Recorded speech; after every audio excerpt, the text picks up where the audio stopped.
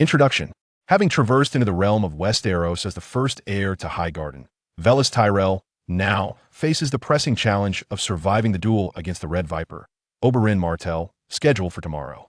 Chapter 1. The White Mare. Willas Tyrell found himself in a state of disquietude. For tomorrow he would engage in combat with the renowned Prince of Dorne, Oberyn Martell. At merely 16 years of age, though he had reached his naming day and thus attained adulthood, Willas was a mere youth who had just arrived in this world. According to the original timeline, he would succumb to Oberyn and be unseated, subsequently ensnared by the stirrup, leading to his knee being crushed beneath the weight of his steed, rendering him a man confined to a wheelchair. Oh dear, what shall I do tomorrow? Seated within his tent, Willas wore a troubled expression, his handsome visage marred by worry.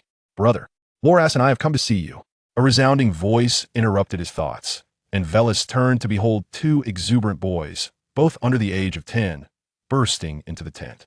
They bore a striking resemblance to Willas, one named Garland and the other Loras. Brother, what troubles you? You seem lacking in confidence. Garland inquired. No, it's just. As Willas gazed at the two siblings, particularly Loras, a thought struck him.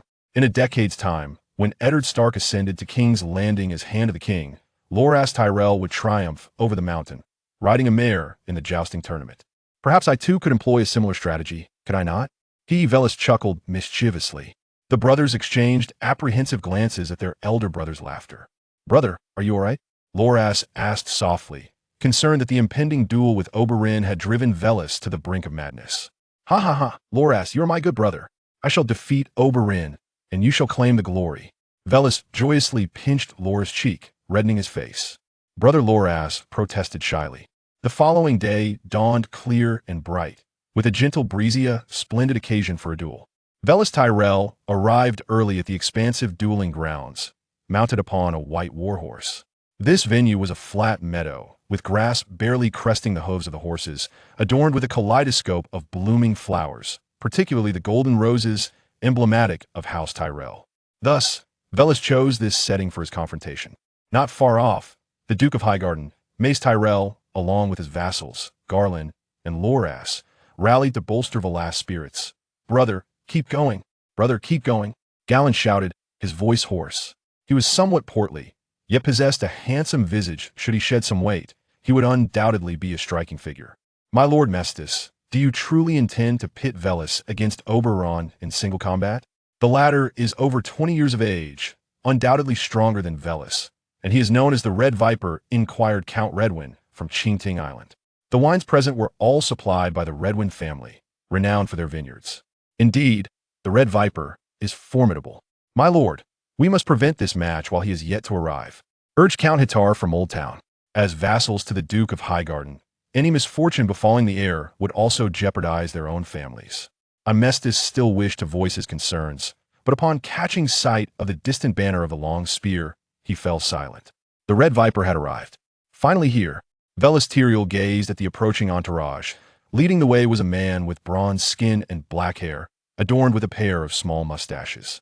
This was Oberyn, the Red Viper, a prince from Dorne. Accompanied by an alluring woman, his attendants bore his long spear behind him. After bidding farewell to the woman, the Red Viper approached Willas Tyrell on horseback, spear in hand. Apologies for the wait, Willas Tyrell. Last night, I indulged in drink and found myself in the embrace of a woman, Oberyn declared with a laugh, seemingly unconcerned about the impending contest. Well then, Prince Oberyn, it is time to commence our match. Willas Tyrell turned his horse and rode to a spot suitable for a charge. Oberyn too struggled to rein in his steed, feeling a sense of unease. His mount seemed restless today. However, with the contest about to begin, he could not afford to switch to an unfamiliar horse, as that could hinder his performance. As the restlessness in his horse subsided, Oberyn raised his spear and charged forward, armed solely with his weapon, lacking a shield. In contrast, Willas Tyrell was equipped with both a spear and an oak shield reinforced with iron. The sight of the shield eased Oberyn's tension. He perceived the heir of Highgarden as little more than a child. The two figures launched forth like arrows released from a bow, racing towards each other. Clang, clang, clang. The shield collided with the spear, producing a dull thud, followed by the clashing of weapons. During the fray, Oberyn increasingly felt his steed's disobedience. What was amiss? He had to balance his offensive against Willas while also controlling his unruly horse. With a resounding crash, Willas Tyrell discarded his shield and began to wield his spear with both hands, charging towards Oberyn, the Red Viper. This bold move startled Mestis Tyrell, who watched from a distance. How could this be so insane? Is Willas Tyrell not a cautious individual? Upon witnessing Willas Tyrell discard his shield, the Red Viper realized that an opportunity had presented itself. He relinquished control of his steed, intent on swiftly unseating Willas Tyrell. Yet as the two engaged in combat, the warhorse suddenly reared up, granting Willas Tyrell the chance to sweep his lance, knocking the Red Viper off his mount. However, the Red Viper's foot became ensnared in the stirrup, preventing him from extricating himself, and the horse lost its balance, collapsing atop him. A cry of anguish escaped the Red Viper's lips, and Willas Tyrell, being close by, distinctly heard the sound of bones fracturing. Red Viper experienced the sensation of a wheelchair, akin to your brother. Willas Tyrell mused inwardly.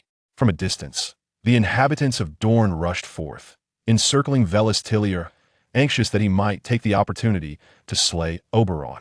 Oberyn, are you unharmed? A captivating woman dashed to his side, grasping his hands in an attempt to pull him free. Do not tug, or the damage he sustains will worsen. Willas Tyrell cautioned. It is your fault that Oberyn has become like this. He may become a cripple, destined for a lifetime in a wheelchair.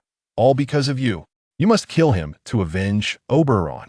The woman exclaimed, pointing at Willas Tyrell and issuing commands to the Dornish soldiers nearby. They exchanged glances, silent in their deliberation. The woman was merely the Red Viper's mistress, lacking the authority of a legitimate wife, and thus had no power to command them. Chapter 2. Samwell. A towering knight emerged from the Dornish ranks, clad in black armor and draped in a sable cloak, with a long sword sheathed at his side. He approached the fallen warhorse, inhaling deeply before heaving it upright, liberating the Red Viper, Oberyn. Darkstar, thank you, the Red Viper expressed, gazing at his savior. The individual known as Darkstar hailed from the Dane family of Starfall. Though he was not the famed Arthur Dane of Dawn's Blade, he was nonetheless a formidable knight. Your Highness, I suspect Willas Tyrell harbors intentions of murder against you. Shall we not eliminate him? The forces from Highgarden are few, and their combat prowess is inferior to ours, Darkstar whispered conspiratorially to the Red Viper. Willas Tyrell, possessing keen hearing, surprisingly caught their conversation from a distance. Yet, he found himself encircled by Dornish soldiers, unable to make an escape. However, the Red Viper's next remark quelled Willas Tyrell's concerns. No, it is I who has lost. I lost fairly and squarely. Willas Tyrell did not employ any underhanded tactics. At the very least, I do not believe he resorted to trickery, Oberyn declared generously. Assist me to rise. Oberyn, supported by the Darkstar, approached Willas Tyrell. You have triumphed. Willas Tyrell, my steed, armor, and weaponry are now yours. The Red Viper, Oberyn exclaimed, gazing at Willas Tyrell. Upon closer inspection, he realized the youth and striking handsomeness of Willas Tyrell. Indeed, a prodigious talent. Having defeated me, you may boast for a lifetime, to think I have only been bested by Prince Rhaegar and the inconsequential Barristan. Upon hearing the Red Viper's praise, Willas Tyrell dismounted and engaged in cordial conversation. Your Highness, I apologize for any injury you may have sustained in battle on the field. Swords are merciless.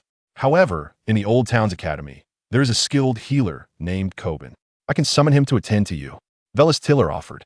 He was aware that Coben was likely still at the academy, having not been expelled. Coben, you say? I have heard of him during my time at the academy. It seems he is not held in high regard by the scholars, except for a select few. Is his medical prowess truly that remarkable? Inquired the Red Viper. Indeed, I can assure you of his capabilities with the honor of the Tiller family. Willas Tyrell asserted. The Darkstar scoffed nearby. What honor does the Tiller family possess? With a floral emblem, it is evident they are more aesthetic than effective. However, he kept this thought to himself. Darkstar. Oberyn glanced at him. The latter turned away in silence. Willas Tyrell and Oberyn exchanged a few more pleasantries before parting ways. That night, Duke Mestel Tiller hosted a grand banquet, entertaining numerous guests, predominantly the nobles and knights of the Riverbend lands. At the head table, Duke Mestel Tiller drank heartily, extolling his son Willas Tyrell to the nearby earls. You cannot fathom. My son Willas, with but a single lance, unseated the Red Viper. That unfortunate soul even sustained a fracture. In his next life, he will be much like his ill-fated brother. The other earls echoed their praises of their sovereign. Some even proposed matrimonial alliances for their daughters with Willas Tyrell. Willas Tyrell observed the assembled nobles and knights, seated alone in a corner with his drink. "Brother, why do you not revel in the adulation? What are you doing here?" Galen and Loreth approached him, both holding beverages, too young to indulge in wine. Loreth was merely 6 years old. "They are exceedingly loud, and this wine is far too weak. It lacks the thrill." Willas Tyrell murmured, "This is the finest wine from Chingting Island. Is it not to your liking?" Galen asked, puzzled. "It is not the taste I disdain, but rather its low potency." Willas Tyrell clarified. "Low potency?" Galen repeated. "Indeed, it is the potency that is lacking." Willas Tyrell suddenly had a thought at this moment. In the realm of Westeros, even all the fruit and grain wines were not distilled spirits, which naturally meant their alcohol content was low. "Perhaps I could venture into the realm of distilled spirits," Willas Tyrell mused. The Reach was the most prosperous area of Westeros, where the yield of grains and fruits could sustain the entire continent. If he could produce distilled spirits on a large scale, it might allow him to monopolize the high-end liquor market across the land. As Willas Tyrell pondered how to articulate this idea in detail to his father, a tall, middle-aged man approached him, accompanied by 2 children. "Young Master Willas." "Oh, it is Lord Tarly. These 2 must be your sons, if I recall correctly. One is named Sam and the other Dick." "Yes?" Willas Tyrell remarked, glancing at the chubby boy among them. This stout child was Samwell Tarly, yet to be sent by his father to the wall. "Young Master Willas, not only do you remember me, but you also recall my sons' names. I am truly taken aback."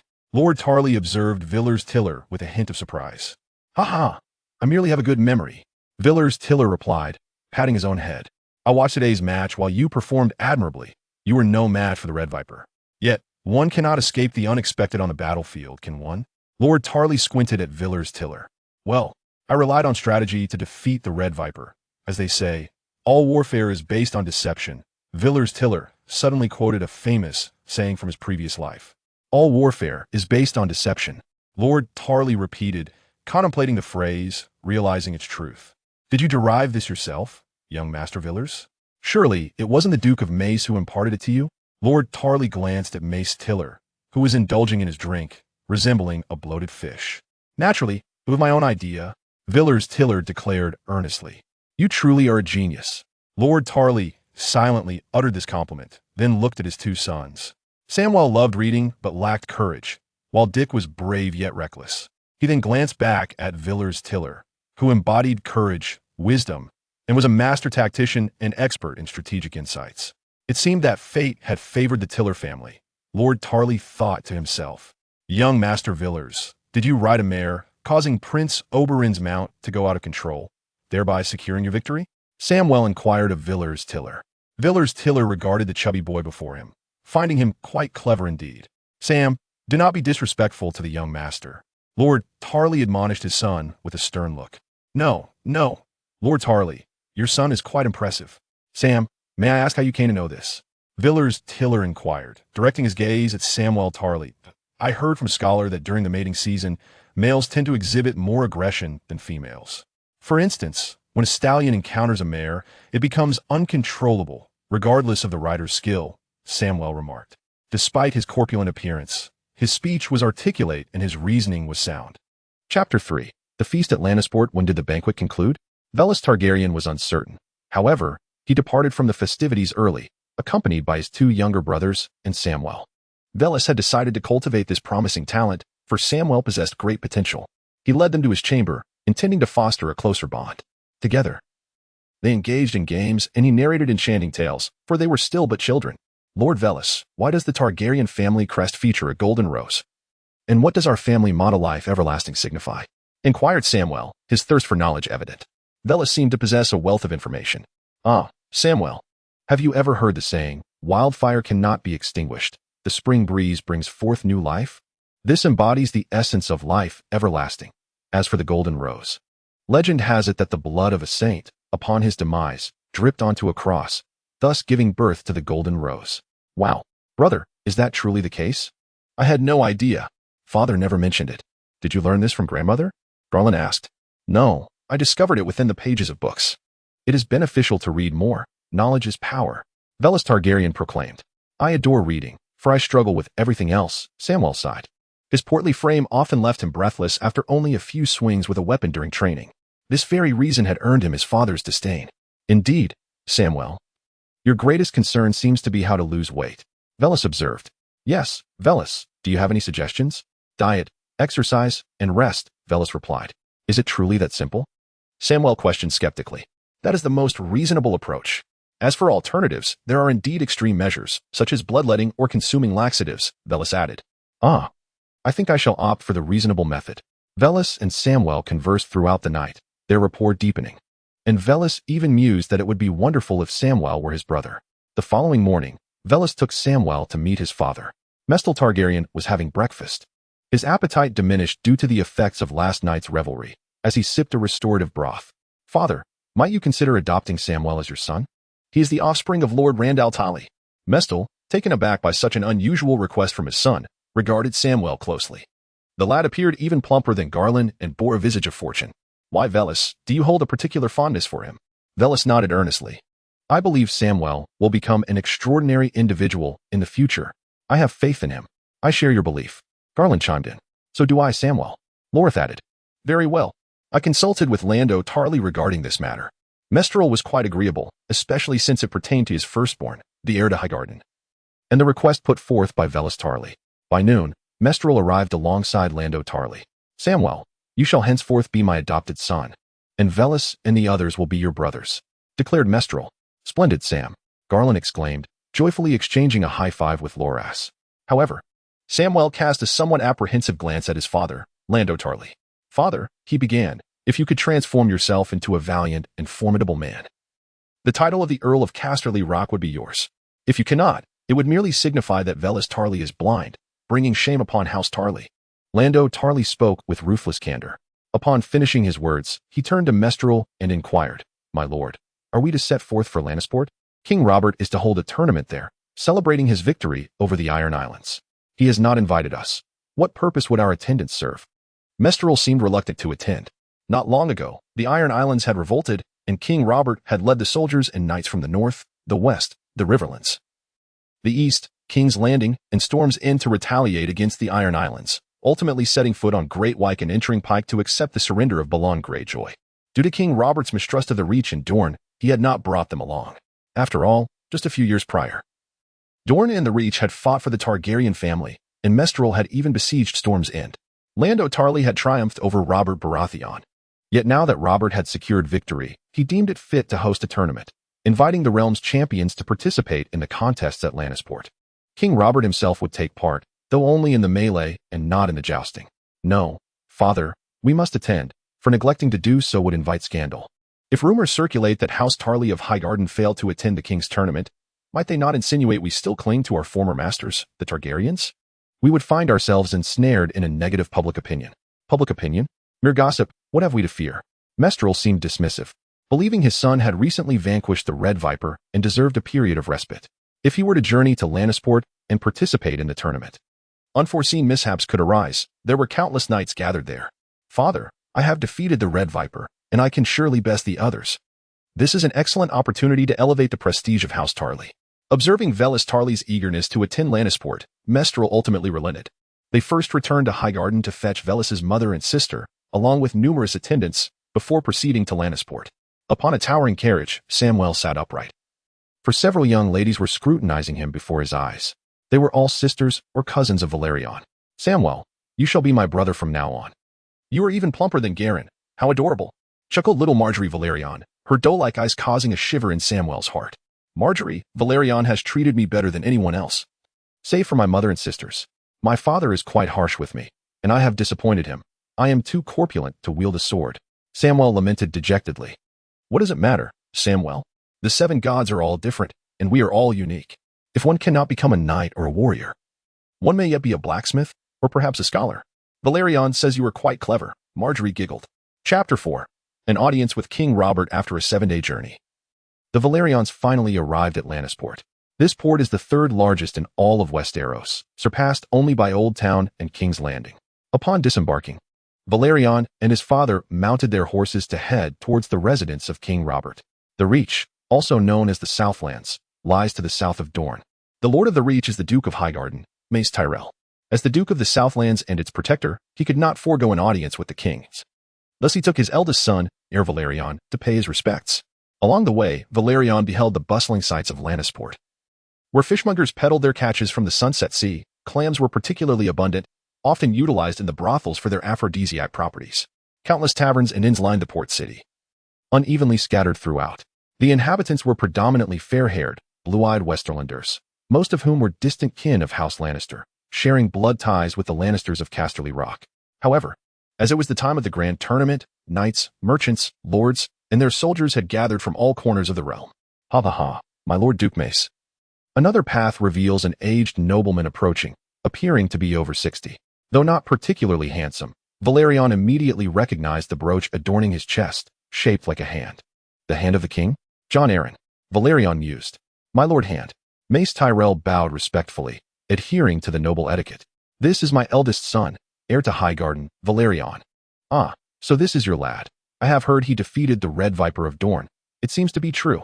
Ha ha, the youth is formidable. Jon Arryn beamed at Valerion, resembling a kindly grandfather. Regrettably, Willas Tyrell is not a child of 3, and thus does not exhibit a countenance that yearns for sweets. Let us proceed. I believe Lord Robur will be quite astonished to see you, my Lord Mace. Jon Arryn did not imply that Robur would be pleased to see Mace Tyrell, but rather surprised, for the relationship between the Riverlands and King's Landing is indeed tenuous.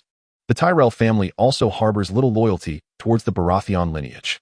Navigating through a series of corridors and crossing numerous doors, we arrived at the entrance of a hall guarded by 2 knights in white cloaks. Ser Jaime, Ser Bollistan. Jon Arryn gestured towards the 2. Willas Tyrell also turned his gaze to them. Ser Jaime, with his golden hair and striking blue eyes, stood tall with an air of pride. He was a lion of Lannister. Although Bollistan's hair was white, his presence was no less formidable than that of Jaime Lannister, and his rank surpassed Jaime's, for Bollistan was the captain of the King's Guard, holding a position equivalent to that of several ministers in the small council. Lord Mace, inside is also Lord Stannis. Do take care. Ser Jaime Lannister remarked with a hint of a smile directed at Mace Tyrell. Willas Tyrell noticed a change in his father's demeanor, yet seemed to recall something. Lifting his chin defiantly as he addressed Jaime, my son Willas Tyrell stands here. Who would dare harm me? Who could possibly injure me when my son has vanquished the Red Viper of Dorne? Willas Tyrell, somewhat embarrassed, turned away, as he seemingly perceived his father to be different from his expectations. Could it be that you are Willas? Jaime inquired, his keen gaze fixed upon Willas Tyrell. Willas met his stare with equal intensity, unyielding in spirit. Oh, Jaime exclaimed, intrigued. You defeated that fellow, the Red Viper. How did you accomplish such a feat? With my wits and courage, Ser Jaime, Willas Tyrell replied. Does that imply it has nothing to do with brute strength? You resorted to trickery, did you? Not at all. Strategy is inherently a facet of strength. Strategy? More than mere combat? Jaime appeared unconvinced. I too shall partake in the tournament in 2 days. Let me witness your strategy. Young man, by all means, Ser Jaime. However, should you bring disgrace upon Lannisport, would that not reflect poorly on Lord Tywin? Willas Tyrell inquired with a smile. You. This young rascal. Jaime seemed incensed, reaching for his sword, only to be halted by a hand, none other than Bollistan S. Jaime, Bollistan addressed Willas Tyrell, young man. Arrogance requires capability. I wonder if you possess such? He continued. Those who boast often do not live beyond 30. Then I wish you a long life, undaunted Lord Bollistan. Upon opening the grand door and entering the hall, one beheld an elongated dining table adorned with an abundance of candles and fine wine. At the head of the table sat a man of 6.5 feet, his raven hair crowned, meticulously wiping the wine that had just spilled from his chin. It was none other than King Robert Baratheon I. Ah, Jon, you have returned. Who are they? Robert inquired, somewhat inebriated, his gaze clouded in the dim light of the room, seemingly failing to recognize Mace Tyrell, as the two were not particularly acquainted. Your Majesty. Duke Mace has arrived with his heir, Jon Arryn stated as he took the first seat to Robert's left. The second seat was occupied by Stannis, whose expressionless face cast a sidelong glance at the Tyrells, and nothing more. The third seat was held by Eddard Stark, a long-faced man with dark hair, Robert's sworn brother. To Robert's right sat the tall, lean Tywin Lannister, the Warden of the West, Duke of Casterly Rock, and Shield of Lannisport. Beside him was his brother, Ser Kevan. The other noble lords occupied seats further back, and Mace did not recognize them all. Mace. Ah, it is Lord Mace. Please, do take a seat, Robert exclaimed, laughter lacing his words. We were just discussing whether the Tyrells and Martells would grace us with their presence, and lo, here you are. Ha ha. It seems I am indeed favored by the people. Your Majesty, the Martell shall not be coming, for the Red Viper has been unhorsed by my son, Valerion, and is gravely injured. Mace Tyrell declared, his chin held high. Is the Red Viper mortally wounded? Robert asked, his inebriation rendering his mind somewhat muddled. His comprehension of the conversation not entirely clear. No, he lives, though with broken bones. Rest assured, he will not perish. I certainly do not wish to ignite a war. After all, it has only been a few years since the reign of the Mad King Aerys ended. And the Iron Islands have just rebelled, recently quelled, Mace Tyrell reassured. Chapter 5. The eve of the tournament, Robert collapsed, overcome by drink. As a king, his inebriation in the presence of numerous nobles was unbecoming, yet none dared to voice their disapproval, for he was still their king. Hand of the king, Jon Arryn summoned servants to escort him to his chambers for rest, and then took his place upon the throne. Jon surveyed the assembly before him and spoke. I have 2 matters to address. First, the situation with the Iron Islands. Not long ago, under King Robert's leadership, we breached the walls of Pike, compelling Balon to bow to our will. However, to ensure Balon does not rise in rebellion anew, we have sent his only surviving son to Winterfell as a ward. At this point, Jon glanced at Eddard Stark, who nodded in agreement. I shall treat him as my own, Eddard vowed, as long as his father refrains from insurrection, should Balon dare to defy Robert again. I shall see to it that his line is extinguished. I will have Theon Greyjoy executed. Eddard Stark spoke solemnly, harboring little affection for the boy. Having known him for less than a decade, Euron, the brother of Balon, is a fugitive. It was he who set ablaze the forces of Lannisport, resulting in the Lannister family's loss of naval power. For this, I extend my sincerest apologies, Lord Tywin. Jon Arryn cast a glance at Tywin Lannister, who maintained an impassive demeanor. Ships may be lost, yet they can be rebuilt. We in Casterly Rock possess an abundance of gold. While he spoke of wealth with great bravado, it is worth noting that his family guards a gold mine, a legacy from their ancestors. However, in recent years, the yield from both the mines of Casterly Rock and Oldtown has diminished, and relying solely on past fortunes is not a sustainable strategy. The Iron Islands have accepted our terms. They shall refrain from plundering ships in Westeros, though we impose no stringent regulations on vessels across the narrow sea. That concludes matters concerning the Iron Islands. Now, let us turn our attention to the tournament. Ahem. Jon Arryn produced a letter penned by Robert. The missive stated that the champion of the jousting tournament would receive 10,000 gold dragons, the runner-up 5,000, the third place 3,000, and the fourth place 1,000. The archery champion would earn 3,000 gold dragons, as would the victors of the team competition. This sum shall be provided by the Iron Throne. Casterly Rock will not bear this expense. Tywin Lannister interrupted, asserting that as the tournament is hosted in his domain, he would not permit the Iron Throne to cover the costs, for the sake of his own honor. Splendid. Thank you for your generosity, Lord Tywin. Jon Arryn replied with a smile.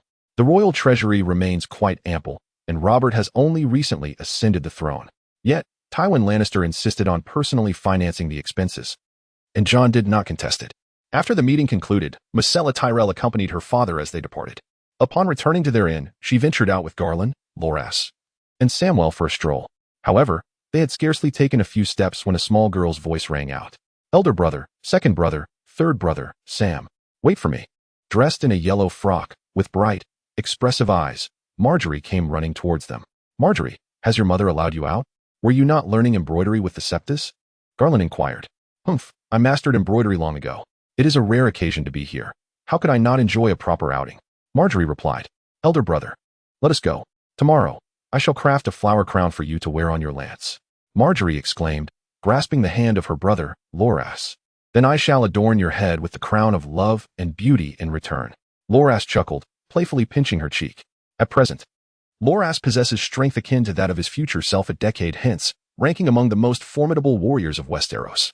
Though he may not appear tall, once he sheds his armor and tunic, his well-defined muscles are revealed. Loras led his younger siblings on a delightful excursion, acquiring numerous treasures. For the Tyrell family is not lacking in wealth. Samwell, too, was delighted to procure several rare tomes, Cunning Lawn, the ancient kings of Casterly Rock, and branches of the Lion family, all of which are works of the Lannister lineage, the contents of which many of their kin do not believe. However, Samwell truly felt as if he had stumbled upon a treasure, joyously cradling the book in his hands. By midday, the group, having wandered about, began to feel fatigued. Samwell was exhausted from his own weight, while the others were merely youthful. Thus, they found themselves at an inn for a meal. Upon entering, a one-eyed blonde proprietress guided them to a table nestled in a corner. How terrifying she was. One eye missing, Marjorie whispered after the proprietress departed. Marjorie. Such remarks are impolite and unbecoming of a lady, Willas Tyrell scolded, tapping her forehead lightly. Ouch. Why, brother, what was that for? Why come here? This inn is far inferior to our previous one. Though it may be a humble establishment, it serves as an excellent venue for gathering information. Just listen. Soon, news from all corners of the world will spill forth from the mouths of the patrons here, Willas Tyrell proclaimed as he took a sip of wine, patiently awaiting the revelations to come. As anticipated, a soldier of House Stark began to speak. Capturing Pike was indeed a glorious feat. Our Northwest Lord of Bear Island, Jorah Mormont, was the first to charge forth. Us Northerners can take on 10 of you Southerners. The Stark soldier appeared to be inebriated. Enough boasting. The first to scale the walls of Pike was our Red Priest, Thurs. He is favored by King Robert.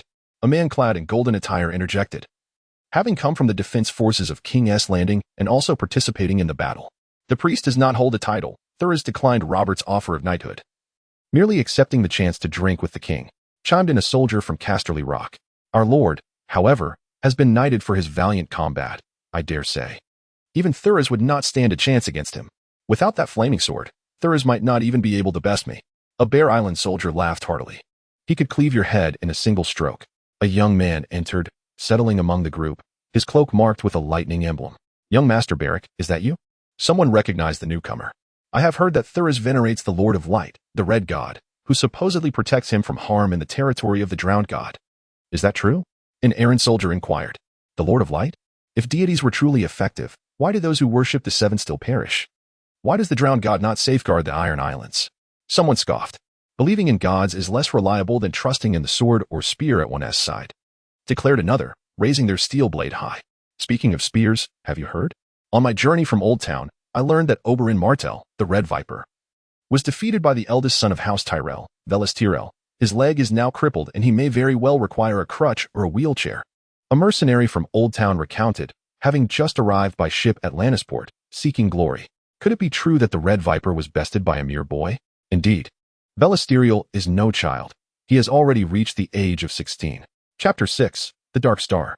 The relationship between Willas Tyrell and the Oberyn Martell families is known to be fraught with animosity. If Willas Tyrell were to slay the Red Viper, Oberyn would have little to argue. Considering the infamous reputation of the Red Viper, who, in his youth, seduced the wives of others and engaged in duels, poisoning his blade to kill that count. What was his name again? A downtrodden knight from Storm's End remarked. However, while I was journeying by ship, I noticed that the Dark Star of House Dane has also arrived. I wonder what delight his presence will bring to this tournament. A wine merchant confided to his friend, having imported a grand shipment of fine wines from the arbor specifically for sale here. The Dark Star, if I recall correctly, is named Jaehaerys Dane, isn't it? I have encountered him before at a tournament where he unceremoniously knocked me off my horse. Ha ha ha. A long-haired man, bearing 2 scars, one stretching from his temple to his chin, and the other slicing through his lips, chimed in. Is that Dark Star truly formidable? Galen inquired of the long-haired man. The man glanced over at Willas Tyrell and his companions, mistaking them for mere attendants of a renowned knight. He is indeed formidable, though he has yet to spar with other masters, so I cannot ascertain his true prowess. However, he wields no Dawn's Edge. The long-haired man replied.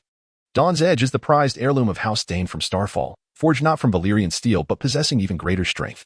After the demise of the sword's previous wielder, Eddard Stark personally returned it to Starfall, presenting it to Lady Ashera. After feasting and revelry, Willas Tyrell departed with his siblings, only to find their path obstructed. What has transpired? Willas Tyrell inquired of a towering man clad in a dog-headed mask, adorned in black armor, with a cloak bearing the image of 3 dogs. The Dark Star from Dorne is currently engaged in a brawl with several men from the Riverlands. Willas Tyrell lifted Marjorie into his arms to better observe the scene. Brother.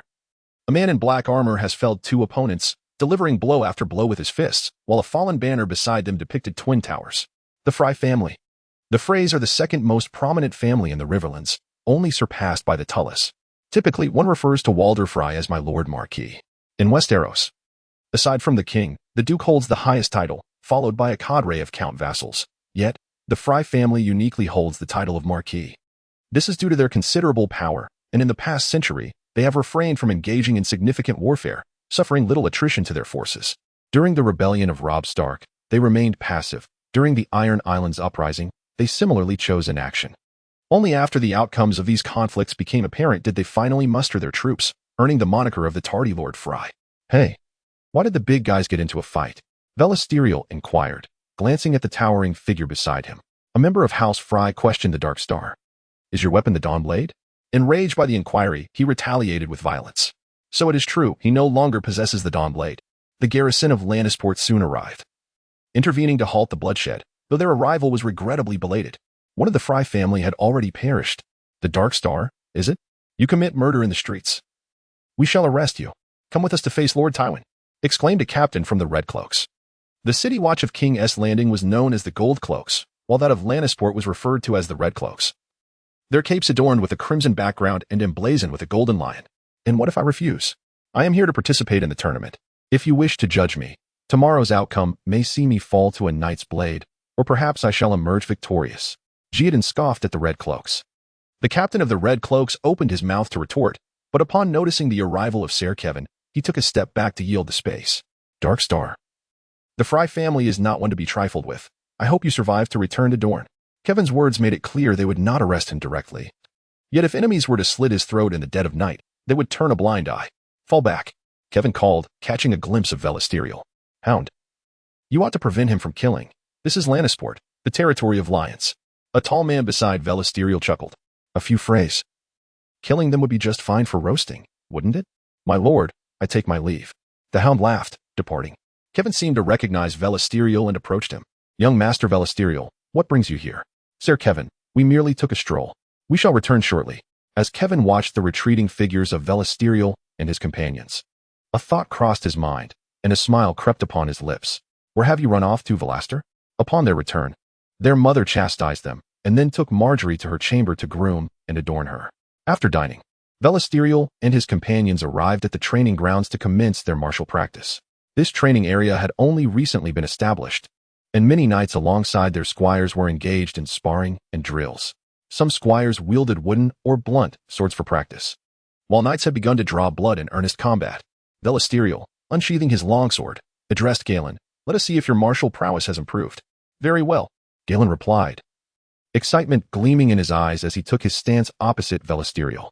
With both hands gripping his sword, Galen lunged forward, aiming to strike Willas Tyrell's left shoulder. Willas Tyrell raised his sword to block, then utilized his height advantage to overpower Galen. After all, Galen was merely 10 years old, while Willas Tyrell had already reached the age of 16. Nevertheless, Galen, filled with enthusiasm, charged forward time and again, undeterred by the numerous defeats he faced.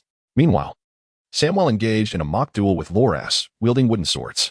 Although Loras was of the same age as Samwell, in terms of stature and build, Samwell could easily be considered 4 times the size of Loras. Samwell hardly needed to use his sword. He merely wielded a wooden shield, rendering Loras incapable of landing a blow. Seeing Samwell's defense falter, Loras began to circle around him. As Loras spun, Samwell was forced to follow suit. Before long, however, Samwell became dizzy and collapsed to the ground, as if he were seeing crows flying overhead. Ha ha ha, I win. Sam, Loras declared, placing his wooden sword against Samwell's neck. My head is spinning. My head is spinning. Chapter 7. The competition begins. Samwell lay motionless on the ground. After a considerable time, he finally regained his senses and looked up at Loras. I lost, but I feel stronger than I was a month ago. Training with you all has truly been beneficial, Samwell exclaimed with excitement. Of course, Loras replied, lifting his chin. As long as you train with us, I guarantee that 10 years from now, you will be the second mountain. You know the mountain, right? That nearly 8-foot-tall giant. It's said he performed exceptionally during the conquest of Pike City. Many Ironborn were terrified of him. Loras seemed to ponder something before turning to Willas Tyrell. Brother, if you were to encounter the mountain, do you believe you could defeat him? The image of a giant loomed in Willas Tyrell's mind, standing 8 feet tall, clad in black armor, with eyes glowing red. The massive greatsword at his waist could be wielded with a single hand, creating a gust of wind with each swing. In a duel, falling to the ground would signify defeat. His towering stature imposed greater pressure on mounted foes, making his strengths and weaknesses equally apparent. If I were to face him, Willas Tyrell replied, in a one-on-one match, as long as I could exhaust his stamina, victory could be within reach. However, in a melee, the outcome becomes uncertain. Regardless, one must never be careless. Unless he has exhausted himself and is uncertain of his own survival, even if he lies still on the ground, caution remains essential. Willas Tyrell recalled the moment when the mountain had mercilessly dispatched the Red Viper, who had been overly confident and met his demise. Get up, Sam. Let us continue practicing. If you train like this for 6 months, you'll slim down, And when you return to Castle Black, Lord Blando won't even recognize you. Samwell, sufficiently rested, picked up his wooden sword and shield once more, while Loras resumed his stance before him. The two engaged in combat again, with Galen cheering for Samwell from the sidelines. They are all promising talents. A weathered voice echoed behind Velastor. Indeed, they are all promising, Sir Balistan. What brings you here? Velastor turned to face the dauntless Balistan, the current captain of the Royal Guard. I was once a brother-in-arms with the White Bull. You were truly remarkable among his successors. Having vanquished the Red Viper, Balistan regarded Velastor with admiration. Ah, that viper was indeed venomous, and its poison was infectious. Its progeny are known as sand snakes, a cadre of venomous women. At the mention of the Red Viper's illegitimate daughters, Balistan chuckled. You must tread carefully, lest you fall prey to the serpentine allure. As he departed, Balistan leaned in to whisper conspiratorially, beware of House Lannister. Jaime seems intent on taking your life at the tournament. Velastor was taken aback, pondering the motive behind such a threat. Was it Jaime's intent or that of Tywin? Surely not that of Robert? Balistan offered no answer, merely sauntering away. As Velastor watched his silhouette vanish around the corner, he tightened his grip on his sword. To kill me? We shall see if you possess the capability. Whether lion or stag, those who provoke me shall meet their demise. Velastor mused inwardly. In a lavish inn, Count Leighton Hightower surveyed his daughters. During this tournament, should you encounter any knights or heirs that capture your fancy, do pursue them. You are of an age suitable for marriage. The Hightower daughters were all strikingly beautiful, with the youngest, Lynesse Hightower, standing out with her golden locks and skin as smooth as cream. It was said she bore some resemblance to the future Dragon Queen, Daenerys. Yet, Daenerys was merely of an age comparable to that of Marjorie at present. On the day of the tournament, the streets were thronged with spectators, eagerly crowding the edges of the venue to witness the grand spectacle. In the prime seats sat members of the royal family, King Robert and his queen, Cersei, who, despite being in her 20s with 2 children, bore the appearance of a youthful maiden rather than a mother. As the daughter of Tywin Lannister, she was known as the Light of the West, and she represented love and beauty at this event, accompanied by 5 Lannister guards for her protection. In slightly less elevated seats, dukes and duchesses gathered, including Tywin, Eddard Stark, Meryn Trant, Jon Arryn, and Stannis. Noble ladies awaited the knight's entrance, their attendants by their side, each prepared with floral garlands. The knights entered from either side, mounted on steeds of red, white, black, and yellow, their capes and armor emblazoned with their family crests. In the midst of the assembly stood Willas Tyrell, clad in resplendent white armor adorned with intricately carved rose petal motifs, a true testament to artistry and craftsmanship. Not to mention its exorbitant cost. Beside him was Jaime Lannister, donning a suit of gilded armor, deliberately plated in gold to exhibit his lavish wealth.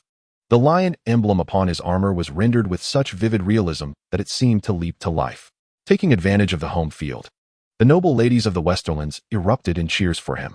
Barristan Selmy appeared as a member of the Kingsguard, while the bronze-haired John Royce from the Vale was clad in ancestral armor inscribed with ancient runes, a legacy of 5 centuries. The Dark Star, shrouded in black armor, was accompanied by a towering hound, equally clad in dark, its 3-headed cloak fluttering wildly in the wind, reminiscent of a pack of fierce hunting dogs. Willas Tyrell's keen eyes searched the crowd until they finally settled upon the figure of Ser Jorah. Recently, during the conquest of Pike, he had been among the first to scale the walls, earning him knighthood from Lord Robb Stark. Beside him stood the enigmatic Soros, robed in crimson, though at this moment, his longsword remained unignited. As the tournament commenced, the first competitors emerged. A member of House Stark from the north faced a counterpart from House Umber, both hailing from the same region and harboring no lingering sentiments from the past. They charged at one another on horseback, one hand wielding a lance, the other gripping a shield. The lances collided almost simultaneously against the shields, only to shatter into splinters. Upon procuring new lances, a fresh round of combat commenced. After another exchange, one warrior was unseated from his steed, resulting in victory for the Knight of House Umber. Chapter 8. The Great Bear's arrival. King Robb sat upon his throne, observing the lackluster tournament below with a hint of boredom, for the spectacle offered little in terms of excitement. He turned his gaze toward the assembled dukes, his attention eventually honing in on Eddard Stark. Ned, why not join the fray below? After all, Lady Caitlyn is not here to keep you in check. Ah. Robb jested, stealing a glance at Cersei, who was currently indulging in her wine. Your Majesty, as a lord, it is not fitting for one to partake in such contests. Should the knights feel compelled to ease their efforts out of concern for our status, it would be a disgrace to all involved, Eddard Stark replied. Indeed. For those of royal and ducal lineage, Engaging in combat could yield dire consequences. As history had shown when a prince was slain in a tournament, a tragic incident during the reign of the Eight, when the tall Ser Duncan made his first appearance. It was a trial by combat, far more stringent than mere jousting, resulting in the death of a prince at the hands of another. Presently, the highest-ranking participant was an earl, the bronze-haired John Royce from the Vale, making his inaugural appearance. Adorned in 500-year-old ancestral armor, he resembled a bronze deity of war. And before him, his opponent, a youthful knight from House Bracken, was unceremoniously hurled from both mount and saddle. He collided with the railing, and the splintering wood pierced his calf. "Ah, my leg," the young knight wailed. The silent sisters nearby approached with a stretcher and carried him away. A healer would attend to him, and if fate favored him, he might survive. Enter Jaime Lannister, basking in the advantage of home ground, greeted by cheers from the noble ladies of the Westlands, with several tossing their handkerchiefs in his honor. Grinning, Jaime approached his sister, seeking a garland. Cersei calmly bestowed a kiss upon her brother and draped a woven wreath over the shaft of his lance. Jaime's steed trotted steadily to one end of the arena. And soon his opponent emerged, none other than the Darkstar from Dorne. At the sight of him, Jaime's expression shifted, his gaze scrutinizing the Darkstar, lingering momentarily on his waist. The Dawnblade is not with him. This brings me relief. Yet, when it comes to House Dane, I recognize but one man, Arthur Dane. The Sword of the Morning, the knight who once bestowed honor upon me. The Darkstar noted Jaime's scrutiny. To him, Jaime Lannister was once Arthur Dane's sworn brother. And perhaps defeating him would prove his prowess matches that of Arthur Dane. Clop, clop, clop. The hooves lifted slightly, kicking up dust as the two knights, one clad in black and the other in gold, charged towards each other, akin to predatory beasts, a lion on one side, a tiger on the other. The golden lion roared while the black tiger bared its claws. In the first round, the Darkstar's lance shattered Jaime Lannister's shield. Unfazed, he switched to a new shield and continued the battle. Shields and lances became mere consumables. They had exhausted 5 shields and 7 lances. As the final charge approached, Jaime Lannister's muscles tensed, his legs gripping his steed tightly, and he surged forward, his lance making first contact with his opponent. The Darkstar was thrown from his horse, landing heavily on the ground. With a swift maneuver, he sprang to his feet, forcefully removing his helmet, blood trickling from his forehead and dripping onto the earth. "Bring me my sword." The Darkstar, unwilling to yield, sought to continue the fight. At that moment, Cersei turned to Loras. "Quickly, stop him. He has already lost. Jaime has won." There was a hint of concern in Cersei's voice. However, Loras chuckled heartily. "My queen, do you underestimate your brother so? He is a regicide. His blade has tasted royal blood, albeit that of a mad king." The Darkstar's attendant brought forth his sword, and he strode purposefully towards Jaime Lannister. Jaime recognized the blade. It was not the Dawnblade. Just then, a diminutive dwarf hurled a sword from the crowd. "Brother, slay him." As Valasterir beheld a youthful Tyrion, he found his current appearance rather endearing. Yet, his focus remained fixated on the impending battle. One adversary was the Darkstar from Dorne, and the other, the infamous Kingslayer, the Lion of House Lannister. Upon grasping his longsword, Jaime Lannister charged boldly into the shadows with a smile. The two swords clashed, neither willing to concede ground. The Darkstar employed a ferocious swordplay, yet Jaime Lannister's speed and technique proved superior. Each combatant possessed their own merits. Clang, clang, clang. Jaime repeatedly parried the strikes aimed at his head, counterattacking with precision, targeting the joints, armpits, and throat of his opponent, forcing the Darkstar to retreat. However, fate intervened as he unwittingly stepped upon his discarded scabbard, causing Jaime Lannister to collide with him, sending him sprawling to the ground. As he regained his composure, a golden longsword hovered ominously at his forehead. "You have lost, Darkstar." Jaime Lannister proclaimed his victory. The defeated combatant, after a moment of silence, rose and departed quietly. "What an impressive Kingslayer. I wonder who is mightier between us. If I cannot prevail in direct confrontation, I shall resort to cunning." It is only natural that Valasterir, still in his youth, could not match the stamina and strength of the 30-something Jaime Lannister.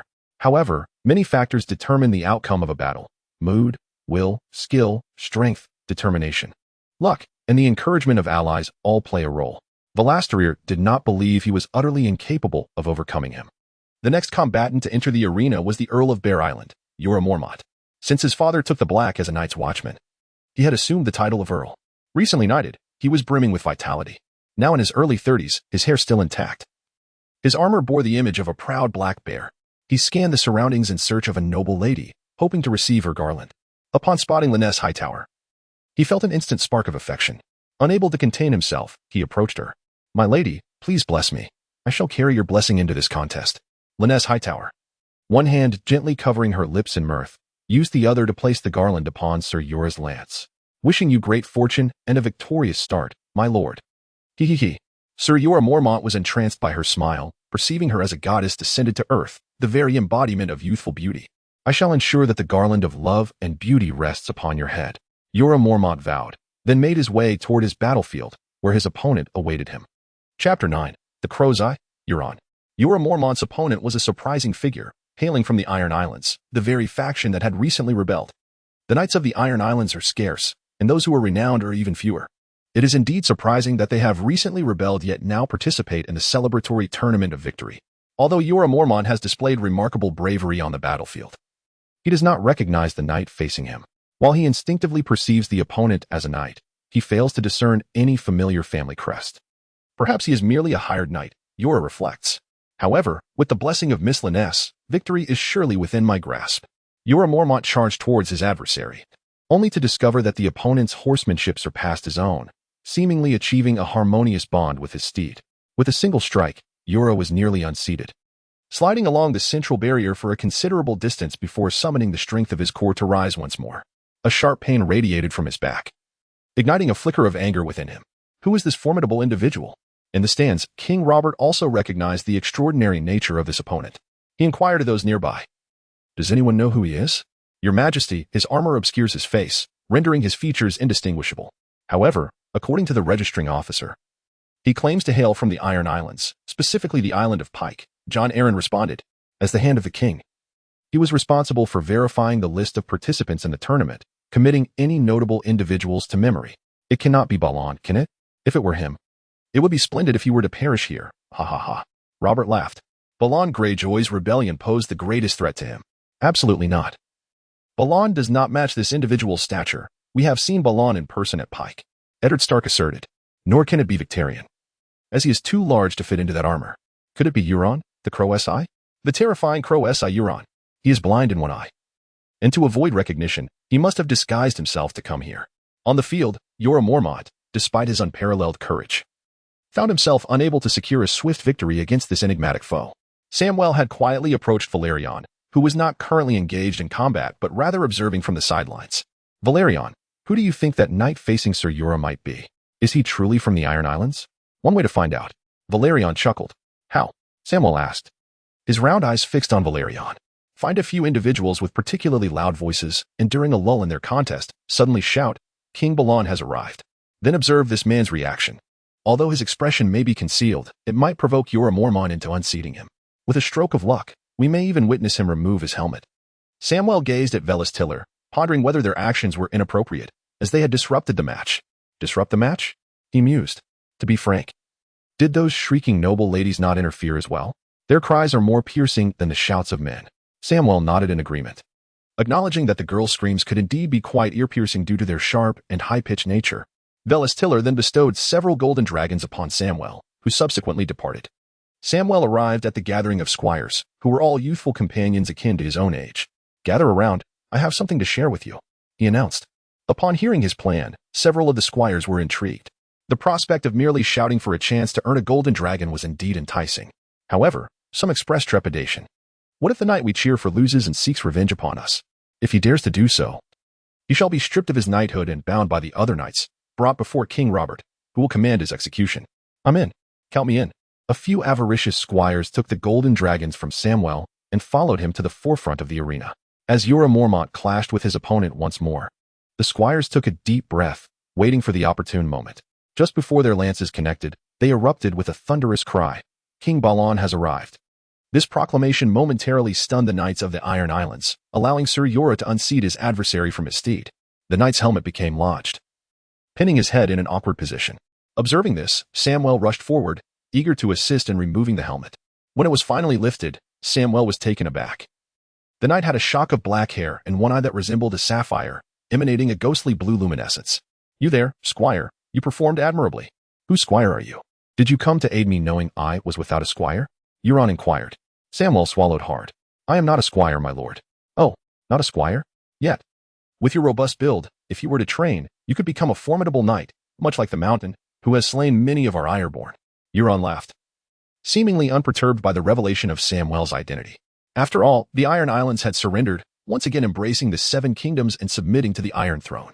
The inhabitants had no justification to harm him, even the Lannisters, despite Euron's machinations that had resulted in the destruction of their fleet, crippling their naval power.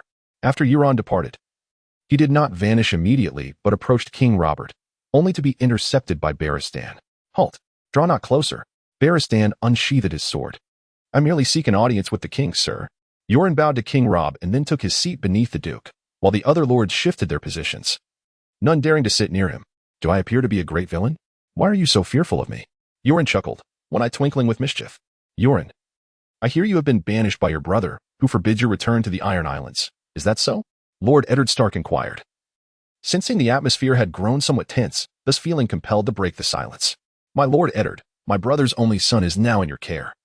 I hope he may grow up joyful and healthy, and I pray that the Winter of Winterfell does not claim him, lest my words remain unspoken." Eddard Stark's hand moved toward the great sword of ice, a fleeting desire to strike Euron down, but he restrained himself. "Let the contest continue. The champion has yet to be decided. Let us see whether the champion is the Bear of Bear Island or the Lion of Lannister." In the final 8 of Chapter 10, Jorah Mormont triumphed over the one-eyed Euron, albeit with Samwell's assistance. Yet he approached to express his gratitude. "Thank you. You truly are a delightful little fellow." Jorah ruffled Samwell's hair, as it is said that patting a stout person's head brings good fortune, much like that of a dwarf. "It was Varys who sent me to assist you. Had it not been for him, I would not have come, and you would not have triumphed over that one-eyed scoundrel." "Varys? Who is that?" Jorah inquired. The distance between the north and the south is vast, and their relations are not particularly amiable. When the Meryn Stark besieged the Whispering Fortress, it was Eddard Stark who led the northern forces to its relief. Varys Targaryen is the rightful heir to Highgarden. He is the eldest son of Duke Meryn, the future Duke of Highgarden, the protector of the south, Samwell explained, noting that Varys Targaryen would also be his liege lord. "It seems he has vanquished the Red Viper. Is that rumor true?" "No, it is no mere rumor. He indeed defeated the Red Viper." In the subsequent matches, Varys Targaryen easily overcame several knights from the west, one of whom was a direct descendant of House Lannister, known as Tommen Lannister. Initially, Varys thought he was a third abomination of Cersei and Jaime, but later realized that this Tommen was merely a distant cousin of Tywin. During his bout with Tommen Lannister, Varys became distracted, causing his shield to be knocked away and several scales of his armor to be dislodged. A chill ran down Varys' spine, akin to dancing on a tightrope. This is the real world. Had his opponent been a tad stronger, the lance could have pierced Varys' abdomen, and his innards might have been laid bare. The remaining knights concluded their battles swiftly, and by the following day few remained. Ser Jorah Mormont, the mighty bear. Ser Jaime Lannister, the lion. Lord Yohn Royce, the bronze. The unyielding Ser Balon Swan. Sandor Clegane, the hound. Lord Valerion. Ser Kevin Lannister, the brother of Tywin. And the great Jon Umber from the north. These 8 contestants are the final contenders for the championship. Lord Valerion, fortunate in his draw, faces Ser Kevin, who bears a striking resemblance to Tywin with his golden hair, piercing blue eyes, high forehead, and lean physique, indicative of a man accustomed to rigorous training. Remarkably, he is still quite young, even a year younger than Ser Jorah Mormont. Today, Lord Valerion has brought with him a shield made of fishwood, rumored to possess magical properties, while Kevin wields an oak shield. As they charge at one another, the sound of wooden spears clashing against wooden shields fills the air, accompanied by the crackling and creaking of combat. Many noble ladies cheer for Lord Valerion, while the lords of the Westerlands rally behind Ser Kevin. The ground is littered with shattered shields and broken lances. Ultimately, Lord Valerion manages to strike Ser Kevin's helmet with his lance, sending him sprawling to the ground. Fortunately, the earth is soft and damp, allowing him to rise and indicate that he is unharmed. "Lord Valerion, you have bested me. My armor, weapons, and steed are yours," Ser Kevin declares with grace. "Thank you, Ser Kevin. I was merely fortunate." Lord Valerion replies from atop his steed. "Now I believe you possess true skill to have defeated the Red Viper. I wish you luck." Kevin's final words carry an inexplicable sentiment, leaving Lord Valerion with a sense of unease. Next to enter the arena is the formidable Lord Jon Umber from the far north, the Lord of Last Hearth, the closest hold to the Night's Watch. He is a towering figure, even more imposing than Ser Jaime Lannister. However, the outcome of the match sees Ser Jaime triumph over Lord Jon Umber. "My Lord Jon, it seems your mount was lacking. With a worthy steed, perhaps we could have battled for 300 more rounds." Ser Jaime chuckles, casting a glance at the defeated Jon Umber. "Kingslayer, you had the advantage of the terrain this time. Should we duel in the north amidst the snow and wind, the victor would surely be me. Lord Jon retorts defiantly, convinced that his defeat was merely a stroke of misfortune. So, by your logic, if Rhaegar had chosen a different location to duel King Robert, the outcome would have been reversed? Would we still be subjugated to the reign of the Mad King Aerys? What a fool you are, making excuses for your failure. Sir Jaime scoffs disdainfully at Lord Jon. I shall slay you. Lord Jon exclaims, brandishing his weapon, intent on striking Sir Jaime's horse. At that moment, a dwarfess voice booms like a lioness roar, halting him in his tracks. The victor is determined. Lay down your weapons and surrender. The commanding shout emanates from a dwarf, yet it resonates powerfully, instilling fear in Lord Jon. Tyrion, you little imp. It seems you have frightened a dwarf. Leaving the great Jon Amber feeling quite embarrassed. He dropped his weapon and departed, his face flushed. Jaime Lannister cast a grateful glance at his brother, revealing the strong bond they share. Is that little demon Tyrion? Varys Samwell inquired as he approached. Indeed, perhaps you could befriend him. He has a fondness for literature. Varys Targaryen suggested. You can engage in discussions about dragons, the children of the forest, and the elusive gremlins. He would make a delightful companion for you. Samwell's eyes sparkled with interest as he made his way towards Tyrion. The Hound, Sandor Clegane, faced the indomitable Ser Barristan Selmy. The Hound, in his 30s, stood slightly shorter than his brother, riding a steed that towered over the rest. Ser Barristan, though advanced in years, stubbornly denied his age. His white cloak lent him an air of solemnity, and his presence exuded authority and sanctity that rendered him unyielding. The Hound charged at Barristan like a hellhound, his spear serving as his weapon, while Barristan remained composed in the face of this formidable foe. After several intense exchanges, both bore wounds. The Hound's throat guard shattered, and Barristan's bracers loosened. With no time to replace armor or regain composure, they surged forth once more with their spears. With a loud thud, a knight fell from his horse. It was the Hound, unseated by Barristan. Barristan took a deep breath and approached the Hound, gazing at his burned face revealed from beneath the helm. Not bad for an old man. It appears you still possess the vigor of your youth. The Hound laughed. Sandor Clegane, though I have heard tales of your misdeeds, I find you to possess more honor than many knights. Barristan offered high praise to the Hound. Chapter 11. The Final Four. The last contender to emerge from the Final Four will be determined between the Great Bear, Ser Jorah Mormont, and Bronze Yohn Royce. Today, Ser Jorah remains spirited, feeling as though he is in love, as he searches for the goddess he encountered yesterday, Lynesse Hightower. However, after searching for quite some time, he finds no trace of her. Ser Jorah, it's your turn to enter. Your opponent is growing impatient, the referee announced, rushing to his side. Although tournaments traditionally lack referees, in light of recent events involving Euron, Tywin Lannister had appointed a referee for safety. The current judge is Ser Adam, a childhood friend of Jaime Lannister and a renowned knight of the Westerlands. Perhaps to allow Jaime a chance at victory, he refrained from participating in this tournament. Disappointed, Jorah Mormont withdrew his gaze and proceeded to his designated battleground. At this moment, Willas Tyrell was brought by his father to meet Count Leighton Hightower. He was uncertain of his father's intentions. Willas, the young daughter of the Hightower family has taken a liking to you and wishes to propose marriage. What are your thoughts? Mess Tyrell remarked during their journey. Marriage. How old is she? Willas inquired. In noble society, one is considered of age at 15, capable of continuing the family line. She is 14, but soon to be 15. You may become engaged now and choose an auspicious day for the wedding later. Count Hightower and his daughter, Lynesse, awaited them beneath a grand willow tree, surrounded by Hightower's soldiers. Lord Mess, Count Leighton greeted with a smile, then turned to Willas Tyrell. Young Master Willas, this is my daughter Lynesse. Lynesse, with her lively eyes, gazed curiously at Willas Tyrell. If you have no objections, might we allow my daughter to wed you? When she reaches 15, you may marry. After a moment of contemplation, Willas addressed Mess. What does my grandmother think? Lady Olenna, Willas Tyrell's grandmother and Mess's mother, known as the Queen of Thorns, was a formidable woman whose words held sway over the Highgarden rather than those of Mess. Your grandmother consents, otherwise, I would not have brought you to meet her. What say you, Willas? Willas Tyrell stepped forward to Lynesse and gently kissed her. I shall bestow upon you a crown of love and beauty, my dear. Upon hearing Willas Tyrell's words, Lynnesse's cheeks flushed crimson, and she dared not meet his gaze, while Count Leighton and Mess Tyrell laughed heartily. Returning to the tournament grounds, the results of the competition were announced. Bronze Yohn Royce was defeated by Greatbeard Jorah Mormont. The final four contestants were Willas Tyrell of Highgarden, Jaime Lannister of the Westlands, Jorah Mormont of Bear Island, and Barristan Selmy of the Kingsguard. The four knights were to draw lots to determine their opponents. Sir Adam produced a wooden box with a circular hole, containing 2 black stones and 2 white stones.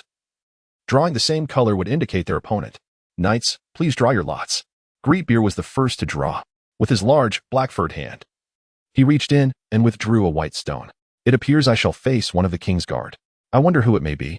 Jorah Mormont glanced at Jaime Lannister and Barristan Selmy, seemingly overlooking Willas Tyrell, as drawing a white stone instinctively reminded him of the White-Cloaked Knights. Jaime Lannister gestured for Barristan to draw next. Barristan also drew a white stone. It seems the outcome is clear, Willas. We shall face each other after they conclude their match. Let us see who the victor is between the Lion and the Rose.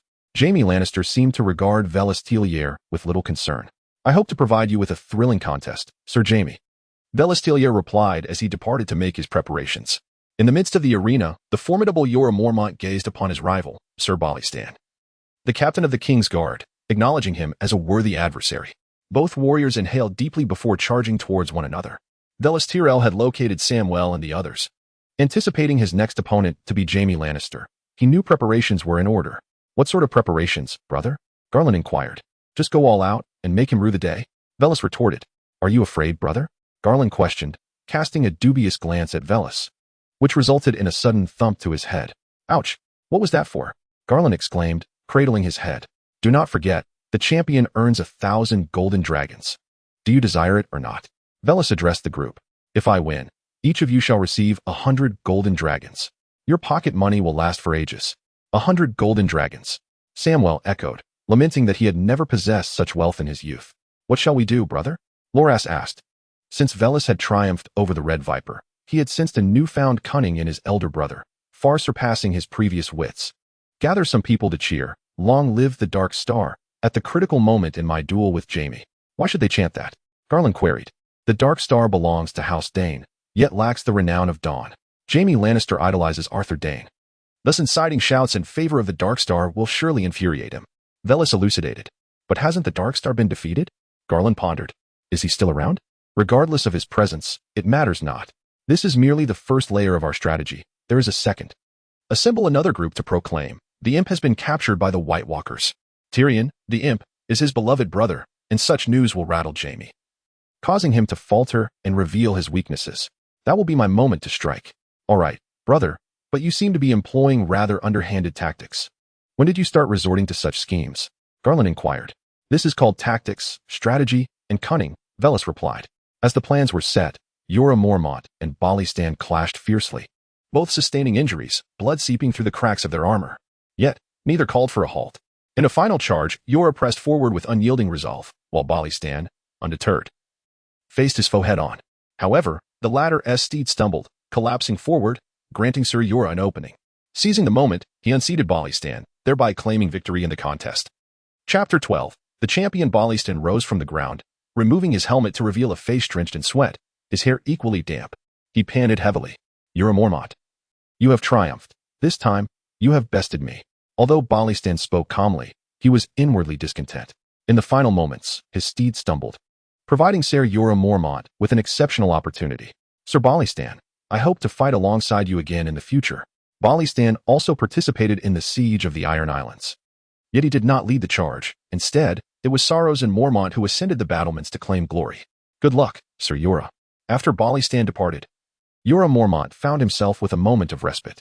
He sat quietly in the stands, awaiting the entrance of the two knights below.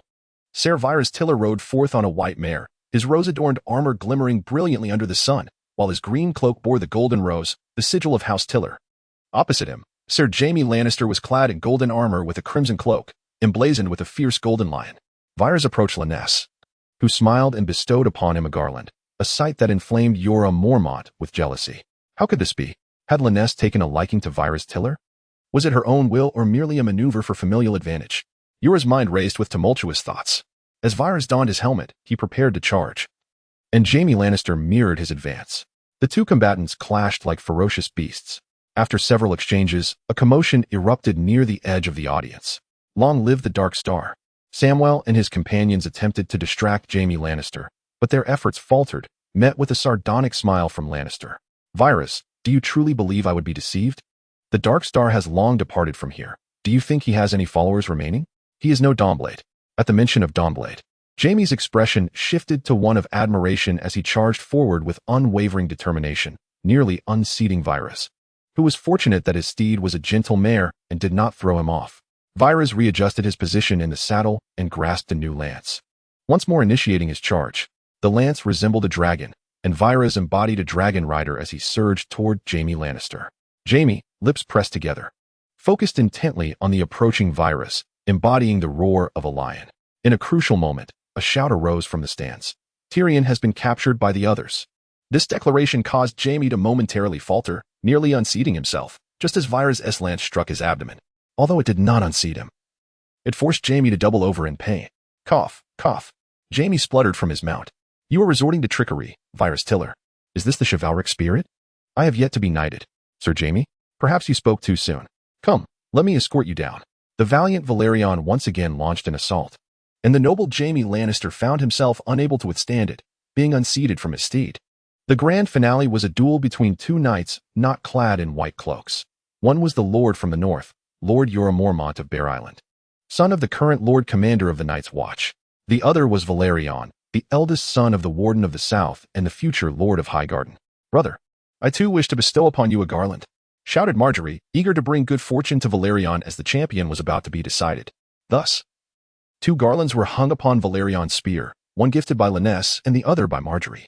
Meanwhile, Jorah Mormont glared menacingly at Velaryon. What is it, my lord? Velaryon inquired. What is your connection to Lyness? Sir Jorah asked with a tone laced with malice. Well, she is my betrothed. We were recently engaged. Arranged by my father with Lord Leighton Hightower. Upon hearing this, Jorah Mormont took a deep breath, fixing his gaze upon Velaryon. If I defeat you, I shall marry Lyness. That is uncertain. Are you so sure you can best me, bear? Bear? I am a lord, not a bear. Jorah retorted with ire. Why the anger? Is not the great bear your family crest? Do you not embody the bear? The two combatants charged forth as if they were entering the battlefield. Jorah Mormont, fierce and resolute, vowed to vanquish Velaryon. Yet Velaryon was equally determined not to yield. After both had shattered 10 lances, King Robert interjected. You have fought long enough. Continuing would serve little purpose. Thus, I shall determine the victor. Are you amenable to this? King Robert, wielding a massive hammer, suggested that any dissenters could challenge him directly. The current King Robert was far from the portly figure he would become a decade hence. He was in his prime. I concur with your majesty's judgment.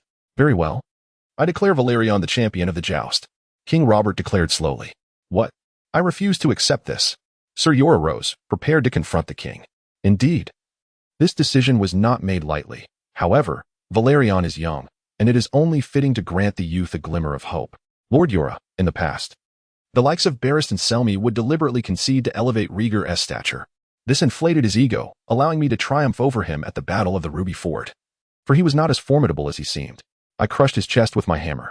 Should you, Lord Jorah, find this unacceptable, I am open to a challenge. Perhaps a team tournament. Very well, I shall partake in the team tournament, and I await you, Velaryon. Yet Velaryon was unfazed by this bravado. Your Majesty, I am already quite content with a reward of 10,000 gold coins. I shall not seek to earn more from Lord Tywin. Ha ha. Oh. You certainly have a way with words. King Robert chuckled. Willas Tyrell ultimately placed the crown of love and beauty upon the head of the lovely Lynnies. Beautiful Lynnies. You are the queen of love and beauty, Willas Tyrell proclaimed. He rode alongside Lynnies, galloping through the day until he returned her home under the veil of night. Chapter 13. Arrival at Oldtown following the conclusion of the Long Lance tournament. Other competitions began to unfold. The archery contest, focused solely on targeting fixed marks, did not feature the most skilled archer from the continent of Westeros, despite the champion's prowess. A hunter from the Vale claimed victory. He was an experienced marksman known for hunting alone in the mountains. It was said that even the swiftest falcon could not evade his arrows. Jon Arryn, impressed by his skill, personally knighted him and invited him to serve as a sworn sword in the Eyrie. In the team competition, King Robert himself participated, alongside the formidable Sir Jorah Mormont. The king triumphed decisively, winning a substantial sum from his father-in-law. As the tournament drew to a close, Robert returned to King's Landing with the Queen and the people of the city. Eddard Stark journeyed north with the Lords of the North, while Sir Jorah Mormont, lamentably, did not find a wife this time. However, he was spared from the fate of being pursued by Eddard Stark for slave trading. Willas Tyrell accompanied his father to Highgarden. Along the way, laughter and joy filled the air. Willas Tyrell generously distributed 100 golden dragons each to Garland, Loras, Samwell, and Margaery. alongside 3,000 golden dragons shared among other cousins, knights, attendants, and scholars. Upon returning to Highgarden, Willas Tyrell's peaceful days were soon interrupted by the passing of his elderly scholar due to illness. Willas, I need you to venture to Oldtown and find a new scholar to serve me. I trust your judgment. Master Tyrell instructed, by sending Willas to select a scholar. He indirectly delegated authority, allowing Willas to gradually assume control over Highgarden and laying the groundwork for his future governance. Yes, father. Willas Tyrell set off for Oldtown, accompanied by Samwell and a retinue of guards. They first traveled along the coastal road before boarding a ship to reach Oldtown. While the name may evoke an image of an ancient town, it is, in fact, the largest port and city in Westeros, surpassing even King's Landing. The Hightower family holds lordship over this place. However, the Citadel and the September wield considerable power, rendering the Hightower Count unable to exert control over them. Sam, let us pay a visit to the Hightower Count first, and we shall go to the Citadel in a few days. Willas Tyrell suggested to Samwell, who responded with an exaggerated glance at Willas. Willas, are you longing for your lovely wife again? Ha ha ha, Lenny's is truly a beauty. You are indeed fortunate. Alas, I find myself in a lamentable predicament, uncertain of who might deem me worthy in the future. Even if it were a wild girl, as long as she possesses kindness, I would gladly take her as my wife, sighed Samuel. Vlastiller regarded Samuel with a bemused expression. Ahem, dear Samuel, if only you were to shed some weight. All else would fall into place. If you could deftly wield a sword and fire a gun, and secure a few victories in the tournament, the noble lords of the realm would surely consider you as a potential suitor. Vlastiller believed that Samuel, being of noble lineage as the son of Rhaenys Targaryen, could indeed transform himself into a formidable figure with dedication. Vlastil, how eloquent you are. Samuel chuckled. Together they traversed the bustling streets of the old town, weaving through the throngs of people. There, they beheld the majestic tower of the academy and the resplendent spire of the church, seemingly reaching towards the heavens to commune with the seven gods. Count Hightower received Vlastiller and his companions with warmth. Ha ha, Vlastil. Lannis is quite miserable in her longing for you. It is about time you arrived. He jested, albeit with a hint of sincerity. My lord, I have come to discuss a significant business opportunity with you. A glint of interest flickered in Count Hightower's eyes. What kind of business? Present it. The attendants behind Vlastiller brought forth a wooden crate, prying it open to reveal its contents. Wine. Count Hightower's expression shifted to one of disappointment. What business is there in wine? My lord, would you care to taste? This is exquisite wine from the Reach. Vlastiller uncorked a bottle and poured a glass in a crystal chalice for him. Count Hightower downed it in one gulp, only to find himself coughing violently as his face flushed. How fiery. What manner of wine is this? It is distilled liquor, though it seems superior to other wines. It is indeed rather potent. Ha ha ha. Undistilled wine pales in comparison to distilled spirits, akin to mere fruit juice. Vlastil, how have you achieved this? What is distillation? Vlastiller's lips curled into a smile, recognizing this as an area of ignorance for the Count. He was uncertain if anyone in Westeros understood distillation. Perhaps some scholars at the academy might study it, but that was merely theoretical, and Count Hightower was certainly oblivious. My lord, setting aside other matters, do you find this wine enjoyable compared to others? Indeed, it is delightful, surpassing even the wines of the Arbor and Dorne. If I were to pay, I would gladly spend more for it. That is splendid. We could collaborate in selling this wine, and the Tyrells and Hightowers could profit together. Vlastiller understood that a partnership was far more advantageous than pursuing solitary endeavors. A unicorn is easily hunted for its horn, and many a hunter would seek to slay it. With allies, one could share the burdens and rally additional friends to their cause. Thus, Willas Tyrell and Lord Leighton Hightower reached an accord on the creation of exquisite distilled spirits, intending to grace the gatherings of the highborn in Westeros. Although distilled beverages are pricier than their non-distilled counterparts, the nobility can certainly afford such indulgences. From the outset, Willas Tyrell had no intention of appealing to the common folk. After finalizing plans with Leighton Hightower, he sought out Linus, and the two spent several days in private company. Following this, Willas traveled to the Citadel, accompanied by Samwell, whose heart brimmed with the spirit of a pilgrim, as he had long harbored a dream of becoming a scholar, fueled by his deep love for literature. Willas Tyrell produced a letter penned by Maester Tiller, which conveyed the news of the old scholar's demise due to a chill. The inhabitants of the Citadel requested that Willas wait a few days, during which they would select several suitable scholars for him to consider. Is the scholar Coben present? Willas inquired. Coben? He has been expelled, came the reply, for he conducted studies on corpses, which is strictly forbidden at our Citadel. Has he departed? Willas asked. He still harbors hopes of reclaiming his position in Coben, for he is indeed a talent. He was only informed of his departure yesterday. Perhaps he still lingers in the Citadel, as scholars possess far too many belongings to pack in a single day. Then I still have a chance. Willas Tyrell resolved to take a chance, hoping to encounter Coben. Chapter 14. The improvement of papermaking. Willas Tyrell commenced his search for Coben within the Citadel.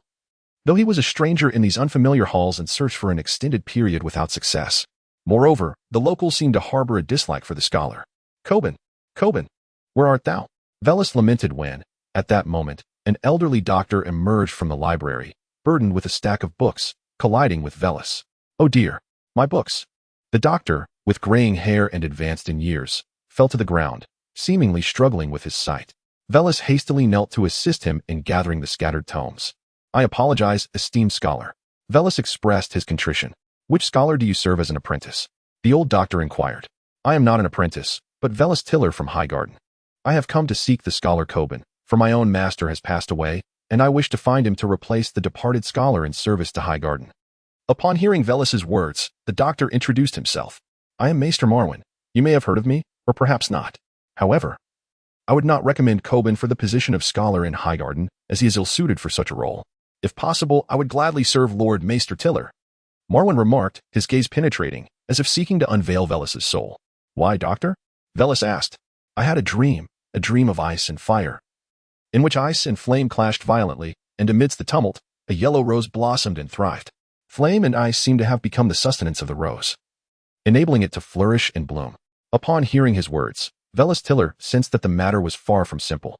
The prophecies of Westeros are not as abundant as those from the neighboring Essos, especially in this scholarly city where scholars vehemently resist such notions. Yet, this Dr. Marwyn had the audacity to dream, and not just any dream, but one of prophecy. What could the ice signify? What could the fire represent? I cannot speculate with precision, but the golden rose must surely pertain to the Tully family or a particular individual. Willas Tyrell took a deep breath and cast a glance at Marwyn. Very well, doctor, you shall henceforth be our scholar in Highgarden. With that, I shall inform the Grand Maester of the situation, and in a few days, I will accompany you back to Highgarden. I must also prepare 5 carts of my belongings. Ha ha, Dr. Marwyn chuckled. The more possessions one has, the more it signifies the breadth of a scholar's experience and wisdom. Dr. Marwyn, your knowledge is profound, and your talents are exceptional, Willas Tyrell praised. However, the other party did not grasp the essence of this compliment. Willas Tyrell dispatched someone to assist Dr. Marwyn in organizing his belongings, which included a myriad of books, tools, and numerous jars and bottles, the contents of which Willas Tyrell could not fathom and dared not inquire about. Suddenly, Samwell approached Willas Tyrell with a woeful expression. Willas, I have damaged a book. They say I am a monster and that I must replace the entire book with a new one, or they will not let me leave. Samwell sobbed, clutching a yellowed, tattered ancient tome before Willas Tyrell. Do not cry. Surely I can pay for it. But they claim this book is unique, worth at least 10,000 golden dragons. Willas Tyrell's face turned ashen, as if he had swallowed a fly. He simply did not possess such wealth. Alas, Samwell, why not stay here and learn as an apprentice? After all, do you not enjoy reading? Samwell's expression softened somewhat, yet his tone remained sorrowful. But now I wish to become a knight, to be a man, to ride a horse and partake in tournaments. Witnessing the profound transformation in Samwell's demeanor, Willas Tyrell realized he was indeed undergoing a metamorphosis. Gazing at the crumbling, yellowed book in his hand, tracing the rough texture of its pages, Willas Tyrell inexplicably thought of the 4 great inventions: papermaking, printing, gunpowder, and the compass. The continent of Westeros has already embraced the compass, given the flourishing maritime endeavors here. The Valerian family's sea serpent has circumnavigated the globe 9 times. The 9 great free trade ports boast formidable naval power, with the Iron Islands, Dragonstone, and Driftmark all possessing strong fleets. As for gunpowder, it seems that after the advent of Wildfire, there was little further research into gunpowder, rendering Westeros devoid of even the most common firecrackers, let alone black powder. The art of papermaking has already been established, albeit in a rudimentary and imperfect form, yielding paper that is yellowed and scarce.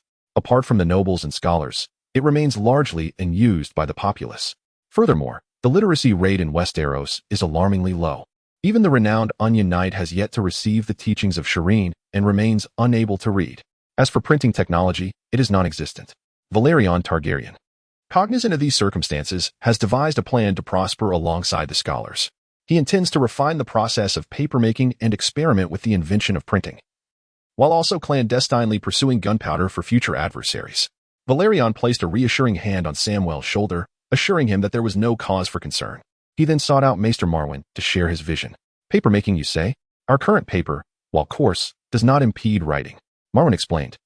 We typically utilize tree bark and linen, which we pulverize and mix, then dry and cut into sheets. Finally, we bind them together with thread. Upon hearing Marwyn's words, Valerian nodded thoughtfully. Might I observe the process? He inquired. Certainly, we possess our own papermaking facility within the Citadel. The facility, however, was exceedingly rudimentary, relying solely on tree bark and linen for its materials. Why not incorporate some fishing nets and scraps of old clothing into the mix? It could enhance the quality, Valerian suggested. A hooded master glanced at Valerian. Though you come under the auspices of Maester Marwyn, our techniques have been superior since the time of King Aegon. We are the most advanced and need only to maintain our methods without alteration. Sighing inwardly at the arrogance of the man, Valerian resorted to an irresistible tactic. He produced a pouch of coins, 200 golden dragons, transforming the man's eyes into the shape of coins. Hear me. Combine tree bark, linen, fishing nets, and fabric scraps, and process them together in water. Having accepted Valerian's gold, the master acquiesced. Days later, as Valerian and his companions prepared to depart, they were suddenly interrupted by the resounding toll of the great tower. Standing at 800 feet, the tower dwarfed even the wall by 100 feet. It served as a landmark of Oldtown. The great tower has sounded. It seems we cannot leave. I wonder what has transpired? Marwyn remarked nonchalantly. Chapter 15. The success of printing Oldtown has an unwritten rule. When the great tower tolls, no one is permitted to leave the town. I recall that historically, this event has occurred only once, during the coronation of King Aegon. He was crowned by the High Septon in the Starry September, which was once the grandest church in the realm, though it has since been overshadowed by the September of Baelor. At the docks, many individuals disembarked from their vessels, making their way into the city, eager to uncover the cause of the commotion. Meanwhile, within the citadel, scholars gathered, discussing the freshly produced, pristine sheets of paper. Not long ago, Willas Tyrell arrived in the scholarly city, proclaiming his quest for a bachelor. Just a few days have passed, and he has already produced this document? How on earth did he accomplish this? An esteemed bachelor of the Darl literary field inquired. I overheard an apprentice in papermaking mention that he bribed the workers, persuading them to incorporate remnants of fishing nets and tattered garments into the mixture, subsequently adjusting certain blending techniques to create this white paper, which boasts both superior quality and color compared to its predecessors, with a production yield now doubled. Yet, this is not the crux of the matter. What truly matters is that Willas Tyrell once confided in an apprentice about a printing technique that could eliminate the need for manual transcription, allowing for direct printing of text onto paper. If this is indeed true, it would significantly enhance cultural dissemination and elevate literacy rates among the populace, greatly benefiting our scholarly city as well. Dr. Eddington has already dispatched a team to the docks in search of him. We hope he can locate Willas Tyrell before his departure and bring him forth to elucidate the intricacies of the printing technique. Willas Tyrell, along with Dr. Marwyn and Samwell, arrived beneath the towering spire, encountering numerous inhabitants of the scholarly city, some clad in gray robes as bachelors, others as apprentices. It was Marwyn, and beside him stood Willas Tyrell. They were soon besieged by a throng. What is the meaning of this? Upon realizing he was surrounded, Willas Tyrell felt a flicker of wariness. After all, one could not ascertain whether assassins lurked among them. Dr. Marwyn, is this indeed Willas Tyrell, the heir to the Duke of Highcourt? Indeed, responded Dr. Barbosa. What brings you here? Dr. Marwyn inquired, his brow furrowed in confusion. He had been preoccupied with organizing his affairs and had not engaged in Willas Tyrell's papermaking endeavors. We seek young Master Willas Tyrell for an important matter, Dr. Marwyn. A figure emerged from the spire, garbed in gray, adorned with a cascade of necklaces, iron, silver, gold, copper, diamonds, sapphires, emeralds, and rubies alike. Dr. Eddington, you have joined us? Dr. Marwyn's demeanor shifted upon recognizing Eddington, a distinguished figure within the scholarly city, equal in stature to himself. Young Master Willas Tyrell, this gathering is too crowded and chaotic. Let us return to the scholarly city. Eddington grasped Willas Tyrell's hand firmly, conveying the urgency of the situation. Willas Tyrell sensed the implication, as if he had no choice but to acquiesce, and thus returned with them to the scholarly city. Within the confines of a secure and discreet high-level conference room, more than a dozen elderly, esteemed doctors convened, alongside Willas Tyrell, an individual not of their scholarly rank. The doctors represented the aspirational trajectory of the bachelors, akin to knights ascending to the ranks of the royal guard. Although some bachelors may possess capabilities rivaling those of the doctors, distinctions in rank remain evident. Willas Tyrell, might you elucidate the nature of this creation? Dr. Eddington inquired.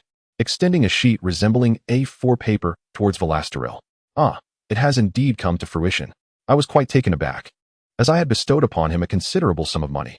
This was my first encounter with the finished product, and it seemed he had previously encountered failures yet chose not to inform me, remarked Willas Tyrell, as he caressed the delicate paper. He felt a texture smoother than any he had previously encountered. I have already provided the method of production to the workers at the Citadel. Is there anything else you wish to discuss? Willas Tyrell spread his hands, indicating that he harbored no secrets. The art of papermaking is inherently such, and any remaining imperfections are for the workers to refine further. Could you elaborate on the printing process?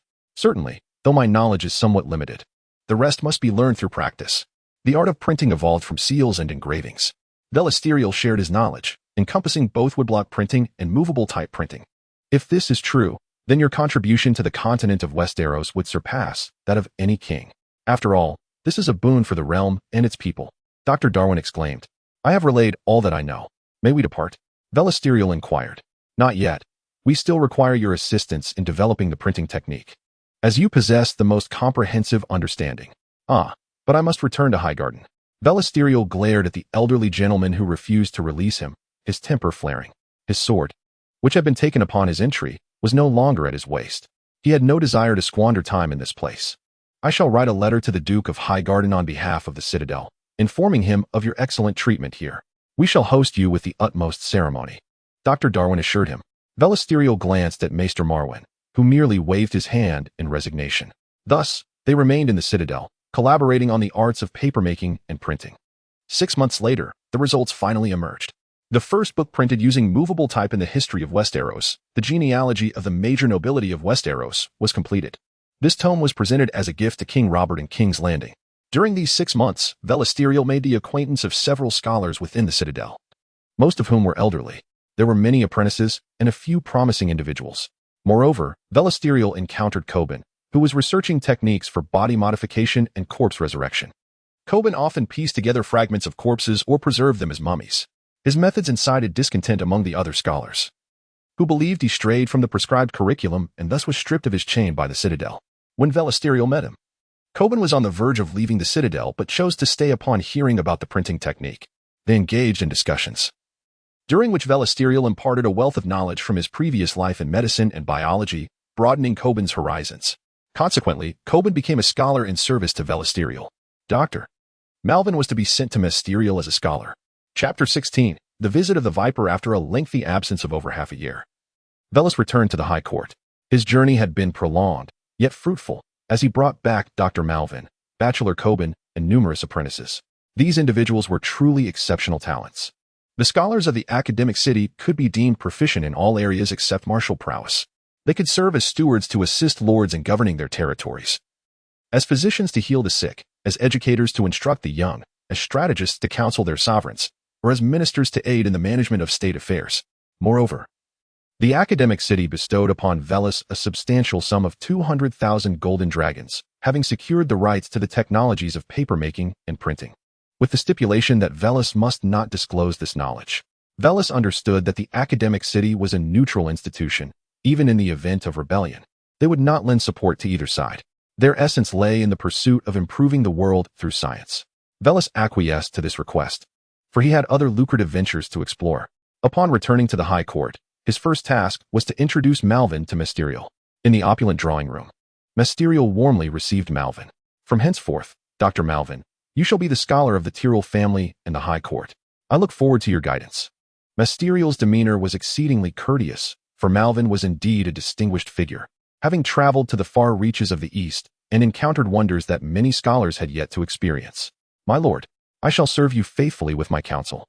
In my drawing room, you may enjoy the warmth of the hearth, and at my dining table, you shall savor exquisite delicacies. You will earn the respect of my children. After exchanging pleasantries, Malvin retired to prepare his scholars' quarters, for he had numerous matters to attend to personally. Father, nothing of note has occurred in the High Court during these 6 months, has it? Willas inquired, taking a seat at the lower end of the table. No. Moreover, Count Heidel has even joined us in the wine trade, allegedly at your instigation. Though delightful, it is quite expensive. We have earned 100,000 golden dragons this half year, and our 2 families shall split the profits, each receiving 50,000 golden dragons. That is good to hear. Soon we will need to utilize these funds. Outside the High Court, in an abandoned village, a newly constructed laboratory lay concealed. Coben and several apprentices resided there, engaged not only in the study of cadavers, but also in the exploration of gunpowder. 1 part sulfur, 2 parts nitrate, 3 parts charcoal, and a dash of sugar. Big Ivan was all Velis knew of the formula. He had yet to experiment with it personally. However, with Coben's fervent spirit of inquiry, success was within reach. A loud bang echoed, and smoke billowed forth from the underground. Soon, apprentices clad in black emerged, their faces smudged yet their eyes gleaming with excitement. Such is the nature of researchers. Bachelor Coben, do we consider this a success or a failure? Sam inquired, assisting Coben as an apprentice in this endeavor. Not quite a success. However, it cannot be deemed a failure either. Compared to the prowess spoken of by Velis, it indeed falls short. Corbin, adorned with a headscarf, remarked, "It appears I am quite inept when it comes to studies beyond the realm of the deceased. I must seek assistance." Seeking help, perhaps from the academy? Sam inquired. No. Those scholars are woefully antiquated. I shall turn to the adversaries of the scholars, the pyromancers, for aid. I have established connections with them. Ha ha ha. Corbin chuckled heartily. Sam, go fetch a raven. I shall compose a letter to them. Let them make haste from King's Landing. Corbin returned to his chamber, while Sam proceeded to the Ravenry. Inside the Ravenry resided dozens of black ravens, their feathers as dark as ink. It was rather unnerving to be scrutinized by so many pairs of eyes. Fortunately, Sam was no longer the timid soul he once was. He selected a robust and plump raven, nodding in approval, then stepped outside, having fed the other ravens some corn. As for the raven intended for flight, he was to be enticed with worms, the favored delicacy of ravens. Corbin laid a sheet of white paper upon the table and grasped a pencil. This pencil was crafted during Velis's previous endeavors with the printing press. The talents within the academy would undoubtedly comprehend its significance. With the advent of the pencil, quills were gradually becoming obsolete, replaced by fountain pens. After all, both the fountain pen and quill function similarly, requiring ink to write. The former offers a sense of ceremony, as Mestillier insisted on using a fountain pen for correspondence, while the pencil remained a favored tool among scholars for its simplicity and lack of necessity for frequent refills. In his letter, Corbin invited his pyromancer friends from King's Landing to Highgarden, promising them a lucrative opportunity. The apprentices under Velis's employ received salaries 5 times greater than those in the academy. Once the letter was complete, Corbin rolled it up and placed it into the message tube. Sam approached with the raven. Corbin, my good scholar. Yes, yes. Corbin nodded and secured the message tube to the raven's leg before opening the window to release it. Velis could not have anticipated the return of the Red Viper. He sat in a wheelchair, capable of walking but relying on crutches. Velis, I have crafted several necklaces from the academy and have a few acquaintances who informed me of your recent activities. The Red Viper's eyes, reminiscent of dark pomegranates, scrutinized him. Your Grace, you jest. Velis was uncertain of the visitor's intentions and deemed silence prudent. There is no need for secrecy. I have come to propose a grand venture. The Red Viper signaled for his attendant to depart. Observing this, Velis personally maneuvered the wheelchair to a secluded area. Here, we are alone. Speak, Your Grace. The Targaryen lineage has not perished. There remain 2 heirs to their house, Viserys and Daenerys. And what of it? Velis inquired. In truth, Dorne had long established an agreement with them, envisioning a future where Viserys would wed Aeryn, complemented by the Golden Company, to restore their realm. Now, I seek to invite you to join our cause. What say you? The Red Viper regarded Velaris with a keen gaze. Should we succeed, I would gain little, yet failure would see my head mounted upon a spear, Velaris replied. What if I proposed that you could conquer the Westerlands? A glimmer of intrigue shone in the Red Viper's eyes. Westerlands? Surely you jest. If you align with us, we could forge an agreement. Highgarden would annex the Westerlands. Dorne would claim Storm's End, while the Riverlands and Vale would be designated for the Golden Company, leaving the north to the Targaryen lineage. As for the north, it would be prudent for us Southerners to refrain from encroaching upon their territory. What trump cards do you possess to vanquish the current Westeros? How many of the 9 free cities have allied with you? And how many mercenary companies have joined your ranks? Viserys is but a child, and Daenerys is hardly older. Whether they will reach adulthood remains uncertain, Velaris questioned. And yet, what if they both survive to maturity? The Red Viper countered. Would Robert refrain from sending assassins? Would the Queenskin abstain from such actions? Are their lives truly that secure? Velaris inquired. They are under protection, asserted the Red Viper. Yet, the number of those who wish to slay them is greater, Velaris replied. Chapter 17. In the city of King's Landing ultimately, Velaris Targaryen and Oberyn Martell failed to reach an accord. Nevertheless, Velaris vowed not to inform the Iron Throne of their dealings. recognizing that such actions would yield no benefit and only serve to offend. "You must come to Dorne someday. My brother's water gardens are truly a sight to behold," Oberyn remarked before his departure. Varys presented him with a fine pen, intricately carved with a serpent. "This is a parting gift, my lord Oberyn." Varys smiled gently. Oberyn accepted the token, then suddenly added, "Do you require a maid? I have many bastards. I could send a few to attend to you." Thus, it was settled. Varys. Before Varys could fully respond, Oberyn commanded his men to escort him away. What? Bastards? Varys held no disdain for illegitimate offspring, after all. It was said that the laws had been amended, granting both legitimate and illegitimate children equal rights to inheritance, including property and other assets. In King's Landing. Beneath the Grand St. Baylor Cathedral, a labyrinth of hidden passages sprawled, where the monks and bishops, though appearing pious, were secretly entangled with various factions. Some fire priests had even held high office, with one having served as prime minister. After his prayers, Brother Carl opened the entrance to the hidden passage. The dark corridor loomed ahead, resembling an abyss devoid of light. Holding a torch, Brother Carl descended slowly, step by cautious step. The staircase was lengthy, and he proceeded deliberately, first descending before reaching level ground. Carl began his ascent, having traversed the secret passage numerous times, and soon arrived at a dimly lit chamber. Candles flickered within, shielded by covers as if in fear of something. He placed his torch in a niche along the wall, surveying the array of wooden crates in the chamber, which evoked a sense of dread. Beneath the shadow of the Red Keep, the presence of wildfires was alarming. Should the occupant of the Iron Throne become aware, could he remain undisturbed? "Nevertheless, I must transport you all to Highgarden. My dear friend Ser Corbin has written to me," Carl murmured to the chamber, uncertain to whom he was addressing. Was it the wildfires or the fallen comrades? Years prior, Jaime Lannister had hunted down those pyromancers who had studied wildfire for the Mad King. He survived and joined the faith. In his youth, Carl had also studied in the Citadel, where he first met Corbin, who was merely an apprentice then. In the Great Hall of the Red Keep, a dwarf was drawing for his niece and nephew. Utilizing a pencil, he illustrated a fearsome dragon on pristine paper, its claws outstretched, with a rider perched upon its back. The dragon breathed fire, reducing the earth to ruins. "Joffrey, Myrcella, does it resemble what Uncle has drawn?" The two children, cradled by a handmaiden, gazed in wonder at the dwarf's creation. "It looks like it," Joffrey exclaimed, just over 3 years old, his golden locks giving him the appearance of a young lion. I want to draw. He wriggled free from the handmaiden's grasp, seizing a pencil to scribble haphazardly on the paper. "Ha!" Tyrion laughed heartily at his nephew's artwork before his gaze shifted to the pencil and the white paper in his hand. The scholars of the Citadel were indeed remarkable. With such tools, educational endeavors could become more efficient, and the future of Westeros appeared promising. "Joffrey, you must grow swiftly. After Robert, you shall become a wise ruler." Tyrion held great expectations for his nephew. Currently, Joffrey was merely an innocent child, unaware of the world. With early guidance, he might transform into a benevolent prince.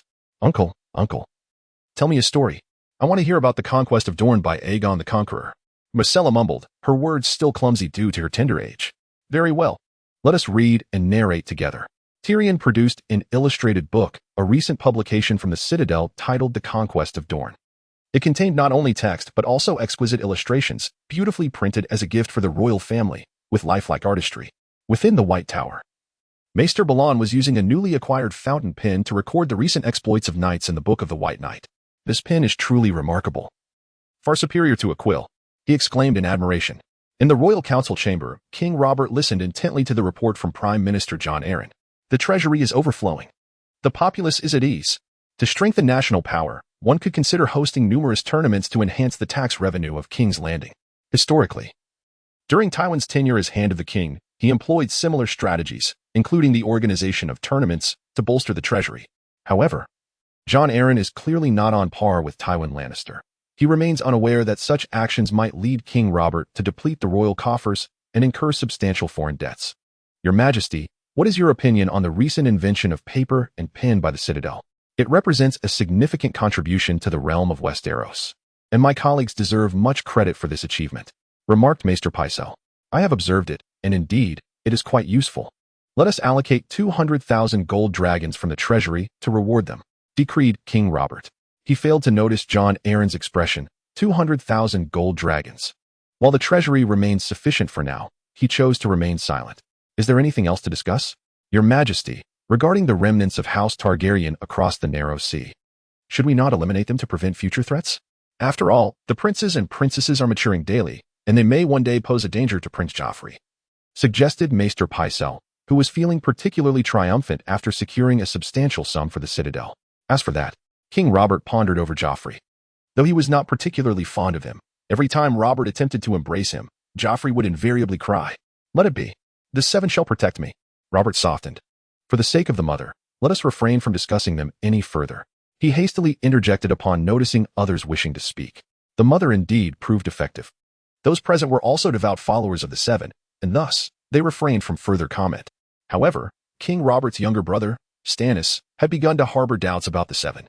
His domain was Dragonstone, where a red priestess from Askai had recently arrived, ostensibly to preach and sway hearts, although Stannis had yet to engage with her. His wife had been frequently in contact. Chapter 18. The arrival of Renly Ser Carl had loaded all the wildfire he possessed onto a cart and was preparing to depart for Highgarden, for safety along the journey. He had enlisted the protection of a few mercenaries, one of whom was named Boron. After ensuring everything was in order, Ser Carl addressed the mercenaries, "I trust you all. The remaining payment will be settled upon our arrival in Highgarden. As long as the funds are in place, I would accompany you even to explore the ruins of Valyria." Ha ha ha. Boron laughed heartily. Ser Carl, with a relaxed demeanor, boarded the cart, while the other vehicles were driven by the mercenaries. Once past the dragons, the vehicles accelerated as they aimed to reach their destination quickly, not only to receive their fees, but also to seek employment in Highgarden. In secret, Valerion was plotting to establish his own mercenary company, having already recruited 20 individuals, comprising mercenaries, bastards, and even criminals. Varys Targaryen named the mercenary group he assembled the Brotherhood, with a symbol of a black cross. Varys planned that when Garland grew older, he would lead the Brotherhood to Essos to make contact with Daenerys, while Varys himself remained on the continent of Westeros. Both sides wagered, if Daenerys Targaryen truly returned with dragons, the Targaryen family would be preserved. After spending several days in the laboratory at Coben, Varys returned to Highgarden, only to find Loras playing with Renly. A sense of foreboding washed over Varys. He could not allow his brother to be led astray. "Lord Renly," Varys exclaimed with a warm smile as he approached them. "It's Varys. What brings you back? I heard you've been frequently venturing outside the city. What were you up to?" Renly inquired with his dark eyes fixed on Varys. "Brother, you can't possibly be," Loras exclaimed, a look of surprise crossing his face, as if he had just realized something. It appeared that for nobles, country maidens held an allure that often surpassed that of noblewomen, with many aristocrats fathering illegitimate children from rural origins. Loras suspected that Varys had indeed ventured into the countryside for such purposes. Varys stammered, at a loss for words. "Ahem, I was conducting research. You know how the scholar Coben is a mad scientist, and Sam is assisting him. Recently, they have been investigating this." Varys produced a small firecracker and waved it before them. "What is this?" Renly asked, confusion evident in his gaze, having never seen such an object. "This is a firecracker," Varys declared. "Let me demonstrate." He lit a stick of incense using a candle and then hurled it away. A loud bang echoed, startling both men. "How frightening," Renly exclaimed, his jaw dropping. "Indeed, quite alarming," Loras added. "And this is just one. If it were a series, the impact would be even greater." "Exactly. That is what we are studying. Firecrackers contain sulfur, which can disinfect and eliminate airborne viruses. If we frequently set off firecrackers, we could significantly avert tragedies akin to the spring flu pandemic. Westeros had faced several severe flu outbreaks, much like the harsh winters, indifferent to social status, claiming lives indiscriminately. I could propose to Brother Robb that the entire nation unify on a single day to set off firecrackers. What day do you think would be suitable?" Renly suggested. As Robb's third brother, he was quite favored by him, resembling him closely, unlike Stannis, who bore no resemblance to Robb. "Let it be the first day of the new year," Varys proposed. "Agreed. I'll tell brother," Renly replied, turning his attention back to Varys. "Actually, I came to Highgarden to present you with a gift, Varys. I hear you are soon to be wed. My gift is of considerable value. Come, see it." "It's in the stables." Varys' expression shifted. His preferences were well known among them. The falcon, the warhorse, and the hound, these are creatures he takes pleasure in raising. In the stable stands a magnificent chestnut stallion, towering at 8 feet tall, a veritable giant among horses. Upon the arrival of Velus and his companions, their eyes are immediately drawn to this warhorse. What a wild steed. Look at the fire in his eyes. That is the gaze of freedom, untamed and defiant. "Surely, he has never been ridden," Velus remarked. "Indeed, you are correct. I stumbled upon him in the royal hunting grounds. I initially aimed to pursue a fleeting glimpse of a white stag, But alas, I could not catch it and returned with this horse instead. Though he is amenable to being led away, he resists being ridden, perhaps preferring to choose his own master, replied Balerion. Intrigued, Vellis gazed at the stallion, towering like a mountain, and envisioned himself riding it, feeling as if he would soar higher than any peak. Bring him forth. I shall give it a try. As Vellis approached the chestnut warhorse, he caught sight of its disdainful expression, almost human in its arrogance. Be cautious, Vellis. 3 riders before you have met with fatal accidents, and 5 have suffered broken limbs, warned his companion. Yet, this only fueled Vellis's determination to claim the steed as his own. Seizing an opportune moment, he swiftly mounted the horse, which immediately began to thrash wildly in an attempt to unseat him. However, Vellis clung tightly to its neck, being propelled through the air as the stallion burst through the stable doors and galloped across the pasture. As the sun dipped below the horizon, Vellis returned home astride the magnificent creature. Balerion, I am thoroughly pleased with your gift. I shall name him Red Hair. He runs faster than any rabbit. Look, I have caught 2 large white rabbits, Vellis exclaimed, holding aloft the 2 lifeless bunnies, victims of the Red Hair's powerful hoofs. Your satisfaction brings me joy, Vellis. The Baratheon family shall forever extend goodwill towards you, Balerion replied. Though he was small in stature, he possessed a maturity beyond his years. He seemed to sense the undercurrents of unrest beneath the calm facade of Westeros. Despite his elder brother, King Robert, sitting securely on the throne, whispers of Robert the Usurper echoed in the shadows. As the 3rd son of Robert, Balerion was granted the title of Duke of Storm's End, a stronghold of the Baratheon lineage for 3 centuries. It was said that the first Duke of Storm's End was a brother to Aegon the Dragon. Yet, Balerion had an elder brother, Stannis, to whom the dukedom of Storm's End rightfully belonged according to ancestral custom. However, Robert had chosen to bestow Dragonstone upon him, fostering Stannis' resentment and animosity towards their siblings, thus prompting Balerion to seek allies in advance. In his view, House Tyrell represented the most advantageous alliance among Vellis's generation. There were 3 sons and 1 daughter. Vellis, along with Garland, Loras, and Marjorie, stood as excellent matrimonial prospects for the realm of the 7 kingdoms. Chapter 19, The Might of Wildfire. Days later, as Vellis practiced his swordplay at home, Sam burst in, calling out to him. Willas, said Bachelor Cobain. The fire sorcerers have arrived. Allow me to introduce you to them. At last, they had come. Willas sheathed his sword and wiped the sweat from his brow. Wait for me to change my attire before we meet them. He exchanged his black woolen training garb and indulged in a refreshing hot bath. Once he dried his face, he donned a splendid crimson robe, fastening a belt adorned with rubies around his waist, and took up a sword before following Sam outside. Beyond the city walls, near Bachelor Cobain's study, a company of mercenaries was unloading cargo, one of whom surveyed the area with curiosity. In this desolate wilderness, what compelled them to conduct their research here? Could it be that the scholar was a mad scientist? Brother Carl was engaged in a detailed discussion with Bachelor Cobain regarding the items he had brought. In addition to Wildfire, I have also brought numerous poisons and secret elixirs. Many of these could be of great utility, Brother Carl proclaimed. Regarding the black powder you mentioned, might I take a look at it? His eyes sparkled with interest. He had always believed Wildfire to be a synthetic dragon flame, the most formidable weapon within humanity's grasp, especially after the demise of the dragons. However, he had recently heard of black powder, rumored to possess even greater might. Ha ha ha, Carl, there is no need to rush. Young Master Willas will arrive shortly. When he does, he shall speak with you personally. A quarter of an hour later, Willas arrived, riding his magnificent steed. The moment the horse appeared, it captured the attention of the mercenaries. What a splendid creature! Though mercenaries did not possess the same honor as knights, they held their mounts in high esteem. A fine steed could prove life-saving in critical moments. It was even said that during the Battle of Ruby Beach, Lauber defeated Riga by riding a mare, while Riga was mounted on a stallion, which had become irritable during the mating season.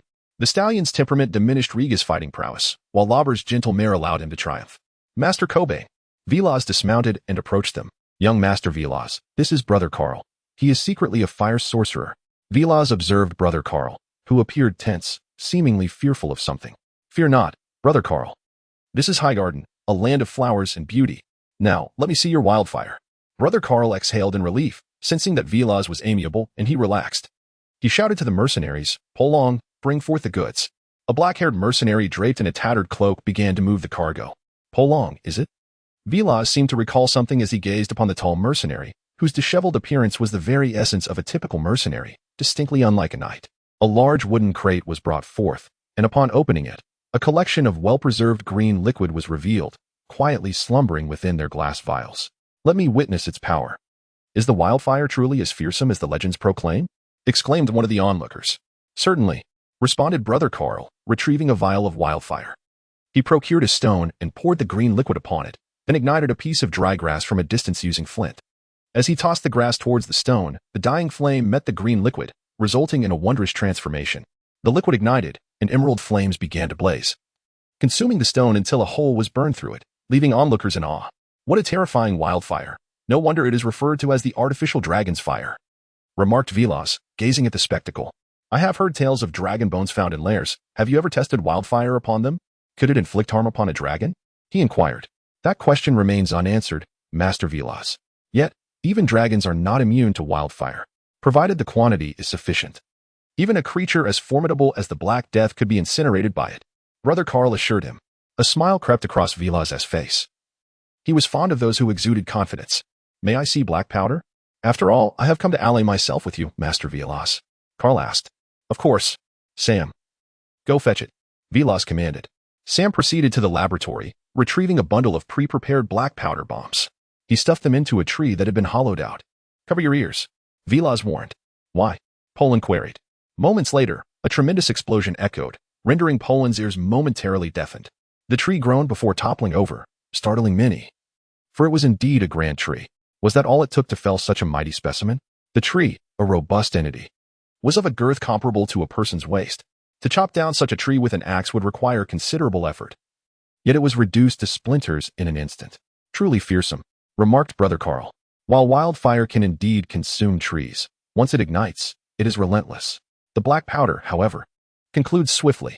I believe that as a fire mage, you could devise an even more potent black powder.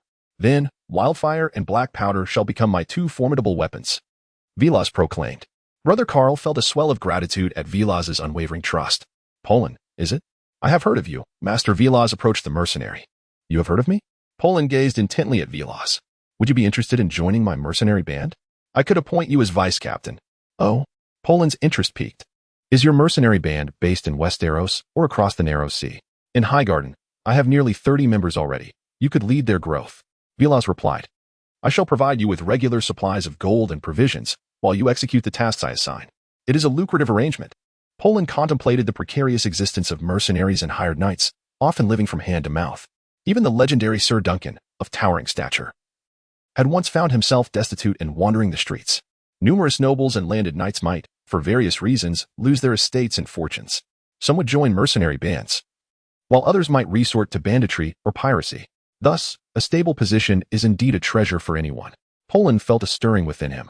I wonder how our remuneration is calculated? He inquired, voicing his most pressing concern. I shall provide you with this amount each month. Willas gestured with a finger. In gold dragons, he added, further emphasizing the value. Instantly, Poland's demeanor shifted to one of respect. Chapter 20. The Unexpected Plague. A plague erupted in Oldtown. Unprecedented and sudden. Rumors suggested it was brought by merchant ships from across the narrow sea, carrying rats that spread the deadly disease. The scholars of the Citadel swiftly initiated extensive measures to contain the afflicted in Oldtown, isolating, detaining, observing, and diagnosing them. Those deemed beyond hope were euthanized. Corpses were incinerated to prevent further infection. This plague began to spread throughout the Riverlands, claiming the lives of many nobles and knights, including Lenny's Hightower, who perished in the bloom of her youth. Count Leighton Hightower was heartbroken over the loss of his daughter, yet calamity spares none in its path. All lords of the Riverlands dispatched ravens to Highgarden, beseeching assistance. Mestiliel found himself in a state of distress over the unfolding crisis. Alas! Just as we had begun to enjoy a few days of peace, another disaster strikes. He gazed at the pile of letters cluttering his desk, feeling overwhelmed. He glanced at Dr. Malwyn beside him. Surely, the Citadel can expedite the research for a remedy for this plague? Dr. Malwyn pondered for a moment before responding. Indeed, the finest scholars of biological study in all of Westeros reside in Highgarden. Noticing Mestiliel's gaze, he added, Not me, but Coburn. Who is Coburn? Mestiliel inquired. Unaware of the talent under Vellis Tilly's command, he is currently employed under young Vellis, working on the development of black powder. Dr. Malwyn explained. Can Scholar Coburn address this plague? Without a doubt, he affirmed. While he may not excel in every field, his prowess in biological research is unparalleled in the Citadel. The pinnacle of academic achievement. Dr. Malwyn vouched for him. Quickly, summon Vellis and Coburn. Let them tackle this plague. In the laboratory outside the city. Velas stared at the large, black object before him, reminiscent of an enormous pumpkin, swallowing hard. "You have succeeded," he exclaimed, addressing Brother Carl and Scholar Coburn. "Indeed. This is the bomb you mentioned. We have conducted experiments, and the power is sufficient to shatter even the hardest stone bricks." Brother Carl's eyes appeared somewhat sunken. He had been burning the midnight oil for several days, engrossed in the study of black powder, while Wildfires had ceased production. The technology of Wildfires had reached an impasse, leaving no room for innovation. However, black powder is different. Varying proportions of sulfur, nitrate, and carbon, combined with sugar, yield different explosive potentials, some capable of blasting mountains, while others can be utilized for fishing. This substance captivates Brother Carl, who, despite being a mere pretender to the monastic order, is inherently a pyromancer at heart. His previous fascination with black powder has evolved into a belief that explosions are a form of art. With a resounding bang, any problem can be resolved, whether concerning man or beast, all reduced to ashes before the might of black powder. "Regarding the firearms I mentioned earlier, is it within your capacity to develop them?" Velas inquired. "This is somewhat challenging. We have yet to yield any results. However, it would be advantageous to enlist a few skilled blacksmiths." Brother Carl responded. "The blacksmiths of King's Landing are the finest in the entirety of Westeros. Shall we invite a few to come?" Brother Carl continued. "Well then, very well. Balin, go to King's Landing and fetch the best blacksmiths." Balin emerged from the shadows, now adorned in pristine armor and cloak, with a fine long sword at his side. His boots of superior quality. The salary provided by Velas had afforded him a leisurely existence of late. "At your command, my lord. I have not engaged in any significant activity for months. Your assignments have merely involved subduing bandits. Our Crusader Order now boasts 50 members, capable of undertaking more advanced tasks." Balin remarked. "Not yet. We must wait until Galen matures. I will assign him to lead the Crusaders across the narrow sea. And you are to assist him in the future, understood?" Velas instructed.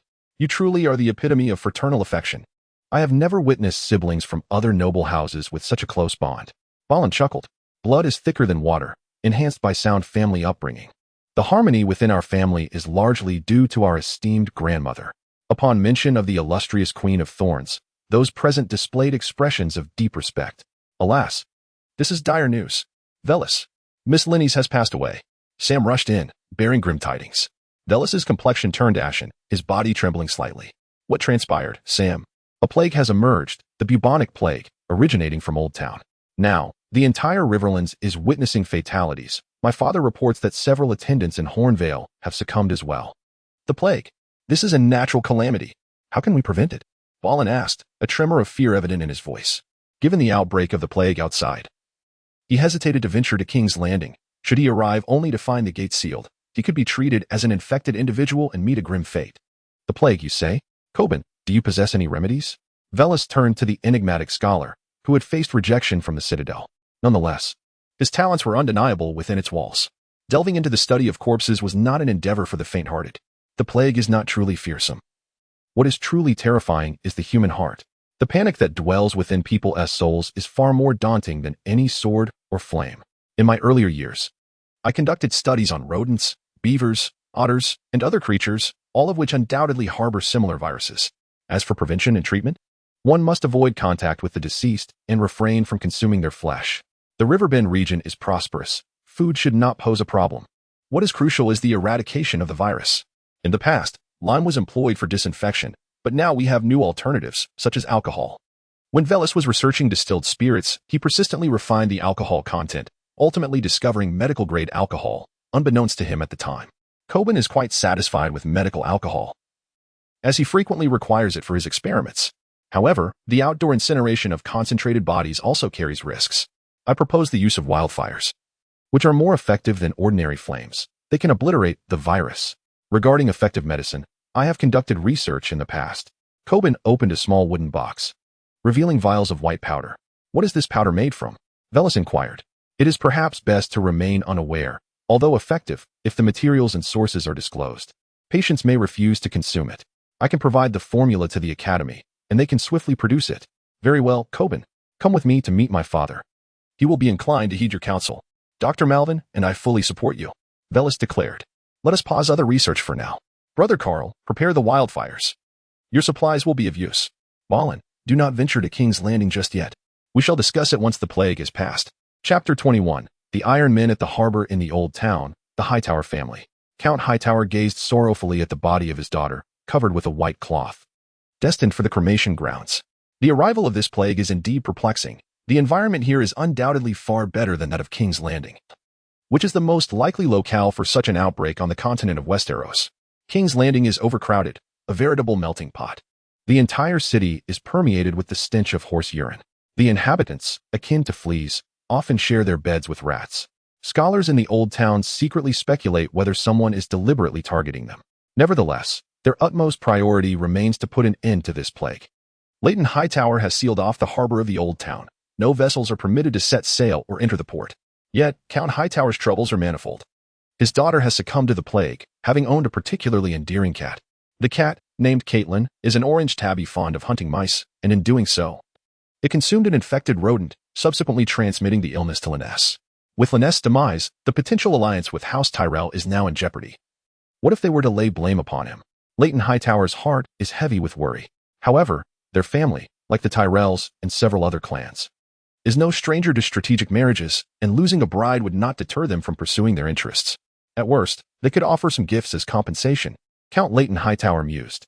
Their family possesses considerable wealth, bolstered by the lucrative distillation business, which generates income from Winterfell to Sunspear, from Dragonstone to the Iron Islands. Both Stannis and King Balon would surely find the wines from their breweries gracing their tables. Valaris and Leighton Hightower established a winery on Shield Islands, a pivotal hub on the western coast, facilitating the transport of goods worldwide. Their winery has gained renown, with notable wines such as Northwest Wind, Night's King, and Widow's Wail now being exported far and wide, even reaching the cups of the Dothraki. Valaris is not a man devoid of understanding. Even without presenting him with a bride, he would not hold it against me. After all, we share familial ties. Nonetheless, to make amends, I must present him with a grand gift. Leighton Hightower summoned the family's Valyrian steel sword, preserved for 3 centuries. Be wary, be wary. Little did you expect to be gifted away. Yet, in my possession, you have little chance to engage in combat with other knights. Perhaps accompanying Valaris will prove a wise choice. Count Leighton had the sword secured and sent it along with a letter to Valaris. In the scholarly city, the scholars had received a letter from Coben and were urgently preparing the special medicine according to the formula he provided. After all, the death toll was not yet overwhelming. If the plague could be contained swiftly, many lives could be saved. Within the starry cathedral, the archbishop led the faithful in hymns. Holy Mother, bless your people. Protect us from calamity. Spare us from untimely death. Yet, it seemed the Holy Mother was oblivious to their suffering, as many collapsed amid him, succumbing to nausea, some having contracted the plague. Panic ensued. Quick, run, cried one as he surged towards the exit, but the crowd outside surged and pressed together, making escape impossible. Do not panic. The 7 will protect us. The archbishop, clutching a vial of holy water, approached the afflicted, administering the sacred liquid. Soon after, the sick one found relief from their agony. Archbishop, I too feel unwell. Could I have a bit of holy water? Someone inquired. This is divine elixir. It is reserved solely for the dying. The archbishop coldly rebuffed. In that moment, they realized it was not a remedy for resurrection but merely a poison for a merciful end. Brother Carl, escorted by Boron and his protectors, arrived at the Oldtown, the area hardest hit by death. They intended to purify it with wildfire. Simple burning and burial could not eradicate the plague. Only wildfire could obliterate the virus. Carl and Boron donned masks, covering their mouths and noses. Throughout the journey, we squandered a considerable amount of wildfire, uncertain if what remains would suffice. Poland urged the horse-drawn carriage, inquiring of Brother Carl within. In truth, the Academy possesses ample materials for the production of wildfire, and the formula has long been known. It is merely that the scholars disdain to engage in such practices, for they have perpetually regarded wildfire as a product of sorcery, striving to eradicate magic's influence upon the world. Are you suggesting they are deluding themselves, or feigning ignorance? Poland asked. Scholars are distinct from sorcerers and wizards. They aspire to construct a simpler, more scientific, comprehensible world, Brother Carl replied. But what of the faith of the 7? Does their existence not imply the presence of the divine? Poland queried, despite his own disbelief in the 7. As a nominal believer, I can assure you that fewer than 100 truly revere the 7 across the vast continent of Westeros. Most, like myself, are mere pretenders, or perhaps polytheists, worshipping multiple deities alongside the 7. Carl stated candidly. If the archbishop were to hear you, he might very well strip your skin to fashion the cover of the holy scriptures of the 7. Poland laughed heartily. As they approached Oldtown, a throng of individuals erupted from within, appearing distinctly abnormal. They were afflicted. This is dire. They have breached the jurisdiction of the Oldtown garrison. Should they escape to other locales, greater devastation will ensue. Brother Carl's countenance grew grave. What shall we do? Poland inquired. Only their elimination will suffice. Brother Carl silently implored the mother, may she grant us her blessing. Brothers, ready yourselves, do not approach them. Fire your arrows. Poland's men, skilled archers, armed with bows and crossbows, unleashed a volley upon the advancing afflicted, and a multitude collapsed. After several rounds of fire, they all lay defeated. Burn them with wildfire, commanded Brother Carl. The green flames ignited, voraciously consuming the corpses, the scent of roasting flesh filling the air. In no time, they were reduced to ashes, scattered by an ensuing breeze. From dust to dust, may the departed rest in peace. May the Father render just judgment upon you. May the Mother bless your families. Brother Carl quickly offered a prayer. Having concluded, they pressed onward to Oldtown. At the harbor, several Iron Island ships had forcibly docked, seeking fresh water and provisions. However, the Earl of Hightower had prohibited such landings, leading to a clash between the Oldtown garrison and the men of the Iron Islands. As the Ironborn's nature was unleashed, they commenced a spree of arson, murder, and pillage within Oldtown, a grave act of aggression. Chapter 22. The hunt in the woods after wreaking havoc at the harbor. The Ironborn seized fresh water and provisions, swiftly retreating before the Oldtown garrison could muster reinforcements. All hands, hoist the sails, we return to the Iron Islands, commanded a captain named Seawolf, prompting the Ironborn to make their escape. When the old garrison finally arrived, they were met with the sight of a burning dock. Ships ablaze upon the sea, each one consumed by flames. The coastal inns along the road had also suffered destruction, with both guests and proprietors mysteriously vanished, perhaps taken by the Ironborn, or perhaps lost to the depths of the ocean. Yet, this was not the worst of it. The Ironborn had just returned from hunting across the narrow sea, and some among them were afflicted with the plague. They hastened directly to Lannisport, bringing the pestilence with them to the Westerlands. In Highgarden, Mace Tyrell received a letter from Leighton Hightower, becoming aware of the Ironborn's actions. Those vile Ironborn. I shall report this to King's Landing and urge King Robert to send troops to once again lay waste to Pike. Mace's face puffed up in indignation, resembling an inflated fish. My lord, there's something I hesitate to say, Dr. Marwyn remarked solemnly from beside him. You are the scholar of House Tyrell and Highgarden. Speak. Taking a deep breath, Marwyn considered the greater picture. In the face of calamity, unity is paramount. The plague remains unresolved. Should we mobilize our forces to attack the Iron Islands, it would result in mutual destruction. After all, war and pestilence often coincide. Should I then swallow my pride? What of Highgarden's honor? Mace retorted. Perhaps Valerion should handle this matter. He seems quite astute. Marwyn suggested. Very well. Henceforth, he shall be the Duke of Highgarden. It is prudent for him to gain experience. Let him manage this situation, Mace declared. By the way, Leighton Hightower's daughter, Lynesse, has perished, rendering their marriage void. He has sent a Valyrian steel sword as an apology. You may deliver it to him as well. With a wave of his hand, Mace signaled for a nearby attendant, who respectfully brought forth the sword in its scabbard and placed it upon the table. Yes, my lord, Marwyn replied, taking the sword and making his way to the laboratory outside the city to find Valerion, knowing that was where he often resided. Outside, in the laboratory, Coburn was grinding a vast quantity of collected insect corpses into powder, the primary ingredient for his potent elixir. Among them were the most repugnant of creatures, a species known as slugs, their bodies pale except for two black teeth in their mouths. While these creatures were once teeming with bacteria and viruses, their death transformed them into valuable medicinal materials. Several apprentices assisted Coburn, utterly perplexed by the source of such an abundance of insects. Fearless of revulsion and reputation, Coburn had long aspired to change the world through science since becoming a scholar. Although he encountered obstacles in the Citadel, he was fortunate to have met his benefactor, Valerion. Valerion's support not only provided financial backing, but also the necessary experimental supplies. Coburn was determined to conduct human experiments, typically selecting subjects from the dungeons of Highgarden through a lottery drawn by Valerion. However, Valerion would not permit Coburn to experiment on every inmate, as a portion of those in the dungeons still needed to be sent to the wall. Master Cobain, Dr. Malvin has arrived? An apprentice rushed in, addressing Cobain, who was engrossed in his work. What brings him here? Cobain pondered. Surely, he does not seek me. Perhaps he is here to find Velis? Inform him that Velis is practicing swordplay or hunting in the woods outside. Go seek him there. The apprentice reported back to Dr. Malvin, who nodded and said, It is no longer your concern. You may return to your duties. It is a privilege to serve under Master Cobain, yet do exercise caution. With that, Malvin departed, leaving the apprentice bewildered, pondering the meaning of the last remark. Caution? To him, Master Cobain embodied an unwavering spirit of research and exploration, an otherwise ordinary individual. Could he possibly harbor sinister intentions? Might he capture apprentices for his experiments? In the woods beyond the city, Willas was mounted on his steed, hunting with bow and arrow. Drawing back his bow, he released an arrow that struck down a small squirrel nestled in the branches. 1, 2, 3, 4, 5, ascending the mountain to hunt the tiger. Alas! The tiger eludes me, yet I have caught a squirrel. He lamented with a shake of his head and a wry smile.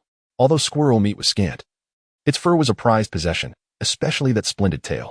Willas galloped deeper into the thicket, closely followed by 7 or 8 attendants, all bastards, second sons, or low-born knights from the other lords of Rivermark.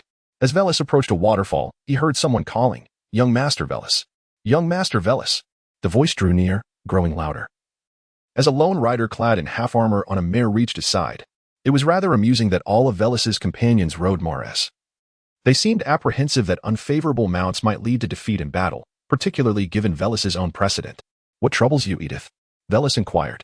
"Dr. Malvin has arrived. He requests an immediate audience with you." "Dr. Malvin? What could he want with me?" Willas, though puzzled, turned his horse around and led his attendants back. At the edge of the forest, in their camp, Dr. Malvin sat by the fire, roasting meat on skewers. The weather was warming, though occasional snowflakes still fell. However, according to the scholars, a prolonged summer lasting 9 to 10 years was imminent, a season conducive to sowing and reaping. Thus, good times were approaching for the entirety of Westeros. As for what lay a decade hence, that remained uncertain. "Doctor," Willas returned on horseback, nimbly dismounting and presenting the small squirrel to Malvin. "Would you care for a freshly roasted skewer of mutton?" Malvin lifted his head, his white hair framing a face smeared with grease from the meat, a testament to his disregard for trifles. He extended a skewer of mutton toward Willas. "Aha, doctor. Your appetite is quite impressive. The ability to eat and sleep is the ultimate pursuit for any individual." Willas took a bite of the lamb skewer and inquired ambiguously, "What brings you to me?" He sat beside Dr. Marwyn, who poured him a cup of wine, serving it in a horn vessel. Willas sipped half of it and resumed his indulgence in the lamb skewer. "This is a letter from Oldtown. Take a look." Dr. Marwyn produced a missive pinned by Leighton Hightower addressed to Maester Illyrio. The letter spoke of the Ironborn's invasion and the matter of reparations. Chapter 23, Murder on a Rainy Night. "I am already aware of the situation," Willas declared as he tossed the letter into the flames, watching it quickly turn to ash, mingling indistinguishably with the charcoal. Although the Iron Islands had recently suffered defeat, they remained one of the 9 principal components of Westeros. Highgarden could not unilaterally declare war on them. After all, this is no longer the age of kings, but rather the era ruled by the Iron Throne.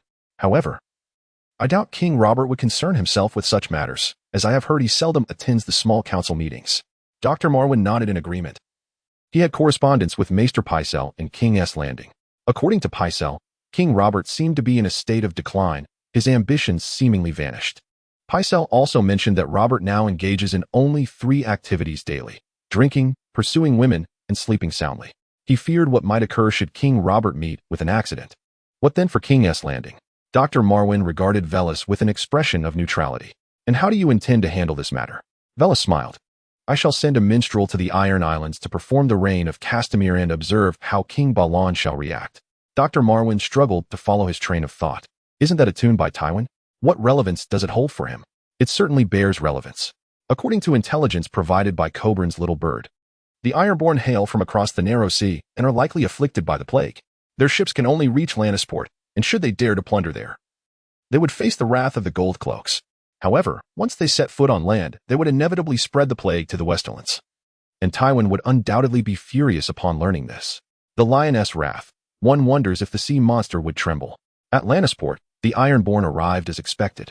Their supplies and fresh water had run dry the previous day. Without replenishment, they would perish from thirst at sea. Yet, Lannisport is not like Oldtown. The Gold Cloaks here are far more formidable than those in King S. Landing. Thus, the Ironborn resolved to pay with gold rather than iron coin for their needs. Upon landing, they commenced purchasing rum and oranges.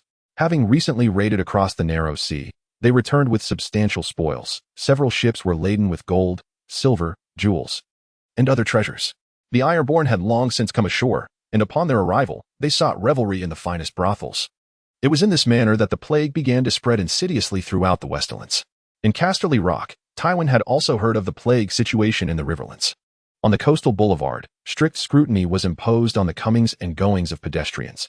ensuring that the contagion from the Riverlands did not infiltrate the Westerlands.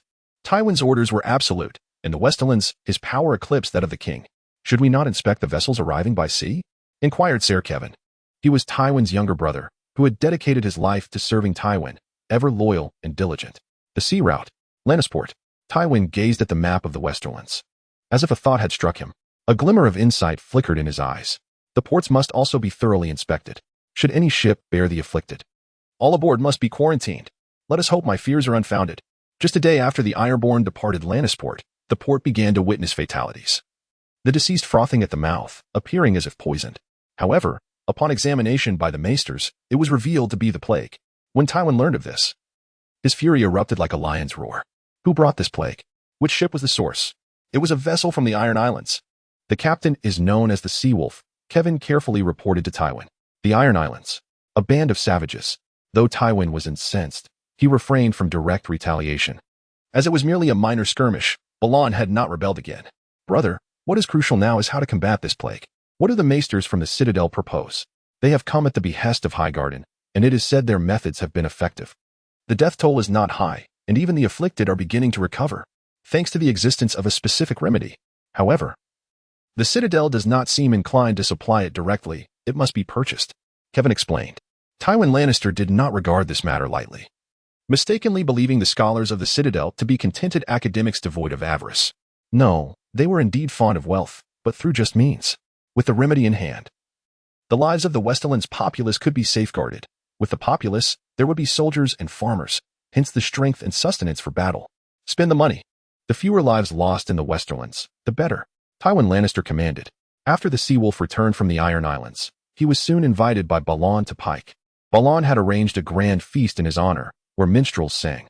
The Sea Wolf pondered why Balon would host him. As he was merely a minor captain from the Iron Islands, commanding no more than 50 sailors and slaves. "My lord, have you summoned me for another matter?" The Sea Wolf inquired, gazing at Balon, whose long hair obscured his features. "Ah, Sea Wolf, your recent venture has yielded 2 significant outcomes." Balon spoke in a low voice. At that moment, the minstrels began to sing of the rains of Casterly Rock, casting a somber atmosphere over the gathering. Dark clouds seemed to gather in the sky. As the sun vanished from sight, a chilling breeze swept through, sending shivers down the spine of the great man known as the Sea Elephant, towering at 7 feet tall. "My lord, I do not grasp your meaning," he exclaimed. The lord, with an air of arrogance, declared, "What virtue or ability do you possess that would compel me to bow in submission?" As the rainy season of Casmere descended, torrential rain poured forth, accompanied by a flash of white lightning followed by the resounding roar of thunder. "Your actions across the narrow sea, where you took lives and plundered, are of little consequence. Even your deeds in Oldtown and Lannisport hold no weight. However, you have gravely erred by returning to the Iron Islands aboard a ship infected with the plague. 8 slaves and 5 Iron men have perished due to your negligence. I have confirmed with Euron that the rats from your cargo have brought the pestilence. By the drowned god, you shall find your way back to the embrace of the sea today." The Sea Elephant seemed to recall some dreadful thought, and with a mighty roar, he dashed forth, intent on locating a ship and fleeing this cursed place. Yet, before he could reach the shore, he beheld a ghastly sight, a line of severed heads bobbing upon the waves, his sailors. "No, no," he cried out. "You should not have returned to the Iron Islands with the plague. The drowned god demands your penance." Victorion approached, wielding a great axe, and with a single swing, he severed the Sea Elephant's head, casting it into the sea where it drifted away with the ebbing tide. In the hall, Balon turned his gaze toward the singer. "Return to Lord Tywin, and inform him that the Sea Elephant has been slain." "No, I do not hail from the Westerlands. My master is not Tywin." The singer replied with a smile as radiant as a blooming rose. Balon regarded him with a glimmer of apprehension. If not Tywin, then who had sent him? Was it Roose? Or another? Under the guidance of the drowned god's priest, the Iron Islands commenced their measures against the plague, with damp-haired Euron playing a significant role as a loyal servant of the drowned god. Chapter 24. A decade later, the great pestilence lingered for nearly 9 months before gradually dissipating, just before the onset of winter. A long summer had arrived, and the scholars of Oldtown speculated that it might extend for 9 or even 10 years. This was a boon for the entire continent of Westeros. In Highgarden, under the temporary authority of Willas Tyrell, an urgent decree was issued for the entirety of the Reach to expedite their sowing. Not a moment could be squandered. For every ounce of labor, there would be a corresponding bounty. Valerion understood that in a decade, the long summer would culminate, winter would descend, the stars would weep, and the Night King would awaken beyond the wall. In 10 years, a battle for the survival of humanity would ensue. I say, Valerion, are you not being overly cautious? The Reach is the finest and most prosperous region of Westeros, teeming with a large population, fertile lands, and a temperate climate. Surely, we need not prepare for war. Sam observed as Valerion dispatched letter after letter to the lords across the realm. A black raven took flight, one after another. The black wings ascended into the sky, shedding dark feathers like rain. They cawed incessantly, demanding corn and bones. Sam, you fail to comprehend. We hail from the south, yet what shall we do when winter descends? What of Highgarden? What of Hornhill? You ought to understand, as the Stark family of the north declares, winter is coming. This is no mere platitude. The very existence of the Night's Watch serves to combat the malevolent darkness that lurks, not solely the wildlings. Samwell gazed at Viras with a grave expression, recalling the terrifying tales spun by the old nurse during his childhood, when he would cry for milk at night. Spectral creatures roamed the haunted forest, monstrous eight-legged spiders, ice dragons, colossal bears, and direwolves. Do they truly exist? Sam inquired, a look of doubt etched upon his already round face. Otherwise, even Maester Marwyn believes. Coburn is exceedingly curious about them. He often instructs me to send Boron beyond the wall to capture a few for research, yet Boron is too fearful. Virus pinned a letter, sealing it with the sigil of House Tyrell, and handed it to Sam. Upon receiving it, Sam searched the cage for a raven, fed it some corn, and released it into the sky, bearing the tidings of darkness. Over the course of a decade, numerous significant events transpired. Jon Arryn appointed a miner from the Fingers in King's Landing. Robert and Cersei welcomed their third child, Tommen Baratheon. Eddard Stark of the North had 5 children, along with a bastard and an adopted son. Bronzion Royce of the Vale sent his second son, Waymar Royce, to serve at the Wall. Exiled across the sea, Viserys and Daenerys lived under the roof of the governor of Pentos, still dreaming grand dreams of reclaiming their birthright. Virus dispatched Gallon with the Brotherhood to the other side of the Narrow Sea, allowing them to hone their skills as mercenaries, with Boron assisting Gallon. Loras had also been preemptively placed in the Kingsguard by Virus, with grand ambitions in mind. One day, upon emerging from Coburn's laboratory, Virus returned to Highgarden. As he entered his home, he was greeted by an unexpected visitor. Virus, you have returned. I have awaited your arrival with great anticipation. The newcomer, munching on a cluster of grapes, regarded him with eyes as dark as pomegranates. She bore noble lineage, being the daughter of Prince Doran of Dorne, and her name was Arianne, possessing striking beauty. Moreover, she was not alone. Trailing behind her were several of Oberyn's bastard daughters, the Sand Snakes. Though they initially harbored ill feelings towards Virus, wishing to end his life for causing Oberyn's injury, Oberyn had sent them to tempt Virus, ostensibly to forge an alliance and secretly undermine the Baratheon dynasty. Have you come to seek Marjorie's company? Virus inquired. Marjorie held a fondness for Arianne, though the reason eluded him. Nevertheless, Marjorie had always been astute since her youth, and Virus harbored no concerns that she would be deceived by Arianne and the Sand Snakes. Rather, it was Marjorie who guided them onward. I have come here to present you with a gift, yet you greet me with such indifference, my dear Velis. Arianne gracefully glided over to Velis, offering a luscious grape to his lips, urging him to take a bite. Just one, I assure you it is not poisoned. Velis had previously fallen victim to such trickery, yet after consuming numerous potions from Qyburn's research, his body had developed an immunity to most toxins. He parted his lips, and the grape, golden and plump from the shores of the Summer Isles, was placed within. This is a splendid beginning. Wouldn't you agree, my sisters? A serpent-like woman, her waist adorned with a long whip, interjected, a promising start does not guarantee a favorable conclusion, sister. What do you mean, Obara? Once I am wed to Velis, the age-old animosity between Dorne and House Gardner would be resolved. Surely that is a momentous achievement? Velis gently pushed her aside and seated himself at a nearby table, unsheathing his sword and placing it upon the surface. What is your gift? How direct of you. I expected a touch of subtlety from you, Velis, Arianne replied, taking a seat opposite him. I am aware that you sent emissaries to the Smoking Sea previously. Were you in search of the treasures of Valyria? Or perhaps to capture some slaves? Yet, the only slaves there are those afflicted with grayscale. So what? Velis regarded her, recognizing Arianne's astuteness as she began to discern his thoughts.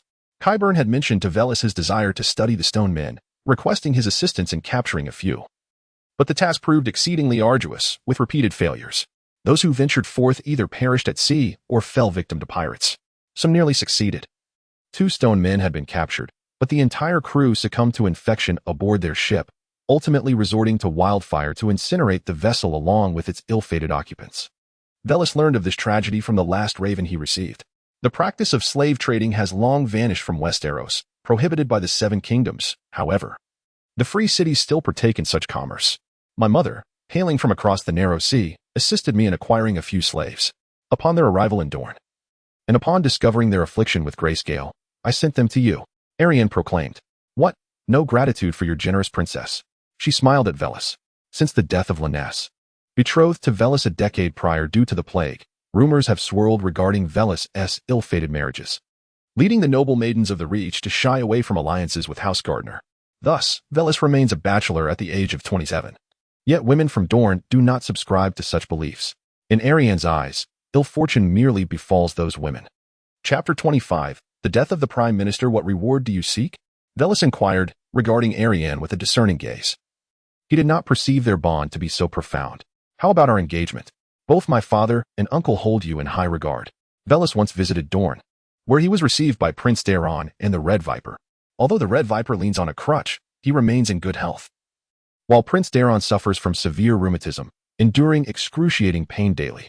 Fearing poisoning during his visit to Dorne, Velas brought along Coben. It was Coben who cured Prince Daeron's affliction. And since then, the prince has taken a liking to Velas, seemingly eager for him to wed his daughter. Consequently, Aerion frequently brought the Sand Snakes to the Eyrie to visit Velas, leading to Margaery becoming acquainted with them, and they shared their little secrets together.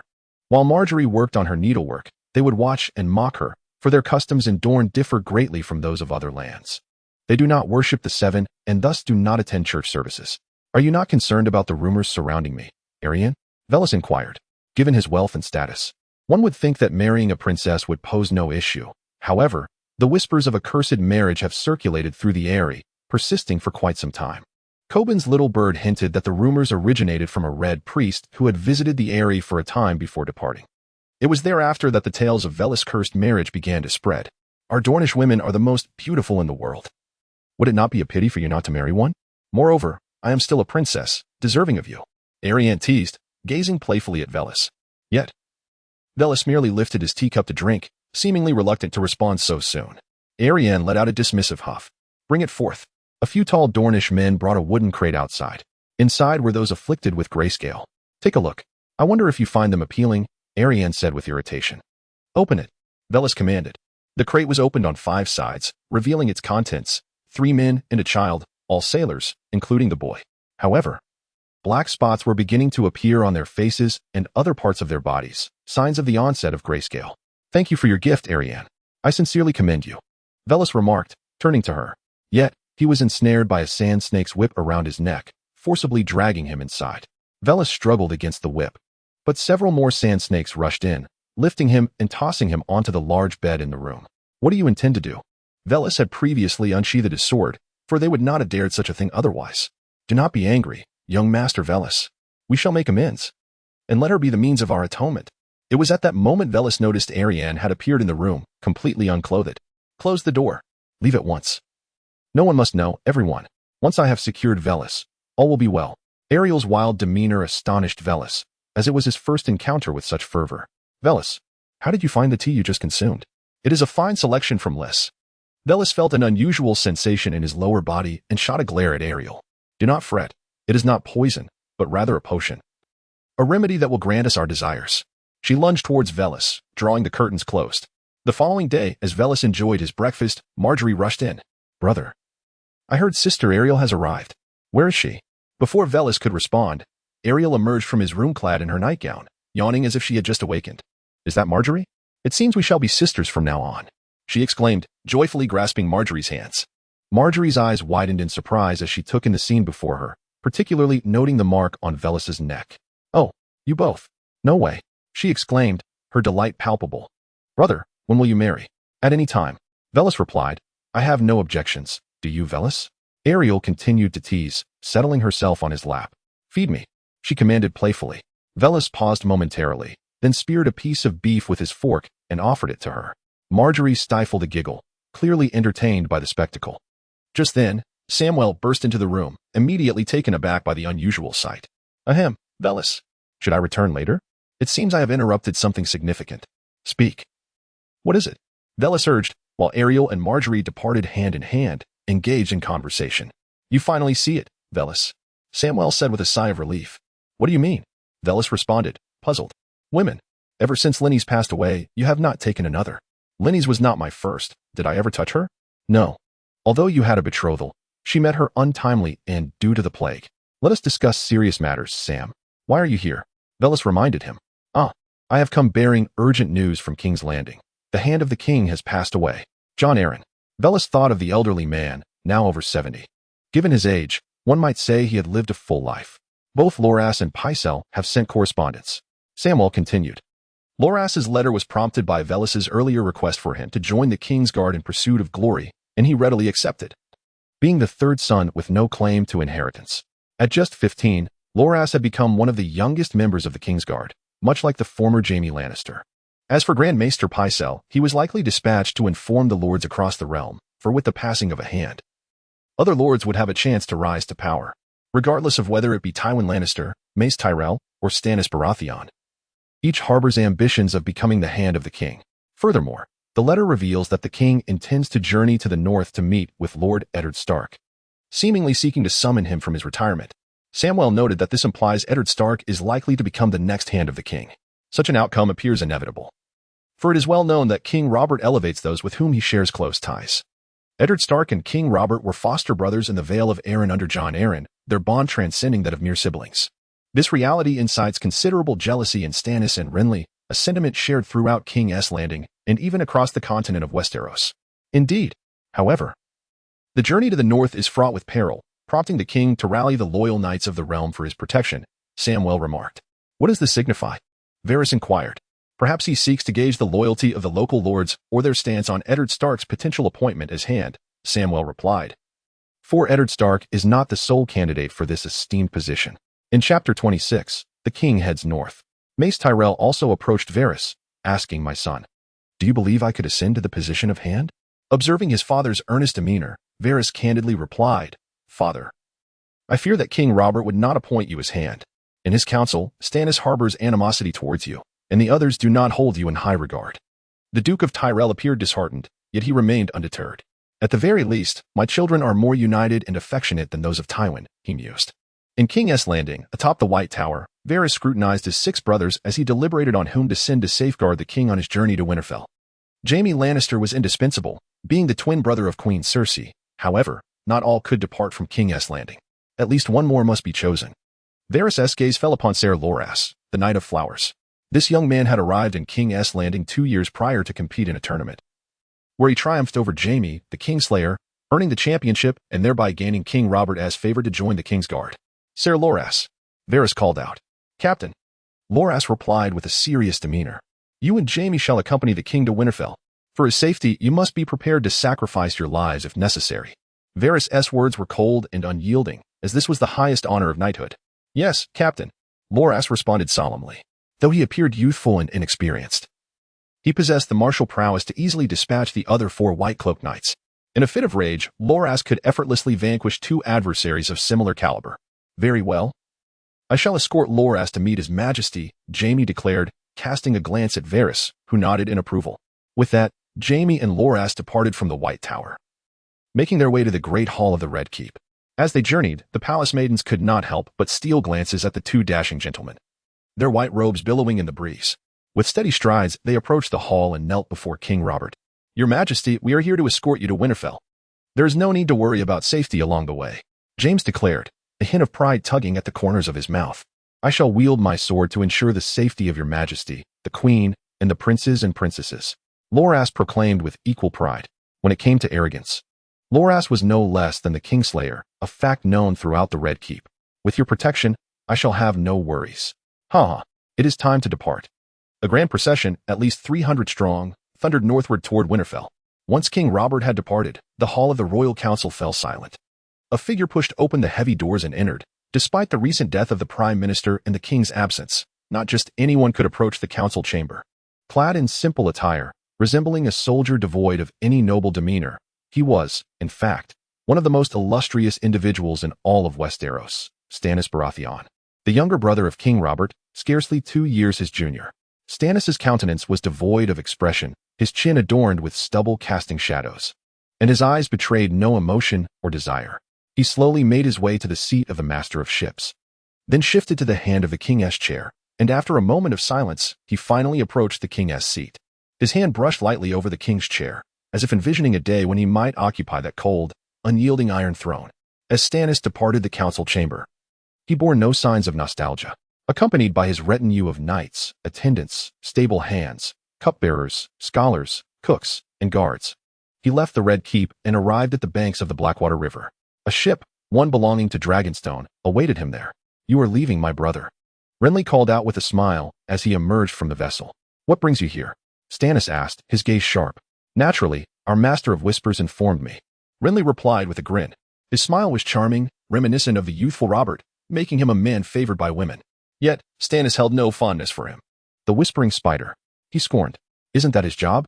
Varys told me you were leaving King's Landing. Why? Is it not far superior to Dragonstone?" Renly continued, pulling a red apple from his pocket and taking a bite. "Deliciously sweet. Truly, a gift from Highgarden. Brother, Dragonstone is filled with boulders and ancient castles.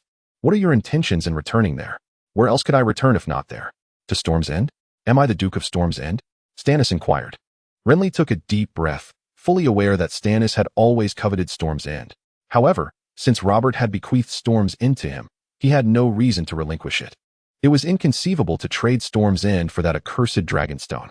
"Brother, must you truly act before Robert returns? Why not await his presence? Are you fearful of him, or of the impending arrival of Eddard Stark?" Renly's words seemed to enrage Stannis, who seized Renly by the throat, lifting him off the ground. "There is no one in this world that I fear, not even Robert."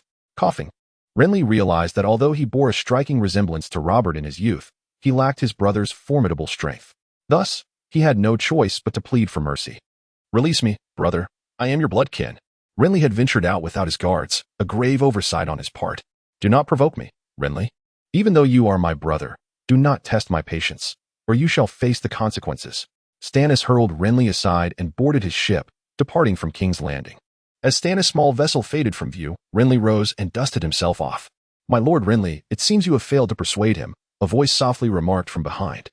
Unbeknownst to him, a figure had silently approached, his soft-soled shoes allowing him to move without a sound. "Had I not grown accustomed to your presence?" "I might have been startled, Lord Varys," Renly replied, turning to face the man clad in a long black robe, bald, and exuding a fragrant aroma. The eunuch, Varys, the spymaster of King's Landing. Varys smiled. Stannis' departure may be linked to the recent demise of Jon Arryn. He had been in King's Landing with Jon Arryn not long ago, perhaps uncovering something that plunged them into crisis. With Jon Arryn dead, Stannis fled. Stannis did not leave due to the loss of the Hand-S position, Varys analyzed. Yet with Jon Arryn gone and our brother departed, how shall we investigate what they discovered? Perhaps it is a harrowing truth that is too painful to confront. Renly lamented. "It is indeed challenging. Lady Lisa has returned everyone to the Eyrie. We can only proceed step by step." In Chapter 27, The Death Penalty of the North, Loras, in his correspondence with Velaris, inquired whether he wished to accompany him to Winterfell, rumored to have the finest hot springs in all the Seven Kingdoms. Velaris remained noncommittal. While he had no desire to go, he had business to attend to on Bear Island in the north.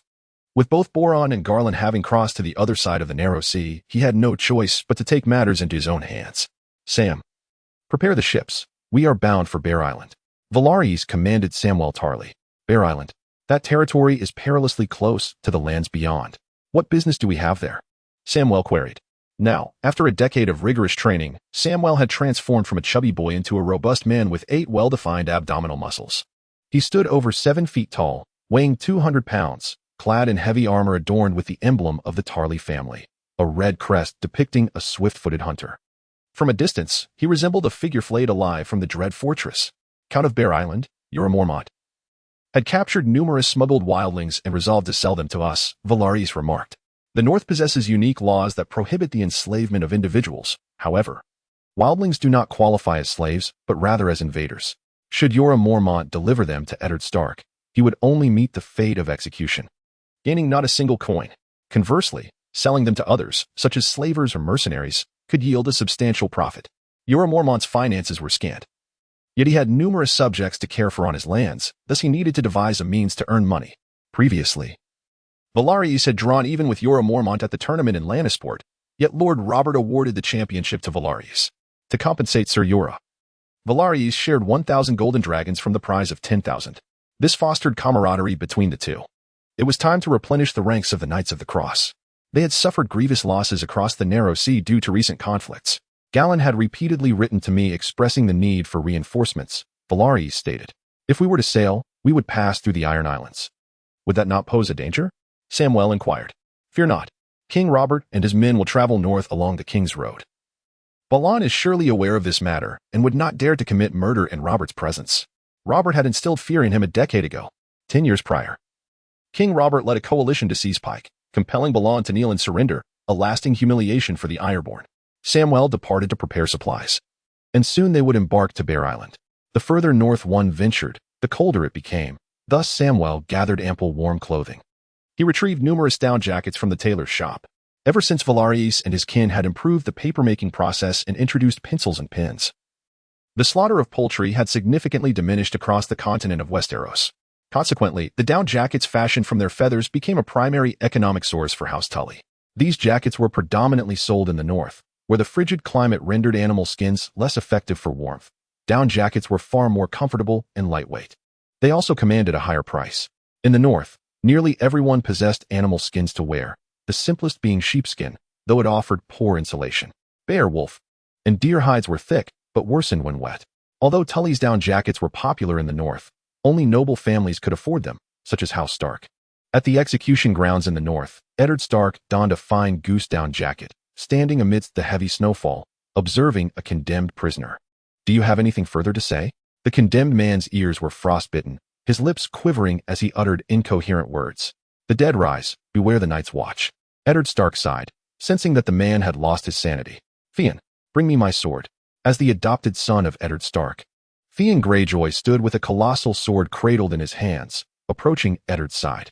He crouched slightly to allow Eddard to draw his longsword. With a sharp sound, the Valyrian steel blade, ice, was grasped firmly by Eddard Stark. This sword, a legacy of a millennium, bore intricate patterns of deep blue, black, and purple along its blade. I, Eddard Stark, Warden of the North, Duke of Winterfell, in the name of Robb Stark, the first of his name, decree your execution. The flash of the sword sliced through the air, and the severed head rolled to Theon's feet, which he carelessly kicked aside, provoking the ire of another. Theon, watch your step. Jon Snow chided him, his gaze filled with discontent. He was believed to be Eddard Stark's illegitimate son. Theon smirked disdainfully before departing. Jon approached his younger brother, Bran Stark. You displayed remarkable courage. Not even a blink. Did he truly commit a crime? Bran inquired. According to the Night's Watch laws, treason is a capital offense, Jon replied. Yet, he seemed neither defiant nor resentful. Could there be a grievance? Bran questioned. That is a matter for Lord Eddard to unravel. Come, Bran, we must return home. The snow is intensifying. Jon mounted his pony, while Bran climbed onto a small horse. Let us race and see who is swifter. Robb Stark rode up on his black warhorse, embodying the noble demeanor expected of Eddard Stark's firstborn, his aristocratic presence beloved by all in Winterfell, especially among the eligible maidens yearning to wed Robb and become the future Lady of Winterfell. A race it shall be. Let us discover who is the fastest, Jon declared, snapping the reins and urging his steed forward like a gust of wind.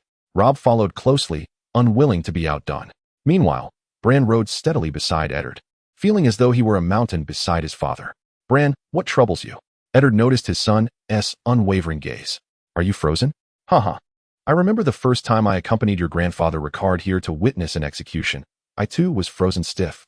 And it took a day in the hot springs to regain my warmth. Eddard laughed heartily. I am not cold, father. My down jacket is warm and quite comfortable. Far more pleasant than wearing animal skins. Bran replied. Indeed, but it is costly. That clever Tyrell, with his invention of pencils and pens, has replaced quills, causing the poultry industry across Westeros to flourish. They have amassed quite a fortune, much of it drawn from the north, Eddard remarked. The outflow of resources and wealth from the north posed a dilemma for him as its guardian, yet objectively, it was not entirely adverse. When it comes to pencils, Sister Modin has assigned us the task of creating a portrait of a direwolf. Brandon Stark shouted, as if he had recalled something of great significance. Since the advent of pencils, the number of artists has increased. Scholars, monks, and nuns have all taken up the task of painting while educating the noble offspring. It is imperative for the young scions of prominent families to learn to depict their family crests, otherwise, they would be too ashamed to show their faces. Chapter 28. Arrival at Bear Island. Brandon Stark continued to complain to his father about the drawing assignment awaiting him at home. Yet the group ahead had halted beneath a large tree by the bridge. Everyone dismounted, as if something was obstructing their path. What is it, Jory? Eddard Stark inquired. Jory. His captain of guards responded, "My lord, a body, a creature's body, it's a direwolf." Upon hearing this, Eddard immediately dismounted, followed closely by Brandon. They approached the lifeless form together. The enormous carcass of the direwolf was already teeming with maggots, feasting upon it. It was evident that the direwolf was a female, as several pups were whining beside her. The pups, resembling adorable little dogs, evoked a sudden desire in Brandon to take one home. He recalled Sister Modin's task of drawing a family crest. Cleverly, he contemplated illustrating the adult direwolf based on the pups. "She is dead," Theon proclaimed. "Why not help these pups find release? They cannot survive in the wild." Theon reached for his dagger to end their suffering. "Stop, Theon," Brandon interjected. "I forbid you to harm my wolves." "Your wolves? Huh, what a joke. You didn't even know them a quarter of an hour ago," Theon retorted, advancing toward the pups. "Enough, Theon." This time it was Robb Stark who intervened, pausing momentarily to respond. "I obey your father's commands, not yours." A dispute ensued between Theon and Robb. Eddard Stark silenced them all and approached the corpse, crouching down to extract a broken antler from its throat. "That must have been a painful death," Jory remarked, noting that the direwolf likely suffocated, unable to breathe due to the piercing wound. "Father, may we adopt these pups?" Brandon looked up at Eddard with hopeful eyes. "My lord, I advise you to let them fend for themselves. Direwolves are not dogs. You know that better than anyone. They cannot be tamed," Jory cautioned. Eddard Stark had already formed a decision in his heart. He exchanged a meaningful glance with Jon Snow. Jon immediately understood and spoke. "My lord, the direwolf is the sigil of House Stark, and you have 5 children. Here are precisely 5 pups. This is fate. The old gods have deemed it so that your children shall have direwolves. Given this, you must personally nurture them. Do not rely on the servants. For from this day forth, your fates are intertwined." Upon finishing his proclamation, Eddard Stark mounted his horse. Robb Stark, Jon, and Theon assisted in capturing the fledglings. After they had secured 5 pups, they heard a chorus of howls. Jon Snow felt an instinctual pull. He approached the hollow of a tree and extracted a pure white pup with crimson eyes. Its fur was as white as freshly fallen snow, yet its eyes gleamed like blood. Gazing at this direwolf, Jon Snow sensed he was the outcast, for how else could he be separated from his siblings? "He bears a striking resemblance to you, Jon Snow," Theon teased him. Jon, however, paid him no heed, cradling the white pup in his arms as he rode away. Meanwhile, Velaris and Samwell, along with their companions, navigated the waters along the western coastline of Westeros, heading north. They passed Lannisport, Fairy Isle, the Iron Islands, Dragonstone, and the Stony Shore, finally arriving at Bear Island, enveloped by the icy bay. The bay had yet to freeze, allowing vessels to sail, though the chill here was far more severe than in the south. Fortunately, Velaris and the others had brought ample warm clothing. "This is my first visit here. It is still over the sea, and I can only imagine how frigid it must be beyond." Alien, clad in 2 thick down jackets, resembled a penguin. "They say that once you venture beyond, you cannot stop. Pausing even for a moment may lead to a frosty demise," Velaris remarked. "We have arrived at Bear Island. The coastline is already visible. Sam, command the sailors to approach the shore," Samwell shouted, and several sailors from Oldtown began maneuvering the ship toward the port. Bear Island is sparsely populated and its land is barren, with scant fishing resources, so few venture here for that purpose, and thus no port has been constructed. The harbor is entirely natural. Once ashore, Velaris set foot upon the land, finding it nearly devoid of inhabitants. However, it was not long before a rider clad in thick leather approached them. The newcomer was a sworn sword of Jorah Mormont, the only knight on Bear Island aside from Jorah himself, Ser Bread. "Are you Lord Velaris?" Bread dismounted, his breath forming a white mist in the air. "It is I." "Where is Lord Jorah? Why has he not come to greet me personally? Does he not value this transaction?" Velaris inquired. No. Our lord is currently counting the numbers. After all, some of the wildlings we captured have perished." "Oh, perished? Did you not provide them with food, leaving them to starve?" "In such frigid weather on Bear Island, missing a single meal could lead to death by freezing. We do not possess sufficient provisions. After all, Bear Island cannot yield crops." Bread sighed, casting an envious glance at these southerners, especially Velaris. "The lands of the Riverlands are fertile, the climate temperate, and the population abundant. It truly is the finest region of Westeros. How many wildlings have you captured, and where do they come from?" Samwell inquired. "And you are?" Brad gazed at Samwell, who towered like a mountain. Yet, he did not recognize Samwell, nor did he believe that the mountain resembled him, nor that he would accompany Velis. "This is Samwell Tarly, the eldest son of Count Hornhill. I call him Bookish Samwell. Ah ha ha." Velis chuckled. Since learning that Velis had named Garland the Bold and Loras the Knight of Flowers, Samwell sought Vellis' assistance in bestowing upon him a moniker as well, one that would be memorable at first mention. Vellis had advised Samwell to leave a lasting impression. One must embody contrast. A towering figure who is particularly timid, juxtaposed with a small girl who dares to draw her sword. That is the essence of contrast. Sam, when others see your exterior, they may assume you are a ruthless brute, an arrogant man. They would never guess you are a scholarly soul, a thinker. Thus, you shall be known as Bookish Samwell. Samwell hesitated momentarily but ultimately embraced the title. I am indeed Bookish Samwell, he proclaimed, aware that Brad had taken note of him. Chapter 29, The Gift of the Wall. Upon meeting Jorah Mormont, Vellis observed that he had aged considerably over the past decade. However, he remained unmarried and childless, with no illegitimate offspring either. Nevertheless, the Mormont family boasted numerous other members, ensuring that even if Jorah had no descendants, the bloodline would not perish. Lord Jorah, Vellis called out. Vellis, look at these wildlings. Some have perished, but the living ones are gathered here. Sir Jorah, clad in a black downcoat, stood before a sheepfold. Inside, a simple shelter had been erected, and dozens of wildlings huddled together for warmth. They appear quite frail. They do not resemble the fearsome wildlings of legend, capable of devouring an entire cow in one sitting, Vellis remarked. Ha ha ha. Jorah laughed heartily. Wildlings are still human. They merely inhabit the lands beyond the wall. If they could consume an entire cow in one go, they would have to be giants. Giants. Are there truly giants, Sir Jorah? Samwell asked. Although he stood over 7 feet tall, to an ordinary person, he would still be regarded as a giant. In the eyes of true giants, however, he remained an ordinary man. Indeed, my father spoke of the Night's Watch Rangers encountering giants during their patrols. Some stand over 10 feet tall, capable of dwarfing 2 of you. Jorah Mormont gazed intently at Samwell. 2 of me? How much would he eat in a day? He could consume an entire cow. Ha ha ha. Sir Jorah erupted in laughter, and Vellis and the others joined in the mirth. I must assess their physical condition. Should they be unwell, I shall have no part in it. They must be young, robust, and in good health for me to spend my coin. Very well, replied Sir Jorah with a nod. Vellis signaled for individuals to examine them, merely inspecting their tongues and eyes, feeling their hands, feet, bellies, and shoulders. Ultimately, he selected 40 wild men, expending 800 golden dragons to procure them. What shall be done with the rest? Vellis inquired. They shall be slain, offered as a sacrifice to the old gods, in the hope that the old gods will grant protection to the people of Bear Island to survive the winter. Winter is fast approaching. The Stark family had spoken wisely. This saying had been uttered for nearly 10 millennia. Vellis refrained from commenting on Ser Jorah's decision. After their demise, it would be prudent to burn them, to eliminate any future threats. After all, some unclean things may come. Unclean things? What do you mean? Ser Jorah seemed to ponder a thought. The Lord Commander of the Night's Watch is your father, if I recall correctly? Ser Jorah Mormont nodded. Has he ever mentioned blue eyes, black hands, the undead rising from the grave?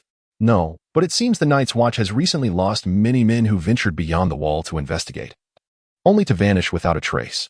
When our people from Bear Island fish in the Bay of Ice, we sometimes see wild men fleeing along the frozen coastline. Some plunge into the sea and drown. As for what pursues them, none have witnessed it, though it is said a chilling fog rises, obscuring vision beyond 100 paces. It is they, Vellis thought to himself.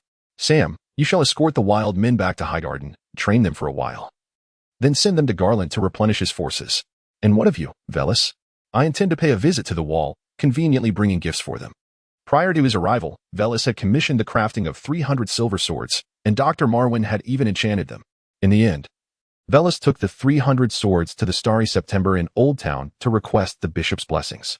Dr. Marwyn is no ordinary scholar. He possesses knowledge of magic, for he once ignited a dragonglass candle.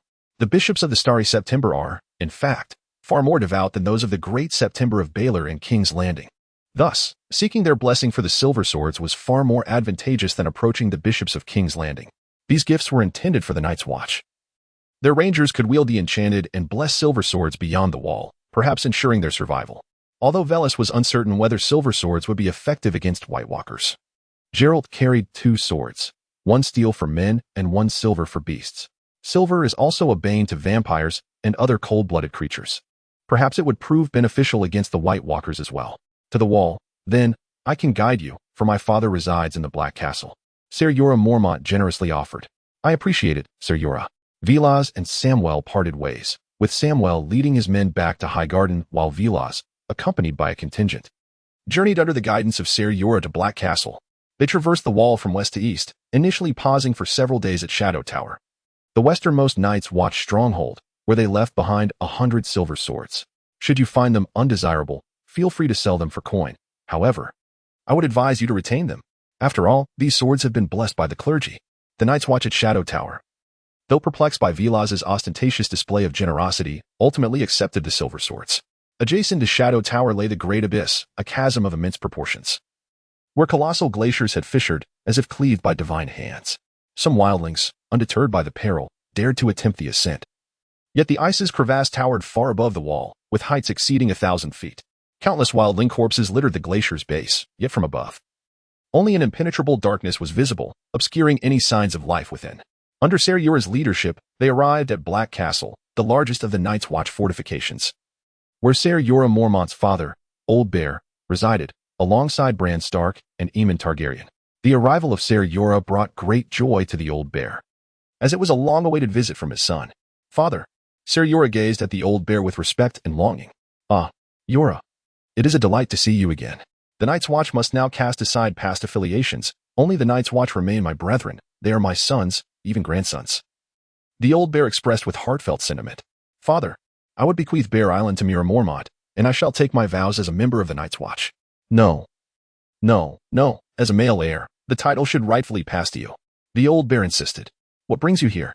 It is Willas who has come. He is Willas Targaryen of House Targaryen, the heir to Highgarden, Ser Jorah announced, bringing Willas before the Old Bear. Esteemed Lord Commander of the Night's Watch, greetings. I am Willas Targaryen, the eldest son of Duke Mace Tyrell and heir to Highgarden. Mace Tyrell. I remember that little fellow, His children have grown so much. What brings you here? A gift? I cannot recall any friendship between the Night's Watch and your house. I bring 300 enchanted and blessed silver swords, hoping they may be of assistance to you. Willas presented a silver sword to the Old Bear. The Old Bear accepted it, unsheathing the blade to reveal that it was neither steel nor copper, nor crafted from gold, but undeniably silver. What do you imply? The Old Bear inquired. The Night's Watch serves as the kingdom's shield, its sword, its flame, and its horn. Thus, it is only fitting to provide you with some equipment. Are these items truly effective? Bran Stark approached, the younger brother of Eddard Stark, possessing brown hair, gray eyes, and a horse-like visage, a quintessential representation of House Stark. Bran Stark also drew forth a silver sword for inspection, its blade adorned with peculiar patterns, dark or deep-hued lines, resembling that of a Valyrian steel sword. Contemplating this, Bran Stark addressed Old Bear. My Lord Commander, may I borrow your Longclaw? Old Bear seemed to recall something, drawing forth his own sword, Longclaw. Valyrian steel Longclaw has been the ancestral blade of House Mormont for millennia. In comparison to the Valyrian steel sword, Bran Stark found the silver sword similar. Yet the silver sword lacked the lightness of Valyrian steel. Chapter 30, Ascending the Wall in Winterfell, beneath the weirwood tree. Eddard Stark gently wiped the blood from the blade of ice by the water's edge. Father. In a moment of reverie, Eddard Stark heard the call of his son. Bran Stark. Bran. Eddard rose, straining to listen, as the whisper of father seemed to drift through the wind. He gazed towards the weirwood, pondering if Bran were hiding within its branches, playing a jest upon him. Ned, what troubles you? Caitlyn Tully approached, her gown trailing behind her, her Tully red hair shining.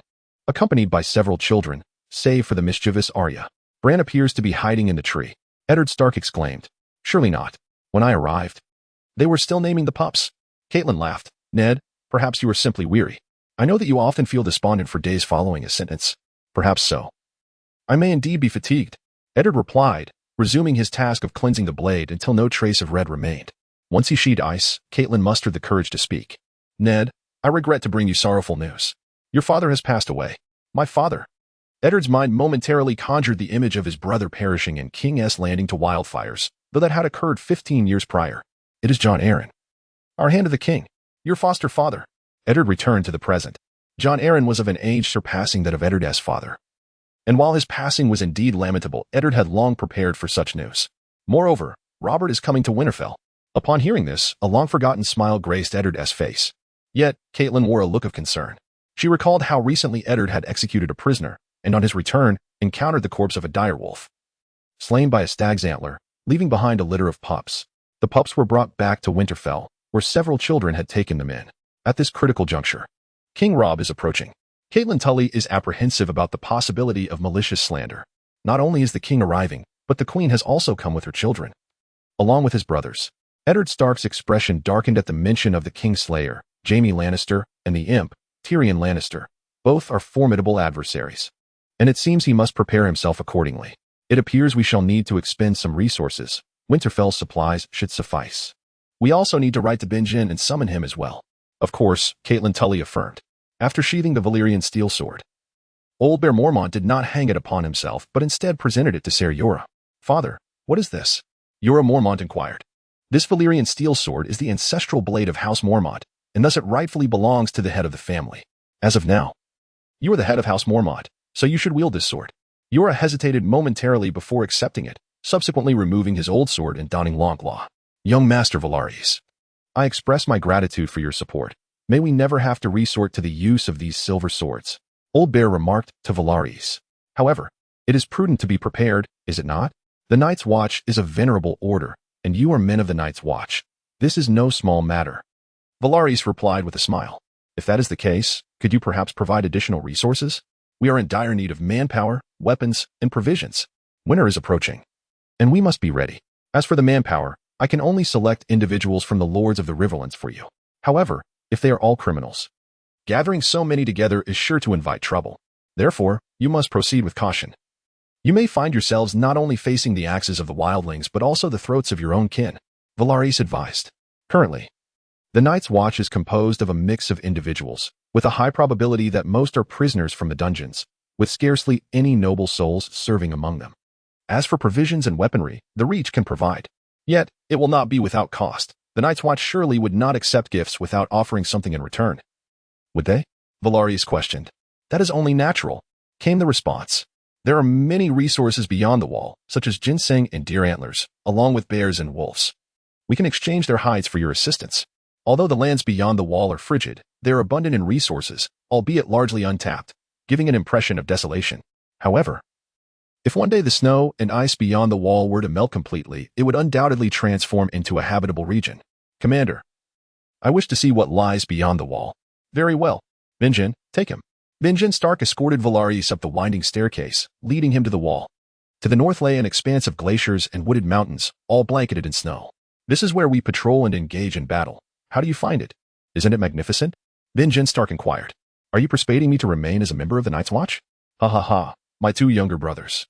One has become a member of the Royal Guard, while the other has taken up the life of a mercenary. And here I am. What shall become of Highgarden? Apologies. That was not my intention, Virus. The Night's Watch requires individuals with a true spirit of guardianship to protect her. Does she sometimes weep? Virus inquired. Indeed. During warm weather under the brilliant sun, the wall occasionally sheds tears. Is it not when the wildlings are most prone to attack? Quite so. The wildlings can sense the shift in the air, and seizing any opportunity, they strike at us. They slay our rangers, scale our wall, and even venture into the north to pillage and burn. The relationship between the Night's Watch and the wildlings is one of perpetual enmity. Perpetual enmity, you say? Yet there is a saying that the enemy of my enemy is my friend. Should a more formidable foe emerge, would you not consider an alliance with the wildlings to confront it? Brandon Stark remained silent. Come down. Staying up here too long will leave you frostbitten. Especially for those of you from the south. In the hall of the Black Castle, Virus and others dined with the Night's Watch, enjoying a hearty meal of bacon, sausage, oatmeal, roast pig, stout beer, and carrot soup. Virus also encountered the venerable Maester Aemon, who, though blind, retained his vigor and was aware of Virus's sponsorship of 300 silver swords. Virus's seat was adjacent to the leaders of the Night's Watch. I have tested the silver swords. Malwyn's enchantments are commendable, and the bishops from the Starry September have blessed them as well. Thank you, my child Virus. Maester Aemon said kindly. Despite his blindness, he could sense Virus's presence. It is all for Westeros. I have a duty to fulfill, Virus remarked. By the way, Brandon, a letter has arrived from Winterfell. The king intends to visit, and Lord Eddard Stark hopes you will return. Brandon Stark's expression brightened. Naturally, at the prospect of reuniting with family, yet a shadow of concern crossed his face. I shall convey our current situation to him in detail. Chapter 31. The Targaryen Siblings. In a governor's palace in Pendos across the Narrow Sea, the exiled Targaryen siblings seek refuge. Daenerys Targaryen and her brother Viserys Targaryen. Dany. Viserys called out, presenting Daenerys with a gift from Illyrio, the governor. Look, is it not beautiful? This is a gift from Illyrio, and you shall wear it when you meet Khal Drogo. You adore it, do you not?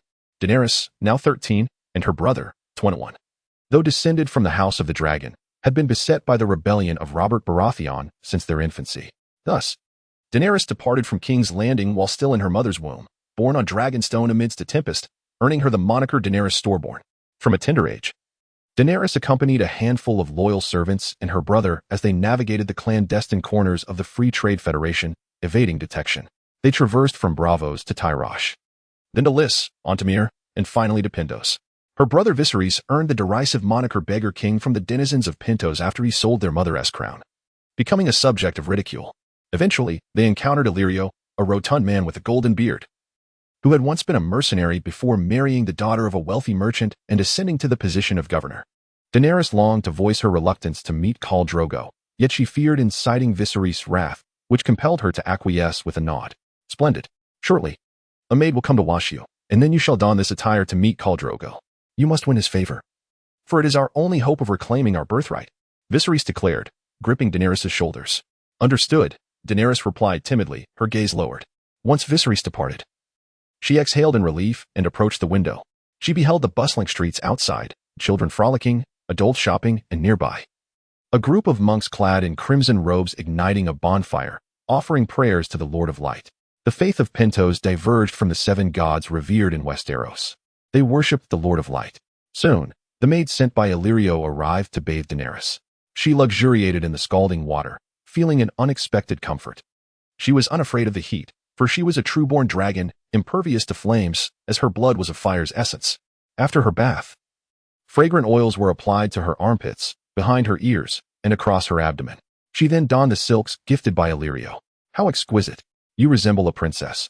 A celestial maiden descended from the heavens. Though they did not worship the 7, they understood the significance of the maiden among them. She embodied love and beauty, a symbol of purity who blessed young women until their marriage, after which the mother would safeguard them. Excellent, Dany. You have not disappointed me. You exude an air of nobility, Viserys remarked as he peered through the doorway. And a regal bearing as well. Ha. Illyrio chimed in beside him. The hour is late. We must make our way.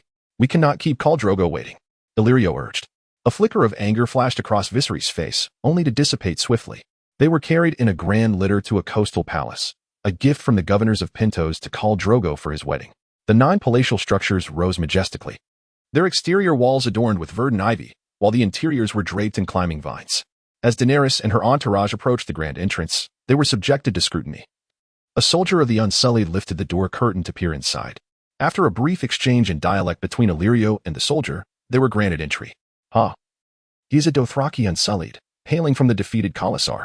Yet, Khal Drogo's Khalasar has never known defeat. He is indeed the most formidable Khal, boasting an impressive army of 100,000, nearly half of whom are fearsome warriors, Illyrio explained. One by one, they descended from their litters, as Illyrio, being quite corpulent, required assistance to accomplish this arduous task. They traversed the corridor and arrived in the hall, where a multitude had already gathered. Many Dothraki Khalasars, mercenaries, merchants, courtesans, and Unsullied were present. Illyrio introduced them. Those 3 are the blood riders of Khal Drogo. Beside them are the Panama Khal and his son. That one is the leader of the Assassin's Guild, and that one is a merchant from Tyrosh. That is Galantir, the commander of the Knights Brotherhood, who hails from the continent of Westeros, the second son of the Lord of Highgarden. Upon hearing of someone from Westeros, the siblings shifted their gaze towards Galantir. At 20 years of age, he is of similar age to Viserys, yet possesses remarkable prowess in combat, his skills with a spear surpassing even those of Loras. Moreover, Galantir is strikingly handsome, with slightly curled brown hair and sparkling golden eyes that captivate those around him. A knightly order? What is that? Daenerys inquired. The Brotherhood of the Cross is his mercenary company, known as such due to the numerous knights from Westeros within its ranks. Their emblem is a black cross. Others have remarked that the service provided by the Brotherhood is exceedingly attentive, thoroughly satisfactory, and highly regarded, whether escorting, attacking, defending, or invading. Their tasks are executed with remarkable perfection, earning the admiration of governors and lords of the Free Trade Federation. Illyrio, please introduce me to Galantir. I wish to speak with him. Viserys sighed deeply. Of course, your majesty. I shall first escort Daenerys to meet Khal Drogo, and then I will facilitate your introduction to Galantir. Daenerys followed Illyrio through the throng until they stood before Khal Drogo. He towered just shy of 8 feet, his bronzed skin gleaming with a copper sheen, his hair and beard long and dark. Bells were tied in his hair, ringing softly as he moved. He resembled a fearsome beast, akin to a black panther, exuding an aura of danger. Upon seeing him, Daenerys felt as though she were gazing upon a dragon. her heart trembling with fear. Khal Drogo spoke not the common tongue. Illyrio communicated with him in Dothraki. "This is Daenerys Targaryen, your bride." Drogo scrutinized her intently before nodding. And Illyrio, understanding his satisfaction, conveyed the message. "Your Highness, the Horse Lord is pleased with you. Your wedding will take place tomorrow. Rest assured, everything proceeds according to plan." Plan? Daenerys wondered how many plans Illyrio had, realizing she was but a pawn in his game. Illyrio approached Galadriel and exchanged words with him. Galadriel then turned to Viserys, displaying a respectful smile. Chapter 32. The king arrives. Winterfell is divided into the inner and outer cities, separated by a vast expanse and a deep, lengthy moat, which, however, is devoid of water, covered instead by snow and frozen ice. Eddard Stark awaited the king's arrival in the inner city with his family, having dispatched the captain of the guards to greet the royal party. The king's procession resembled a torrent of steel, not merely in color, but also adorned with hues of red, gold, and black, a vibrant display of carriages in motion. The entourage comprised approximately 300 individuals, including the king and queen, along with the king's guard, who journeyed northward along the king's road to Winterfell. This was their destination, yet not the terminus of the king's road. Sansa, Arya, and Bran conversed together. "Look, there is Ser Loras, the Knight of Flowers. Is he not exceedingly handsome?" Sansa, an admirer of beauty, found herself entranced. "No matter how handsome he may be, he is already a member of the king's guard." "Sansa, you have no chance," Arya retorted. Sansa had never held high hopes for her sister Arya, as they often clashed in their perspectives. "That man is the queen's twin brother. Renowned in the Westerlands for his beauty, albeit marred by infamy," Sansa lamented, casting a wistful glance at the king's lair. "It is no infamy. He indeed murdered a king." Eddard thought to himself. Bran Stark also observed the king, having heard much about him from Eddard, yet nothing could compare to the reality. Today, he was left disappointed. Behind him were his adopted brother Theon and his illegitimate brother Jon, who seemed to share Bran's sentiments, both sighing in unison. Eddard Stark recognized some familiar faces, including the Kingslayer Jaime Lannister, Sandor Clegane, the Hound, and Tyrion Lannister. The imp leading the procession was Ser Loras, flanked by 2 white-cloaked knights, riding on a tall pony. As he approached Eddard Stark, Eddard nearly failed to recognize him until he heard the call of Ned. King Robert's figure had changed considerably. His belly was now twice the size of Eddard's, his black beard unkempt, and his long black hair curled beneath the crown. Eddard estimated that Robert's weight equaled that of 3 of himself. "Your Majesty." Eddard Stark knelt with his family, pledging their fealty and loyalty to King Robert. "Ha! Rise, Ned." King Robert personally helped Eddard to his feet, and others followed suit. The queen emerged from the royal carriage, a magnificent vehicle drawn by 40 horses, so grand it could barely pass through the city gates. They exchanged compliments regarding the children's beauty and charm. Then, Robert, impatient, grasped Ned's hand, eager to see Lyanna. The queen, Cersei, offered a cold smirk, withholding her judgment on his actions, as Caitlyn, the gracious hostess, invited them to rest in the warm hall.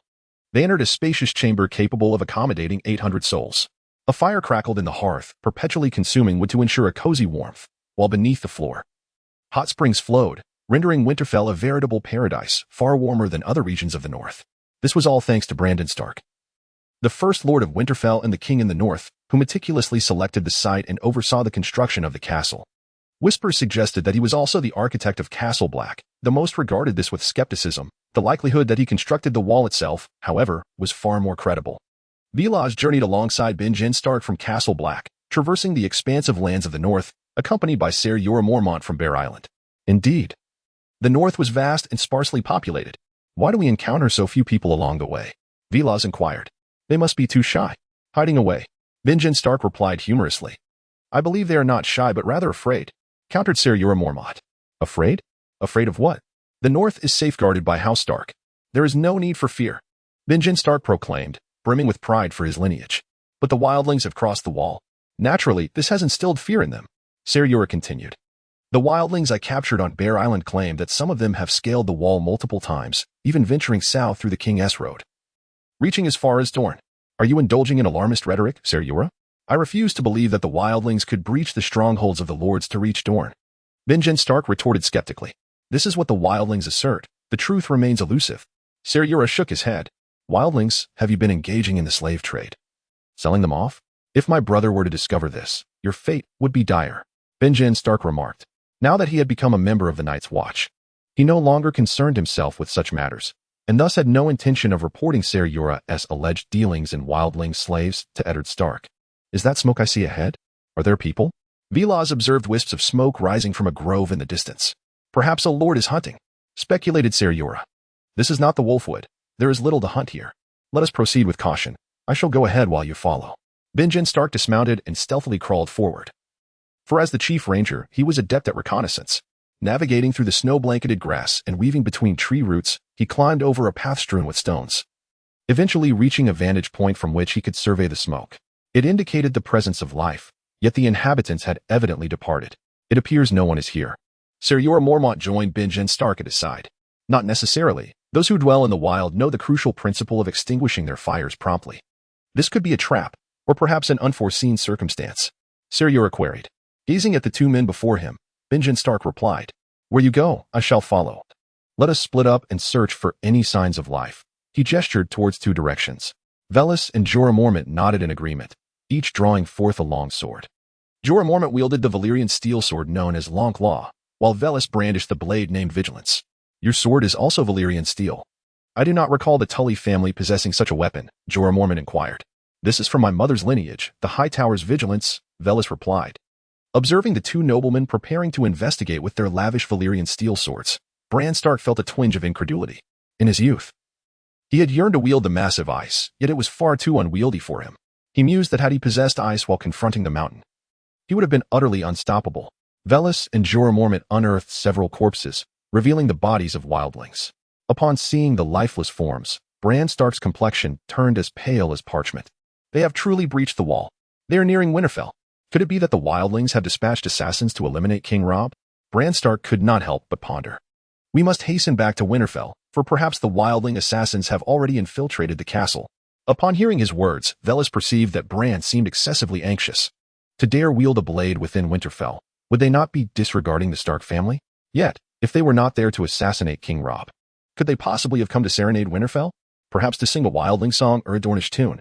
Chapter 33, An Audience with Robb. Wintertown, a quaint village outside Winterfell, is home to the majority of the populace residing within the Stark family's direct domain. As the name suggests, Wintertown serves as a refuge from the harsh winters. When the cold becomes unbearable in the north, many seek shelter here, where the Stark family endeavors to provide assistance, at the very least offering sustenance to prolong their survival, with the hope of enduring until summer. Currently, Wintertown bustles with activity due to the influx of people accompanying the king, as Southerners are typically more affluent than their northern counterparts. Bran Stark, accompanied by Vellis and others, first arrived at Wintertown, seeking out the village overseer. Have any outsiders arrived recently? Bran inquired. Indeed, the king has brought a large entourage. I am not referring to the king's retinue, but rather, have any individuals come from the north, those who do not seem to bear good intentions, perhaps wildlings? Bran pressed further. Wildlings? Surely not. It is inconceivable that wildlings would venture this far. The overseer's incredulous demeanor elicited a sigh from Bran and Vellis. Very well. Increase surveillance on key locations. If any suspicious individuals are spotted, detain them immediately and send them to Winterfell, Bran commanded. Yes, my lord Bran. With that, Bran Stark and his companions made their way into Winterfell, a fortress established over 8,000 years ago, with its inner walls standing testament to that ancient history. This must be your first visit here. The hot springs are splendid. I shall have someone escort you. Banyan Stark summoned several attendants along with Anon, assigning them to escort Velaris, Mormont, and Arianne to different hot springs. Is there a mixed bathing area? Arianne inquired. The nun glanced at her, instantly comprehending, and guided her to the hot spring designated for Velaris. Arianne produced a golden dragon as a token of her gratitude, but the nun repeatedly declined, albeit somewhat reluctantly accepted it. Upon entering, Arianne discovered Velaris already immersed in the warm waters, the steam causing his skin to glow a vibrant red. She tiptoed towards him. What brings you here? Velaris asked, without even opening his eyes.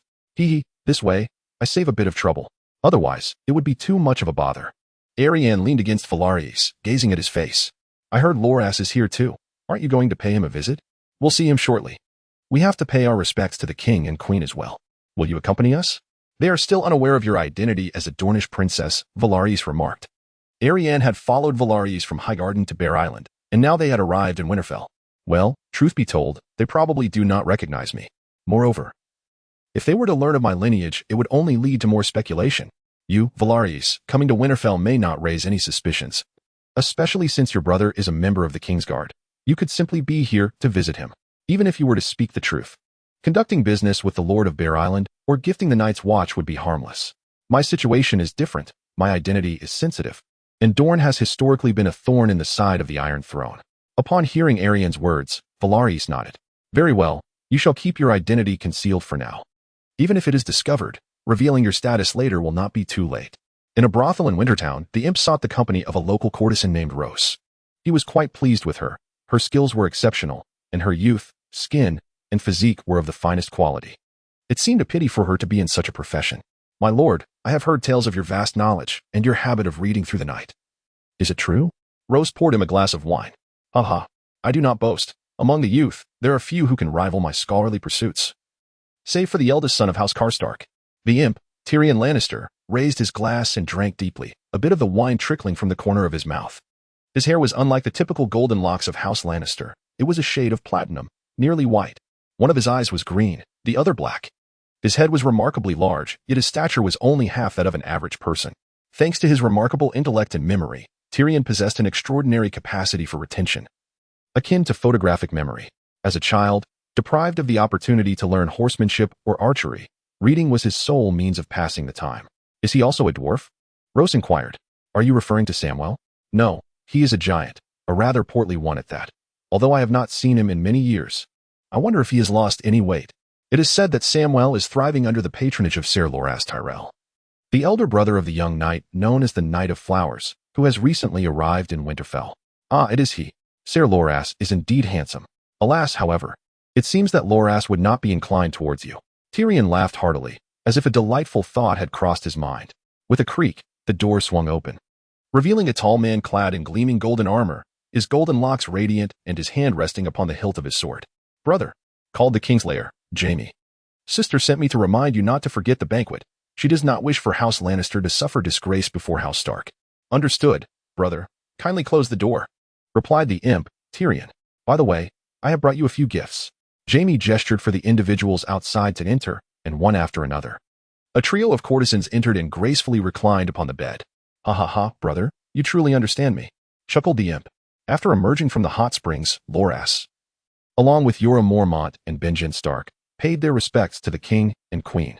Lord Jorah Mormont, from Bear Island, presents himself before your majesty and her majesty, as well as your highnesses, he declared, kneeling on one knee. Lord Loras Tyrell, from Highgarden, pays his respects to your majesties and your highnesses. He too knelt in reverence. Benjen Stark, from the Night's Watch at Castle Black, presents himself before your majesties and your highnesses. He followed suit, kneeling as well. Ha. Who would have thought I would not only meet the Lord of Bear Island, but also the first ranger of the Night's Watch? Most astonishing of all is your presence. Loras, what brings you here? Inquired King Robb. I have journeyed from Highgarden. Loras recounted his travels. Oh, you even ventured to Castle Black. How is it upon the wall? Is the wind fierce? Is the snow heavy? Asked King Robb. The wind can claim lives, and the snow can bury them. In comparison, Winterfell is merely perched on the edge of winter. No wonder it is called Winterfell. Robb laughed heartily. It seems you are quite pleased with your journey. Jorah Loras. Do join me for the banquet later. Let us allow Eddard to splurge this time. King Robb laughed boisterously, while Eddard Stark wore a resigned expression, already bracing himself for the resources and provisions that would be required. After greeting the king, Loras approached his brother, and the two embraced tightly. I thought you would not come. This place, despite its vastness and sparse population, is indeed splendid, Loras remarked. Indeed, aside from the cold, everything else is delightful. The Northerners possess a touch more kindness than their southern counterparts, though they are not without their formidable characters, such as the fearsome Bolton family from the Drefford. Chapter 34. The wildling singer. The feast commenced amidst a heavy snowfall that blanketed the world outside, yet within the halls of Winterfell, warmth akin to spring enveloped the atmosphere. An array of exquisite wines and delectable dishes was presented, with a gathering of at least 500 individuals, comprising both the people of Winterfell and the king's entourage. Notably, the king's followers outnumbered those of Winterfell, a detail that did not escape Jon Snow's notice. Seated near the entrance, Jon found himself distanced from the royal table due to his status as a bastard, as Lady Caitlyn insisted he did not share the same seating as the royal family. Jon had long since grown accustomed to this arrangement. Sitting among the attendants afforded him a certain freedom, allowing him to indulge in cup after cup of wine poured into a shimmering goblet. Listening to the tales of valor and romantic exploits recounted by the attendants surely surpassed the experience of dining in the presence of the queen. Jon felt a surge of warmth at his feet and looked down to see Ghost, his direwolf, approaching.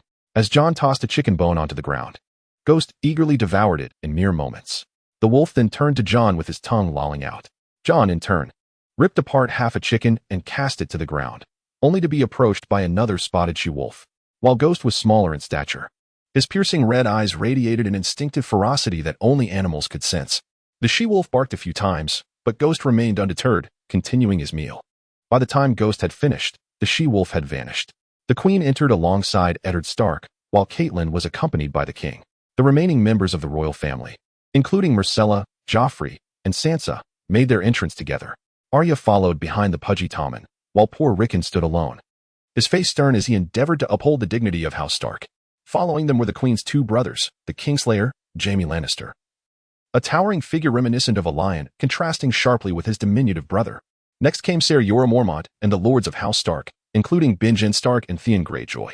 Unfamiliar with Ser Jorah and Lord Valerion, Jon inquired of a nearby serving girl who was delivering wine to the king about their identities. Ser Jorah Mormont, the Lord of Bear Island, and Lord Valerion, the heir of House Tyrell, she replied, singing as she moved to serve the nobles above. As the revelry continued, the king himself began to sing, drawing Ser Jorah into a lively duet about a bear and a maiden fair. King Robb played the part of the maiden, while Ser Jorah took on the role of the bear, a contrast that elicited laughter from the assembly. The queen's dissatisfaction with the king's antics was evident upon her face, as she touched not a morsel from her plate, choosing instead to sip her wine. At this moment, the singers began to perform The Wife of the Dornishman. As the melody filled the air, the maid who had delivered the wine furrowed her brow. She stealthily approached Vellis. Something was amiss with that singer. What could it be? His rendition was not quite right. The Wife of the Dornishman had undergone several updates and iterations. The Southerners sang the latest version, while perhaps only the Northern singers clung to the original. So what? What was wrong with that? He could merely be a Northerner, Vellis remarked with a smile. Yet a glimmer of insight flickered in his eyes as he discreetly observed the singer. After all, before arriving at Winterfell, they had encountered the wildlings, albeit only their corpses. They seemed to have perished from internal strife. What conflicts had transpired among them? I inquired with the folk of Winterfell. They confirmed there were no singers here. At least none had come recently. If that singer had journeyed with the king from the south, he would undoubtedly sing the new version. Thus, from whence did he originate? Arianne queried. Being the Dornish princess, she was more familiar with the Wife of the Dornishman than anyone else. She had even participated in the production and performance of the new version. Perhaps he hails from beyond the wall? Perhaps he is Mance Rayder, the king beyond the wall? Vellis chuckled. He had no intention of delving deeper into the matter, as some things were better left unseen. However, he did inform Lord Banyon Stark. My Lord Banyon, do you not find that singer rather familiar? Is he not a singer from the wall? Did you bring him to Winterfell? Lord Banyon Stark was still engaged in conversation with his nephew, discussing the matter of becoming a Night's Watchman. That singer? Banyon furrowed his brow as he scrutinized the performer. He indeed bore a resemblance to someone he knew.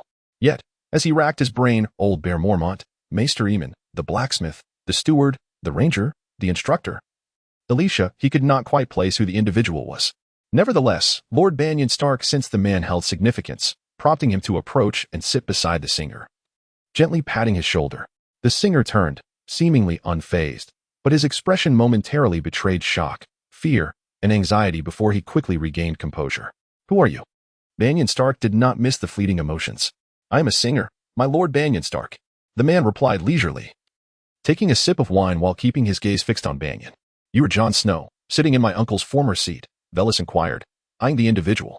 Indeed. It is I. Jon Snow. Vellis took a bite of a sausage, casting a glance at Jon Snow.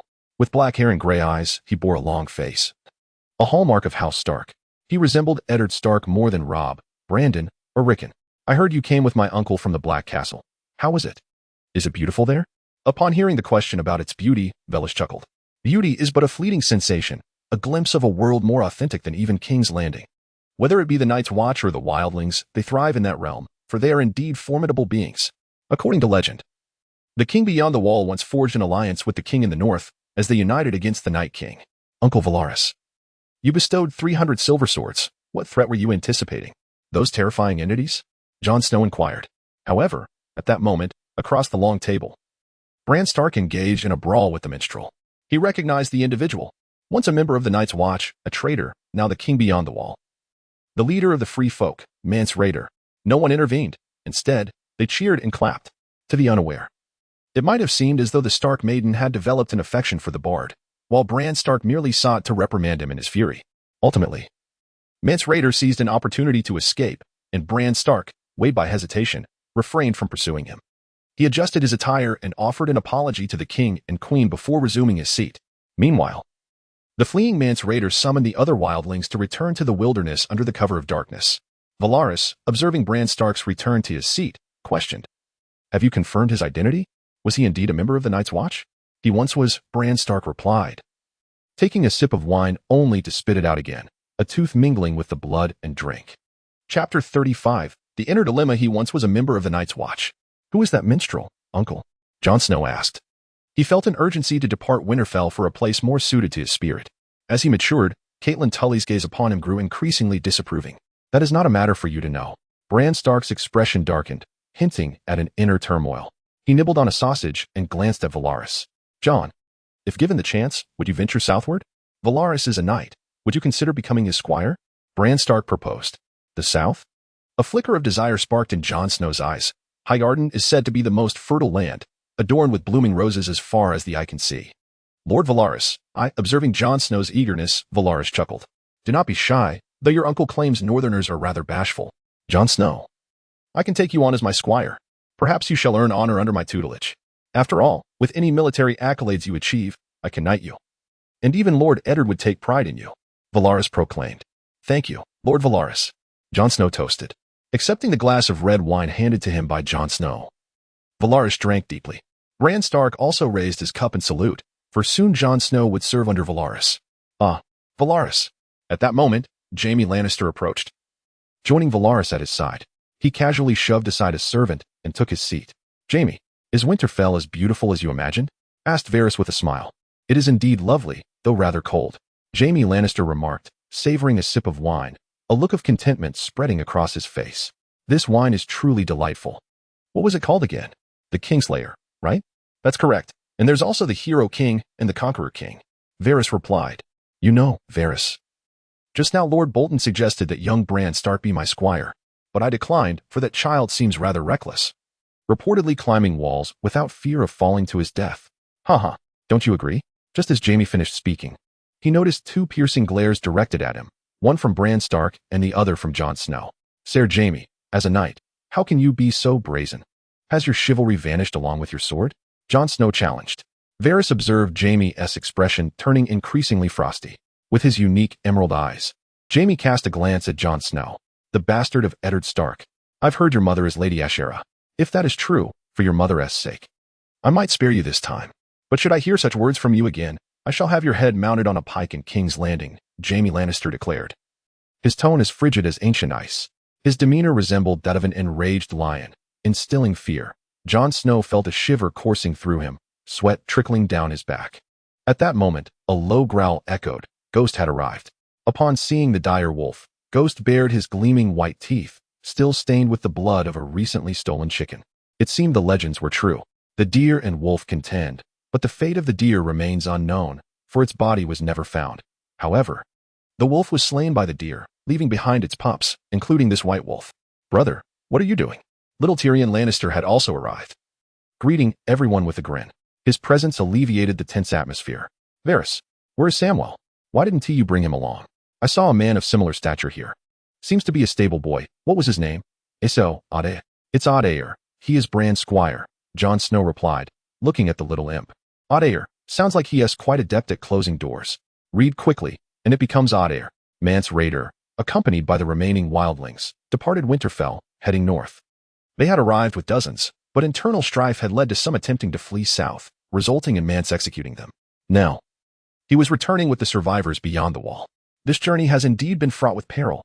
Ha ha, Bran Stark recognized me. It seems my disguise skills need improvement." Mance Rayder chuckled. "Mance, you went to such great lengths to arrive in Winterfell. Surely it cannot be merely to behold the visage of the king?" A one-eyed savage inquired. One of his eyes had been gouged out in a battle by the hand of the formidable Ser Colin. Yet, fortune favored him, and he survived. "I have come here to ascertain a singular matter.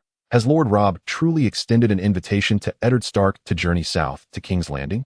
Once he departs, the lords of the north shall be left without a leader. At that moment, we shall strike at the wall, and the lords of the north will lack a strong figure to rally them. Our only opposition will be the Night's Watch, not the lords of the north.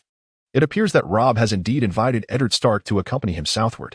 Thus, our opportunity has arrived. I shall lead you beyond the wall. Upon hearing Mance Rayder's words, the wildlings who followed him felt a renewed sense of purpose. Previously a disunited assembly, they had been forged into a formidable force thanks to Mance Rayder's leadership. After the banquet, Benjen Stark sought out Eddard Stark to elucidate the commotion that had transpired. Caitlyn Tully listened intently. What? That is the king beyond the wall, or a traitor of the Night's Watch? Caitlyn's expression darkened. If the king were to learn that the king beyond the wall dined at his table in Winterfell, what would be the repercussions? It is he, I can assure you. And the presence of wildlings in the north is hardly an auspicious sign. The Night's Watch guards the wall, which stretches for 700 miles. Our forces are insufficient. Yet, the lack of manpower is not an issue that can be easily resolved, and I possess no viable solutions. Surely, we cannot expect the lords of the north to provide men for the Night's Watch proportionate to their populations across their respective lands. If Eddard Stark were to issue such a command, the Bolton family would undoubtedly be the first to rebel against House Stark. Regardless, Eddard, for the sake of our children, you must accept the position of Hand of the King. The blood of our lineage will flow not solely from the Baratheons and Lannisters, but also from the Starks and Tullis. Caitlyn Tully is a woman who prioritizes her family above all else. Unlike the legendary knights, she would not forsake her kin for the sake of glory or power. Eddard, the choice is yours. Remain in Winterfell, or travel to King's Landing. Benjen Stark gazed at his brother. Eddard Stark pondered deeply, recalling his brothers who perished in King's Landing, the Bilderbrand Stark, the snow of the north, and the flowers of the south. Chapter 36. The Call to the Throne. Just as Eddard Stark deliberated between staying in Winterfell or venturing to King's Landing, a voice from the guard outside interrupted his thoughts. My lord, Ser Rodrik has arrived. Eddard Stark furrowed his brow and instructed them to let him in. Ser Rodrik was a man brought by Caitlyn Tully from Riverrun, a member of her family. He was tasked with managing the library of Winterfell and educating Eddard's children in reading, writing, and the study of history and culture. My lord, my lady, and Lord Benjen, my late-night visit may be presumptuous, but I have received a letter, Ser Rodrik declared. He donned a gray robe reminiscent of the black cloaks of the Night's Watch and the white garments of the King's Guard, for all three were bound to their lifelong vocations. A letter, is it for me? Or perhaps for Caitlyn? Who penned it? Eddard Stark inquired. It is addressed to Lady Caitlyn. Someone slipped it into my study while I dozed off. It appears to be from the King's entourage. The King's men? Eddard Stark furrowed his brow. The King's men. Perhaps he is even unfamiliar with them. It seems infiltration is not entirely impossible. Even Mance Rayder, that wildling, managed to blend in as a singer, making it all the more effortless for others to approach Robert. Suddenly, Eddard felt a sense of peril surrounding Robert, as if assassins and crises lurked nearby. My lord, may I deliver the letter to Lady Caitlyn? Eddard nodded in acquiescence. Caitlyn Tully took the letter and noticed the sigil of House Arryn, the Falcon of the Crescent Moon. She glanced at the others, exclaiming, It is a letter from the Eyrie. From my sister. A wave of confusion washed over the group. What could prompt her sister to write at this time? Eddard recalled Robert mentioning that Lisa had become a madwoman and that her son was afflicted, resembling a mere toddler despite being the same age as their son Bran. Most vexing was the fact that he still required nursing. Caitlyn's complexion grew increasingly pallid, as if the contents of the letter contained something dreadful. Caitlyn, what troubles you? What does the letter say? Eddard asked, resting a comforting hand on her shoulder. Caitlyn regained her composure and surveyed the room, ensuring that all doors and windows were tightly secured. She approached the smoldering embers of the hearth and cast the letter into the flames, watching it transform into wisps of fire, consumed entirely. It seems the situation is more dire than we imagined, Ned. Lisa claims that Jon Arryn was murdered, and the perpetrator is none other than the Lannister family. Though she possesses no direct evidence, she is certain of their guilt, Caitlyn revealed, her tone grave. Brother, what shall we do? I am bound as a Night's Watchman and cannot take action, but you are the protector of the North. The Lannisters are here. Should we not rally to the king? Bran Stark questioned.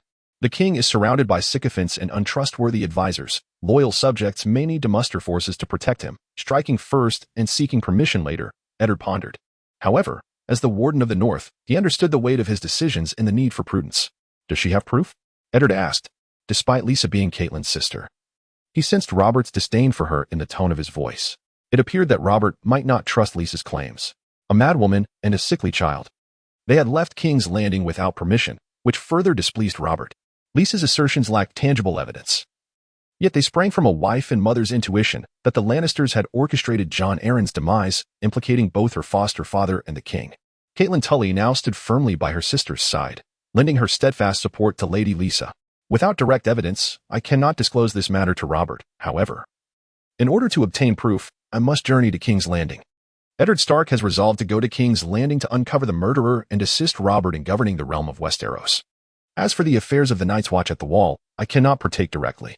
Should the Night's Watch require further assistance, they may seek out Robb, my eldest son and the future Lord of Winterfell. After my departure, Eddard Stark declared, "Very well, brother.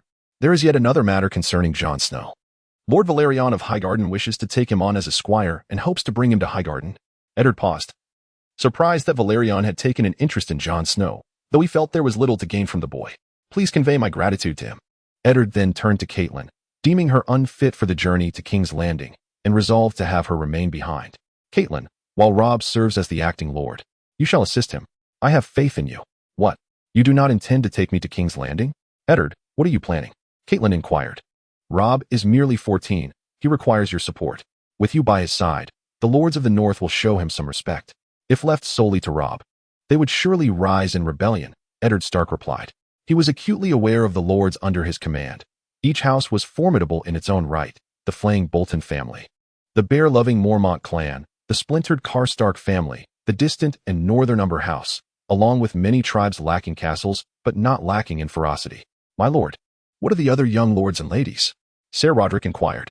"Sansa must go to King's Landing to wed Joffrey, and Arya should learn the ways of women.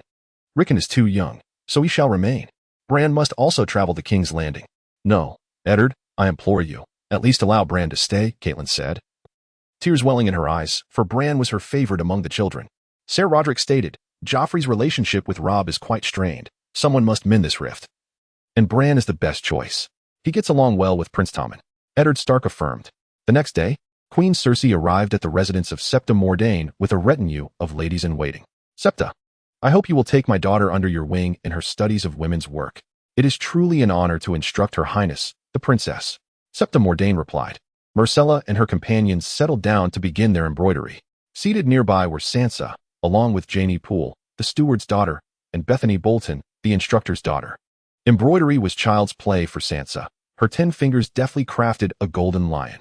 "Sansa, why are you embroidering a lion and not a direwolf?" her younger sister Arya asked. "What a fool." Janie laughed.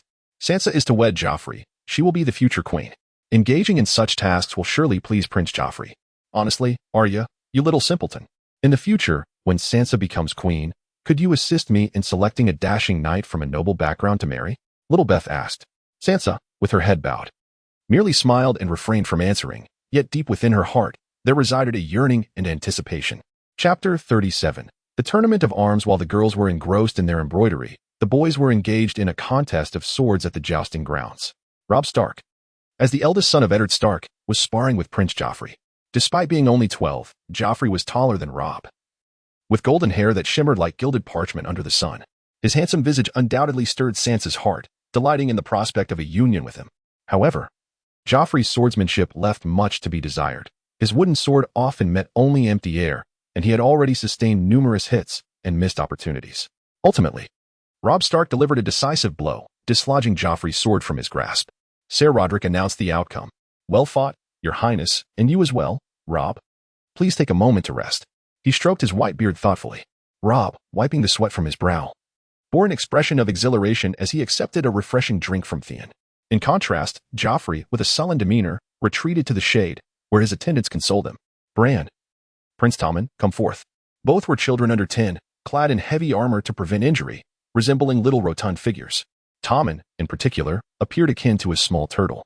They engaged in their mock battle, and eventually, Bran skillfully toppled Tommen, leaving him unable to rise. The sight of Tommen, sprawled like a turtle with arms and legs akimbo, elicited laughter from all present.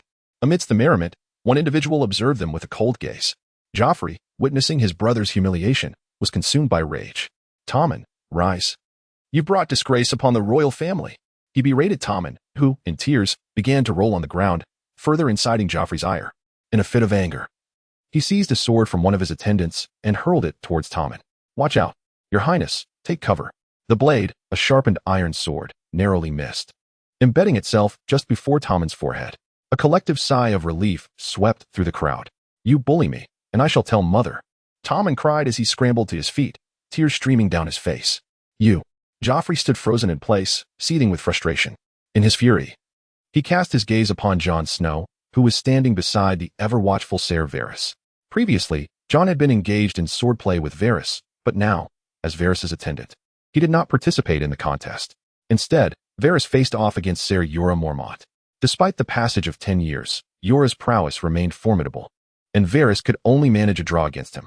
"Come forth, you squire, and engage in a contest with me," Joffrey commanded, his finger pointed accusingly at Jon Snow. "Me? Your Highness, I am but a humble squire, unworthy of facing you in combat." Jon Snow quickly waved his hands in refusal. Joffrey, not lacking in intelligence, recognized that none present would likely prove a match for him. Even Sir Roderick, the training master of Winterfell, though aged, was a formidable opponent. The Hound, Ser Jorah, and Varys were all robust adults, having made quite a spectacle at the tournament in Lannisport a decade prior. Although Joffrey had not been in attendance, he had heard tales of that grand competition. Even Jaime Lannister and the lackluster Barristan had only reached the semi-finals, underscoring the prowess of the champions. Thus, Joffrey resolved to bully Jon Snow, the bastard. "Your Highness, are you truly intent on challenging Jon Snow?" Varys inquired once more. "Indeed, it must be him," Joffrey declared. "No hard feelings in case of defeat." "No hard feelings," Joffrey replied. "Very well." Varys approached Jon Snow and whispered a few words in his ear. After a moment, Jon nodded and took up a wooden sword to face Joffrey. "Wooden sword? No, we shall use steel." "Hound, lend me your sword," Joffrey proclaimed loudly. The Hound chuckled heartily and drew his longsword, but Joffrey's expression shifted as he grasped it. It was far too heavy. The Hound, towering and nearly as formidable as the mountain, wielded a blade meant for a fully grown man. Joffrey, still quite young and lacking the strength of an adult, quickly masked his discomfort. "A wooden sword will suffice. Let us proceed with that," he asserted, causing stifled laughter among the onlookers. As the two prepared to engage, Joffrey's attendants cheered him on. "Your Highness, you shall prevail. Victory belongs to Prince Joffrey. The prince is a champion." Simultaneously, from a nearby window on the second floor, voices echoed in support of Jon Snow. "Go, Jon! Go, Jon!" Turning to see Arya waving enthusiastically, Jon felt a surge of joy, only to be reminded of Varys' earlier counsel, which dampened his spirits. Varys had advised him to let Joffrey win, but to conceal it delicately. To initially let Joffrey experience some struggle, take a few blows, and then feign exhaustion before surrendering. Though this strategy contradicted the chivalric code, Jon was not yet a knight. Arya, intently watching the match below, remained unaware of the presence of another behind her. "I hear she is called Nymeria?" Arianne inquired. "She is a princess of Dorne, bearing the blood of Nymeria. She came to see Arya and her Ice Wolf." "Who are you?" Arya turned to her, unable to recall anyone from Winterfell resembling this stranger. Perhaps she hailed from the town of Wall. She did not dwell on it. "I am called Sandsnake," Arianne replied, her mind racing. "May I touch her?" she inquired, glancing at Nymeria. Sandsnake is such a peculiar name, Arya frowned, but her attention soon shifted to the ongoing skirmish below between Jon Snow and Joffrey. "Do not touch her recklessly. She may bite," Arya warned. Nonetheless, Arianne boldly reached out to Nymeria, who surprisingly did not retaliate. Perhaps the enchantment of the name allowed Nymeria to sense Arianne's goodwill. Gazing into Nymeria's yellow eyes, her coat resembling the hue of a tarnished coin. She was not a solid color but a mix of gray. Slightly smaller than most wolves, she could still grow to double their size. In the arena, Joffrey was demonstrating his prowess, forcing Jon Snow to retreat, though he too was panting heavily. What a formidable opponent. "Jon Snow, it seems there's merit in your selection as Ser Varys Squire," Joffrey mused. In the final moments, Jon Snow and Joffrey's swords clashed, but Joffrey landed a blow on Jon's chest, while Jon merely grazed Joffrey's shoulder. "All right, the victor is determined. Let us take a brief respite," declared Ser Roderick once more. "You were quite strong, Jon Snow. You nearly triumphed over me, but in the end, the glory belongs to the great Joffrey. Indeed, Your Highness, you are truly powerful." Jon Snow stifled a laugh, eager to escape the scene before he could no longer contain himself. Chapter 38, The Tournament Judgment. When Tommen found Cersei, he was sobbing. She was engaged in idle chatter with a group of court ladies, all of whom were flattering her. "Tommen, what troubles you?" Cersei asked, gripping her son's hand. "Mother, Joffrey is bullying me," Tommen mumbled through his tears. Cersei's expression darkened upon hearing this. She commanded her brother, Ser Jaime Lannister, to fetch Joffrey. Soon, Jaime arrived with Joffrey in tow, and Cersei noted that he was filthy, with bruises adorning his face. "What happened, my little Joff?" "It was nothing. I was merely sparring. And I won. I defeated Jon Snow," Joffrey declared, brimming with triumph, akin to a victorious rooster. That bastard! How dare you duel with him? What gives you the right? And why are you tormenting your brother? Speak, Joff. Under Queen Cersei's formidable gaze, Joffrey's attempts at justification fell flat, for she knew all too well his temperament.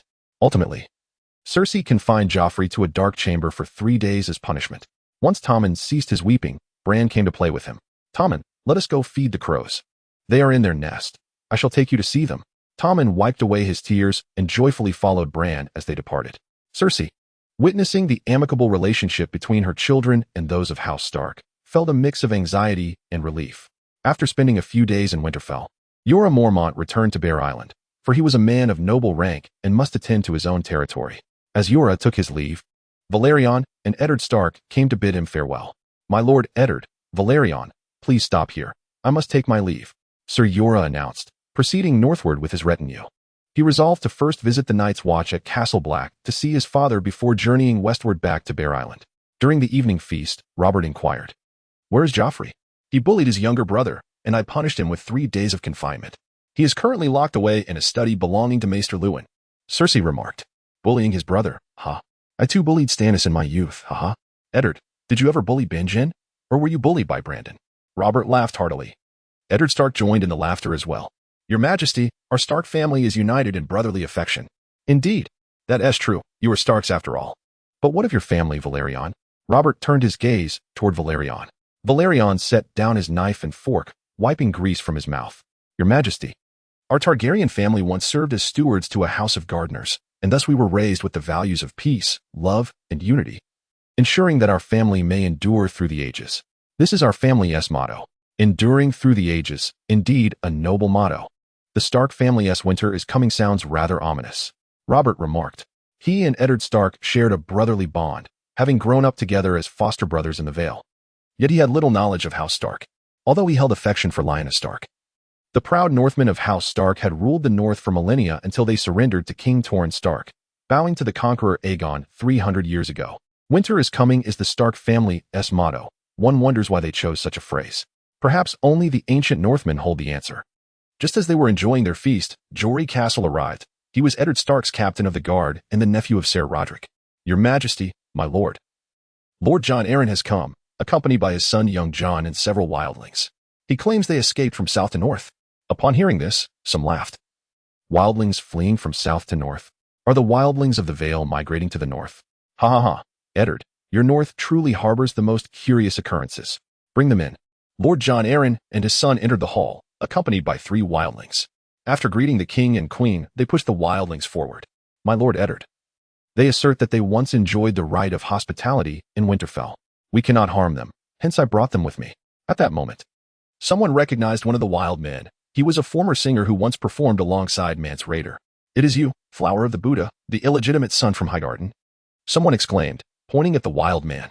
The wild man chuckled, revealing a set of uneven yet pristine white teeth. "My lord Eddard Stark, when did your household begin to entertain wild men? Such thoughts are truly provocative," Jaime Lannister mocked. "Eddard, what is the meaning of this? What is happening?" King Robert inquired, having never been one to engage in deep contemplation. "Your Grace, allow me to explain.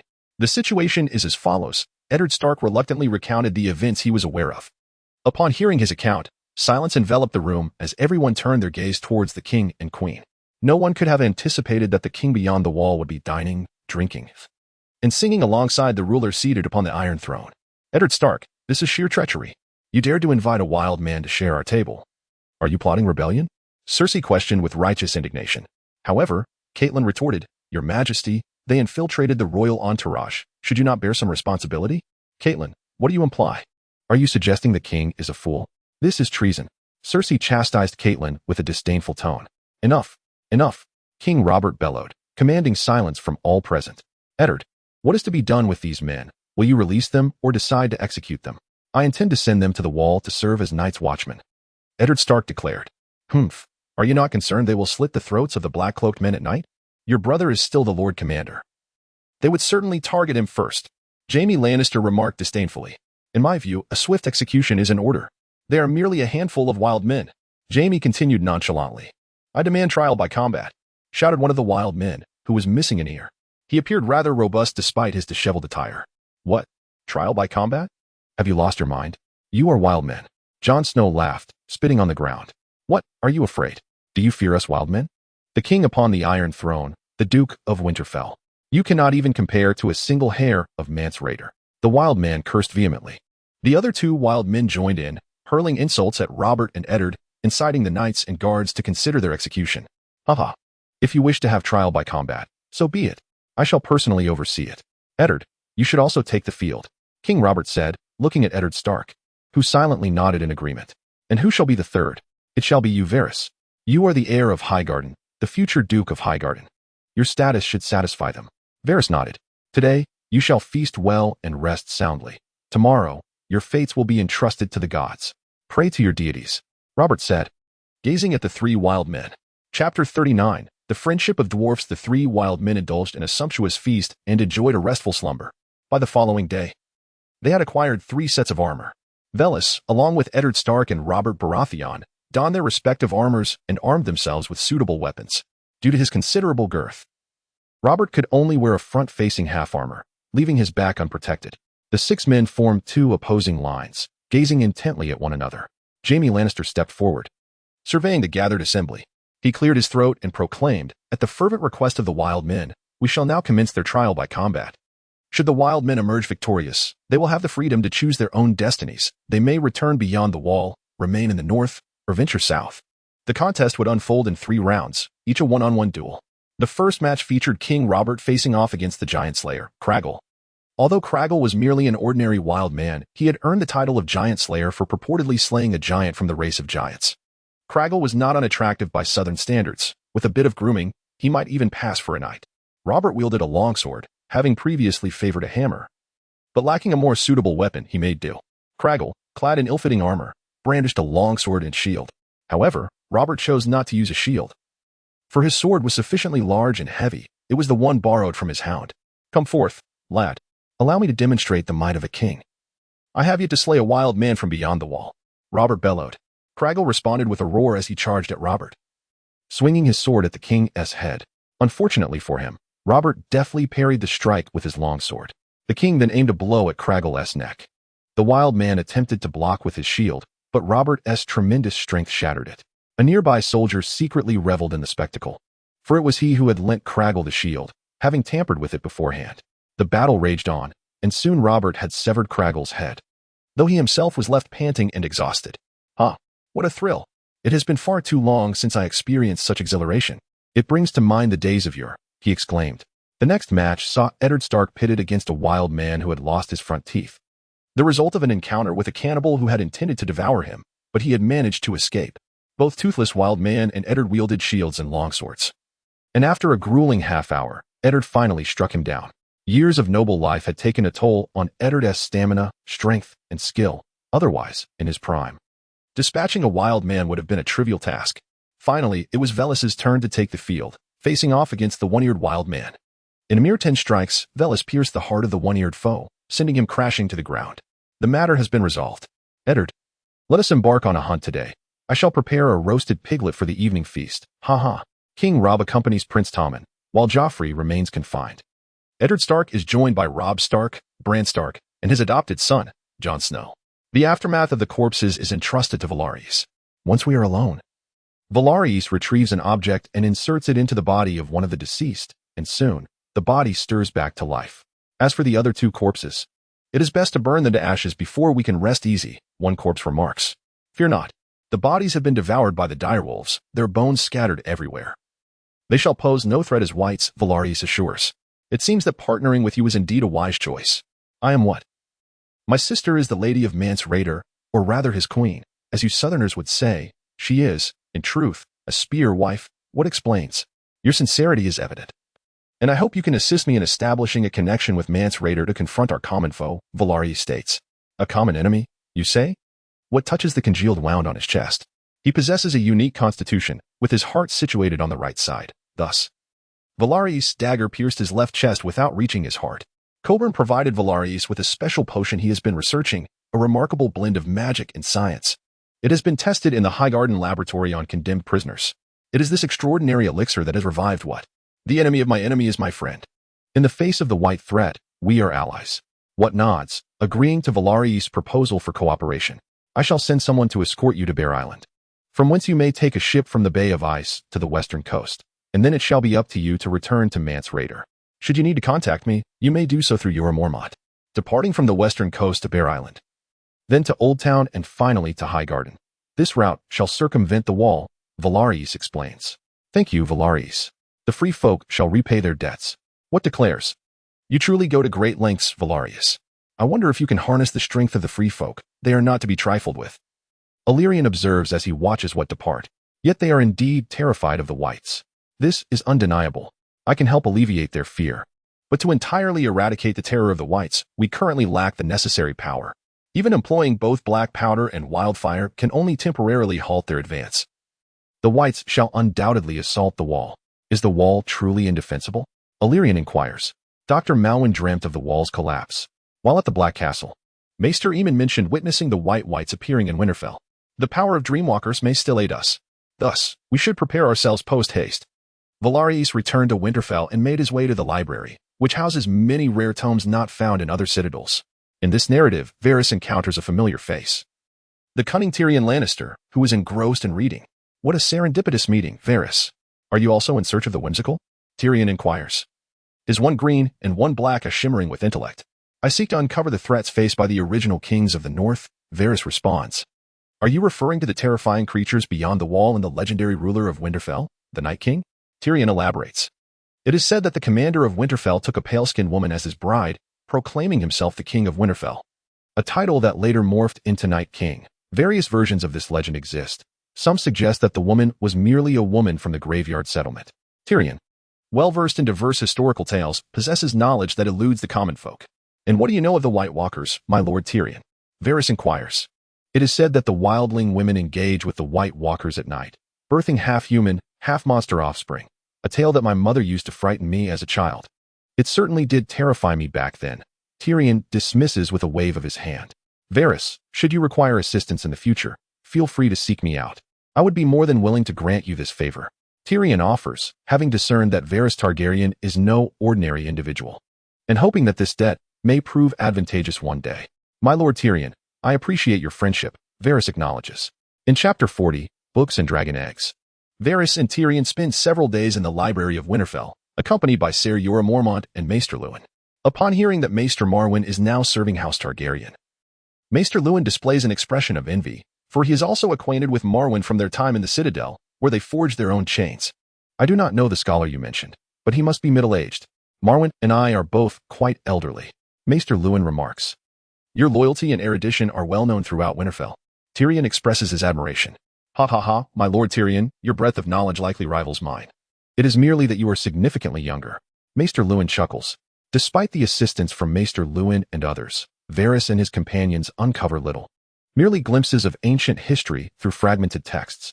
Winterfell's collection may not contain what you seek. The library at the wall holds more precious tomes, some of which are even handwritten manuscripts. Perhaps you may find what you desire there. The wall, you say? I am quite intrigued to see it. Tyrion's interest is piqued. Days later, Varys and his companions prepare to depart Winterfell and return to Highgarden, accompanied by Jon Snow. Jon bids farewell in succession to his brothers and sisters, guards, blacksmiths, trainers, and the nuns. Outside Winterfell, Eddard Stark arrives to see them off, placing a hand on Jon Snow's shoulder. You shall always be my child, forever a part of House Stark. Loras also bids farewell to Varys. Having encountered my parents, grandmother, and Marjorie, please convey my regards to them. After the departure of Valaris and his party, the king's entourage remained here for an additional 10 days before commencing their journey back to King's Landing. Eddard Stark, Brandon Stark, Sansa Stark, and Arya accompanied them, along with the steward, 80 guards, and several maidens, including Sansa's close friends, Beth Castle and Genelyn. The king's retinue was so numerous that their progress was slow, while Valaris and his companions reached Highgarden before the king had even crossed the neck. The southern sights and customs dazzled Jon Snow. The opulence of Highgarden far surpassed Winterfell by more than tenfold. After paying respects to his parents and grandmother, he sought to find Samwell, but his mother informed him that Prince Doran had sent someone to question him regarding the abduction of the Dornish princess, inciting considerable ire. Valaris clarified that it was Arianne who wished to accompany him, yet his mother insisted that Valaris must marry Arianne, thereby fostering peace between the Reach and Dorne. Valaris acquiesced, and Arianne was overwhelmed with joy. The news of their impending nuptials reached the king, who was presently residing in a small lord's domain in the Riverlands. The union of Willas Targaryen and Oberyn Martell promised to be a grand affair. I surmised that both Highgarden and Sunspear would spare no effort in orchestrating magnificent celebrations. Let us delay our return to King's Landing and attend their wedding instead, proposed King Robert, seated in a tent alongside Eddard Stark, Balon Swan, and Lancel Lannister, who had hurried from King's Landing. However, there was currently no monarch present, and prolonged absence could yield unforeseen complications, remarked Eddard Stark. You speak rightly, my lord. A mountain of petitions awaits the king's attention, Lancel added. Moreover, we are heavily indebted. The Tyrells remain one of the Iron Throne's creditors and likely do not welcome our presence, Lancel chuckled, asserting that no one squandered wealth like Robert, nor earned it as adeptly as Peter Baelish.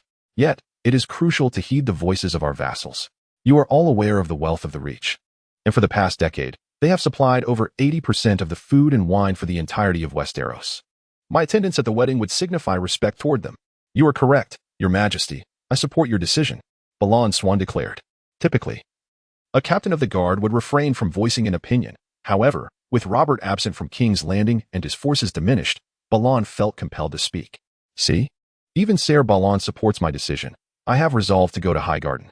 With the king's decree issued, Cersei was displeased upon hearing it. She informed Robert of her desire to return to King's Landing with the children, or perhaps visit Casterly Rock to see her father. King Robert acquiesced to her wishes. Thus, Cersei, accompanied by her 3 children, Jaime Lannister, and nearly a third of the guards, made their way back to Casterly Rock. Tyrion has ventured beyond the wall, leaving this place behind. Concurrently with the wedding festivities of Varys, another nuptial celebration unfolds as Daenerys Targaryen, the Dragon Queen, weds Khal Drogo of the Dothraki on the expansive plains of Pentos.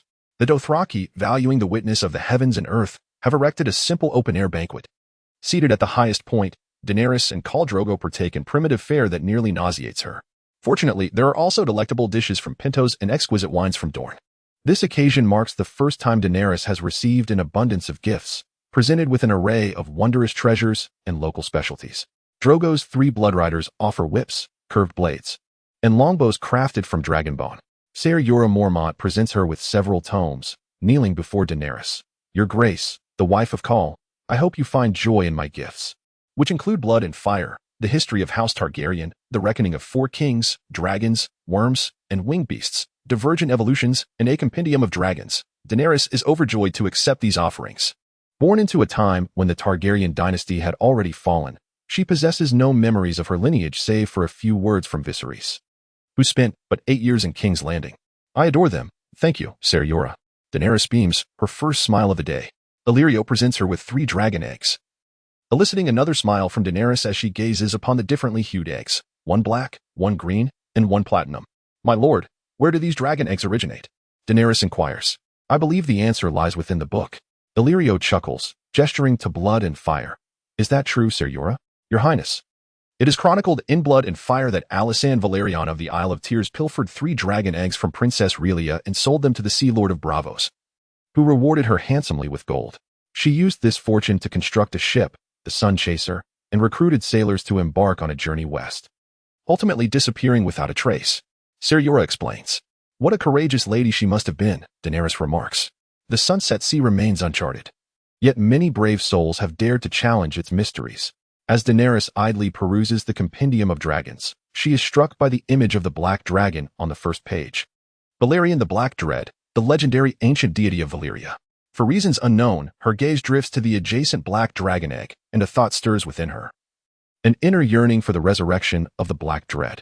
Her brother Viserys has bestowed upon her 3 handmaidens, 2 almond-eyed Dothraki women, and a blonde, blue-eyed slave from Lys. She shall teach you the art of horseback riding and the ways to please Khal Drogo in the bedroom, whispered Viserys in her ear. You must serve him well, otherwise, you know the consequences. You would wish to awaken the wrath of the sleeping dragon, would you? Daenerys initially contemplated yielding to him. Yet the realization of her current identity struck her. She was the Khaleesi of the Dothraki, the wife of Khal Drogo, his moon. I am the blood of the dragon. I fear not the sleeping dragon's fury. Brother, show me some respect, for you wouldn't want Khal Drogo to come for you, would you? Daenerys retorted to her brother. What? You insolent woman. Viserys' face contorted with rage, and just as he was about to explode, Galen rushed in to intercede. Your Highness, today is a grand day for Her Highness the Princess. Do not stir trouble. Galen pulled Viserys aside, leaving Daenerys with a glance of apology. Daenerys nodded in acknowledgement. Viserys retreated to a corner, where Galen Martell accompanied him with a drink. Curse be. Damned Robert. Damned Tywin. Damned Jaime, and damned Eddard Stark. Viserys spat venomously at those names. Your Highness, patience is a virtue.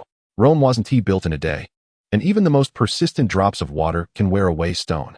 Your hopes now rest upon the husband of Princess Daenerys, provided Khal Drogo honors his promises. If he fails to do so, I shall make him regret it. He shall witness the true fury of the sleeping dragon. Galen Martell, upon hearing this, could hardly suppress a smile. You wish to showcase your sleeping dragon's wrath to Khal Drogo? That would be courting death, Your Highness. Perhaps your concerns should not be about Daenerys and Khal Drogo, but rather about Illyrio and Varys. What do they pose as a threat? Viserys questioned, perplexed. Based on a recent secret mission by our Brotherhood, we intercepted a letter indicating that Varys and Illyrio are not only betting on you, but have a backup plan as well, Galen explained. A backup plan? What sort of backup plan? Galen, elucidate this to me. Viserys grasped his hand tightly. Galen glanced at Illyrio, who was busy translating Khal Drogo's words for Daenerys. Your Highness, you are not the rightful heir to the Iron Throne. Rather, it is young Aegon, the son of your elder brother Rhaegar. He has long been turned to mincemeat. Viserys exclaimed. That was merely a substitute selected by Varys from the filth. Have you not heard the tale of the cat swapping the prince? Galen replied. Am I being used? Viserys seemed to grasp the gravity of the situation and contemplated killing Illyrio. Galen once again restrained him. Your Highness, it is prudent to bide your time and remain patient. Princess Daenerys will aid you in reclaiming the Iron Throne, considering your sibling bond, provided no unforeseen circumstances arise. Once more, she downed a cup of wine, finding it bitter, and wondered why she had never perceived the drink's bitterness before. The wedding had reached its final moments, with Drogo presenting a magnificent stallion, its coat resembling the snowy expanse of a forest, its mane akin to curling wisps of smoke. This horse is the finest in all of Qarth, and it complements the hue of your hair, said Khal. Illyrio translated, please extend my gratitude to him, my lord. Illyrio wore an apologetic expression. Your Highness, the Dothraki language lacks a word for thank you. If you wish to express gratitude to Khal, serve him with devotion. Daenerys felt a flutter of shyness, her cheeks flushing crimson. She circled the horse before riding alongside Drogo, eventually reaching the shore, where they came to a halt. They released their steeds to graze freely while, under the gaze of the heavens, they became husband and wife. Initially, Daenerys feared she would be torn apart like a wild beast, yet Drogo proved to be gentle, granting her immense joy and delight, lifting her to the clouds as if she were adrift in cotton candy. In Highgarden, the prominent family members of House Tyrell and House Martell gathered together. Prince Doran, father of Princess Arianne, and the Red Viper, Oberyn, her uncle, were present. The Red Viper had broken his leg a decade prior, but he had since fully recovered, with his bones now stronger than before. Prince Doran's rheumatism had also been cured by Qyburn. Under the leadership of the two princes, many Dornish nobles arrived at Highgarden, along with numerous lords from the Reach. Initially, they eyed one another with hostility, but after sharing a drink, they relaxed, boasting about the knights they had bested in their youth and the women they had seduced. The atmosphere in Highgarden remained joyous until the arrival of the king. His unannounced entrance left the lords of the Reach and Dorne at a loss as to how to proceed. Some even contemplated leaving to avoid encountering King Robert. Yet, in this critical moment, Varys stepped forward, suggesting, let us ride out 30 miles to greet his majesty. He is our king. Varys speaks wisely. We must honor the king with our presence, proclaimed the Queen of Thorns. Hailing from House Redwine of the Arbor, she was a woman of strong character, swift in action, and more formidable than many men, truly the master of the Reach. To her, Mace Tyrell was akin to a son. Since we are to greet King Robert, my brother need not go. I shall represent Dorne, declared the Red Viper. The newlyweds should focus on their wedding. We will handle the other matters. Count Leighton Hightower of Oldtown interjected. He expressed gratitude towards Varys for having molded his son, Samwell, into a man. Leighton was prepared to pass the title of Count to him in due time. Now, he had bestowed upon Samwell the ancestral sword, Heartsbane. With this blade, Samwell's prowess would surely reach new heights. It was said that even the mountain would falter before him. Outside the Highgarden, along the Rose Avenue, the king's entourage approached. Their numbers remained around 300, despite Queen Cersei taking a portion of them, as Eddard Stark had brought a considerable contingent as well. Haha, Ned. I can already catch a whiff of the wine. It is the aroma of the Hero King's wine. Do you know which of the three wines sold by the Tyrells, Night King, Hero King, or Conqueror King, I favor the most? Robert, mounted on his horse, inquired of Eddard Stark to his left, with Peter Baelish on his right, while Loras rode in a carriage. Hero King? Eddard responded. He had tasted all three wines. Though costly, They were indeed delightful.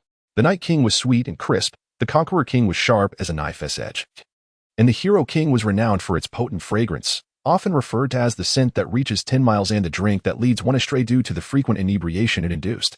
"No, it is the Conqueror King," declared King Robert. "I, however, prefer the Night King." Peter Baelish interjected, though with his meager stipend, he could hardly indulge daily. Only those like Jaime Lannister within the Kingsguard could afford the finest wines and the most exquisite companions.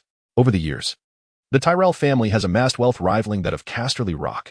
Mining gold is not a sustainable trade, and once the mines are exhausted, what will the Lannisters subsist on? Robert remarked. "Are you concerned about the Queen's family, Your Majesty?" Eddard cautiously probed, aware that Robert and Cersei seemed to harbor a strained relationship, yet acknowledging the bonds of marriage that persisted after many years. No. I worry about borrowing money from Tywin, and what if he refuses? Haha.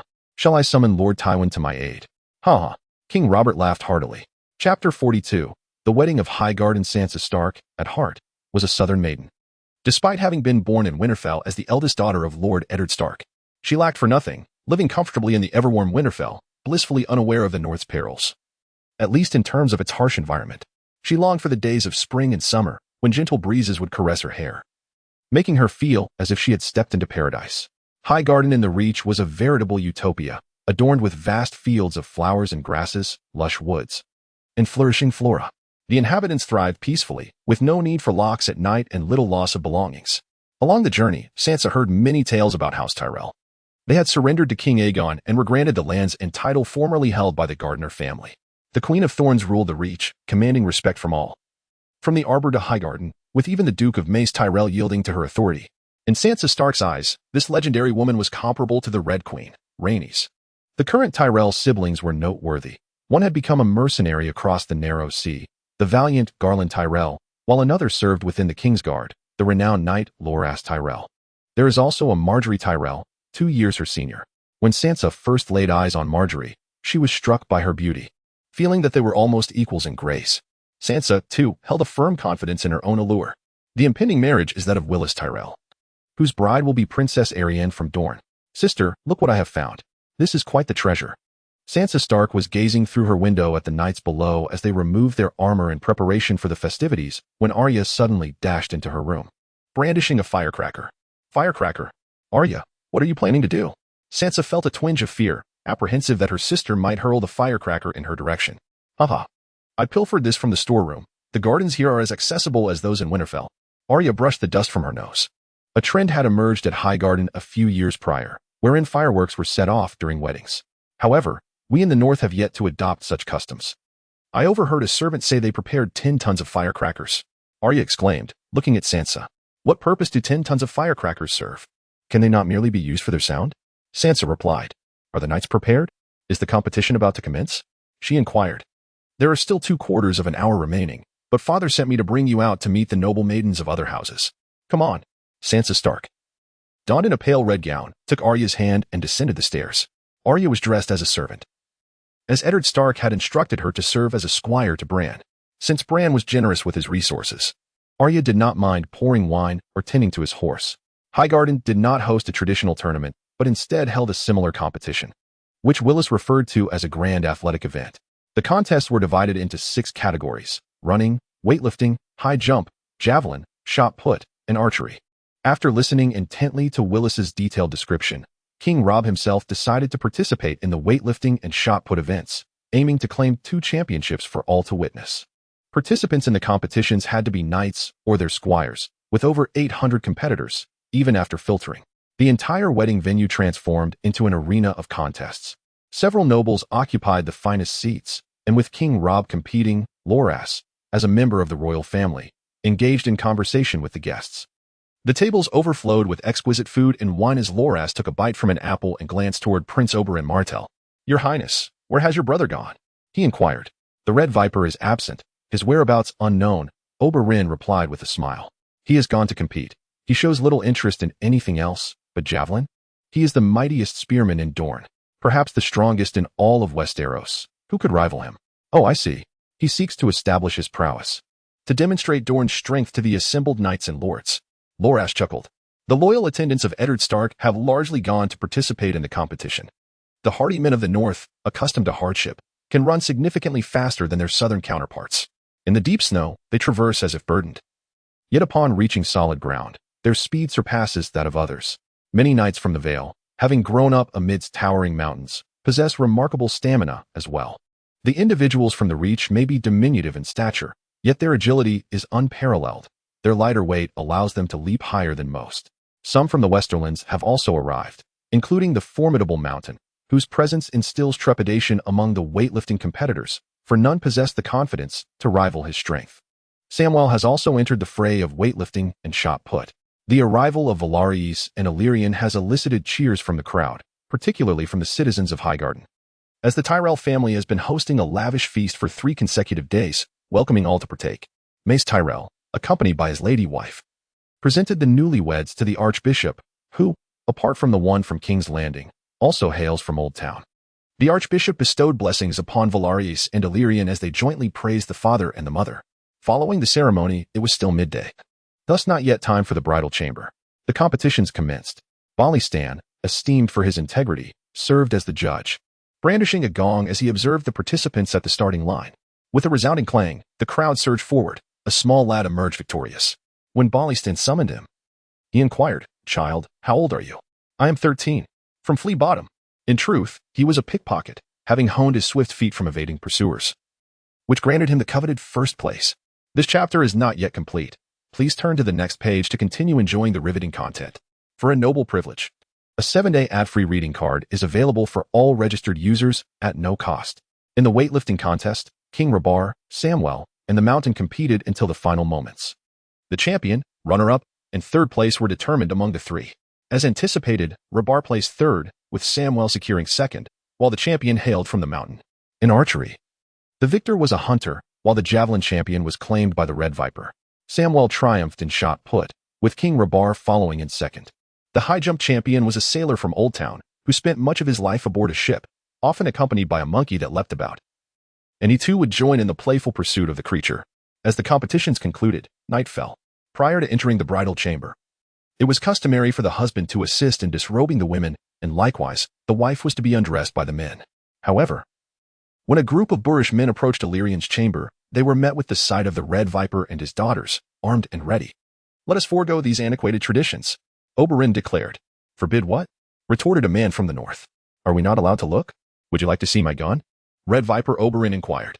"Are you intent on ruining your niece's wedding? Should you kill me? It would surely turn into a bloody nuptial," remarked the northerner. At that moment, Loras arrived, clad in white as a member of the King's Guard, bearing the King's decree.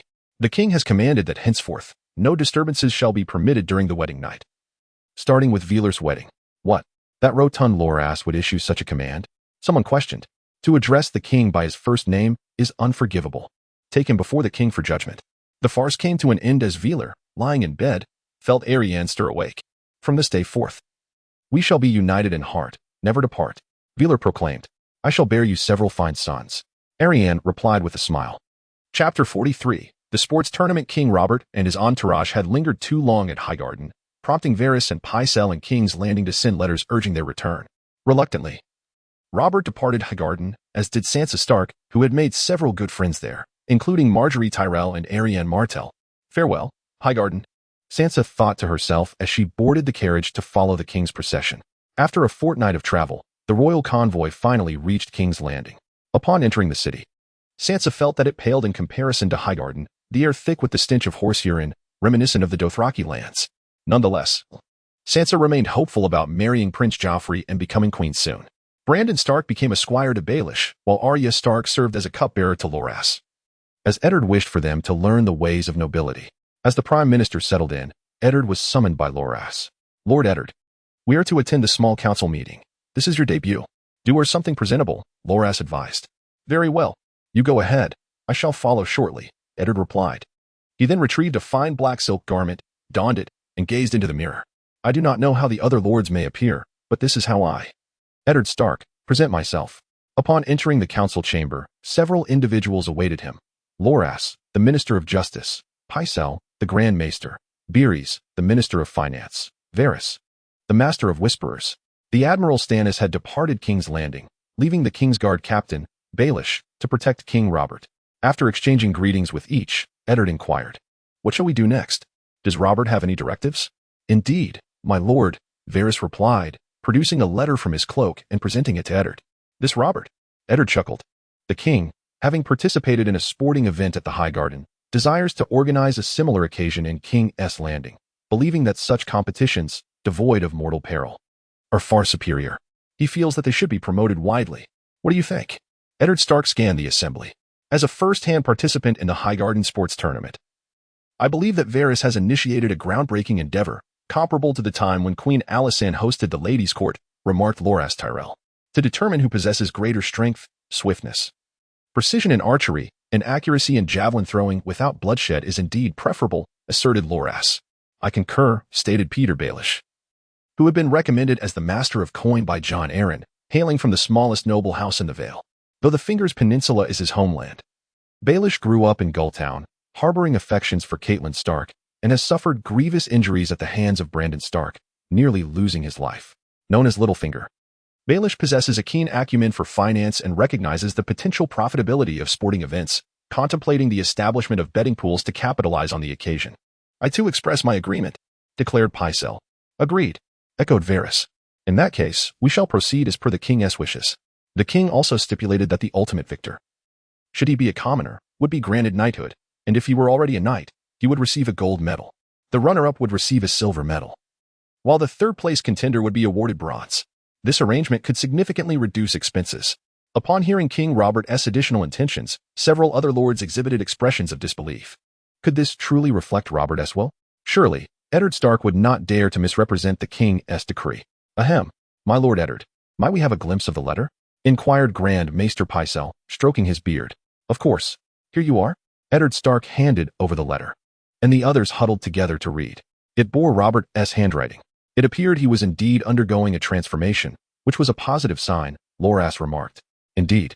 It is a good sign," Varys added, his eyes glinting with unspoken thoughts. "By the way, my lords, why has Lord Stannis departed? Is it due to my presence?" Eddard Stark inquired, concerned that his arrival might have caused a rift between the brothers. Well, Loras hesitated, while the others remained silent. "Very well. I understand. In Winterfell, many had suddenly departed, leaving those behind feeling a sense of emptiness. Robb Stark had begun to exhibit the demeanor of a true leader, skillfully managing the affairs of Winterfell. Caitlyn Tully appeared distracted by the absence of her children, yet she found solace in the company of little Rickon and his direwolf, Shaggy Dog, a black direwolf of the north. As Robb Stark attended to the significant matters of Winterfell, he could only find time to see his mother during meals, leaving Caitlyn to accompany Rickon most of the time.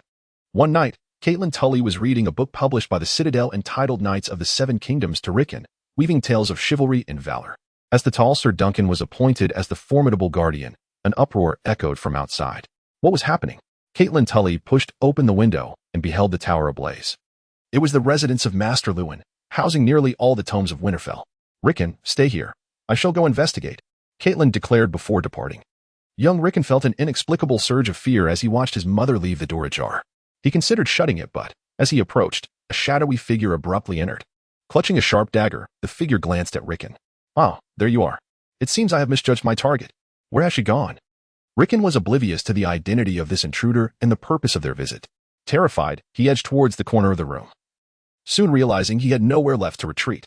"Very well, if I kill you, I shall consider my task fulfilled. Surely that lord will reward me." The shadow lunged at Rickon with the dagger. Ah! The dagger struck his flailing legs, first the left, then the right, eliciting a scream from Rickon. As the figure attempted to slit Rickon's throat, a furious roar erupted from behind. The assailant turned to see a darker shadow, seemingly emerging from the abyss. Lunging forward to seize the back of the intruder's neck and savagely tearing at it until the assailant lay motionless. The direwolf, Ghost, released its grip and approached Rickon. Growling softly, Rickon opened his eyes to behold a pair of luminous wolf eyes glimmering in the darkness. "Ghost, Rickon." Robb Stark arrived, accompanied by Grey Wind, having been engaged in firefighting efforts when Grey Wind suddenly howled and dashed away, prompting Robb to pursue. The two direwolves conversed in their own tongue before Grey Wind rolled the lifeless body over with his paw, revealing the face. Upon recognition, Robb Stark felt a sense of familiarity. It was a singer brought by the king, reportedly hailing from the Riverlands. Another wildling? A question arose in Robb's mind. But what motive lay behind the attack on Rickon? Chapter 44. The Stone Men. The Imp, Tyrion Lannister, was still en route to the wall, despite a month having passed since his departure, and he had yet to reach the Black Castle. Moreover, he lacked any means of communication and was unaware of the grand wedding taking place in Highgarden. Had he known, he might have reconsidered attending. After all, participating in a wedding at Highgarden would have been far more enjoyable. Glancing at the shadowy forest, Tyrion tightened his clothing. Is the fire lit? I'm freezing to death. He called out to a black-clad figure busy igniting flames. This man was also a Night's Watch member named Yoren, tasked with escorting prisoners to serve their sentences at the wall. Accompanied by a few brigands and rapists, they donned black garments to avoid castration and mutilation. As there was little dry material available in the vicinity, it is rather unappetizing. Perhaps we should resort to consuming it raw. Yoren suggested. Raw consumption is out of the question. What if we suffer from diarrhea by nightfall? Tyrion adamantly refused. Then what do you propose, my lord? As a member of House Lannister, you must possess greater knowledge and experience than us common folk. It is said you are quite learned. Surely you have a solution. Yoren glared at Tyrion. With a chuckle, Tyrion emerged from his warm-down jacket and retrieved 2 jars from his crimson satchel. What is this? Yoren inquired. A secret weapon. Tyrion exclaimed with a smile. He opened the first jar, pouring out a handful of white granules, then opened the second jar, releasing a black powder, and mixed the two together. Next, Tyrion took a wooden stick and began to kindle a fire. In mere moments, flames flickered to life. How wondrous! Yoren's eyes widened in astonishment. Indeed, this is the result of the scholars from the Citadel. Tyrion beamed. When he departed Winterfell, Varys had bestowed these items upon him, claiming they would aid in igniting a fire in the wilderness, for the North's wilds can be deadly cold, without a source of warmth. Survival is nearly impossible unless one is already deceased. Benjen Stark returned from patrol, declaring, "No threats are present. We shall enjoy a restful night. It will be splendid to have a warm meal as well." Yoren, you have kindled the fire.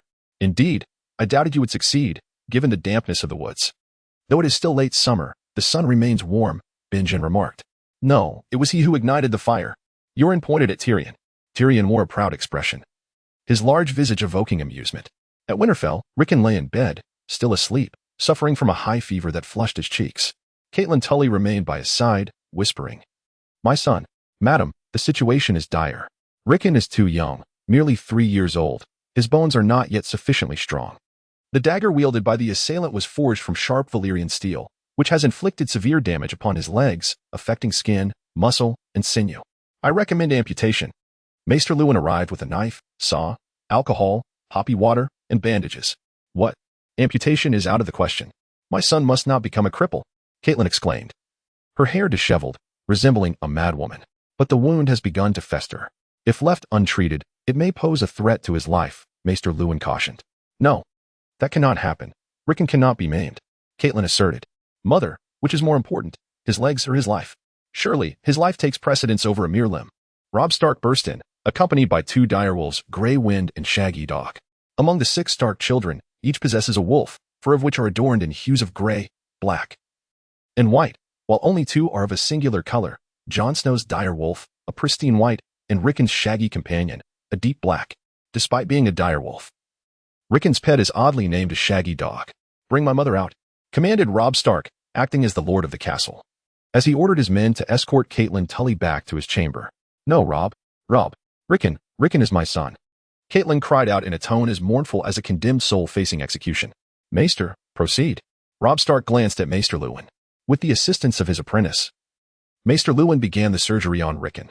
After a considerable time, he emerged from the chamber, drenched in sweat. Addressing Robb Stark, it was successful. We have preserved his life. However, how he will cope with the reality upon awakening is another matter. That would have to wait until he regained consciousness. In the city of Highgarden, Velaris accompanied Alyn to tour Cobain's laboratory. Here, numerous experiments forbidden by the Citadel were conducted, including one on grayscale, utilizing samples provided by Alyn. Cobain, have you made any progress recently? Velaris inquired. Lord Velaris, allow me first to congratulate you on your recent marriage, and then permit me to present a belated gift. Cobain replied as he guided them to a well-sealed room, with only a small viewing window exposed on one wall. What lies within? Alyn asked. Stone men, Cobain chuckled. Peering through the window, Velaris observed the figures within, their skin a gray hue, resembling stone, with only their eyes still moving. Yet, those eyes bore an empty gaze, as if devoid of intellect. Can he transmit the disease? Velaris questioned. Indeed, the contagion of grayscale remains unresolved. However, I have developed a preventative medication, if taken beforehand, one may safely come into contact with stone men. Provide us with the medicine. After consuming the antidote, Velaris and his companions lingered for 2 more hours, during which Cobain showcased his other technological achievements. Among these, Velaris was particularly captivated by a recently deceased giant's carcass, towering at 10 feet, surpassing even the height of the Mountain of Magic by 2 feet. Where did this come from? Velaris asked. Purchased from the Ironborn. While raiding the western coast of the north, a fierce southern wind delivered them to the frozen shores, where they encountered wildlings, including giants and mammoths.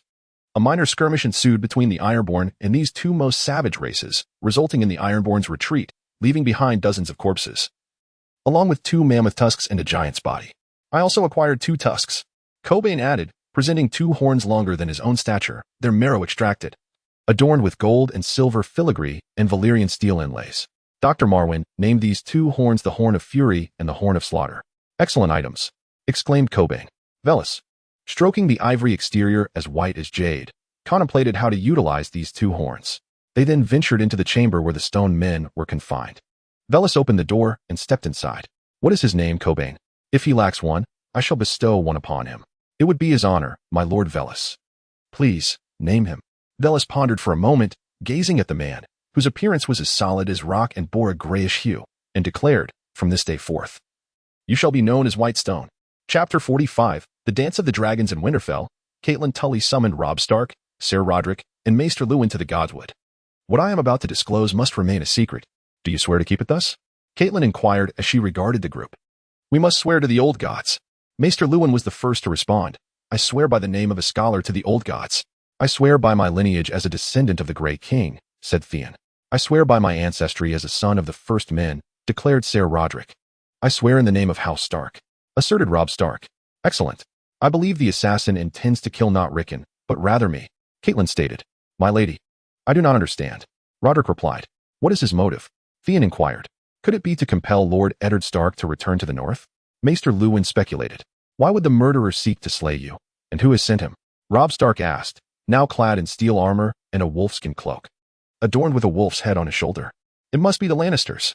The Lannisters? Robb echoed, perplexed. Though he found the Lannisters unlikable, he could not fathom such an act. We received a letter from the Vale, from my sister Lisa Tully, stating that Jon Arryn fell victim to the Lannisters. She warned us against going to King's Landing, yet Eddard still proceeded. Should we not mobilize our forces to besiege King's Landing at once? Robb Stark urged impatiently. You foolish boy, have you lost your mind? Ser Roderick scolded. Robb's face flushed crimson. If need be, my family will fight for House Stark. Theon remarked, looking at Robb. Young men, do not hastily provoke war. You have yet to comprehend the harsh consequences, Maester Luwin advised with the wisdom of experience. Indeed, you 2 rash youths. You are but children, and winter is fast approaching. We must prepare for an even greater foe, Caitlyn stated. And who is this greater foe, my lady? Is it not the Lannisters? Theon asked. The Lannisters are merely jesters. The true enemy will emerge when we are at our most vulnerable. A gust of wind swept through, rustling the leaves, and it seemed that everyone heard the voice of Rickon emanating from the weirwood. Previously, Eddard Stark had also heard it, though at that time it appeared to be Bran speaking. Now, it was Rickon. Rickon. Robb Stark approached the largest weirwood, feeling the rough bark beneath his fingers. You all heard that, did you not? The others nodded in agreement. I, as a scholar, assure you this is merely the sound of the wind, the leaves rustling, declared Maester Luwin. His profession did not permit him to believe in the existence of gods. Maester Luwin. The indistinct yet haunting voice of Rickon resonated once more. Luwin felt a shiver run down his spine. I believe I am experiencing an illusion, he said uncertainly. Surely Rickon was still in bed, with the direwolf keeping him company. However, this was the sacred grove, where old gods existed in forms we could not comprehend. I believe they must be trying to convey something to us, Robb Stark asserted. He crouched down, and Grey Wind joined him, both placing a paw on the weirwood. In an instant, Robb Stark seemed to witness the celestial bodies, the cyclical blooming and withering of flowers, and the vast transformations of the world. A torrent of visions flooded his mind, overwhelming him with pain, and he screamed before collapsing. Robb. The others hurried to support him, and Maester Luwin, upon inspection, found him merely asleep. There is no cause for concern, he simply slumbers. It appears the old gods do indeed have something to tell us. Lady Caitlyn Tully pondered for a considerable time before declaring. Eddard may be in great peril in King's Landing. Someone must warn him of the danger. I am willing to go, my lady, Ser Roderick declared. No, I shall go myself, but it would be most prudent for you to serve as my protector. In King's Landing, Sansa Stark donned a splendid blue silk gown. Having received an invitation from the Queen the previous evening, the Queen invited her to join the festivities in the Gardens of the Red Keep the following day, an event exclusively for noble ladies and maidens. After enjoying breakfast and greeting her father Eddard, she set off with her two friends and handmaidens, Janie and Bethany, to attend the Queen's tea gathering. In the garden, handmaidens scurried back and forth, serving exquisite pastries and sweet wines to the nobles. Queen Cersei, seated at the center alongside Princess Myrcella, was flanked by other noblewomen, all gathered around her like stars orbiting the moon. Our light from the north has arrived. Cersei smiled as she beheld Sansa. Your Majesty is too kind. You are the true light of the Seven Kingdoms. Sansa praised Cersei's beauty. Trained in the standards of a noble lady, she comported herself with grace. Please, take a seat. We are discussing the upcoming tournament. No, the athletic competitions. It seems our king was quite impressed by the experiences in Highgarden. Sansa, you visited Highgarden. What did you think of it? Your Majesty, it is absolutely beautiful. The Tyrell family possesses immense wealth. My apologies, Your Majesty, I misspoke. Sansa immediately realized that the Queen hailed from House Lannister, the wealthiest family in the Westlands, which indeed reigns as the richest in all of Westeros. The Riverlands are prosperous, having supplied grain to the populace of Westeros for the past decade, thus elevating the reputation of House Tyrell. Indeed, Your Majesty, during the wedding festivities at Highgarden, the Tyrells hosted a grand banquet, offering a feast for all, serving food for hundreds of thousands over several days, a feat they could easily manage. The chapter does not conclude here. Kindly turn to the next page to continue reading. Exclusive privilege. A 7-day ad-free reading card is available for all registered users at no cost. What about their athletic games, or rather, their sports competition? How does it compare to the melee tournament? Your Majesty, I find the melee tournament rather monotonous, Sansa Stark hesitantly expressed. Monotonous, you say? Our King Robert has personally decided on several events this time. Archery, weightlifting, running, javelin, shot put, swimming, and horse racing. High jump has been omitted, yet swimming and horse racing have been added. It seems our king's intellect is beginning to flourish. Cersei remarked, sipping her tea. I have heard that the cavalry of the Vale is the finest in all of Westeros. Perhaps they have a contender who could win the horse racing championship, Sansa suggested. No. Horse racing is about letting the horses run on their own. They are numbered, and betting is open to the public. Those who select the winning horse can earn a significant amount of gold, and the bookmakers will take a portion of the profits. It is said that Peter proposed the scheme to Robert. Lord Baelish, you mean? Sansa Stark had heard of him, seemingly connected to her mother. Yet she refrained from inquiring with Caitlyn Tully. Sansa, I am organizing a competition just for us women. Would you care to participate? Cersei's emerald eyes gazed intently at her. A competition for women? What does that entail? Haha. While the men engage in melee, we women shall dance. I intend to host a women's dance competition, allowing the men of King's Landing to vote for the most beautiful among us. Cersei unveiled her scheme. This is utterly insane. Your Majesty, there are hundreds of thousands in King's Landing. Precisely. If they wish to witness our performance, they must pay for tickets, 1 copper coin per person. Is that too much to ask? This way, we could amass a considerable fortune. Chapter 46. At Castle Black on the Wall, Tyrion had resided for 2 days. His arrival had been met with both welcome and hostility from the Night's Watch. A significant portion of the Night's Watch now consisted of those who had previously pledged allegiance to House Targaryen, forced to don black after the fall of King's Landing. Lord Tyrion, the Lord Commander invites you to dinner. Lord Benjen Stark has just returned. A Lannister servant announced.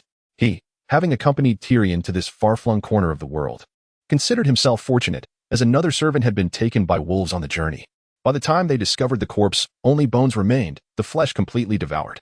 Besides wolves, numerous crows had indulged in a grand feast. More than half of the prisoners escorted by Yuluin perished on the way, succumbing to hypothermia, quietly slipping away in their slumber, leaving unanswered whether they suffered before their demise. However, Tyrion speculated that it must have been quite painful. Stripped of their clothing prior to death, they seemed to feel an intense heat, perplexingly warm in such frigid weather. Surely, their minds had faltered. Tyrion trudged through the snow, reaching the Night's Watch dining hall, where many were already savoring vegetable soup and beef stew paired with dark bread. My Lord Tyrion. Old Bear greeted him, gesturing for Tyrion to join their table, as he sought a favor from him. Unfazed, Tyrion took a seat beside Old Bear. Lord Brandon, you appear rather pale, Tyrion remarked, noticing Brandon Stark's ashen complexion, reminiscent of ice and snow. I have seen them. The bodies of the deceased were manipulated like puppets. Brandon Stark exclaimed. Those who accompanied me were slain. In a dire moment, I drew a silver sword and vanquished the wights that surrounded me, managing to escape. After taking a hearty swig of hot wine, Brandon let out a sigh of relief, his eyes still reflecting fear. So the rumors of the White Walker's resurrection are indeed true? Have Wymer Royce and the others also encountered them? Old Bear inquired gravely. The other brothers of the Night's Watch paused their meals, utensils suspended mid-air, fixated on the conversation. Is there truly no method to combat them? Did not Lord Brandon just claim to have slain several wights himself? What did he use? A silver sword, was it? Tyrion's inquiry triggered memories of the 300 enchanted silver swords gifted by Varys upon his arrival. It was with such weapons that Brandon Stark had returned alive. With a swift motion, Brandon unsheathed his long sword, revealing a darkened blade adorned with remnants of flesh, a testament to his recent battle with the Whites, still uncleaned. Thanks to Varys Targaryen, I might have truly met my end this time. He downed another generous cup of hot wine before finally breaking his fast, feeling the emptiness in his belly. And how many of such weapons do you possess, brothers of the Night's Watch? Tyrion inquired. 300, gifted by Varys at the outset. However, recent expeditions have seen many rangers take one for themselves, and many have not returned, resulting in significant losses. At least a couple dozen remain, Old Bear replied. It seems many rangers have gone missing of late. Tyrion stroked his chin, sensing that the Night's Watch was indeed facing a grave crisis. How may I assist you? He offered. We require manpower, food, weapons, and support. All these necessitate funding, and I hail from the wealthiest Lannister family. I can assist with this endeavor. But even if I were to finance a treaty with the mercenary company across the Narrow Sea, they may not come here to aid you against the fearsome savages and the others, Tyrion remarked. The people from across the Narrow Sea primarily engage and trade with the Night's Watch at Eastwatch. They are unlikely to venture here. Lord Tyrion, as the son of Lord Tywin, with your sister exalted as queen and your brother renowned as a knight, perhaps you could persuade the king to dispatch a contingent to our aid. Ideally, it should be troops from the north. For the southerners are too youthful to withstand the harsh chill here. Ha ha ha, Old Bear, perhaps if you were to announce a tournament at the Wall, it might attract valiant knights to our cause. Tyrion, you jest. This place is far too remote. The only southerners who would come here are likely to be prisoners. Our manpower remains a persistent dilemma. The issue of manpower cannot be resolved at present. Has there been any word from Varys? He has entertained other notions. But with the Duke of the North now in King's Landing, the North is leaderless, Tyrion replied.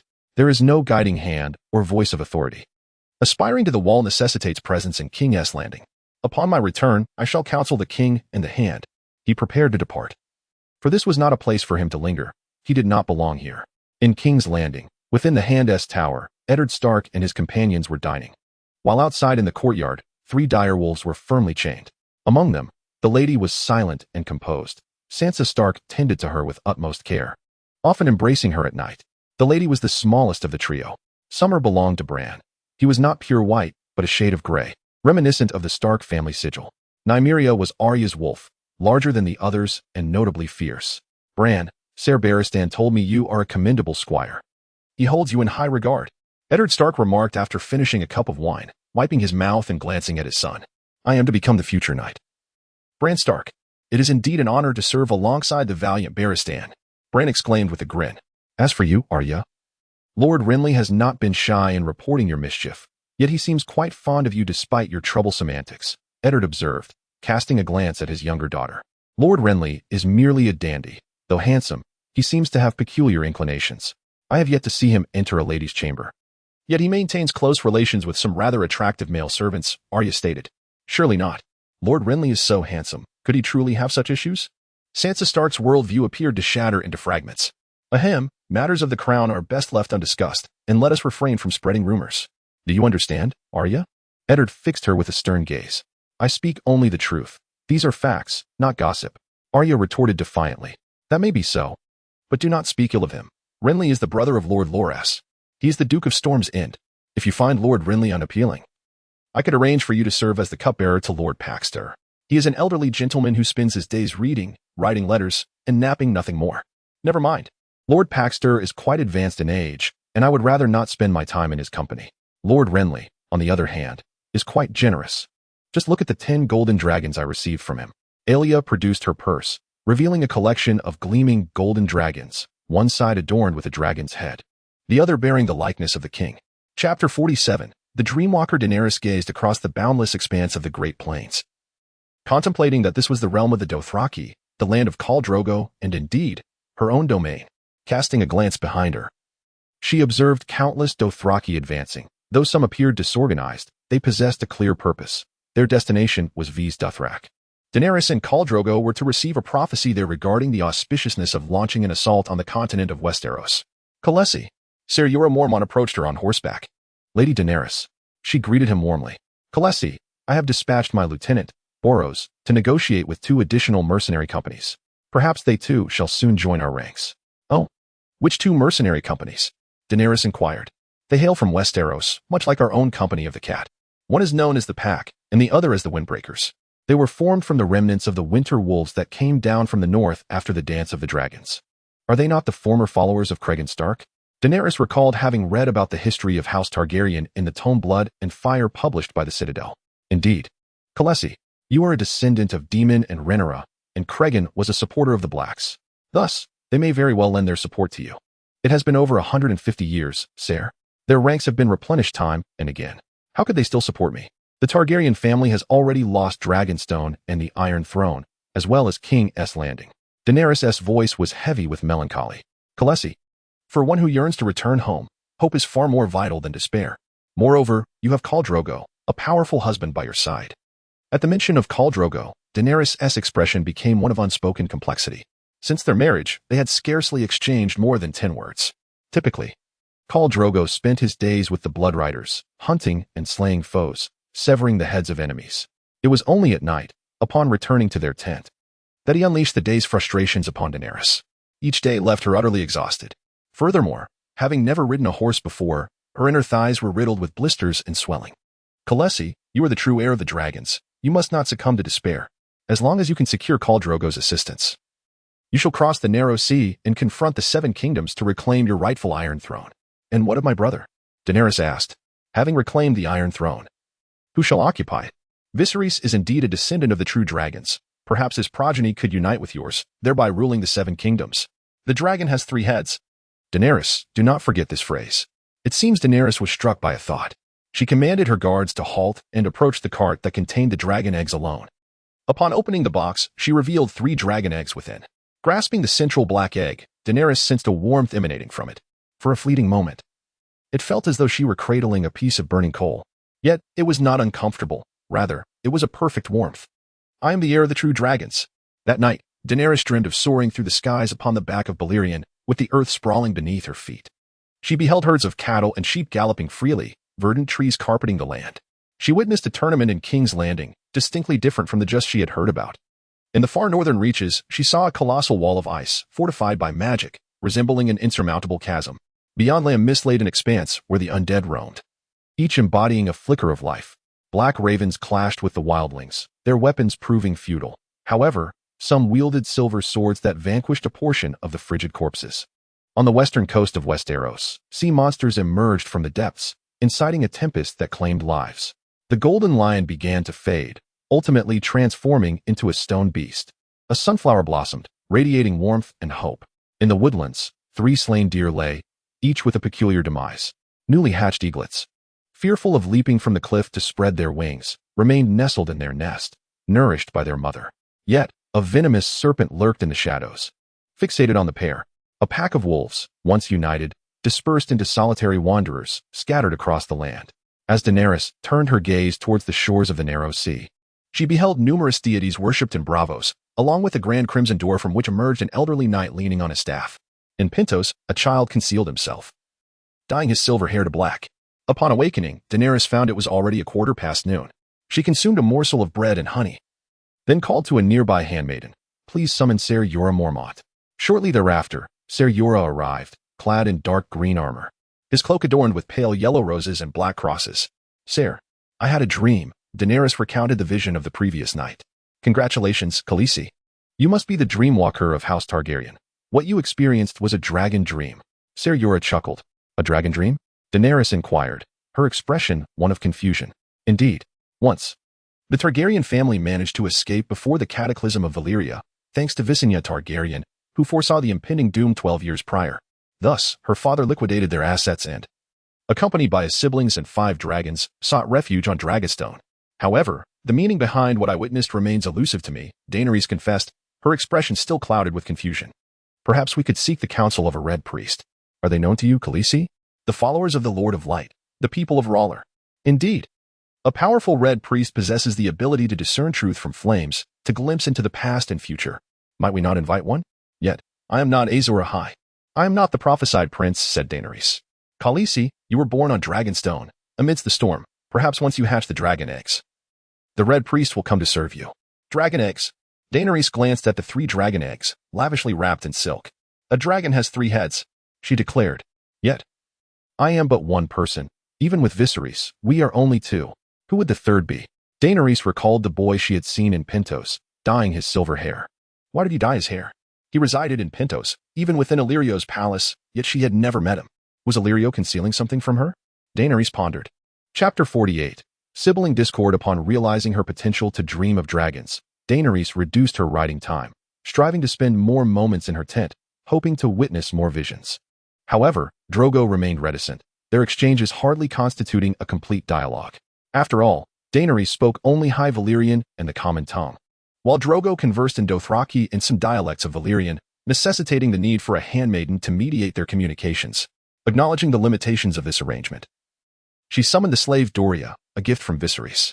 Doria, a 20-year-old Lycian girl with golden hair and blue eyes, possessed skin as smooth as fresh cream and a statuesque figure, making her an exquisite bedslave. Doria, sleep with me tonight, Daenerys declared. Doria, quick to comprehend Daenerys' intent, replied. It is my honor, Khaleesi, bowing her head. That night, Daenerys dismissed her other handmaidens and shared a bed with Doria. Khaleesi, while men may be forged of steel and iron, they too can melt before a woman. We possess our own weapons and battlefields. Then you must be an experienced warrior of women, Daenerys implied. Doria chuckled, her meaning unmistakable.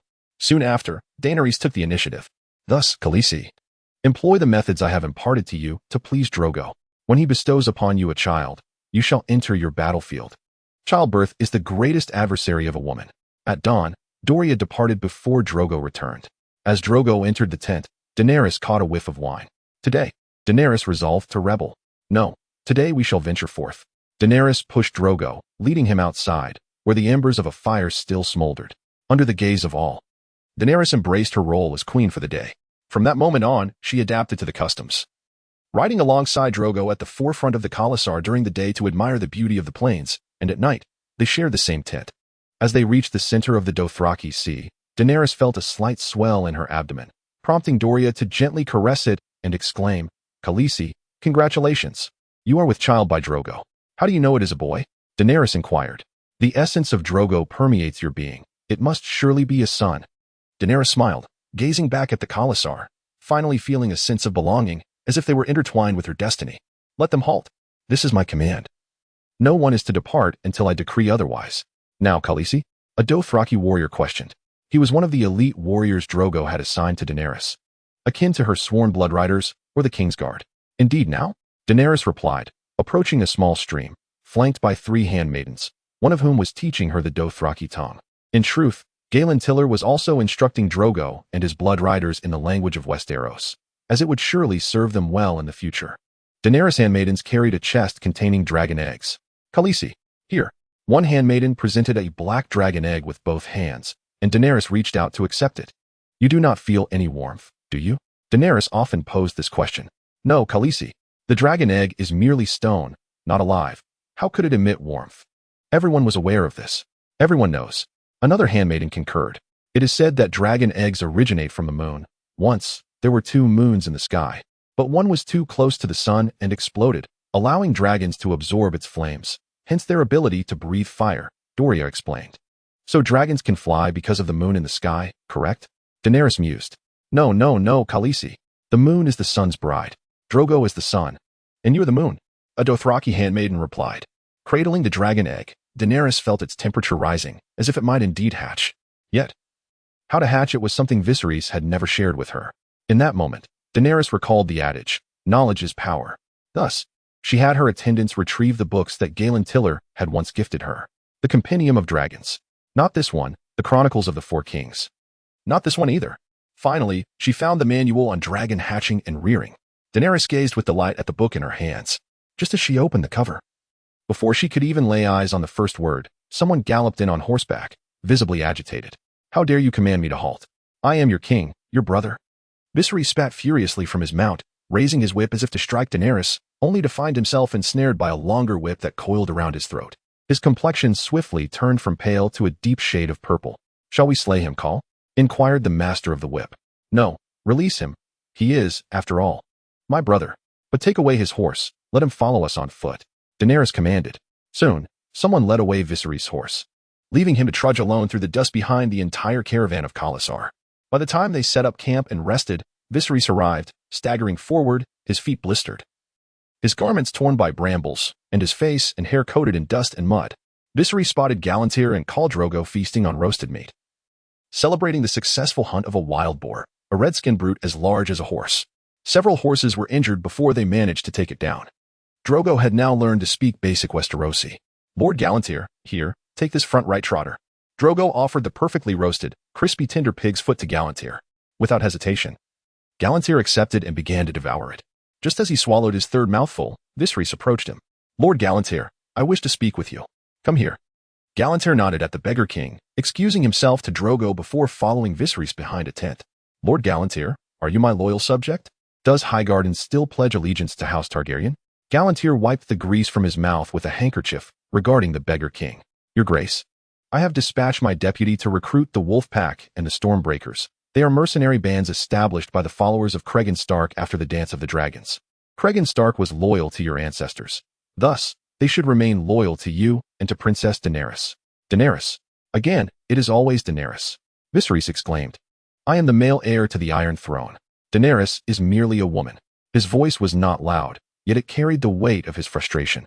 However, it is precisely because she is a woman that she can wed Khal Drogo. That is how she secures the support of the warrior clans.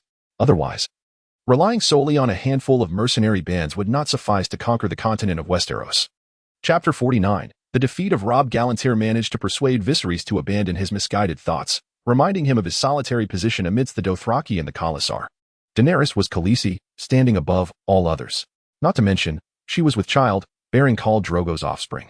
As Viserys returned to his tent with a semblance of obedience, Galantir returned to the campfire to continue enjoying the feast with Drogo and the others. Just now, why did Khal Drogo's brother seek you? Inquired a bloodrider. His name was Casso, the youngest of Khal Drogo's bloodriders. He requested a horse, for the journey to V's Dothrak was still considerable, and walking was not a feasible option. Even a man of iron would be rendered exhausted by such a trek. Indeed, Garantil remarked with a chuckle. However, he does not appear to be a valiant warrior, nor a formidable leader. I wonder what merit he possesses to claim kingship? Moreover, does he expect us to assist him in reclaiming the Iron Throne across the sea? Another bloodrider interjected. We, the Dothraki, honor our word. Since I have made a pact with Governor Illyrio of Pentos, I must uphold my promise. Khal Drogo declared as he took a hearty swig of Mare's milk. Khal, we lack ships, and we have never crossed the sea. The water is unfit even for horses, it is a poison. The elder bloodrider, Koro, remarked. He had once served Drogo's father and had rescued the young Drogo in his childhood. If necessary, we may negotiate terms with the free cities. Khal Drogo expressed his perspective. The so-called negotiation is merely a guise for coercion and manipulation. In the depths of night, visibility wanes. Yet darkness can endow certain individuals with the ability to perceive more acutely. Those with darkened eyes choose to seek the light amidst the shadows. Rickon Stark witnessed the demise of his grandfather Rickard Stark in King's Landing, followed by his uncle and then his aunt, ultimately witnessing his own father imprisoned in the black cells. Father. Rickon abruptly awoke, only to discover he had lost his legs. What has happened to me? He gazed in bewilderment at his limbs, recalling the assassin. He remembered vividly that it was the direwolf that had slain him. The small direwolf bounded in from outside, followed closely by Grey Wind, as Robb Stark entered with Theon and Harris. Harris was Robb's captain of the guard. Wonderful. Rickon, you are awake. Robb Stark beamed with a long-forgotten joy. Brother, I seem unable to walk. Tears brimmed on Rickon's cheeks. I can fashion a wheelchair for you, Robb suggested, only to regret it upon seeing Rickon's tears flow. Oh, the gods above, why must fate be so cruel to a child? Theon lamented.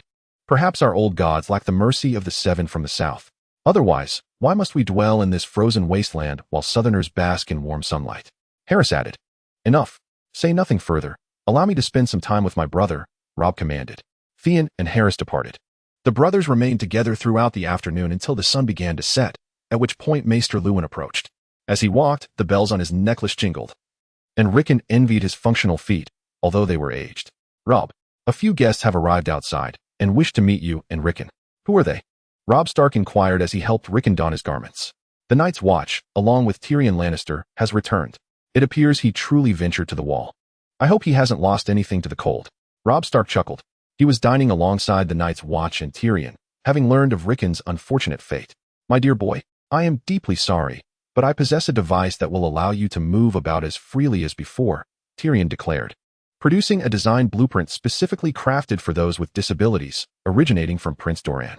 Previously, Prince Doran of Dorne suffered from rheumatism, but thanks to Varys, who brought Coburn to Dorne, he underwent an amputation that relieved him of the ailment, albeit at the cost of his legs. Thus, Varys sought out a skilled scholar in the Citadel to create a special wheelchair for Prince Doran, enabling him to propel himself using his hands, complete with an emergency brake. Upon receiving the blueprint, Maester Luwin appeared to recognize its creator. This must be the work of Dr. Mark Twain from the Citadel. He is the younger brother of Dr. Malwyn, Luwin remarked. Indeed, it was through Dr. Malwyn's recommendation that Varys found Dr. Mark Twain to craft such a wheelchair.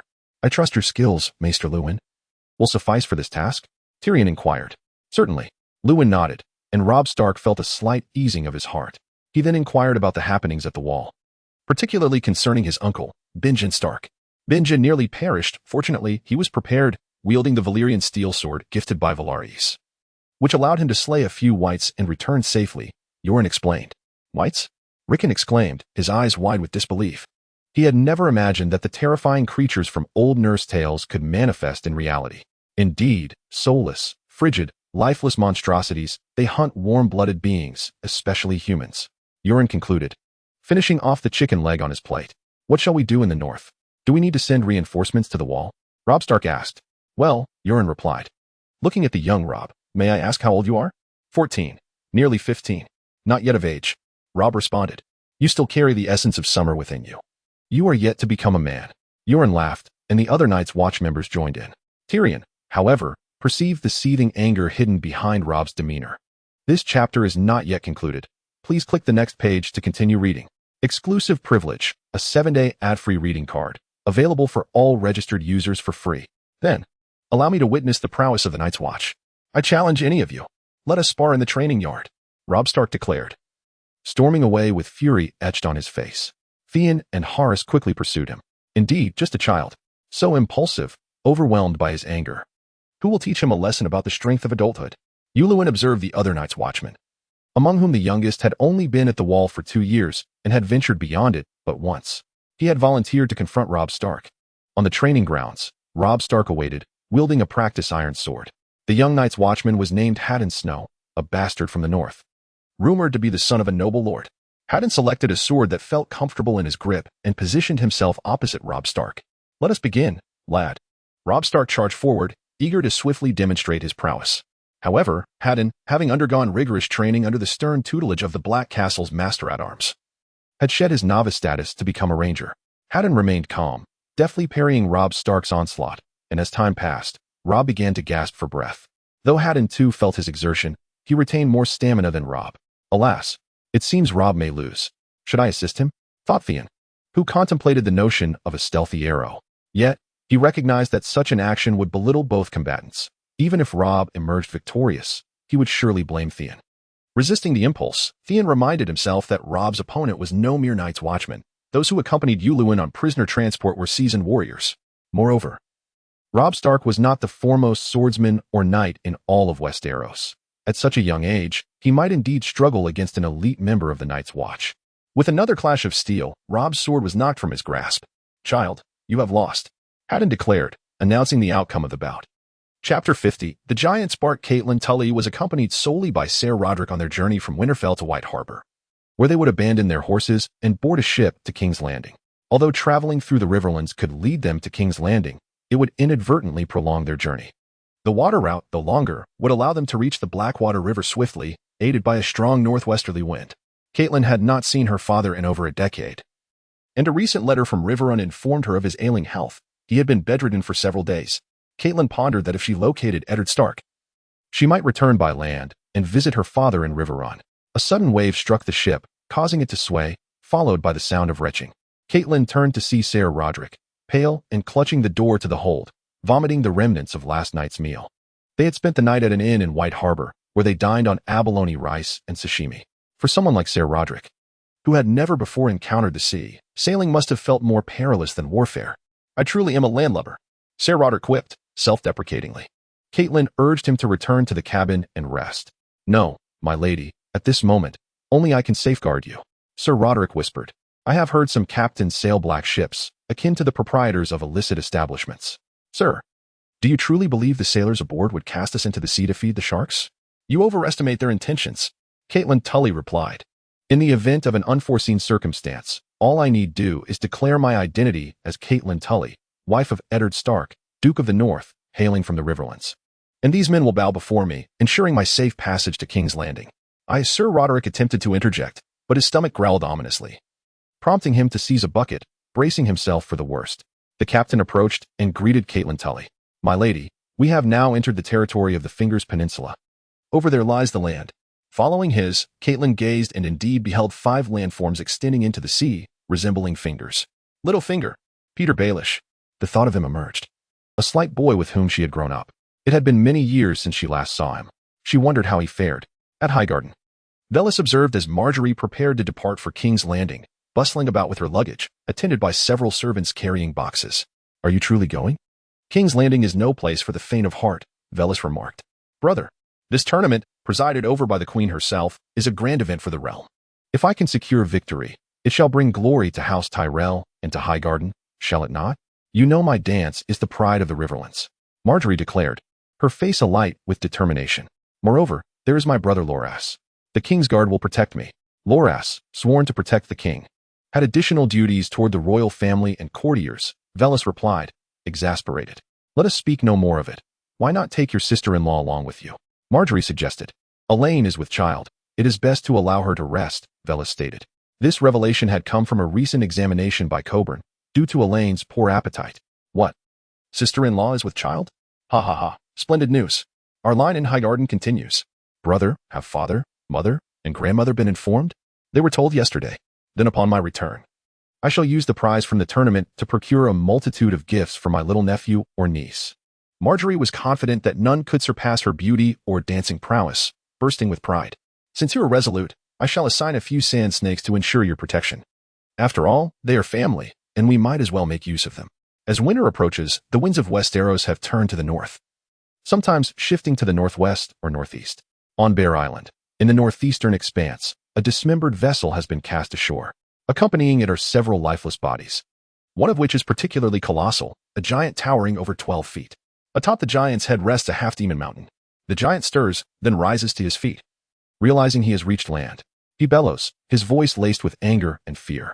Jorah Mormont, accompanied by his soldiers, encircles him. A wildling, or perhaps a giant. This is the domain of House Mormont. Wildling, you have invaded my home, and I am within my rights to slay you, Jorah Mormont proclaims, clarifying the situation before he acts. Proceed. The archers surrounding him begin to draw their bows, ready to turn the giant into a pincushion at a mere nod from Jorah Mormont. I am not a villain. It is the others who are the true fiends. They pursued us relentlessly, and we fled to the sea in search of a vessel. Alas, the ship disintegrated, and I am now the last one left.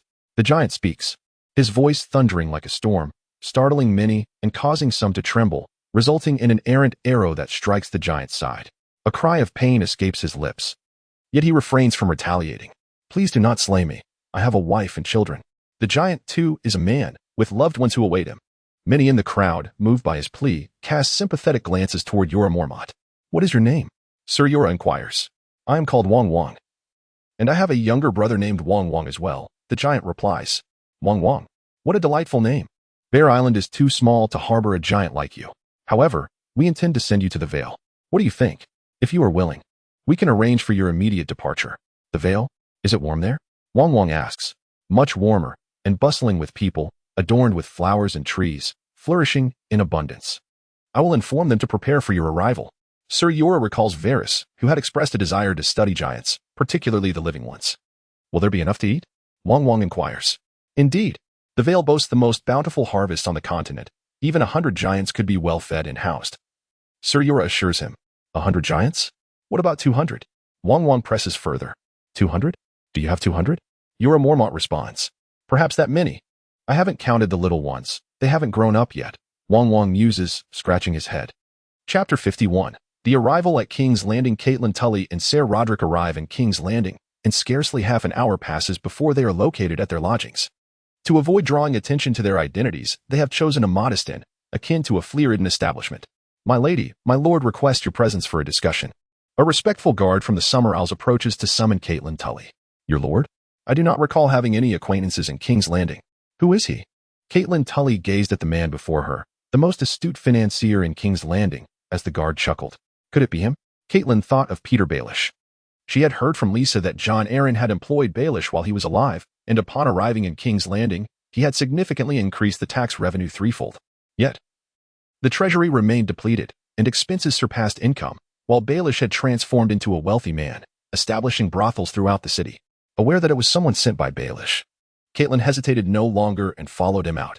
Regrettably, he had forgotten to leave a message for Ser Roderick. Ser Roderick had gone to seek out Lord Baelish. For trustworthy individuals in King's Landing were few and far between.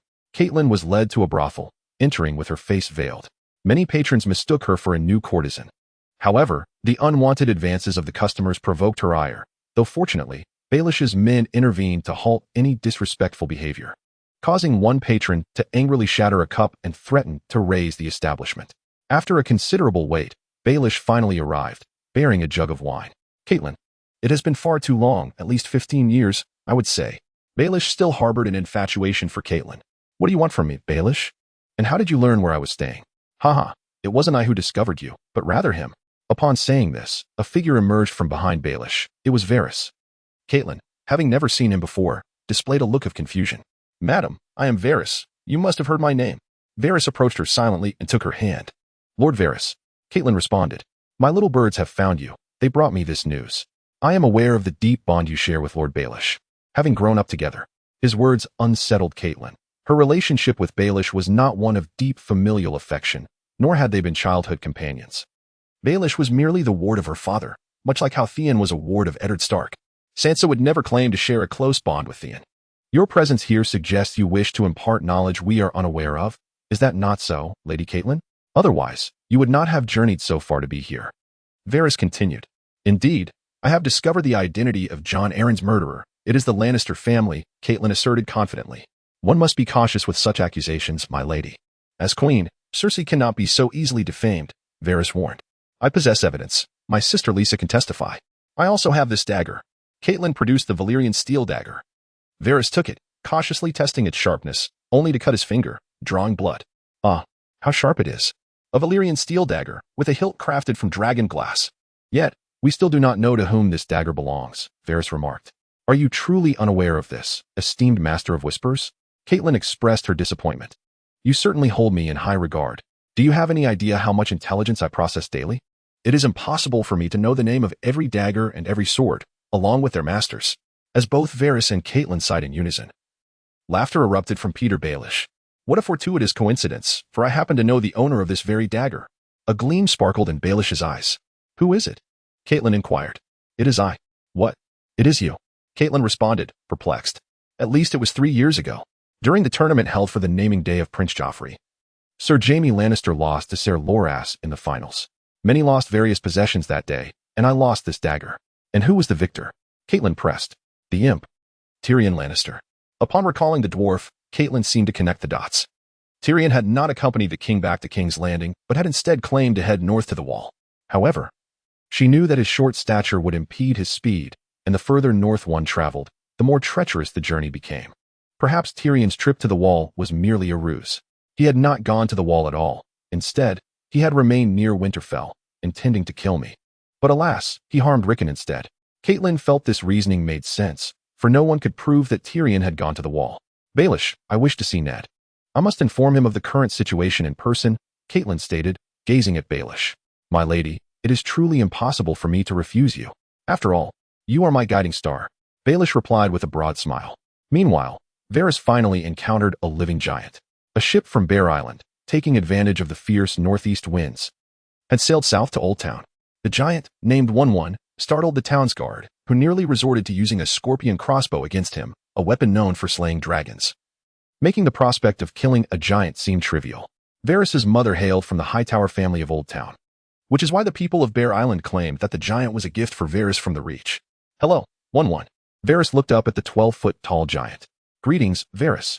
Great Bear told me you would provide me with ample sustenance. 1-1 replied. Great Bear? You mean you're a Mormont? Varys asked. Indeed. I call him Great Bear. I have also raised a direwolf, but sadly, it was not as obedient as a mammoth, and direwolves consume meat, while I and the mammoths are herbivorous.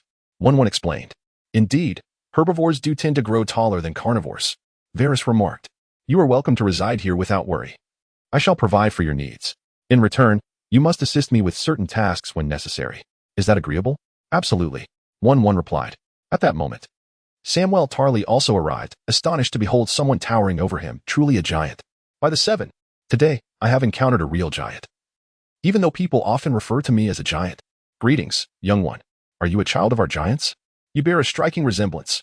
Wong gazed at Samwell, who appeared to him merely as a diminutive figure, akin to a child of the giant race. I am not a giant. I am an ordinary human, he replied. But I am delighted to meet you. What is your name? I am called Wong. Cobain, standing nearby, eagerly addressed Willas, his face alight with excitement, as if he had encountered a rare specimen. Let me have him. Absolutely not. He is a living person, not deceased, nor unwell, and certainly not a condemned criminal. I will not allow you to conduct experiments on him. He is unique. Willas retorted. I assure you, I shall not harm him. How about just a blood draw? A small biopsy? Cobain continued. Perhaps you could negotiate with his fist. Chapter 52. The reunion of spouses. Eddard Stark had deliberately postponed other matters of state today to visit Maester Pycelle, seeking answers regarding the death of Jon Arryn. My lord Eddard, your presence brings me great joy, laughed Maester Pycelle, gazing at Eddard Stark. It is quite warm today. Let us retreat to the gazebo for some respite. Shall I fetch us a glass of chilled milk? That would be most appreciated. Eddard Stark replied, though the gazebo was not particularly cool. It was certainly more refreshing than the interior. At this time of year, I often find myself envying the snow of the north. Snow is a rarity in the south, save for winter. Pycelle chuckled. Indeed, Maester, but winter is coming, and soon snowflakes will blanket every inch of the continent of Westeros. Eddard Stark spoke solemnly. Maester, may I inquire about the circumstances of Jon Arryn's death? Was it truly an accident? An accident? A look of confusion crossed the Maester's face. In my opinion, he succumbed to old age. He was 20 years older than his father-in-law.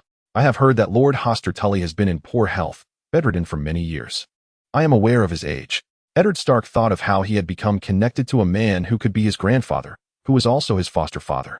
Such were the intricacies of noble relations. Was there truly no foul play involved? Perhaps from the Queen? What a grave accusation, my lord. At that time, the Queen was not in King's Landing. She had taken her children to Casterly Rock. It could not have been her. Even if foul play had occurred, it would likely have been at the hands of assassins or eunuchs, some of whom are quite malevolent. Yes, I am aware, particularly of Varys, who, being a eunuch, hails from across the narrow sea and once served the Mad King before surrendering to Robert. Were there any unusual behaviors exhibited by Jon before his demise? He came to borrow a tome, the first printed edition of the genealogy of the major nobles of the Seven Kingdoms, graciously delivered by the Academy. He often walked alongside Lord Stannis, traversing various locales in King's Landing, and on one occasion, they even ventured to Highgarden. Highgarden? What purpose did they have there? Eddard Stark queried, perplexed. I am unaware. Later, Jon Arryn, bedridden and in a state of delirium, frequently uttered the name Robert and the phrase strong and resilient, perhaps calling out to the king, or possibly to his own offspring. With whom did he associate before his demise? Myself, the king, Lady Lisa, and his own attendants. Yet they have all been taken back to the Vale. A maid brought forth iced milk tea, which Peter enjoyed immensely, while Eddard found it excessively sweet. Eddard rose to take his leave, but before departing, he inquired once more, may I take that book with me? Certainly. Someone, fetch it. A maid presented the genealogy of the major nobles of the Seven Kingdoms to Eddard, who scrutinized the weighty volume before departing from Peter's presence. Eddard Stark, have you uncovered something? Once ensnared in the game of power, each individual becomes a pawn. Will you too alter your sense of honor? Peter sighed in response. Eddard had not yet returned to the Tower of the Hand when a blade pressed against his back commanded, do not move, obey my words. Recognizing the voice as Peter's, he complied. Peter shrouded Eddard's face with a hood, guiding him through the secret passageway out of King's Landing into the open air. Eddard heard the sound of the wind over the sea before Peter removed the hood. Eddard Stark, do you not resist? Are you not afraid I shall slay you? Peter smirked. To kill me would be akin to regicide. Do you aspire to be a kingslayer? Lord Peter, Eddard glared at him, having never held any fondness for Peter in his heart. "Ah, well said. Yet today, I shall introduce you to someone you know all too well. I dare say your guards have begun searching for you, but let them seek for a while longer. Follow me, Eddard Stark." They arrived before a brothel owned by Peter. Eddard halted in his tracks. "You bring me here to insult me?" Peter. Eddard, in a fit of anger, seized Peter by the throat and pinned him against the wall. Though clever and financially astute, Peter was frail, so much so that even the man whom others deemed a fool, Viserys, could best him in single combat. Eddard's grip caused Peter to cough. "Do not kill me. I am your friend," Peter pleaded. "Eddard." Caitlyn Tully suddenly emerged from the window, startling Eddard into releasing Peter and dragging him inside the brothel. In the city of Highgarden, the blacksmith Tobmot is collaborating with his apprentice Jandeli to forge a set of armor and weaponry for the giant Wong. They were summoned from King's Landing at a considerable expense, initially reluctant to come, yet their curiosity was piqued by the matter of black powder. Willas invited them. As Tobmot is renowned as the finest blacksmith in King's Landing, a master craftsman of the 8th rank, potentially capable of handcrafting gun barrels. However, it became evident that without experience, one cannot achieve perfection at once. Willas had only seen a reasonably crafted firearm, which exploded after firing a single bullet, necessitating a return to the drawing board. "Once we return to King's Landing, I shall boast of having forged armor for a giant," Tobmot exclaimed, laughing heartily as he drank and hammered away at the forge. "We cannot remain here indefinitely. Master, I perceive that Lord Willas holds you in high regard," Jandeli inquired. His physique robust, with dark hair and blue eyes, a natural product of the smithing trade. Jandeli's talent is innate. He crafted for himself a magnificent horned helmet, a prized possession. Though Highgarden is pleasant, it lacks the gravitas of a power center. "I often dream of ascending to the role of a minister or even a prime minister one day," Tobmot remarked, punctuating his statement with a burp, observing his master's condition. Jandeli noted his flushed face, indicating inebriation. Despite his inebriated ramblings, Tobmot's craftsmanship remained unaffected, perhaps even enhanced. He had reached a transcendent level in his forging skills. As if one of the 7 gods, the smith, had possessed him. Outside, the residence being constructed for Wong was now livable, due to his immense weight. The bed was made of stone slabs instead of wood, covered in down-filled bedding, providing an unprecedented comfort for the giant. Lying on the grand bed, his snores echoed louder than an elephant's trumpet. At mealtimes, a cart laden with food would arrive for Wong, who devoured raw potatoes, onions, turnips, and corn with reckless abandon. Once, Willas had offered him liquor, resulting in swollen lips and tongue for several days. Since then, Wong vowed to abstain from alcohol entirely. Willas sighed with relief. For a sober giant is indeed a good giant. Chapter 53, The Dancer of Water. After leaving the brothel, Eddard Stark returned to the Prime Minister's tower, while Caitlyn sought out Ser Roderick, and they hastened back to Winterfell. Following Eddard Stark's instructions, Caitlyn would, in his name, dispatch troops to guard the Bay of Carhold. Merely 200 archers would suffice to prevent the southern forces from advancing northward. On the way back to the Prime Minister's tower, Eddard observed a throng of people arriving from the countryside to King's Landing, including knights on horseback and noble ladies in carriages. The king was to host a grand tournament, while the queen planned a dance competition, igniting the interests of all in the 7 kingdoms vying for fame and fortune, regardless of gender. Eddard Stark beheld several opulent carriages, accompanied by numerous guards, while riders on either side bore the banners of the Golden Rose, the House Tyrell. Eddard recognized them instantly. His thoughts wandered to Jon Arryn and Stannis, who had previously visited Highgarden. Unable to contain his curiosity, he stepped forward to halt the procession, declaring his identity. "I am Eddard Stark, the Warden of the North and the Hand of the King. Is the person within the carriage Lord Mace, or perhaps Ser Loras?" "Nay, my lord, it is Our Lady, Marjorie Tyrell," replied a guard, who then rapped on the window, prompting the occupant to open it. Eddard recalled what Renly had mentioned about Loras having a sister of remarkable beauty, even likening her to Lyanna. He had shown Eddard a portrait. Yet while he acknowledged that this lady was indeed fair, she bore little resemblance to Lyanna. After all, Lyanna was Eddard's sister. How could he forget her visage?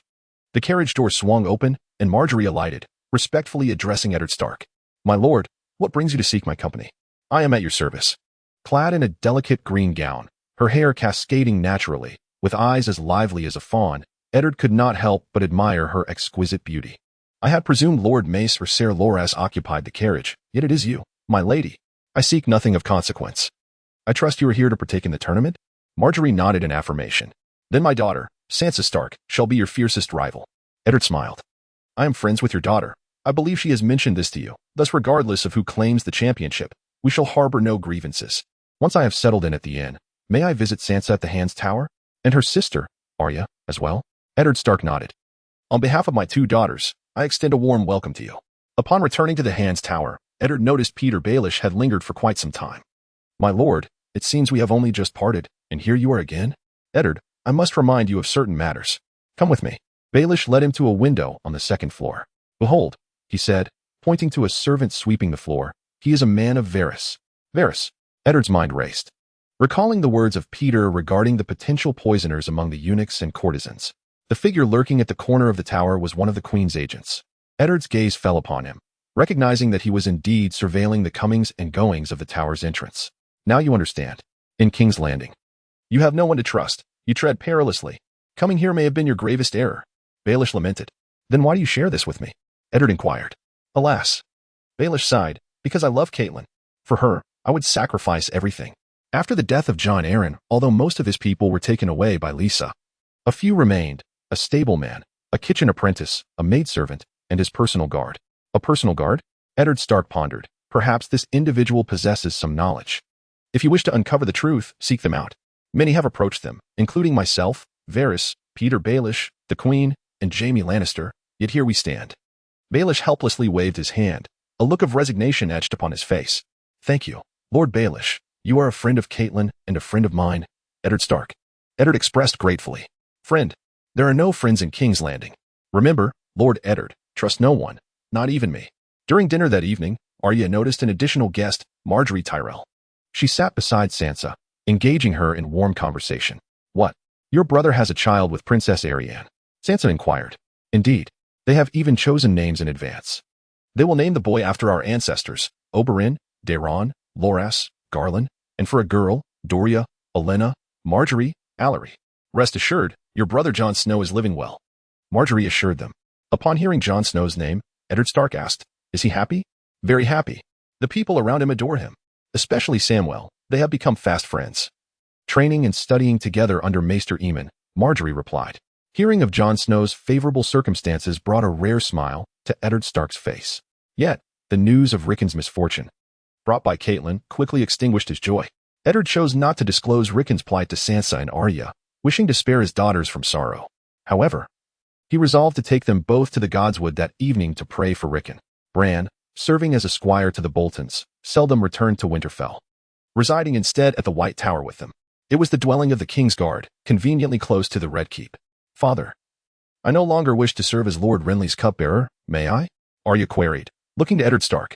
Eddard pondered for a long moment before asking, what would you prefer? Could I be taken to the palace to serve as Princess Myrcella's companion? At the thought of the doll-playing princess, Arya hastily shook her head. No, no, no. I wish to find a master to teach me the art of combat. Combat, you say? Eddard Stark considered. Very well. I shall find you a tutor. But do not limit your choice later. I absolutely will not. Arya exclaimed joyfully. The next morning, before Arya had even eaten breakfast, she was led to a nearby parlor. Still unaware of the unfolding events, when someone struck her from behind, below the shoulder. Ach! Elia turned around to see a foreigner. Who are you? She inquired. I am your master, a dancer. He replied, brandishing 2 swords, one of which he tossed to Elia. However, she failed to catch it and was struck instead. Oh, a dancer? Do you take pleasure in tormenting a young girl? Elia picked up the sword and attempted to strike him, yet his agility allowed him to evade her efforts. I am a dancer from Bravos, the foremost swordsman before the Sea King's throne. I have been invited by your father to teach you the art of swordsmanship. I hear that the Queen here is hosting a dance competition. Perhaps you could participate and win a championship. The notion of securing victory in a dance competition seemed far more daunting than that of a martial contest, especially given Elia's less than stunning appearance. I cannot do it, Elia murmured, her gaze cast downward. No, you can. As long as you are willing to dance, I shall instruct you not in the Knight's Dance or the Steel Dance, but in the Dance of Water. Come, let us dance. Chapter 54. Siblings by blood. After finishing his work at the forge, Gendry arrived at the training grounds, where many were already engaged in practice. Among them were Samwell and Jon Snow. Although Gendry was merely an apprentice blacksmith, not yet formally a journeyman, Valerion still permitted him to train during his free time. Gendry was a prodigy. Despite limited training, he wielded the hammer with a remarkable vigor. Jon Snow found himself outmatched, unable to withstand Gendry's formidable strength. Only Samwell could contend with him in terms of raw power. Equipped with protective gear and a helmet, Gendry opted not to wear his prized bull-headed helmet, fearing it might be damaged during training, requiring repairs. "Is there anyone willing to challenge me?" Gendry called out loudly. Yet, no one answered, for all were well aware of his immense strength. "I shall." Gendry turned to see Valerion approaching, having shed his outer garments for armor and shield. Sword in hand. "My lord Valerion, is this wise? After all, you are a nobleman, and I am but an apprentice blacksmith," Gendry protested. A hint of refusal evident in his eyes. "Gendry, should you manage to defeat me, the championship of the martial contest shall be yours. If one day King Robert wishes to host a tournament, you could enter and claim yet another victory. He would surely be pleased." "What does the king's pleasure have to do with me?" Gendry questioned, still oblivious to his lineage. "Though it may not pertain to you. Meeting the king would be a privilege for anyone. Come now, Gendry, let me witness your warhammer." Once both were prepared, the duel commenced. Gendry struck first, swinging his hammer towards Valerion. As Velis raised his left-handed shield, he immediately sensed the immense strength behind it.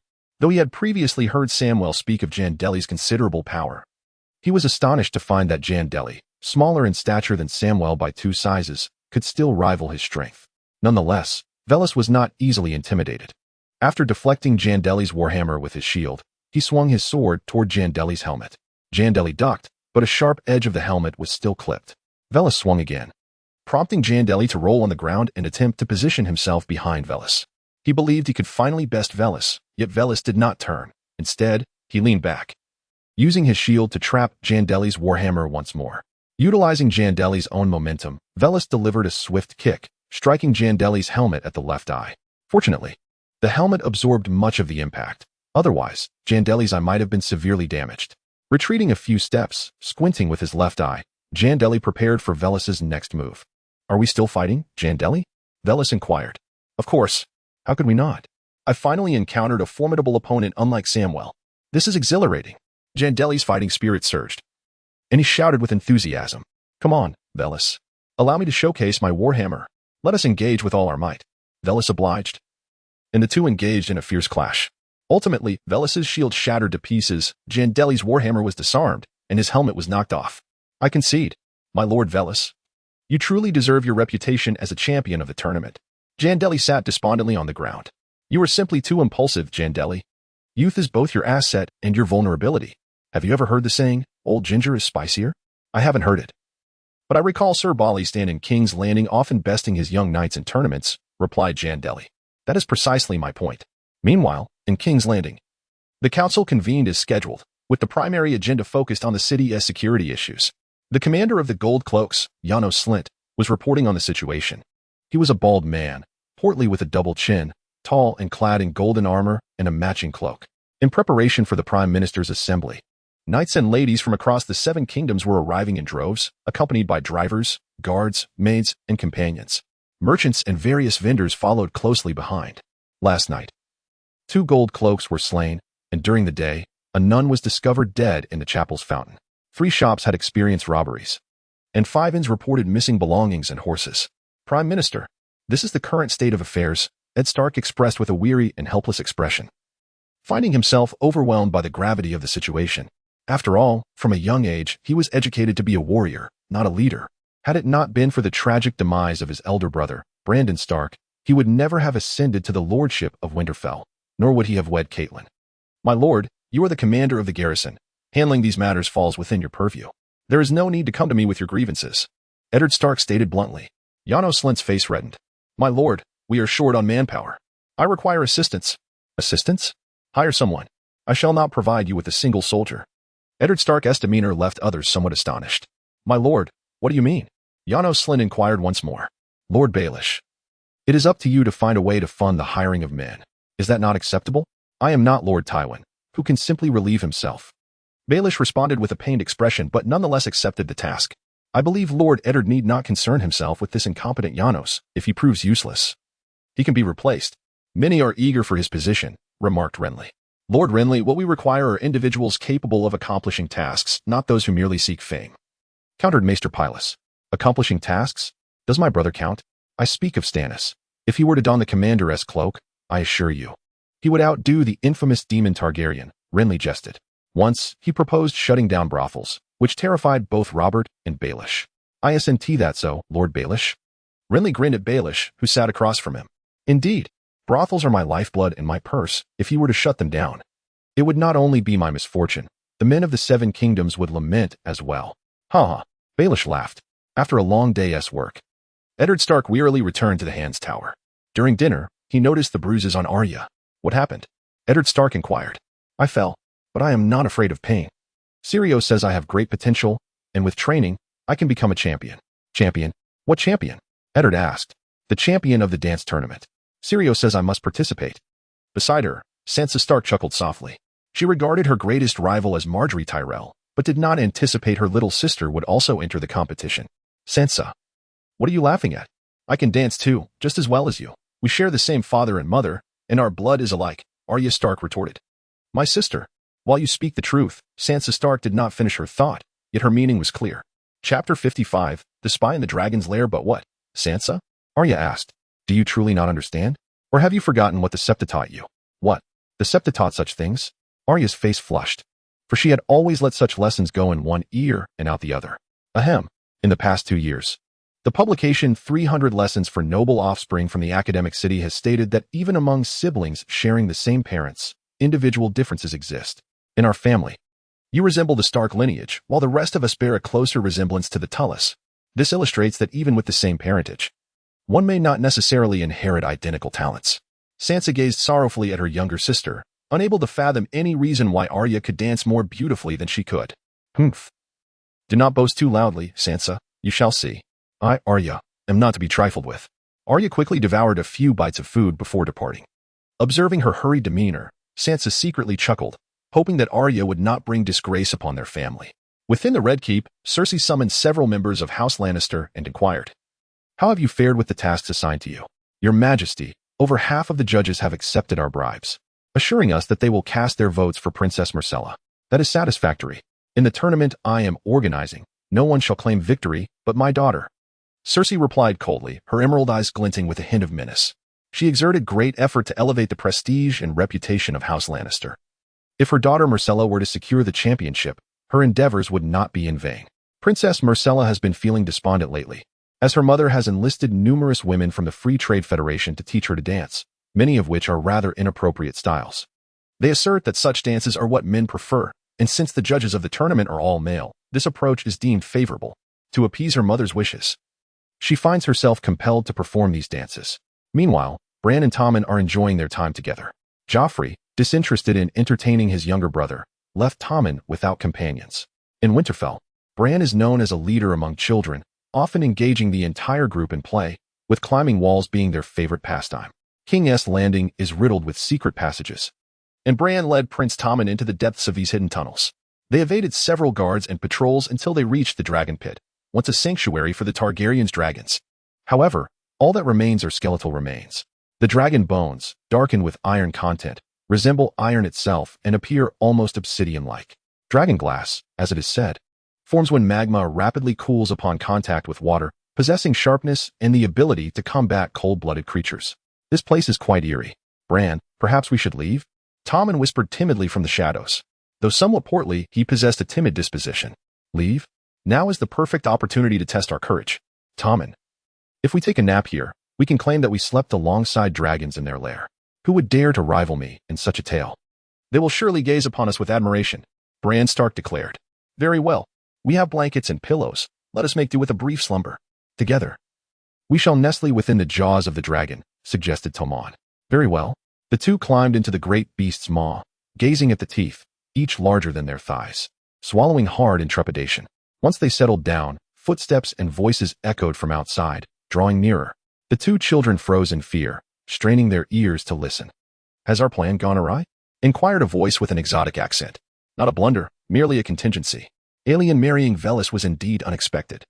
Yet as long as Daenerys and the King of the Sea successfully bear a son, Viserys shall command 40,000 roaring warriors to conquer the continent of Westeros. Much like his forebears, spoke a voice tinged with the accent of King's Landing. What if Daenerys, this pawn, fails to comply with the agreement? We would then have no choice but to activate Rhaegar's son, Aegon, but the alliance with Dorne has already fallen through. Surely, this portends misfortune. Remarked the voice with the exotic accent. Merely relying on the Golden Company will not suffice. We must, at the very least, secure the support of several free trade federations. However, we are not yet at that juncture. Let us proceed step by step. After all, Daenerys and Viserys currently appear promising, the King's Landing voice concluded. Although Tommen and Bran could not comprehend their discourse, they caught glimpses of names: Daenerys, Viserys, Rhaegar, Aegon, Aelian, and Velis. These names belong to the Targaryen lineage. Could they possibly have allies or spies within King's Landing? The two held their breath in fear, only daring to emerge from the dragon's mouth once the voices had faded. What shall we do, Bran? I shall inform Ser Barristan. He would be able to discern the situation. As for the Prime Minister and the King, it would be wise not to disclose this to them, pondered Brandon Stark. Very well. You are the wiser one. I shall follow your lead, nodded Tommen. The two remained in the dragon's lair for a day and a night before venturing out, much to the near madness of the guards in the Red Keep, who were frantically searching for the king's and prime minister's sons. Fortunately, they emerged unscathed, albeit after receiving a stern reprimand. Once the physical punishment subsided, the two made their way to the White Tower in search of Barristan. However, they encountered only Ser Loras. Upon seeing the two children, Loras, curious, inquired, "What brings you here?" "Ser Loras, we have discovered." After hearing the tale, Loras seemed to have an epiphany. "Do not leave my side. I shall fetch Ser Barristan." Once Barristan joined them, the four convened to deliberate. It is hardly surprising that espionage thrives in King's Landing. After all, it is the heart of the Seven Kingdoms. Varys is, after all, in this line of work, remarked Barristan. But what of the names they mentioned? Daenerys, Viserys, and such, could they be future adversaries? Tommen queried. As a royal prince, he is no fool, despite his seemingly dull demeanor. Your Highness, I shall safeguard the royal family. No one shall cross my sword to harm the king.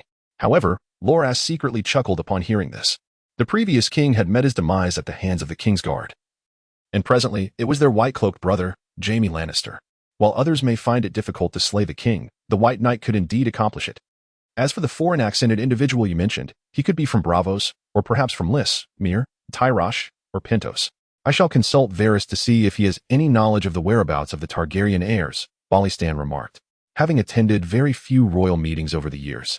He was not well informed.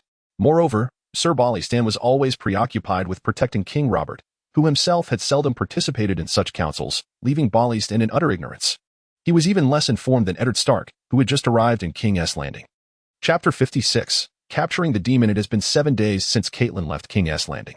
They had reached the southern banks of the Trident River, where gentle rain began to fall from the sky, not the icy rain of the north, but the soft rain of the south. Caitlyn relished the sensation of the rain-soaked air, reminiscent of a mother-esque kiss. This brought back memories of her joyful childhood spent in Riverrun with her sister, brother, and Peter. Once, she and her brother Edmure had played a prank, crafting chocolate beans from mud to present to Peter, who devoured a dozen in one go, nearly choking to death. Reflecting on such antics, Caitlyn found them rather absurd in hindsight. "Milady, we should hasten to find a place to rest," Sir Roderick suggested. Earlier, he had nearly sought out the gold cloaks in his quest to locate Caitlyn in King's Landing. Fortunately, she had returned just in time. Had she delayed any longer, the gold cloaks would have reported that Lady Stark had arrived in the capital, undoubtedly informing the king and queen. "Do not fret, sir. There is an inn just around the corner. I have been there before," Caitlyn replied. As a child, her father often took her on travels for hunting, but he was now ailing and bedridden. Continuing onward, they soon rounded a corner and spotted a tavern. A group of patrons exited, surrounding a nobleman as they passed by Caitlyn. Recognizing him, she noted that it was the aged Count of Mace Tyrell, accompanied by his sons and several knights. The Count acknowledged her with a nod, regrettably failing to recognize her. "Milady, it has been many years since you last visited Riverrun. Many do not recognize you now," Sir Roderick observed. "Perhaps this is for the best, as it spares me the anxiety of revealing my identity." Upon entering the inn, Caitlyn caught sight of the plump innkeeper. Her hair was flecked with strands of white, and she chewed on tobacco leaves, revealing a mouthful of crimson teeth. "A room, perhaps? For two?" Caitlyn nodded. "Are there no rooms available?" she inquired. "Indeed, there are rooms on the second floor, the two at the far end. They are closest to the tower, so you need not worry about missing mealtimes." After changing her attire, Caitlyn heard the voice of Sir Roderick outside. "Madam, dinner is served. If we delay, there will be nothing left." They hurried downstairs together. The pair found a table near the hearth and settled in, just as the meal was laid out before them. Before they could even pick up their utensils, a singer approached their table. "Madam, praise your beauty. For just a silver coin, I shall serenade you with the bear and the fair maiden. Begone. Spare us your nonsense. We have no need of you," Sir Roderick barked. for he hailed from the north and had seldom encountered singers, thus holding little affection for them. In his view, a man ought to embody masculinity, leaving the singing to women. Yet Caitlyn did not hasten to dismiss him. You ought to head to King's Landing, where singers and knights are welcomed. Indeed, I am bound for King's Landing. If it weren't for this wretched weather, I would have departed long ago. The singer lamented, audaciously seating himself and disregarding Sir Roderick's displeasure as he engaged Caitlyn in conversation. I sang in King's Landing for a month. I earned more than I could carry, only to lose it all in the end. He displayed a look of utter defeat. To whom did you lose? Caitlyn asked. To Ser Loras. He unseated Jaime Lannister and won the competition. The king knighted him and admitted him into the King's Guard. Yet we who bet against the crown were left with nothing. The singer appeared resigned, as one could hardly fathom Jaime Lannister being bested by Willas Tyrell. Later, it was rumored that Ser Loras had an advantage. His horse was a mare, while Jaime's was a stallion. The mare, in heat, caused the stallion to become restless and hard to control. In any case, I lost spectacularly. However, once I reached King's Landing, I need only to back Ser Balistan. He is a perennial victor, winning far more than he loses. Caitlyn could not suppress a smile. She found the singer rather amusing, and perhaps upon meeting Sansa in King's Landing, he would recall their encounter at the inn. What say you, madam? Would you be so kind as to spare a silver coin for a song? In the end, Caitlyn declined, and the singer departed with an air of resignation. A wise choice, madam. Singers are a band of heart thieves. They can steal away many beautiful maidens. Sir Roderick gritted his teeth. Caitlyn nodded, remembering how his brother once lost a beloved to a singer, and thus he never set foot in a tavern again. A few guests arrived at the inn, one of whom had a voice that Caitlyn found somewhat familiar. Turning her head, she saw it was Tyrion. Madam Innkeeper, do you have any rooms left? Just one will suffice. I can share with this brother in black, while my guard can stay in the stable. Tyrion said. None available. The innkeeper replied, chewing on tobacco leaves, revealing her blood-red teeth. None at all. Tyrion surveyed the room, then declared his identity. I am Tyrion Lannister from Casterly Rock, the son of Lord Tywin Lannister. Is there anyone who can spare a room for me? He tossed a gold coin into the air, where it shimmered brilliantly. However, no one responded. Tyrion thought to himself, this cannot be right. Surely, a small room will accommodate me. It merely needs to be clean. It does not have to be a guest room, he said, looking at the innkeeper. We have a wood shed. Would you care to stay there? The innkeeper inquired. I would. Anything is better than the stable. Having settled the matter of lodging, Tyrion ordered a plethora of dishes. After he sat down, a singer approached him. My lord, I am Rodrian, a minstrel. Allow me to sing a verse of the rainy season of Castamere in honor of your esteemed self, for just one gold coin. Observing the self-promoting singer, Tyrion chuckled. What, is everyone else devoid of a taste for music? Not quite, for there is a lady over there who appears to be a noble woman. Though she seems disinclined to listen, the singer pointed towards the hearth. Tyrion followed his finger and was taken aback, rising to his feet. Lady Stark, what a surprise it is to see you here.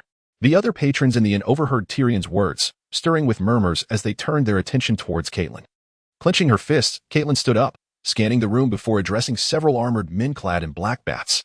Lady of the Riverlands, are these loyal servants and friends of my father, Lord Hostertully? A few nodded. Is Lord Brynden Blackwood also a loyal servant and friend of my father? Several soldiers bearing the sigil of red stallions nodded again. And what of Lord Walder Frey? He is well, my lady, still contemplating taking a young bride. A group of leaders from House Tully declared, Loyal knights, this man came to my home to partake of the salt and bread of Winterfell, the roasted meat, and the bacon, yet upon leaving sought to slay me. Fortunately, he failed, though he nearly took my child's life. For the Duke of Riverrun and your respective lords. Seize him. Before Tyrion could comprehend Caitlyn's intentions, he was bound. 2 attendants were dispatched as they attempted to resist, while the accompanying men in black were pinned to the table, rendered immobile. Chapter 57. Stepping Stone, my lord. The other 3 have yielded no fruitful discoveries or leads. The only individual we have yet to consult in detail is Jon Arryn's personal attendant, Jory reported to Eddard Stark, recounting recent findings. I believe his name is Shyff, correct? What has become of him? Eddard inquired. He is preoccupied with preparations for the tournament and has been rather dismissive of me during my visits, Jory replied, a look of resignation upon his face. Very well.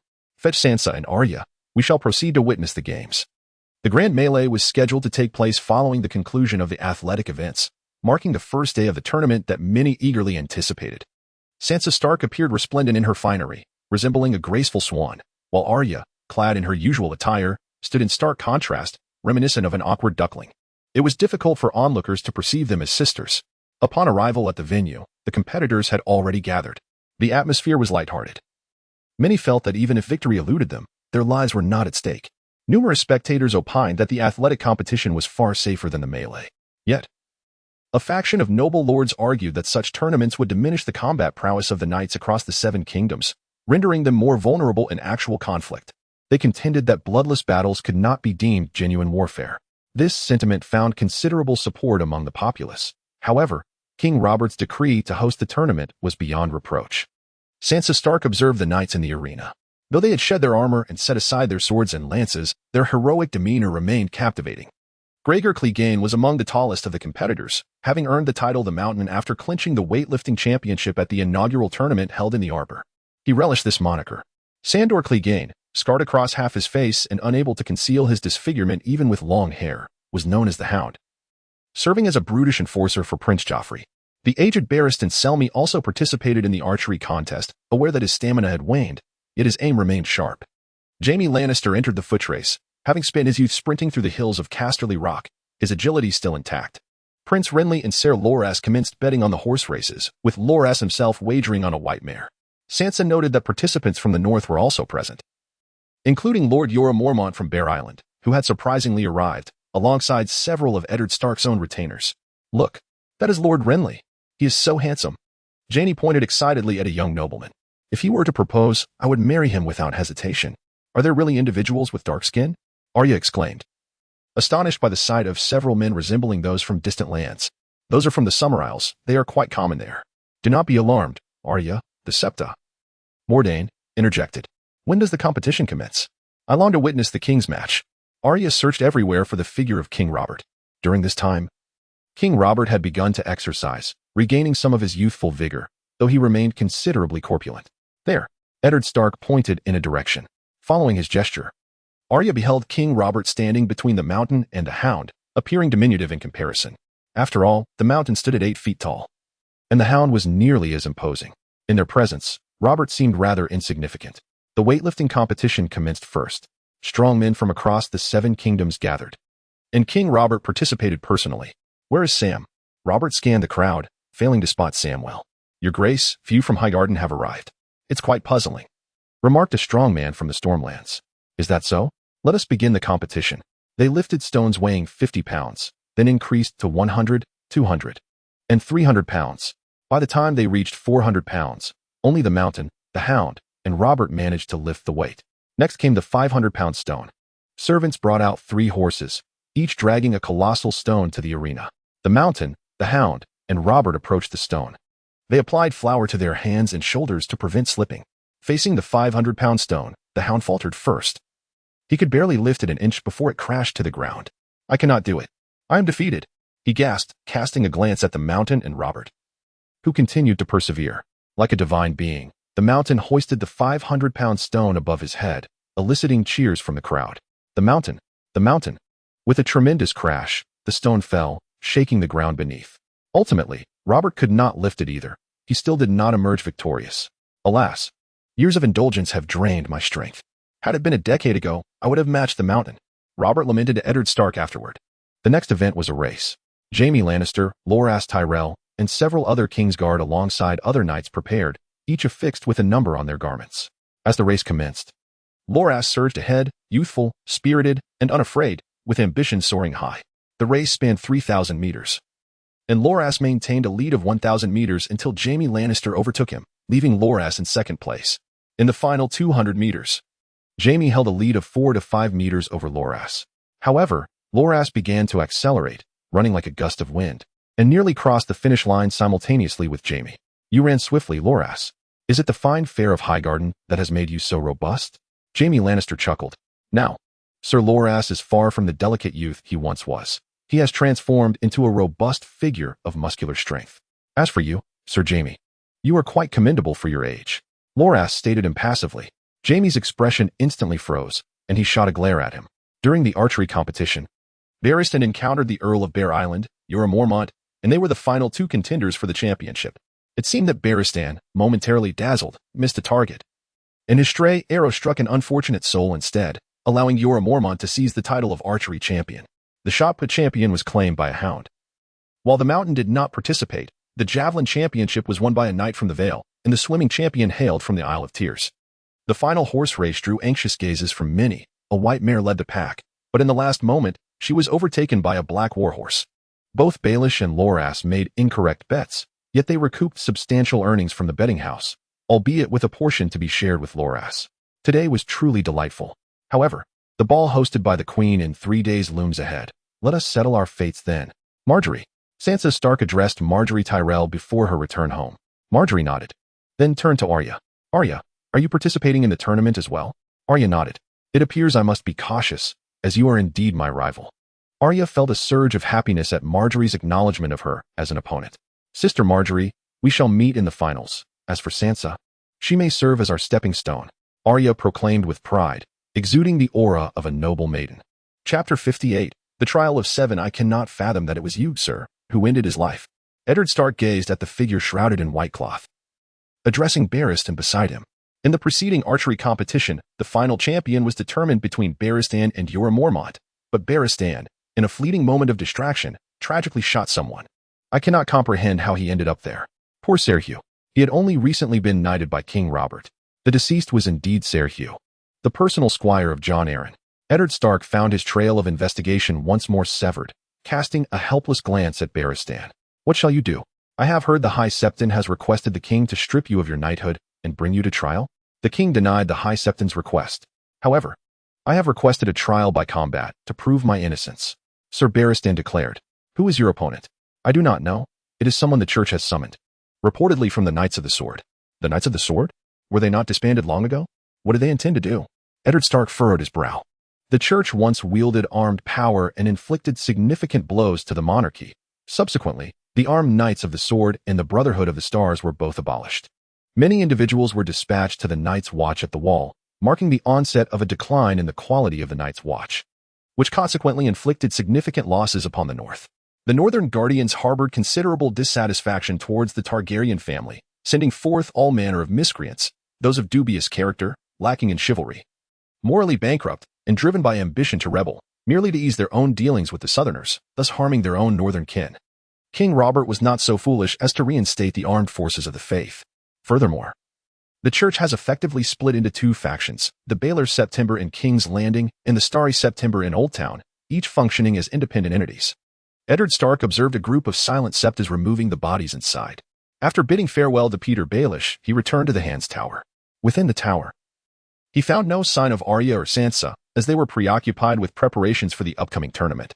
Only Bran Stark remained, practicing his swordsmanship against a wooden dummy. Eddard watched him for a spell before Bran finally noticed his presence. Father. Bran set aside his wooden sword, wiped the sweat from his brow, and approached Eddard. It seems your skill with the blade has improved significantly since your time in King's Landing. Indeed, there are knights aplenty here, each accompanied by a squire. Training alongside the daily, it is nearly impossible not to grow stronger. Bran responded with a smile. He then inquired, is it true that Ser Peter is to be judged? I saw members of the church seeking him out. The man he shot was simply running towards him. Did you witness this? Eddard asked.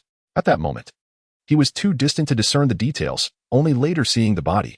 It appeared as though something fearful was pursuing the man, compelling him to dash recklessly towards the target, where he was fortuitously struck by Ser Peter's arrow. Who was pursuing him? I cannot say. It seemed to linger in the shadows, neither truly human nor not. Bran Stark recalled with a hint of trepidation. To act so brazenly before King Robert and the multitude of lords and knights in King's Landing could hardly suggest the presence of any supernatural beast. Very well. You should rest now. In a modest tavern in King's Landing, Jorah Mormont found solace in drink, his spirits buoyed by winning the archery contest. However, he harbored doubts regarding his final confrontation with Peter, pondering why that individual had positioned himself there, only to be struck down by Peter's arrow. He could hardly believe that Ser Peter's vision had failed him, for he was none other than the formidable Peter Baelish. Big Bear. A bald man clad in a red robe exclaimed as he entered. Syrio. Jorah recognized the newcomer. The two had fought side by side during the Siege of Pike, scaling the walls together. You seem troubled. Did you not win a gold medal? Syrio ordered a chilled beer. The medal is worth far less than the previous Golden Dragon. Our King Robert has begun to watch his expenditures. This is indeed a positive development, Jorah replied. Indeed. It is a commendable act to save money for the indulgence of fine wine, is it not? Haha.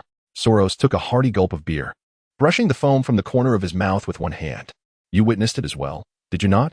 Soros, Balistan struck a man. I noticed that the young knight seems to be a former squire of Jon Arryn. I have encountered him a few times. So, the tale of deadliest and seeking a trial by combat is indeed true? Soros, possessing more knowledge than Jorah Mormont, nodded. I also have acquaintances within the church. They mentioned that 7 individuals were summoned to partake in the judgment of deadliest. Is this not a covert form of the trial of 7? Haha. This is not the chivalric code, to overpower the few with the many. I must lend him my aid. Jorah Mormont proclaimed indignantly. Aid him, deadliest. Though he may be aged, he is hardly to be slaughtered by 7 mere lackeys, unless they are all formidable warriors. Soros, too, displayed a hint of trepidation. The true strength of the 7 Gods Church remains shrouded in mystery. They have accompanied the Undulls to the continent of Westeros for 5 millennia, driving the ancients to the north and rendering the Rhoynar unable to emerge from Dorne. The Targaryen dynasty may have fallen, yet they endure. On the other side of the narrow sea, it has been said, it is the High Septon who governs the realm of Westeros, not the king upon the Iron Throne. Great Bear, I advise you to refrain from meddling and to steer clear of Balliston's affairs. Soros remarked, quietly sipping another beer. I am deeply disappointed in you, Soros. Without that fiery sword, you are nothing. I shall assist deadliest. The Great Bear, Jorah, rose to depart, only to have Soros grasp his hand. This chapter is not yet concluded. Please click the next page to continue reading. Exclusive privileges, a 7-day ad-free reading card, available for all registered users free of charge. What are you doing? Having heeded your words, I have placed my trust in you. Come with me. I will introduce you to a few individuals. Soros led Jorah Mormont to the White Tower, the residence of the King's Guard, where deadliest and Loras awaited. I have found another ally, Old Ba. It seems your reputation indeed holds great weight among the knights. Soros laughed heartily. Thank you, Ser Jorah, for believing in my innocence. deadliest expressed his gratitude. Gazing at Jorah Mormont, the one you are to compete against is I am well aware of your prowess. Someone must be scheming against you. Who could it be? Jorah Mormont inquired. Regardless of who it may be, the trial of 7 is a challenge I must overcome. We require 3 more individuals to confront them. I shall seek out allies, Loras declared. After Loras departed, Jorah Mormont asked, what of your other brothers in white? Is there no one besides Loras? Boros and Marlon are loyal to the Queen, and Jaime Lannister is a regicide. The others avoid me. What can I do? deadliest replied with a wry smile. Upon the return of Loras, he was accompanied by 3 individuals, Sir Halton from the Riverlands, Sir William from Dorne, and Sir Adam from the Westlands. Thank you all for placing your trust in me, deadliest remarked. I have yet to witness the trial of 7. I have only heard tales of it. To participate personally is indeed an honor, Sir Halton declared. I am eager to demonstrate my prowess to the world, Sir William stated coolly. We have all followed Sir deadliest out of faith in him. Let us teach the churchmen a lesson. The honor of knighthood must not be sullied, Sir Adam proclaimed. Chapter 59. The trial concludes King Robert, along with Eddard Stark and numerous ministers, along with nobles from distant lands gathered in King's Landing to witness the trial of 7. Unlike standard jousting contests, the trial of 7 involves each side presenting 7 knights to duel, and the trial concludes only when all 7 members of one side have perished. Behind the archbishop stood a throng of monks, nuns, and members of the Order of the King's Guard, who approached the king. Your Majesty, esteemed lords, deadliest has unjustly slain Sir Rolf, who anointed him with holy oil. Thus, we seek to bring him to trial. This trial was initiated by him. King Robert nodded. I am aware. deadliest has informed me and has already assembled 6 companions. You cannot overwhelm him with numbers. It must be 7 against 7, as the 7 gods desire.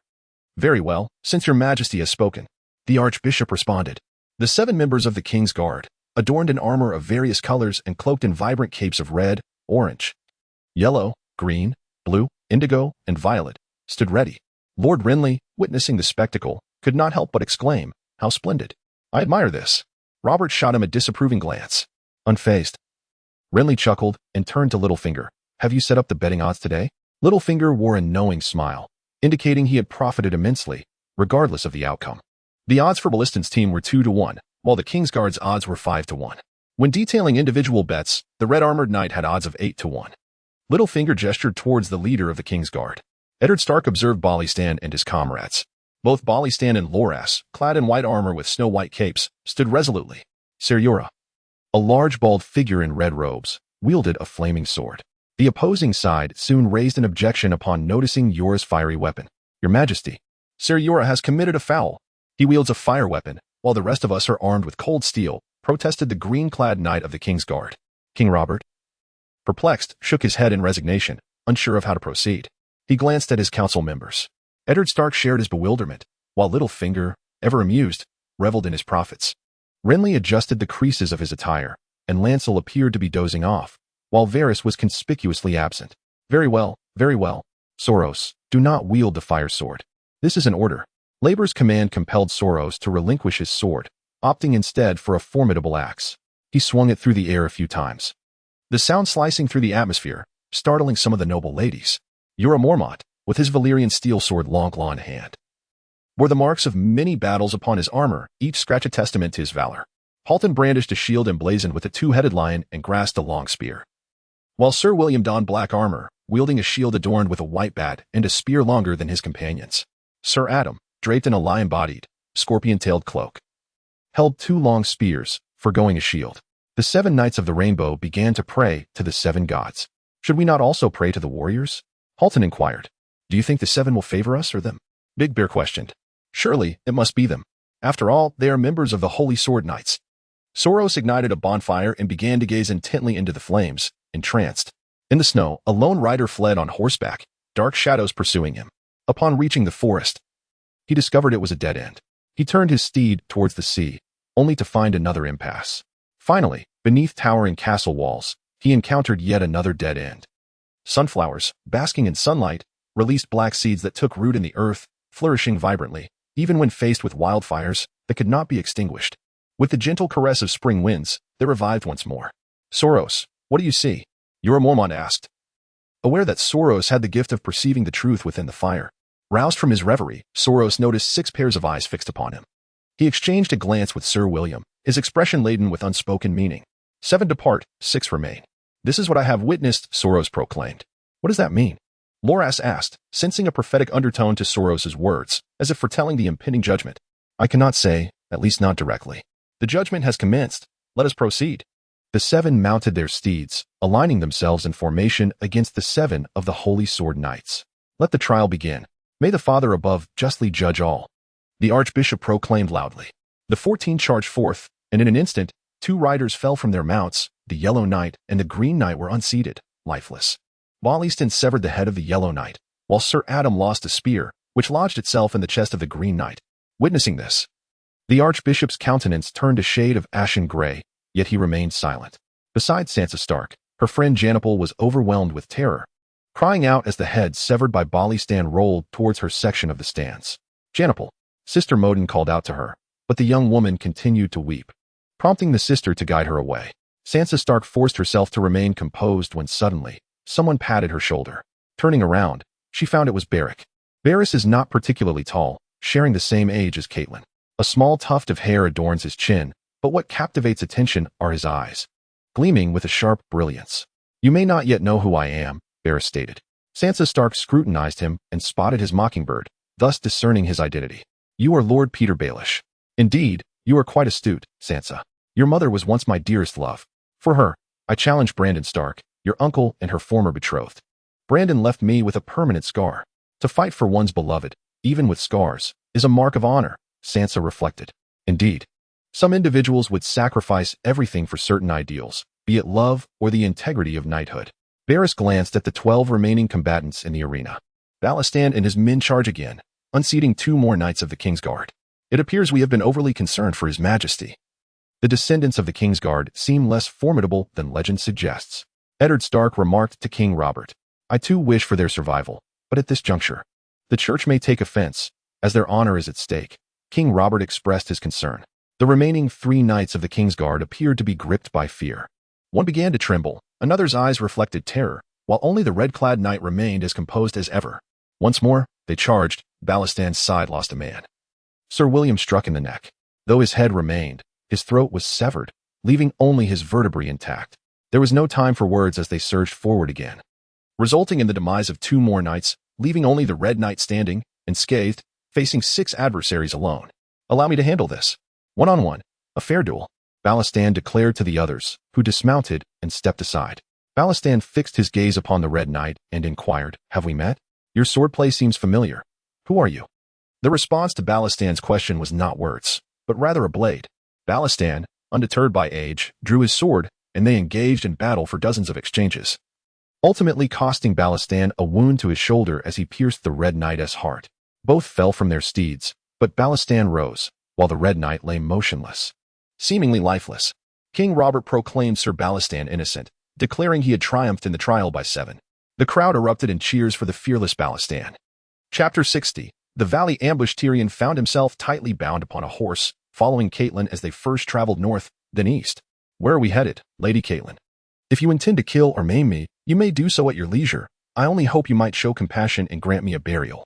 Though I require no auspicious resting place. Gazing at the infuriating expression on Tyrion's face, a mercenary knight struck him squarely, leaving him with the appearance of a panda. You shall face judgment. The imp, Tyrion? You must atone for your transgressions, Caitlyn declared, her azure eyes fixed upon him. Atonement? I recall no sins against the Stark or Tully families. I remember being quite courteous during my stay in Winterfell. I am not Joffrey, Tyrion retorted. You feign righteousness while covertly orchestrating the murder of my youngest son, Rickon, Caitlyn accused. No, my lady, I did not slay him. I had neither motive nor opportunity. Yoren can attest to my presence at the wall. It is no fabrication, Tyrion insisted. His 2 accomplices had been slain, and Yoren, being a member of the Night's Watch, had been released, heading to King's Landing. As Tyrion was escorted away from the inn, he had proclaimed, A Lannister always pays his debts. Take my message to Casterly Rock, and my father will reward you with gold as heavy as yourself. You may have ventured to the wall, but you still had your underlings. Their weapon has revealed your identity. Caitlyn brandished the dagger. Tyrion recognized it. Pondering how it had come into Caitlyn's possession, the very dagger he had lost to Beerys. We shall journey to the Eyrie in the Vale to meet my sister. I demand you confess before her, Caitlyn declared with a smile. Are you disheartened? The path to the Eyrie is indeed closer than that to Casterly Rock or King's Landing. Thus no timely aid shall arrive for you, unless one possesses the gift of foresight. A noble guest had arrived at the Eyrie. Varys, accompanied by Qyburn, was paying a visit to the towering castle. Lady Lisa received Varys. My lord Varys, it seems there has been little communication between the Vale and Highgarden. What brings you here? Having met Caitlyn before, Varys now observed her sister and noted she appeared a decade older than Caitlyn. Lisa was stout, her face sagging, bags under her eyes, cradling a nursing infant. My lady, I have come to treat your son. I have heard that Lord Robert Arryn suffers from polio, and I happen to have a highly skilled maester at my side. Varys indicated Qyburn, who stepped forward. A maester? Surely the maesters of my Vale cannot be outdone by those of Highgarden. You underestimate us. My son is Jon Arryn's heir, bearing the blood of the first men. I am aware. The blood of the first men flows through us all as it does for the Undulls. However, the blood of the first men cannot protect him. Perhaps my maester should examine your son? Varys proposed. Lady Lisa glanced down at her son, who had just finished nursing, and was now unwilling to remain in her arms. Very well. Qyburn examined Lord Robert with great care and then stated, Young master, although frail, it is not too late for us to discover this. With early treatment, he may yet recover. Even if he cannot fight on the battlefield as he grows, he may still lead a normal life. Is that truly so? Lady Lissa, filled with delight, inquired, Indeed, we shall reside here for a while. Is that acceptable, my lady? Certainly, as long as you can heal my son. The Vale will be a friend to you, responded Lady Lissa. Thus, Velis and Cobain settled in. In private, Velis asked him, Is the child truly untroubled? Nothing serious. He has merely suffered from malnutrition from a young age, compounded by an overindulgence in poppy milk tea. Perhaps his father was not a robust individual either, Cobain replied. But John Allen was reputed to be a formidable knight in his youth, was he not? Cobain added. That is of no concern. All that matters is healing him. If he cannot be healed, it matters not. I am here not for him, but for the demon. The demon? You mean the little demon? Is he truly coming here? Cobain queried. The news brought by the Raven suffices. Caitlyn has departed from Winterfell, and that is enough, Velis declared. Cobain sometimes found it difficult to comprehend Velis, deeming him somewhat eccentric. However, despite having made choices that others might find perplexing, Velis consistently opted for the right course of action. As they entered the Moonlight Mountains, the weather grew colder, and the fog thickened. The nights lengthened, and the wildlings of the Vale began their assaults. Initially, there were 20 knights and mercenaries who volunteered to protect Caitlyn, but after 3 days in the mountains, only 15 remained. They are coming again. Rise. Quickly, rise. Just as a sliver of sunlight pierced the night sky, the wildlings launched their attack. Although the Vale wildlings differed from those beyond the wall, they were equally poorly equipped and just as ferocious. Caitlyn and Tyrion were shielded in the center, while the other knights brandished swords, spears, and shields, vigilantly surveying their surroundings. A horde of wildlings charged from the opposite mountain, some on horseback, some clad in armor, and many wielding clubs or spears. Long live Winterfell! Sir Roderick shouted as he surged forward, inspiring the others to follow suit. For Storm's End. For Harrenhal. For King Rebar. The battlefield descended into chaos while Tyrion remained bound. He glanced at Caitlyn and noticed she was trembling, which was entirely understandable. Where do women belong in battle? The birthing chamber is their true battlefield. My lady, please untie me. I can assist them. Every additional hand adds strength, Tyrion urged, having spotted someone charging toward them. Caitlyn too had seen the red-haired wildling, who had evaded the knight's sight and was making his way toward them through a gap. Time was of the essence. Caitlyn hastily seized a dagger and cut the ropes binding Tyrion. He flexed his limbs, took up a half-shield, and grabbed an axe before rushing forward. The red-haired wildling, upon seeing a dwarf charging toward him, let out a laugh and quickened his pace, having long recognized Caitlyn as the key target among this group. Capturing her could yield a bounty of gold, provisions, and armor from her family. However, the prerequisite was to first eliminate Tyrion, the imp, and then capture Caitlyn. The wildling wielded a tattered long sword, which shattered upon striking Tyrion's shield, leaving Caitlyn, not far away, astonished, pondering whether the wildling was merely jesting. Seizing the opportunity, Tyrion struck the wildling's knee with his axe, causing him to crouch down. Tyrion then delivered a decisive blow to his neck, blood gushing forth and staining half of Tyrion's face crimson. He turned to Caitlyn, offering her a reassuring smile, though in her eyes, he appeared as a demon, a true fiend. After repelling the wildlings, only 10 remained by Caitlyn's side, including herself, Tyrion, and a minstrel. There is no time to bury the dead. We must hasten to the Bloodgate. Once there, we shall be unable to breach it with a larger force, Sir Roderick stated, his arm grazed and bleeding profusely. Seeming on the brink of death. Sir Roderick, Caitlyn exclaimed with concern. I fear I can protect you no further, my lady, he replied, lying on the ground, losing blood rapidly. Tyrion approached Sir Roderick with a smoldering piece of wood that had extinguished but still emitted smoke. This can staunch your bleeding, though it will be painful, Tyrion declared. Come now. The Northmen fear not pain. A true man. He pressed the smoldering wood against Roderick's wound, soon detecting the sin of roasting flesh. But the bleeding ceased. Chapter 61. Adopting a son, how rare, even extraordinary. Arya, you would permit me to adorn you? Sister Modin remarked as she gazed at Arya. Early that morning, Arya had knocked on her door with earnest eyes, imploring her assistance in preparing for the upcoming dance competition that evening. Please, have mercy, sister. Arya tugged at her garment. Very well. I am also curious to see how Arya will appear once adorned. Thus, Sister Modin spent 2 hours transforming Arya, rendering her almost unrecognizable. Caitlyn had previously mentioned that if Arya were to make an effort, she would indeed be a little beauty. Eddard Stark had also remarked that Arya resembled Lyanna Stark, not only in temperament, but also in appearance. Arya, come and gaze into the mirror. You shall be astonished. Sister Modin handed her a bronze mirror, and Arya looked down to behold her reflection. Oh, how beautiful. Is that truly me? She exclaimed in delight, discovering that she resembled a beauty rivaling Sansa. However, the dance competition, though focused on appearance, also demanded significant skill. Do you have confidence, Arya? Sister Modin inquired. I do. I will perform the water dance. Meanwhile, in another room, Sansa Stark was rehearsing, preparing to dance the snow dance, a dance of the north, a dance of Winterfell. Ginny and Beth Kesso, acting as spectators, were entranced as Sansa Stark danced gracefully, akin to a celestial being descending from the heavens. Alas, if only snow adorned the ground, I would undoubtedly triumph. Sansa Stark ceased her dance and let out a sigh. Sansa, we heard from the palace that Princess Myrcella will also participate. Could she pose a threat to you? Inquired Ginny. Myrcella? She is still quite young. Hence, I do not perceive her as my rival, yet one should not underestimate her. For she bears the title of princess, Sansa Stark replied thoughtfully. Meanwhile, Marjorie from Highgarden was dancing with a flurry of butterflies, performing the dance of flowers, with the butterflies as her enchanting companions. In the Red Keep, Myrcella donned a captivating red gown, under the tutelage of the Lady of Lys, executing the alluring dance of red. Caitlyn and her companions finally traversed the treacherous valley, arriving at the Bloodgate. The path leading to the Bloodgate was narrow, allowing only 4 individuals to walk side by side. Any more would collide against the rocks. Towering fortifications were constructed upon the craggy terrain, with rows of crossbowmen observing their approach. Who goes there? An aged voice inquired, familiar to Caitlyn. It is I, Uncle. Caitlyn Tully, Lady of Winterfell, she exclaimed. Indeed. It is you, little Caitlyn. A figure emerged from the Bloodgate, riding a gray steed, clad in black fish-scale armor, his cloak adorned with a crescent moon and falcon, fastened by a black fish brooch. Uncle, why not remove your helm? Caitlyn asked. Ha, I feared you might not recognize me. The blackfish chuckled. He revealed an aged visage, his hair now grizzled, yet his eyes sparkled with the same vigor, a hawkish nose, high cranium, and broad chin defining his features. Upon entering the Bloodgate, Caitlyn promptly instructed them to tend to Ser Roderick's wounds and to allow him to recuperate at the gate, while she would escort Tyrion alone to the Eyrie. It is late now. The path becomes perilous at night. Let us proceed in daylight, Blackfish Brynden advised.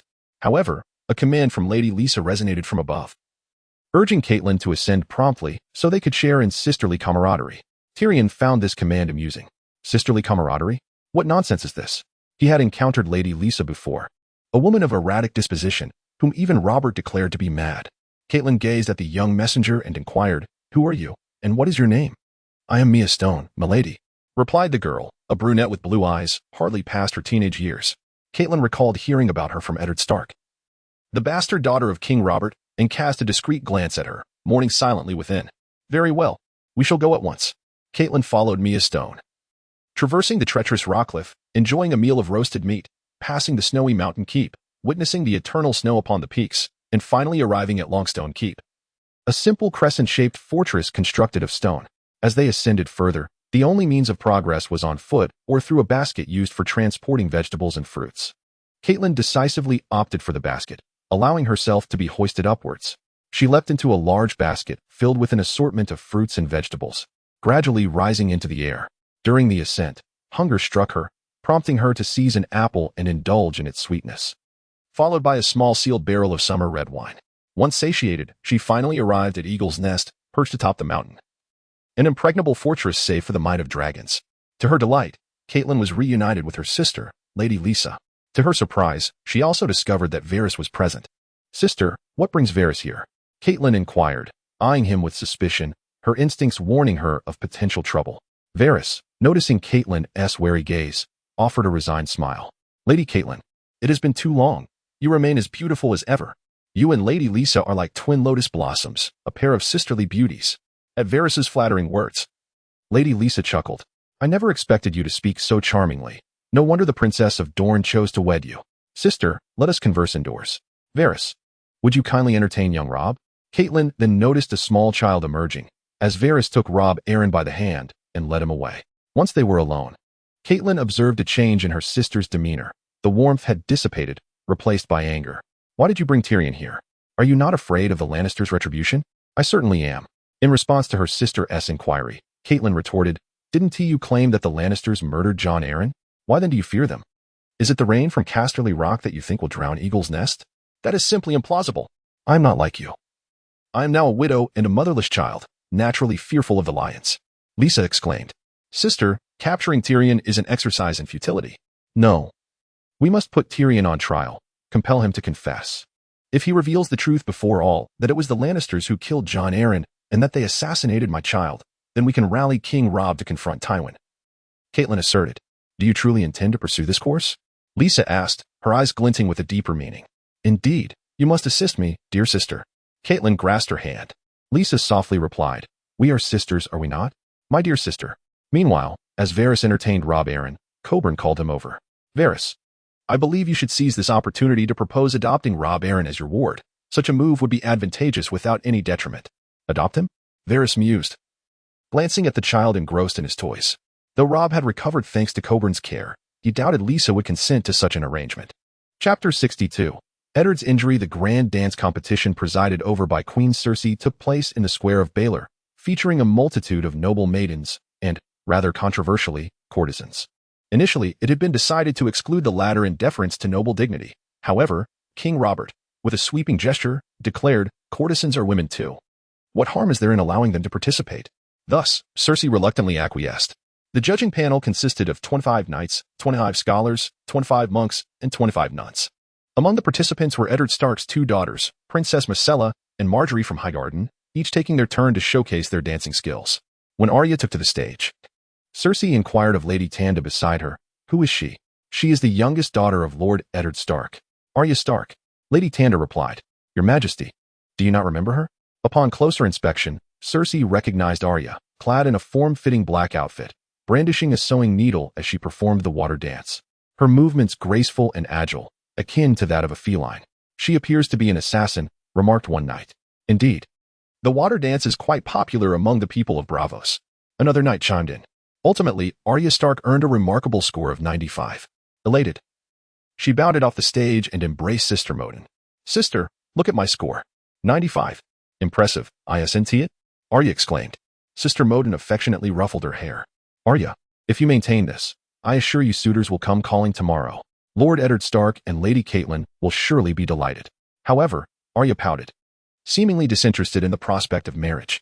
"What use is marriage? It seems rather futile. I wish to be a hero like Nymeria," she declared.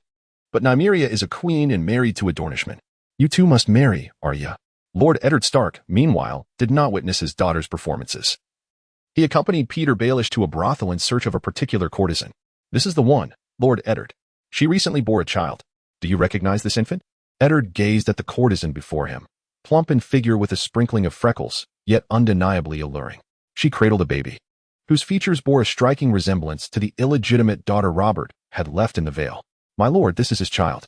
Since her birth, I have not entertained clients. All I wish is for him to come and see his daughter." Eddard remained silent. "I assure you, you will want for nothing, but he is unlikely to come. After all, he is the king." As they departed, Eddard inquired of Baelish, "How many illegitimate children does he have, and where are they?" "I am not Varys, so I cannot say.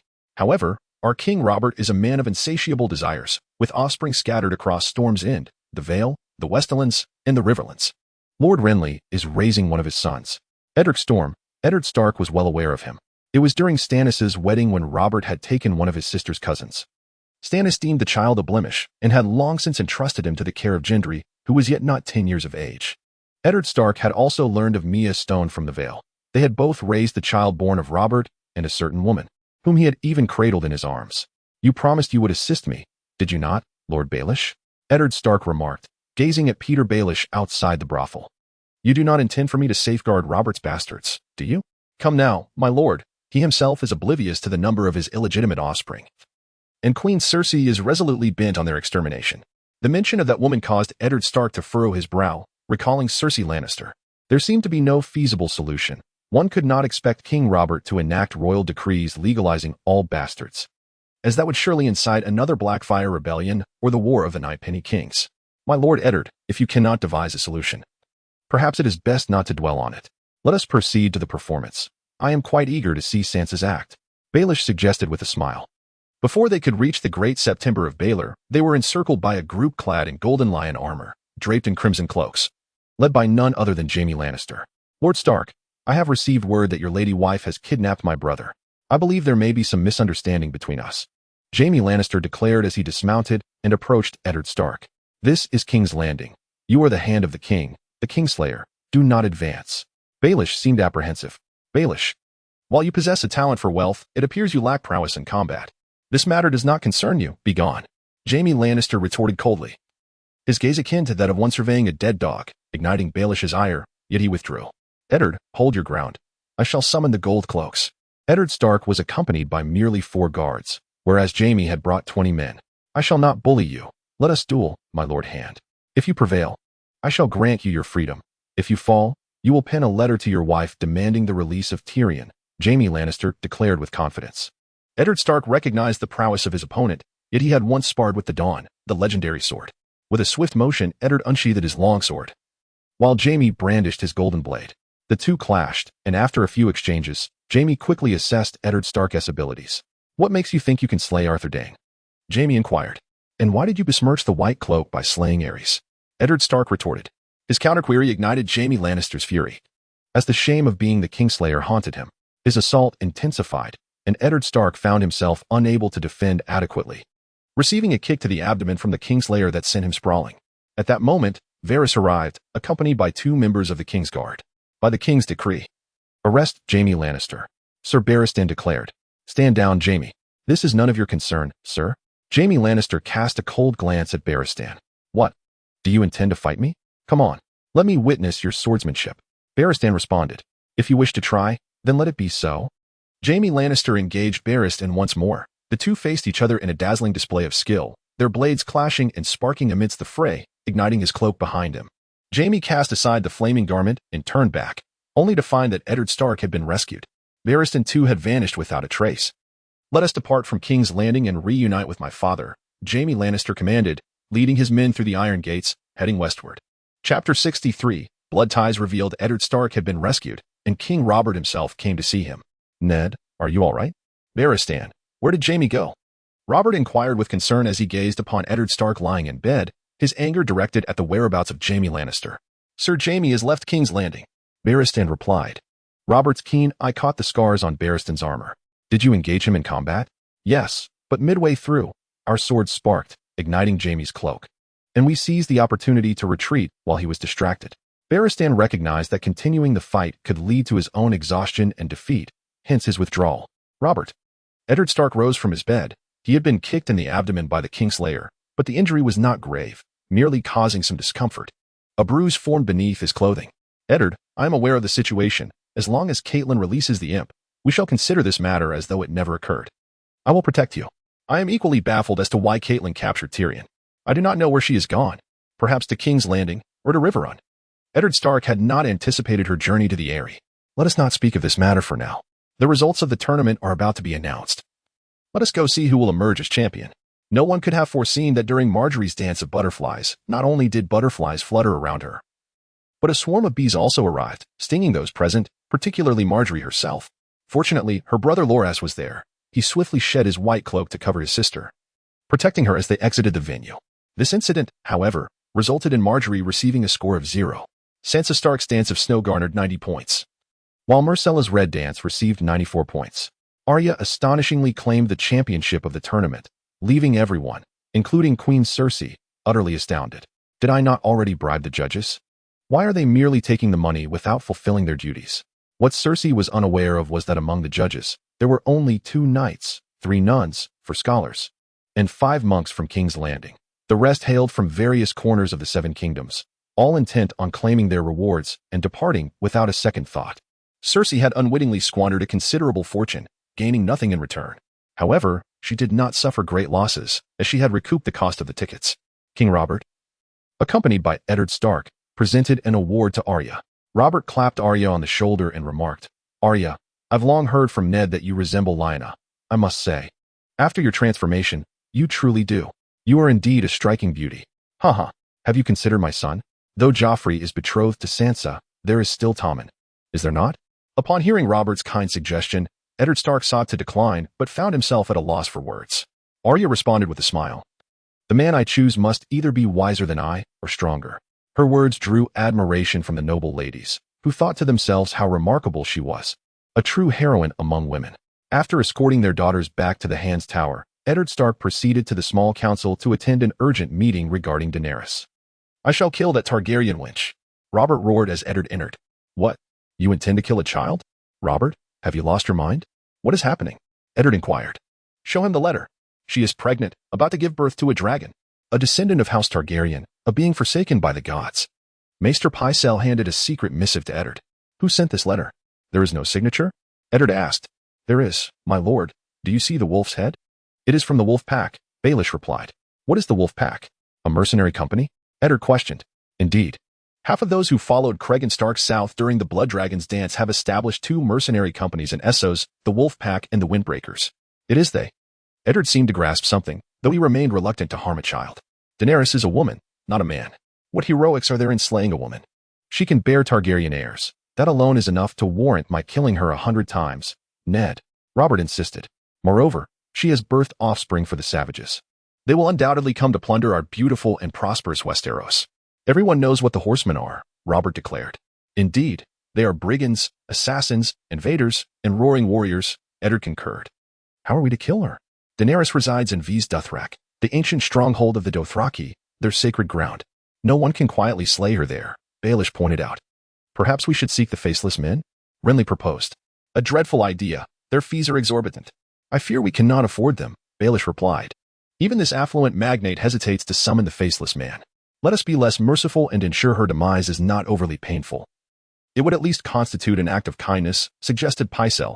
"Do you imply the use of poison, such as Tears of Lys? Is that correct, Grand Maester?" Varys cast a glance at Pycelle. "Regardless, she must perish," proclaimed King Robert. "If you insist on eliminating Daenerys and her brother, do not expect my complicity. I refuse to participate." Eddard Stark laid down the silver hand of the king insignia and turned to depart. Robert angrily rebuked Eddard, but took no further action. Upon returning to the Hands Tower, Eddard Stark intended to inform others to prepare their belongings for their journey back to Winterfell. Yet, something suddenly struck him, prompting him to retrieve a certain book for a closer examination. Joffrey Baratheon, golden-haired. Myrcella Baratheon, golden-haired. Tommen Baratheon, golden-haired. Eddard Stark recalled Edric Storm at Storm's End, dark-haired. And Maya Stone of the Vale, dark-haired as well, the daughter of a prostitute he had encountered, also dark-haired. Such resilient lineage. So that was the implication, Jon Arryn. You uncovered Cersei's secret, did you? Hence you were slain? What course of action should I take? Return to Winterfell, yet Robert may find himself utterly alone. He is my dearest brother. I cannot abandon him. Confront Cersei. However, I possess only this book and the matter of Joffrey's hair, which seems insufficient evidence. Eddard Stark scrutinized the text once more, unexpectedly discovering a clarifying passage. Bloodlines exhibit recessive and dominant traits. Thus, even if a dark-haired father weds a golden-haired mother, their offspring can emerge entirely golden-haired. By the gods, the author of this tome must have done so intentionally, to ensnare me. Weary, Eddard Stark reclined heavily in his chair. I recall Maester Luwin mentioning a method to ascertain a child's legitimacy. What was it called? Eddard strained to remember Luwin's words. Blood testing, perhaps? Yet, it may not yield certainty. I cannot recall anything else, only the notion of blood testing, but that should suffice, Eddard Stark concluded. Chapter 64. Dorne. Tyrion found no respite in the dungeons of the Eyrie, for he must remain ever vigilant. Indeed, should he fully succumb to slumber, a mere shift could send him plummeting from the 600-foot precipice. Without wings, any fall would result in utter obliteration. Furthermore, as the dungeon lay atop the mountain, nights grew frigid. The jailer, Mord, had pilfered Tyrion's shadowcat cloak, leaving him to shiver through the night. Tyrion heard the sound of keys turning. Mord was approaching. Little imp, a certain lord has come to see you. Upon catching sight of a figure emerging behind Mord, Tyrion was astonished to find it was Varys. What brings you here? Tyrion inquired. I am here as a guest, having encountered Lady Caitlyn's arrival and heard of your predicament, Varys responded. Willas settled against the rocky wall, producing a bottle of strong spirits and a roasted duck, which he offered to Tyrion. Upon receiving it, Tyrion tore into the roasted duck with his bare hands. Tyrion, your situation is dire. Lisa and Caitlyn intend to have you killed. Have you truly committed those acts? The assassination of the Prime Minister and Rickon Stark? Absolutely not. I swear by the honor of a Lannister, Tyrion replied gravely. The larger the family, the more its honor is esteemed. You have but one course of action left, to demand a trial by combat to prove your innocence. I shall fight for you, Willas declared. Why would you do that? Willas, I do not recall our families being allies. It is not about our families, but about us. Tyrion and Willas, did you not express your desire to be my friend in Winterfell? Willas chuckled. Tyrion joined in laughter, reminiscing about their late-night searches in the Winterfell library for tomes on the others, to no avail. Later, Tyrion had found some material in the Night's Watch library at the wall. In Winterfell, young Rickon was being lifted into a wheelchair by his brother Robb. Assembled according to the designs of Maester Luwin. Rickon, the Maester's craftsmanship is to be trusted, and that little imp has not deceived us, Theon remarked, carrying a longbow and a quiver of arrows, for they were to hunt that day. Since Eddard Stark and his party had departed, Robb had not smiled in quite some time, and Rickon, now disabled, warranted this hunting trip into the woods for some respite. You all go ahead. I will bring Rickon shortly. Robb Stark mounted a nag, as did the others, for their war horses were too lean, lacking fat and thick coats, with heavy snow falling, making the ground treacherous for travel. Let us find a campsite and get a fire going. You take Rickon and follow. Theon led the other attendants ahead on horseback. Rickon's arms were too small, making it difficult to maneuver the wheels, so Robb pushed him along, with a horse tethered in front, progressing at a pace akin to that of an ordinary walk. At last, young Rickon broke into a smile. Do not worry, Rickon. I heard from Maester Luwin that a scholar in Oldtown has developed prosthetics that can replace lost limbs, allowing for movement. Though somewhat costly, we will purchase a pair upon our return, and you shall walk again, I promise. Thank you, brother. Tears welled in Rickon's eyes, crystallizing into tiny beads of ice. Ghost and Grey Wind scouted the surrounding woods, suddenly detecting an unfamiliar scent emanating from the distant north, laden with chill. Ghost was the first to pounce, charging forward, with Grey Wind closely behind. Hidden among the thickets were wildlings and fleeing Night's Watchmen who had banded together and approached near Winterfell. A wildling was suddenly seized by Ghost, who clamped down on the back of his head. He struggled fiercely, but to no avail. The commotion heightened Robb Stark's vigilance as he drew his sword, keeping a watchful eye on the nearby woods. Daenerys had finally arrived at Vys Dothrak, the sacred ground of the Dothraki, the only city devoid of walls yet guarded by gates. Upon entering, she beheld two colossal bronze horse statues towering approximately 100 feet high. Their forelegs raised and hind legs firmly planted, with their four front hooves touching, forming an archway. Nearby lay a lake known as the Mother of Mountains, a vital source of sustenance for the populace of V's Dothrak. The city bustled with life, featuring two marketplaces where merchants and goods from the Shadowlands, the Jade Sea, Ashai, Et, Karth, Mir, and Astapor flourished. Dothraki entering the city were required to relinquish their weapons. Violence was strictly prohibited within its confines, under the threat of retribution from all Dothraki. At dusk, Khal Drogo and his blood riders ascended the Mother of Mountains to pray, leaving Daenerys in solitude, accompanied only by her handmaidens. Ser Jorah Mormont arrived with the leader of the wolf pack, Disco. Khaleesi, this is Disco, the leader of the wolf pack. The wolf and the wind riders were scattered, but later united to form the wolf pack, Jorah explained. Daenerys regarded Disco, a burly man with a full beard, who appeared more akin to the north than to the lands of Essos. Greetings, Commander, Daenerys offered amiably. Khaleesi, the wolf pack pledges its loyalty to you, provided you can lead us back to Westeros, Disco declared, kneeling and presenting his sword. That is only fitting. Daenerys responded with a smile, delighted by their allegiance. Where has Ser Garland gone? I have not seen him, she inquired. Khaleesi, Commander Garland has returned to Westeros, Jorah replied. Why? Daenerys asked, her voice tinged with anxiety. Garland Tyrell was the second son of Mace Tyrell, the Lord of Highgarden, and he had an elder brother, Willas, whose child was soon to be born, compelling him to return. Oh, I see. Daenerys sighed in relief, having feared treachery, but now understanding his familial duty. I hope he arrives in time for the birth of the child, she expressed. I think it unlikely, yet he will certainly be present for the child's naming feast. Jorah remarked. Speaking of celebrations, Daenerys seemed to recall something. She instructed her handmaidens to procure fruits, vegetables, and various meats and wines from the West Market, specifying to avoid horse meat, as she wished to host a feast for Viserys. Although Daenerys harbored no fondness for him, they were bound by blood. Viserys arrived promptly, accompanied by Jorah and Commander Disco. Daenerys also gifted him a set of Dothraki attire. Daenerys. After sitting down, Viserys spoke in a low voice, his expression inscrutable, suggesting a significant transformation. Brother. Daenerys gazed at Viserys, noting his gaunt appearance and the scars that marred his face. He had endured much hardship, journeying from Pentos to Vise Dothrak, unlike Daenerys, who had had protection. Now that we are here, Khal Drogo will surely honor his promise to crown me as king, correct? Daenerys, I need your assurance. I assure you, I will persuade Drogo to aid you in reclaiming your throne. Daenerys replied. She understood that her child with Drogo would eventually rule the Dothraki, making Viserys reign over Westeros conceivable. In a decade or so, when their offspring had matured, a union between them to govern Westeros together would be quite splendid, thus ensuring Daenerys' lineage ascended to the Iron Throne. This thought lingered in her mind. Chapter 65, Barry leaves the city. Robb Stark and his brother found themselves surrounded by wildlings.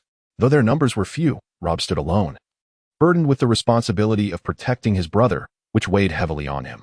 Fortunately, he had the assistance of two direwolves.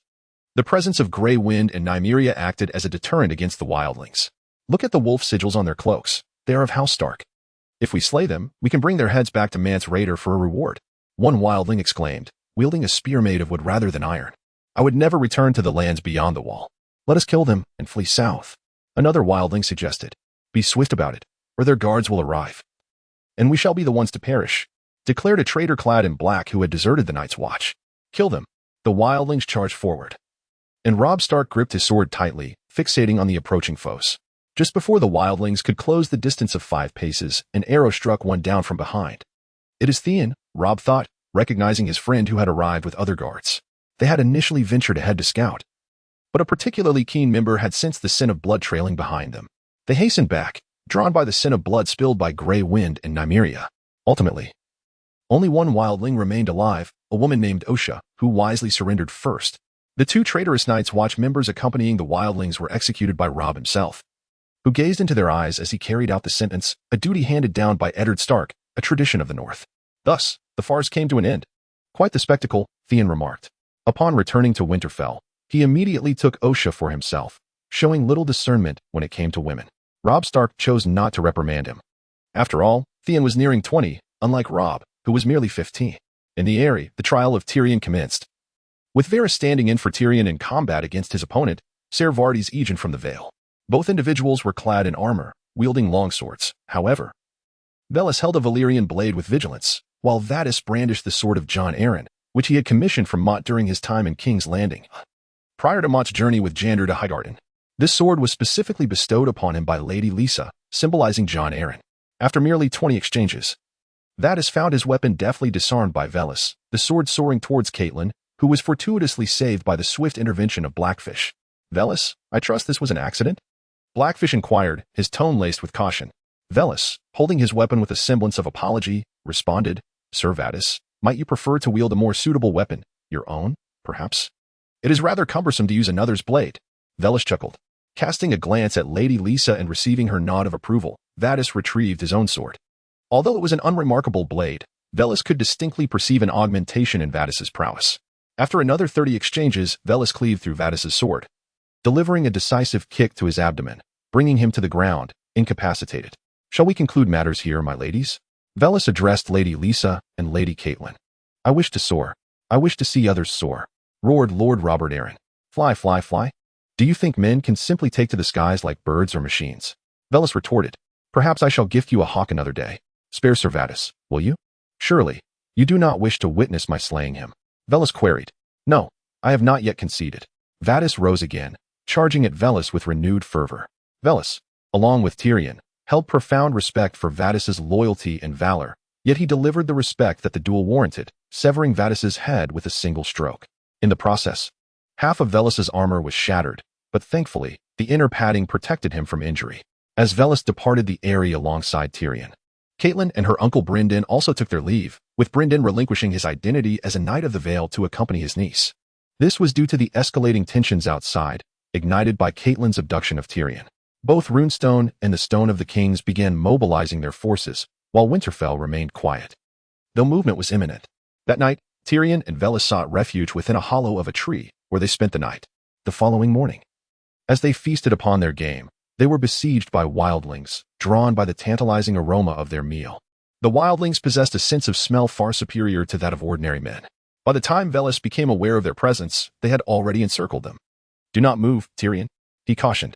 "This tree is of my planting. This road is of my making. Should you wish to traverse it, leave behind a toll." Boomed a towering wildling. "Ah, greetings, lords of the Vale," the wildling continued. "You are the descendants of pure-blood ancients, far nobler in lineage than the Arryns or other noble families of the Vale. Alas, it is a pity that the Vale has been usurped by them." Tyrion, appearing to be a disinterested outsider, could hardly contain his disdain. "Your eloquence is quite remarkable for a creature of your kind. However, we shall not let you go unscathed. You must choose between wealth or life. Which will it be?" A glance was cast towards Velis, indicating that the speaker would take the lead. "I am the son of the chieftain of the Lion tribe, a tribe of gold. Follow me, and I shall bestow upon each of you a hefty bounty of gold, along with what rightfully belongs to you in the Vale of Arryn." The wildlings were swayed by Tyrion's words and followed him away. In King's Landing, Eddard Stark intended to discuss the matter of blood kinship with Robert, but Robert had ventured out hunting with Renly, Barristan, and his retinue. Rumor had it that a white stag had been sighted in the Kingswood, a symbol of kingship before the Targaryens arrived on Westeros. The Baratheon sigil also featured a stag.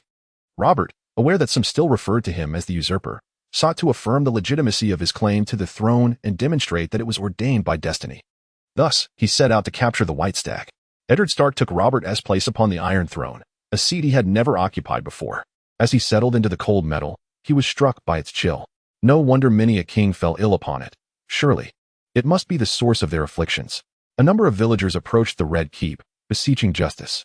They rode upon horses, trampling our fields, murdered our village chief, and looted our grain. When they departed, they set our village ablaze.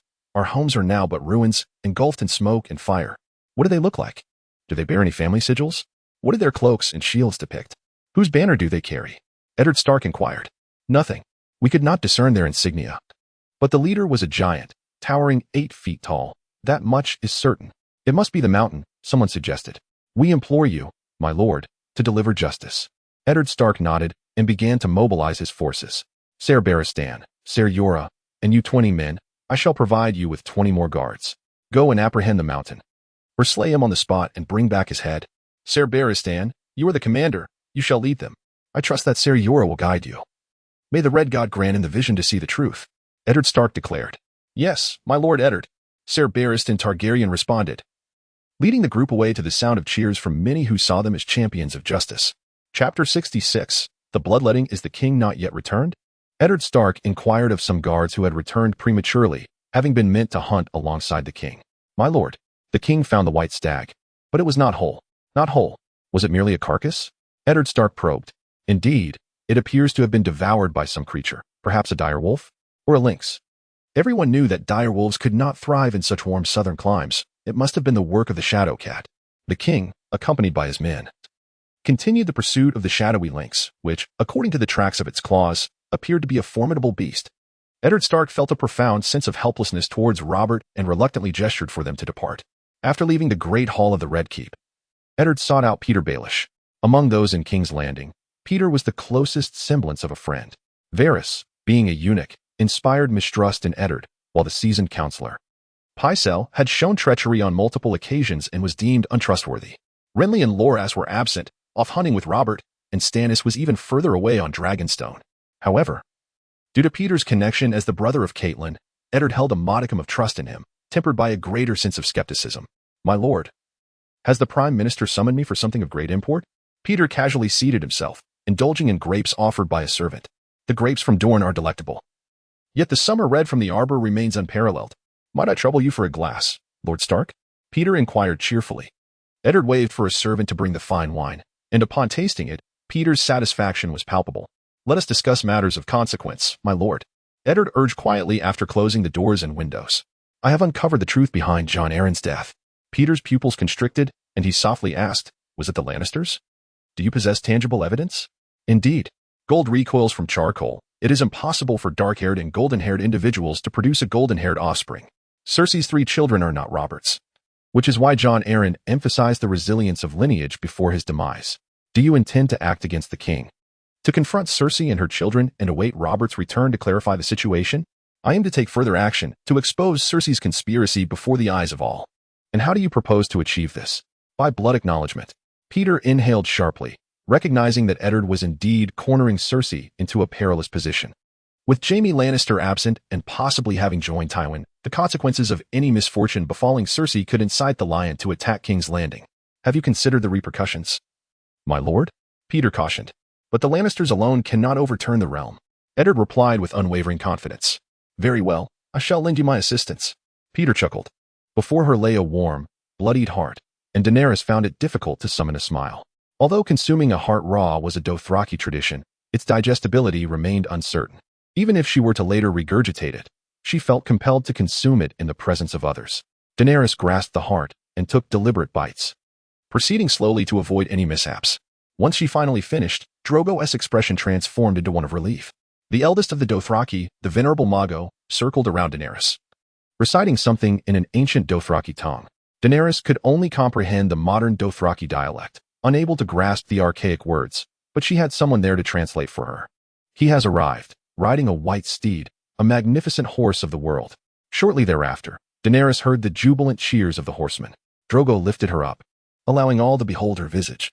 I shall slay those armored men, demolish their stone abodes, and dismantle their palaces. I will obliterate their fortifications. My son shall be the king riding the world's finest horse. Once the dust had settled, a grand feast was held in Vys Dothrak, the most splendid in history. Drogo sat at the center with the other 2 Khals, followed by the 9 Blood Riders, and then the wives of the Khals. Daenerys was surrounded by 4 other crones. While the Khals are permitted multiple wives, at present, Drogo has only Daenerys as his spouse. Should a Khal perish, the widow will remain in mourning for a lifetime in Vys Dothrak. Daenerys felt a pang of discomfort as she observed the aged inhabitants of Vys Dothrak. She could hardly envision herself becoming like them. Palin, Discal, and Viserys were absent, prompting Daenerys to send for their presence. Yet, only Discal and Viserys arrived. Palin was nowhere to be found.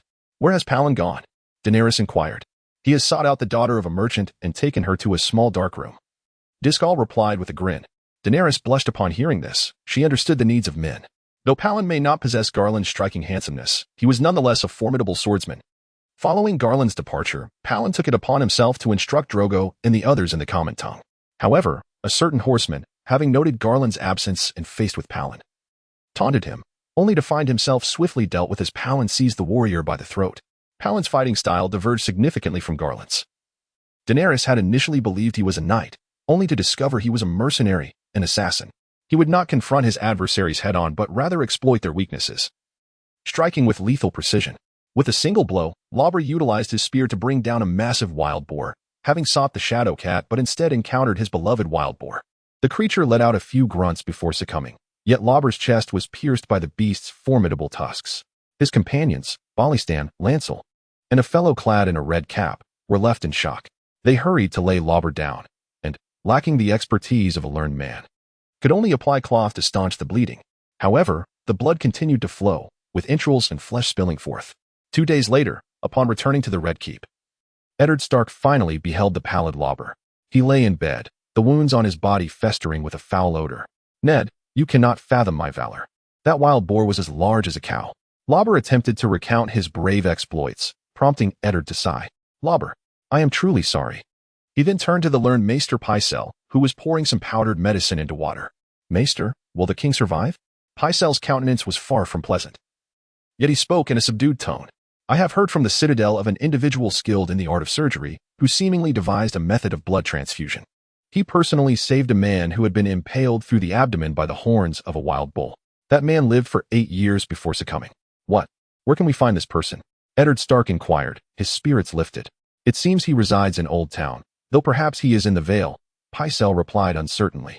He was only vaguely familiar with Cobain, having merely heard of his name. "Do you possess knowledge of this transfusion method?" Eddard Stark pressed. "My lord, blood transfusion is not a procedure one can undertake casually. It requires matching blood types, ideally between siblings or parent and child." Upon hearing this, Eddard's heart soared, sensing a chance to expose Cersei and her children to public scrutiny.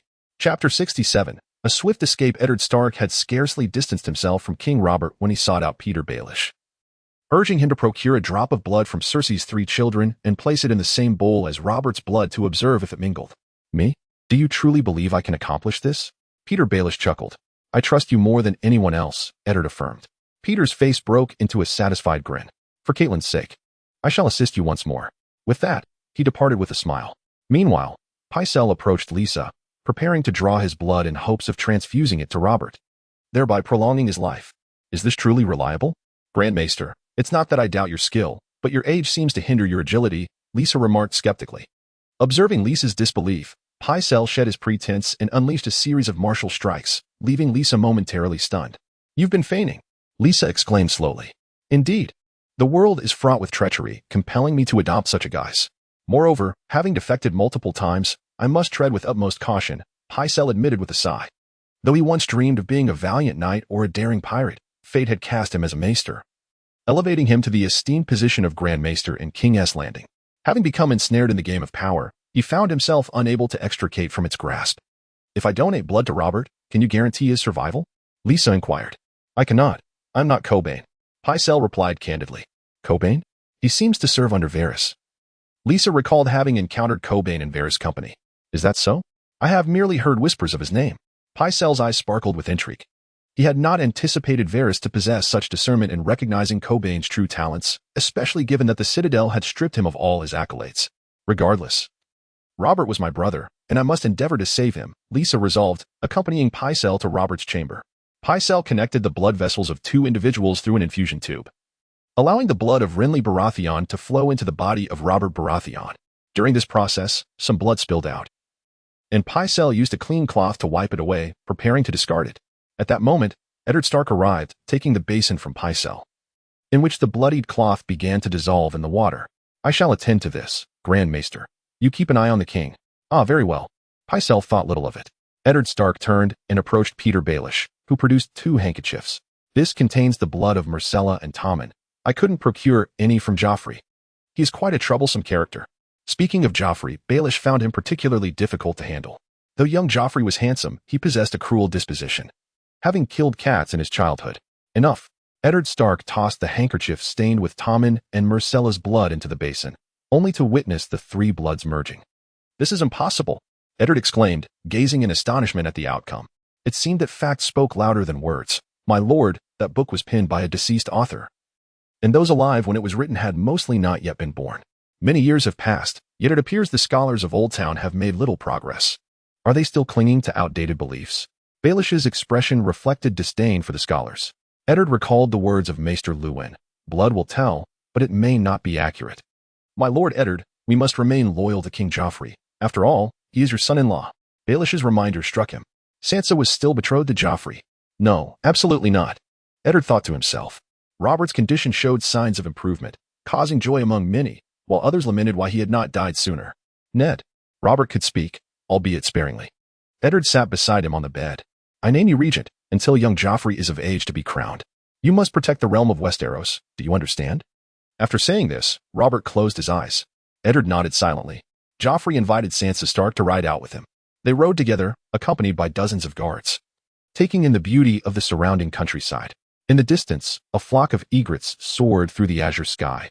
Joffrey summoned his crossbow. The hound delivered an exquisite crossbow into his hands. This was crafted by the finest artisans, even you could bring down a wild goose with it. Joffrey remarked to Sansa. Is that true, your highness? She asked. Come, let me teach you. Joffrey took her hand, beginning to instruct her with great care, causing Sansa Stark's heart to race and her cheeks to flush with embarrassment. With a swift twang, a bolt flew into the sky, though it missed its target. Joffrey's expression darkened, anger flickering across his face. Sansa Stark quickly interjected. I beg your pardon, my lord, it is my fault. Had it not been for me, you surely would have hit your target. Is it still too late? Joffrey glanced at the distant heron, pondering that it must have exceeded the range. Yet he could not afford to lose face before Sansa. Thus, he loosed another arrow, which struck down a sparrow. Though small, the sparrow was complete in its form, quite remarkable. Indeed, the hound chuckled heartily. Upon hearing the hound's remark, Joffrey was incensed and declared he would no longer play. He departed with the Lannister guards, leaving Sansa Stark alone and helpless in her spot. Little girl, I advise you not to harbor excessive hopes for our prince. For he is far from the gallant knight of storybooks, the hound remarked. He is not the prince of tales, and you are certainly no knight from those tales. Sansa Stark retorted with a scoff as she pursued him. Whether Sansa could catch up to Joffrey was uncertain to the hound. However, Varys did not manage to pursue the assassin. Robert was dead. Though he had been out of immediate danger, he succumbed to murder, a fact well known to Renly, Loras, Barristan, and Eddard Stark. The four were aware of Robert's improving condition, yet he had unexpectedly perished. This is akin to Jon Arryn's demise with a sudden rise in body temperature, said Loras. Who was responsible? Renly inquired. Barristan had seen a shadow and had pursued it, hoping to catch up. Draped in a white cloak, pale as death, Barristan returned empty-handed, having failed to apprehend the suspect. My lord, I cannot believe you have failed. Eddard Stark exclaimed in disbelief. He was extraordinarily swift and agile. I could not catch him, Barristan admitted, his face showing shame. We must inform the queen and the prince, as well as the other lords. The death of a king necessitates a state funeral, Loras insisted. Robert had named Eddard as regent, and it was now Eddard's duty to issue commands. Rather than Cersei or Joffrey, one being a woman and the other a child, both unfit for the task, Loras spoke. Loras fell silent, Barristan remained mute. And Varys had no words to offer. Observing their expressions, Loras recognized that it was time for him to depart. The winds of change were stirring in King's Landing, and lingering any longer could invite peril. In the night, Loras came to visit Eddard Stark, urging him to unite in controlling Cersei and Joffrey, to seize power in King's Landing. No, my lord Loras. It is Lord Stannis who should wield power. He alone is deserving of the Iron Throne. For Joffrey is not Robert's son, Eddard Stark replied. Loras sighed. My lord Eddard, you are aware of the blood test, yet the outcome is quite evident, is it not? Though young Joffrey's character leaves much to be desired, he is the offspring of my brother. That is false. Unacceptable. Eddard Stark shouted in a hushed tone. Unacceptable? And yet you still wish to test it? Who do you think you are deceiving? Forget it. I shall not collaborate with you any longer. I intend to return to the Stormlands. Lord Renly seems to have discerned that Eddard Stark is not an optimal ally and is preparing to seek another. Wait a moment. My Lord Renly, I have an idea. Perhaps it is prudent to consider it before making any decisions, Eddard Stark urged. Renly paused, retracting a leg he had already stepped forward with, turning to regard Eddard Stark. What notion do you propose? There are two methods of blood recognition. One is the hemolytic method, wherein the blood of two individuals is amalgamated in water to establish a biological connection. The second is the bone test, where blood is dripped onto the bone of a close relative to ascertain lineage. Now that Robert has passed, once he is cremated, we could extract a segment of his bone. Eddard Stark's words were abruptly interrupted by Renly's furious glare. My brother's remains are yet to grow cold, and you dare to suggest such a sacrilegious act against the king? How disgraceful, Eddard Stark. I once believed you to be a loyal and patriotic man. Yet now it appears you are no better than the rest. Should you proceed, I assure you I will report you. My Lord Renly. This is to ensure that King Robert's throne is passed on to the rightful heir. We have no other recourse. And you surely do not wish to see the Iron Throne fall into the hands of the Lannisters, do you? Eddard Stark implored. Renly took a deep breath and ultimately acquiesced. Robert's body was conveyed to the cathedral, where the clergy, in preparing to shroud him, placed 2 stones with painted eyes over his own. The state funeral commenced, lasting 7 days in total. Throughout this period, Eddard Stark and Renly discreetly extracted a fragment of Robert's bone, subsequently obtaining blood from Tommen and Myrcella. Joffrey proved exceedingly difficult, and thus, his blood remained unattainable. Eddard Stark and Renly also summoned Ser Pounce, Barristan, Varys, and Janos as witnesses. Upon hearing their intentions, Janos immediately prepared to leave and report to Cersei. Barristan intercepted him. "Release me, Ser," Janos shouted. Barristan disarmed him and replied, "This is an undertaking of Regent Eddard Stark and Prince Renly. We should support it. If Joffrey is indeed Robert's son, all issues will be resolved." Before the gathered assembly, Eddard Stark dripped the blood of the 2 individuals onto Robert's bone, observing as it seeped into it. It appears to be true, Eddard Stark sighed, accepting the outcome. The following day, Joffrey ascended the Iron Throne for the first time. Flanked by Cersei, Myrcella, Tommen, and Sandor Clegane, Eddard Stark and the others began to pledge their fealty to him. When it was Eddard's turn, Joffrey remarked, "Lord Eddard Stark, it seems your lady wife acted without your counsel. She has kidnapped my uncle. Though he may be a little imp, he has nonetheless caused trouble for the crown. Your Grace, I shall write to persuade her to release the imp." Eddard Stark had recently neglected the letters arriving from various lands, a fact that Peter had deliberately concealed from him. He found himself out of the loop, lagging behind many others. "My Lord Stark, your lady wife's actions have caused you distress. The council has proposed your removal and exile to the Wall." "What say you?" Joffrey inquired. "What? The Wall?" Eddard Stark never anticipated donning black garb, yet he was even more astonished by the betrayal of those he once considered friends, Varys, Peter, Renly, and even Balon. "I would embrace the black, your Grace, if only my daughter and sons could return to Winterfell," Eddard implored. "That cannot be, for Sansa is my betrothed." Joffrey laughed, and the mirth in his eyes tightened Eddard's heart as he envisioned a grim future for Sansa. "You must return, my children, otherwise I shall not recognize you as my king," Eddard declared resolutely. "What audacity, Eddard Stark! Seize him!" Cersei shouted in fury. The Lannister guards clashed with Eddard, and ultimately, he found himself with a dagger pressed against his throat by Peter. "Ned, I have always warned you. Trust no one. This is King's Landing." Eddard Stark was imprisoned in a dark cell. "Now we must deal with his wolf cubs," Joffrey stated. "Send for Sansa Stark, Arya Stark, and Bran Stark. Place them under house arrest." 3 Kingsguard rode out to detain them. Balon swiftly apprehended Bran Stark. "Sir, why am I being captured?" Bran asked, bewildered. "This is but temporary. Once Eddard Stark confesses, all shall be well." Meanwhile, Ser Boros easily seized Sansa Stark, who vehemently protested, threatening that Joffrey would have them all slain. "I am to be the future queen. On what grounds do you detain me?" However, when attempting to capture Arya, Ser Meryn Trant faced resistance. Accompanied by 5 soldiers, he was bested by Arya's sword instructor. Arya managed to escape, her whereabouts unknown, while her instructor, Syrio, also vanished amidst the fray, his fate known only to Ser Meryn. In a single night, King's Landing transformed, with the Prime Minister's family either missing, imprisoned, or under house arrest. Eddard Stark languished in a shadowy dungeon, having gone days without water, parched and desperate. In a daze, he found himself once more in that place, a white tower. 3 knights clad in white awaited him. "Did you not go to the Trident?" Eddard inquired.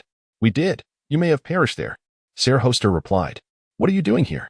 Eddard asked, glancing towards the tower behind them, where he heard a sound that was neither a scream nor a wail, but rather the cry of a woman in labor.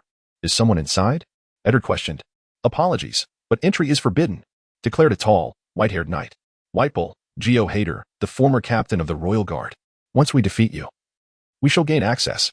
Thus commenced the final battle, a chaotic melee among 10 individuals, culminating in the survival of but 2, Eddard Stark and Holland Reed, a man from the marshlands. Just as Eddard Stark intended to ascend the tower for a glimpse, he heard someone calling his name. Chapter 69. The Northern Army marches south at times. The velocity of information dissemination surpasses human imagination. Shortly after Eddard Stark's imprisonment, news reached King's Landing. The Duke of Winterfell had been incarcerated.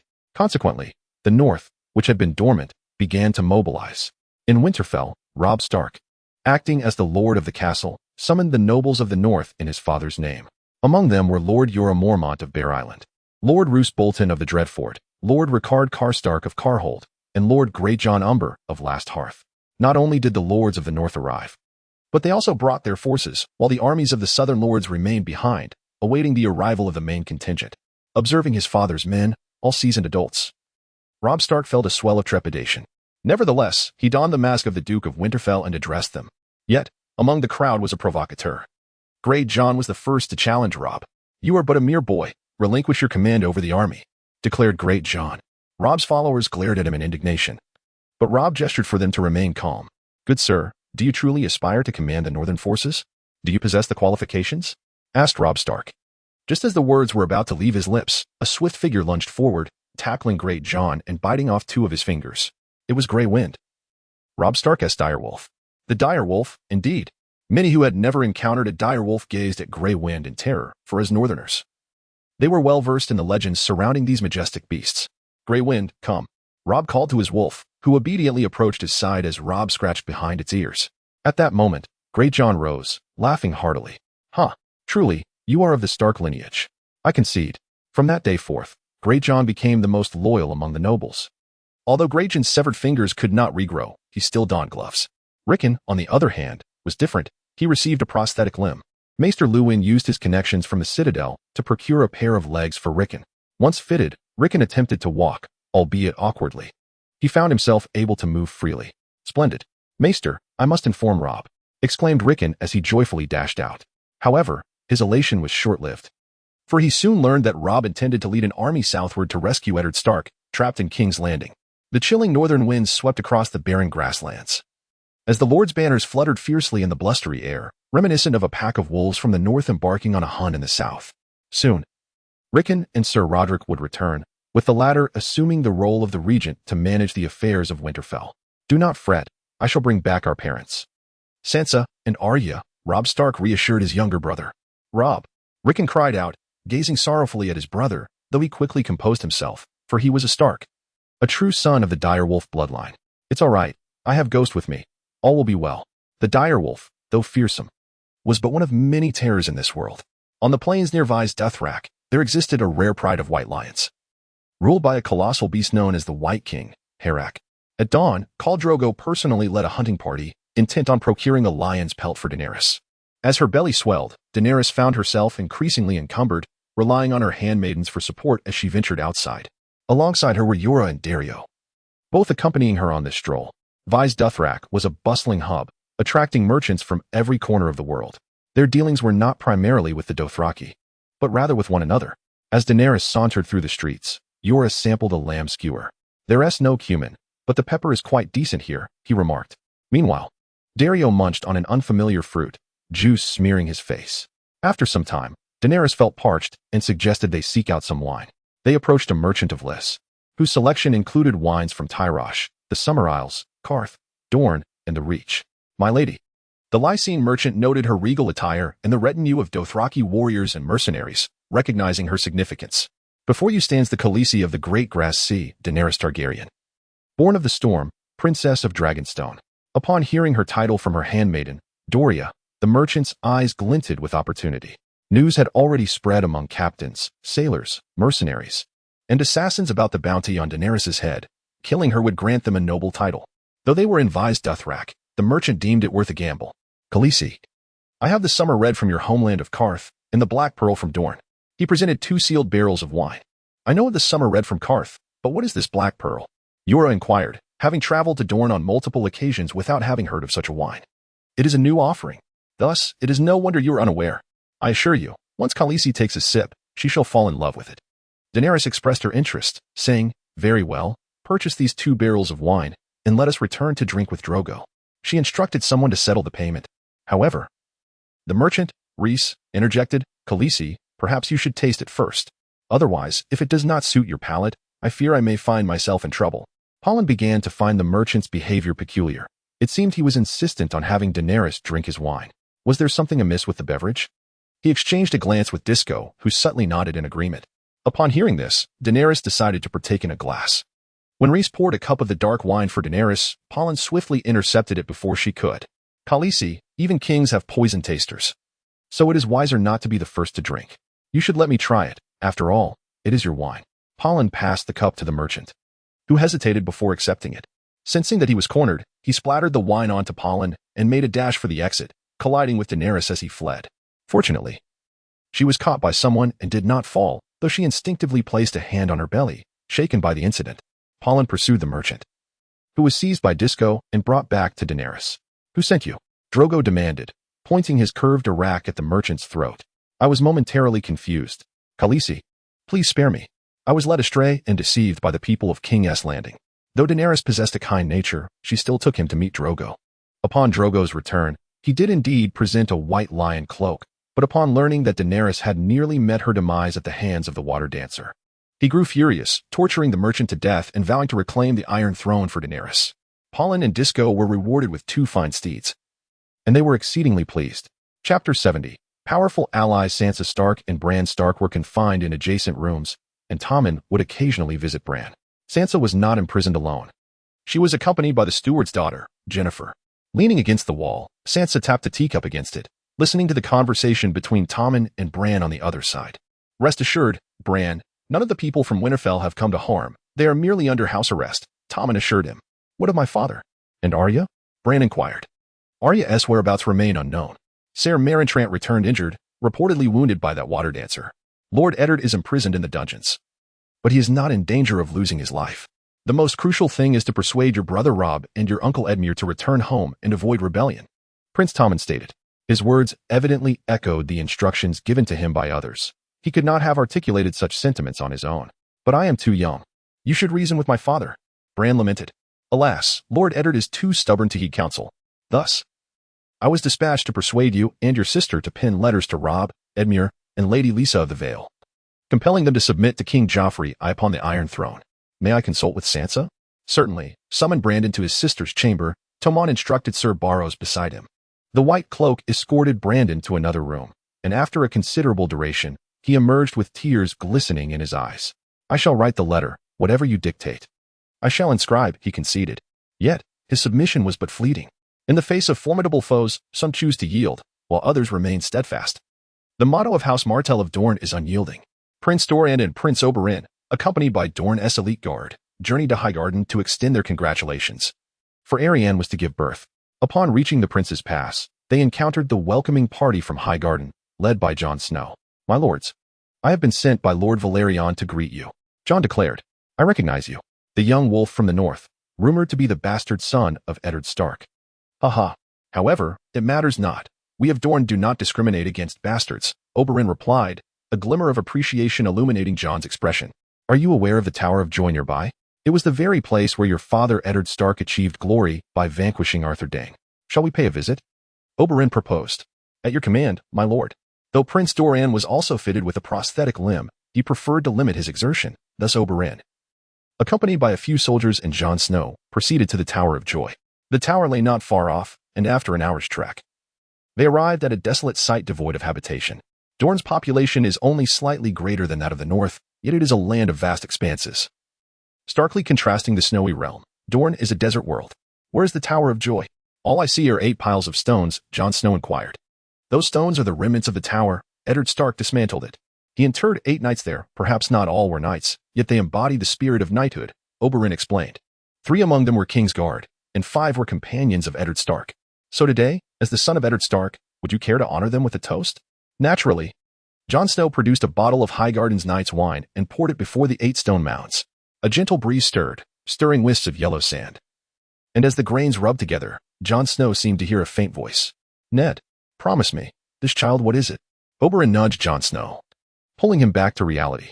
"Ah, it is nothing, merely a moment of distraction," Jon replied, though he could not fathom why he felt as if he had heard a woman's voice, tender and maternal.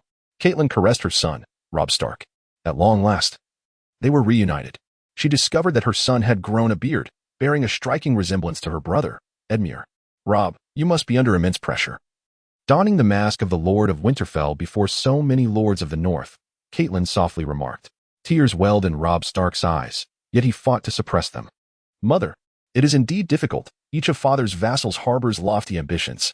The Boltons skinned a man from House Seaworth under the cover of night, and the men of Bear Island slaughtered a horse belonging to House Amber. Rickard Stark, relying on his kinship with our family, regards me as his grandson.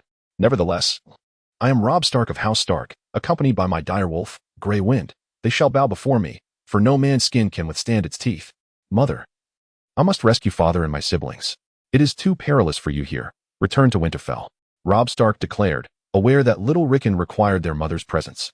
Despite her worry and longing for her youngest son, Caitlyn resolutely replied, No, I shall remain here. Your grandfather in Riverrun is bedridden, and I must see him. I shall send someone to escort you. No, it suffices that my uncle accompanies me. He is Blackfish Brynden, and with him, I am safe. The Tully family produced a Blackfish Brynden, but he was of the older generation. The young Edmure had been thoroughly defeated by Jaime Lannister. The Lannister army was stationed in an open plain, eliminating concerns of ambush. Varys and Tyrion arrived here, followed by 300 wildlings from the Vale. Varys, taller than Tyrion, approached the Golden Lion banner first. Tyrion, you have returned home, he suddenly declared. What? Tyrion paused, but soon his gaze fell upon the Lannister encampment. It was a vibrant red, sprawling over several kilometers, and Tyrion excitedly jogged towards it. Upon reaching the gates, the guards immediately recognized his identity and swiftly opened the entrance. Once inside the Lannister camp, Varys observed the well-equipped armaments and the skilled soldiers. Although outnumbered by the men of the Riverlands, Varys had to concede that the quality of the soldiers from the Reach was superior, as they had not engaged in warfare for many years, only hosting tournaments and athletic competitions, which did little to enhance a soldier's combat efficacy. Tyrion led Varys to meet his father, Tywin Lannister, who had commandeered a small tavern as his command post. Tyrion? Ser Kevan was taken aback upon seeing him, even more so at the sight of Varys. And Ser Varys, it seems the rumors of your demise at Caitlyn's hands are unfounded, Tywin remarked with an even tone. After years apart, he had become bald, with not a single strand of golden hair remaining. Lord Tywin, Ser Kevan, Varys addressed, offering a noble greeting. Tyrion casually settled down and began to drink beer. This time, he was able to return from the Vale without the need to descend from the Eyrie, thanks to Varys. Father, the Lannisters always pay their debts. Tyrion gazed at Tywin with his green and black eyes. What is it that you desire? It is not what I desire, but rather what Varys seeks, Tyrion replied, prompting Tywin to turn his attention to Varys. My lord Tywin, what I desire is an ally. In the Game of Thrones, a formidable ally is the greatest asset. Varys chuckled. A formidable ally? Tywin inquired. Indeed, I had previously considered the Vale as an ally, for their cavalry is the most elite in all of Westeros. I intended to make Lysa Arryn my ward, and everything was proceeding smoothly until Caitlyn brought Tyrion to the Vale. To save Tyrion, I was compelled to slay a knight of the Vale, thereby ruining any chance of an alliance, Varys lamented as Tyrion timely poured him another glass of wine. That fellow, Lysa Arryn, is clearly an immature child. Varys, you indeed have better options, Tywin remarked. Oh, what better option might that be? Tommen. I can arrange for Cersei to send Tommen to Highgarden as a ward, whether as yours or Lord Mace's is of no consequence, Tywin stated. Kevan gazed at his brother in astonishment, poised to speak, but a mere glance from Tywin silenced him. And what do you seek in return, my lord Tywin? Varys inquired. The alliance of the lions. The wolves and fish have already allied, thus the lions must seek an ally, and Highgarden is the optimal choice. Why us? Varys asked.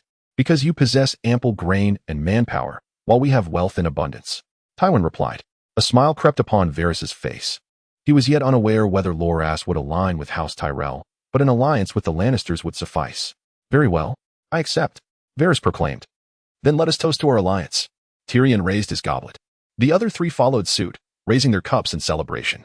As they drank, Eddard Stark, confined in a deep cell, had not even a drop of water, for the guards seldom ventured there. After all, as long as Eddard Stark did not escape, his demise from starvation was of no concern.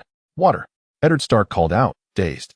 A water skin was tossed in, but before he could take more than a couple of sips, it was empty. The prison was shrouded in darkness, obscuring the guard's visage, yet he still inquired. How are my children? What are my men? The guard offered no reply, taking the water skin and departing.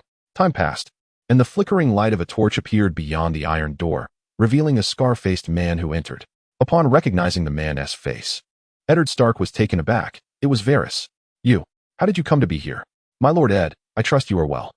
It has been a fortnight since your imprisonment, Varys remarked, producing a wineskin and offering it to Eddard Stark. Eddard, however, appeared skeptical and refrained from accepting it. Are you afraid of me? I am but a eunuch. What could I possibly threaten? Varys chuckled, his scarred visage, though feigned, still bore an unsettling aspect. Realizing that harboring animosity towards Varys would yield little benefit, Eddard eventually accepted the wineskin and took a sip. This is fine wine, yet what brings you here? What of my children? What of my loyal men? How fare they? Sansa Stark and the others are well, though they find themselves under house arrest. Your men, however, are of a more fiery temperament, and the outcome was predictable. One dared to rise, and the rest followed suit. They seized the opportunity during a meal delivery to slay the guards and escape, yet alas, they fell to the hound's blade. Their heads now adorn the city walls. Infuriating. Eddard roared, though the fury mirrored the meagerness of his strength. What fate awaits me? Eddard inquired. To acknowledge Joffrey's claim to the throne would be prudent. You must don the black cloak and journey to the wall, defending the realm. This is the most favorable outcome, Varys advised. While I harbor no aversion to becoming a Night's Watchman, my children must return to Winterfell, and Sansa Stark shall not wed Joffrey, Eddard asserted with unwavering resolve. Is it not already established by blood that they are of Robert's line? Even if they do not resemble him, nor share his temperament, they remain his progeny, Varys countered. Nay, we have only tested Myrcella and Tommen. Joffrey has yet to be examined, Eddard replied, explaining that Beric had only procured the blood of Myrcella and Tommen, leaving Joffrey's blood untested. What would satisfy your yearning for closure? Varys inquired. To conduct a blood test on Joffrey. Dear Varys, I implore your assistance, Eddard beseeched. Why seek my aid? Varys queried, a faint smile gracing his lips. Because you are not well liked by others, Eddard candidly confessed, acknowledging the unpopularity of the eunuch. Haha. Well said, you are indeed forthright, my lord, yet honesty can be perilous in King's Landing. Here, liars abound. Nevertheless, for the sake of your rare integrity, I shall lend you my aid. I will personally ascertain whether Joffrey's blood can be found to mingle with Robert's veins. With that, Varys departed. Leaving Eddard to lean against the wall, his thoughts drifting to the tower, the three knights in white cloaks, the blood-stained bedding, and Lyanna's whispers in his ear. I shall safeguard the secret with my life, Lyanna. The secret Eddard vowed to protect lay within Highgarden. Meanwhile, Jon Snow, accompanied by his companions, arrived in Dorne. After facilitating their meeting with Maestral, Jon took to sword practice. Shortly after he began, Samwell approached him, a hesitant expression on his face. Jon, there is something I am uncertain whether to disclose, he said, visibly conflicted. Sam, when did you become so hesitant? Aren't you the decisive Sam? Jon Snow inquired. Your father, Eddard Stark, has been imprisoned in the dungeons of King's Landing, and your sister and brother are under house arrest as well. What? Jon Snow exclaimed, first in shock and then in anger. It must be the work of the Lannisters. I must rescue them. Please convey my apologies to Varys. With that, Jon mounted his horse and galloped away from Highgarden. Samwell watched him fade into the distance and remarked, indeed, loyalty and filial piety are difficult to balance. Yet, among all virtues, filial piety comes first. I cannot allow you to perish in King's Landing. After all, it is a veritable den of dragons and tigers. Samwell, accompanied by the bannermen of House Tyrell and a giant hound, pursued Jon. Meanwhile, Maester Luwin remained unaware of these developments, as he was not involved in such matters. At that moment, a ship docked in Oldtown, from which emerged a figure strikingly similar to Loras. Garland had returned. After hastily procuring a swift steed, Garland set off for Highgarden, having not set foot on the continent of Westeros for 2 or 3 years, his heart yearning for home. Chapter 72. In the city of Lannister, Caitlyn followed her son, uncle, and the northern armies southward, now facing a river. The Green Fork flowed fiercely. Its waters deep and swift, while horses might swim across, the burden of supplies would hinder them. As for people, they could not swim across unless they were all champions of the water. Caitlyn rode beside her son, gazing at the river from a high vantage. We are out of time. We must cross swiftly, Robb Stark urged. For centuries, no one has crossed without the Frey's consent, Caitlyn replied. Then let us force our way, Robb declared. That is your plan, Robb. Our adversary is the Lannisters. Do not provoke Walder Frey any further, Caitlyn sighed. A sentinel approached with news. Lord Robb, Lady Caitlyn, we have discovered that the Frey family has amassed at least 4,000 troops. They are stationed on the opposite bank. 4,000 troops? What do they intend to do? Robb Stark questioned, perplexed. 4,000 could not possibly contend with the Lannisters. He must be planning to join forces with the men of Riverrun to confront the Lannisters together, Robb speculated. It seems he is late again, Caitlyn remarked with a smile, as the forces from the Riverlands had already engaged with the Westlands army. Though the outcome was yet unknown, the Frey family had not yet deployed their forces, indicating their ulterior motives. Theon brought news from Brynden, since resigning from his position as the Knight of the Blood. Brynden had become the commander of Robb Stark's reconnaissance troops and had taken Theon and others to gather intelligence. Robb, my lady. Theon dismounted and approached them. Ser Brynden instructed me to inform you that we encountered 10 Lannister scouts, but we dealt with them. Upon my return, I beheld 2 Lannisters hanging lifeless from a tree, executed by the Frey family. This suggests that the Freys have indeed engaged with the Lannisters, contrary to their previously passive stance, does it not? Robb Stark inquired. It is uncertain. However, There are no indications of the Freys mustering a large-scale army. Caitlyn was well aware of Walder Frey's modus operandi. In times of uncertainty, he refrains from action, choosing instead to observe and await the opportune moment. Besieging one's own territory is one matter, while responding to the call from Riverrun to strike at external foes is quite another, Caitlyn asserted.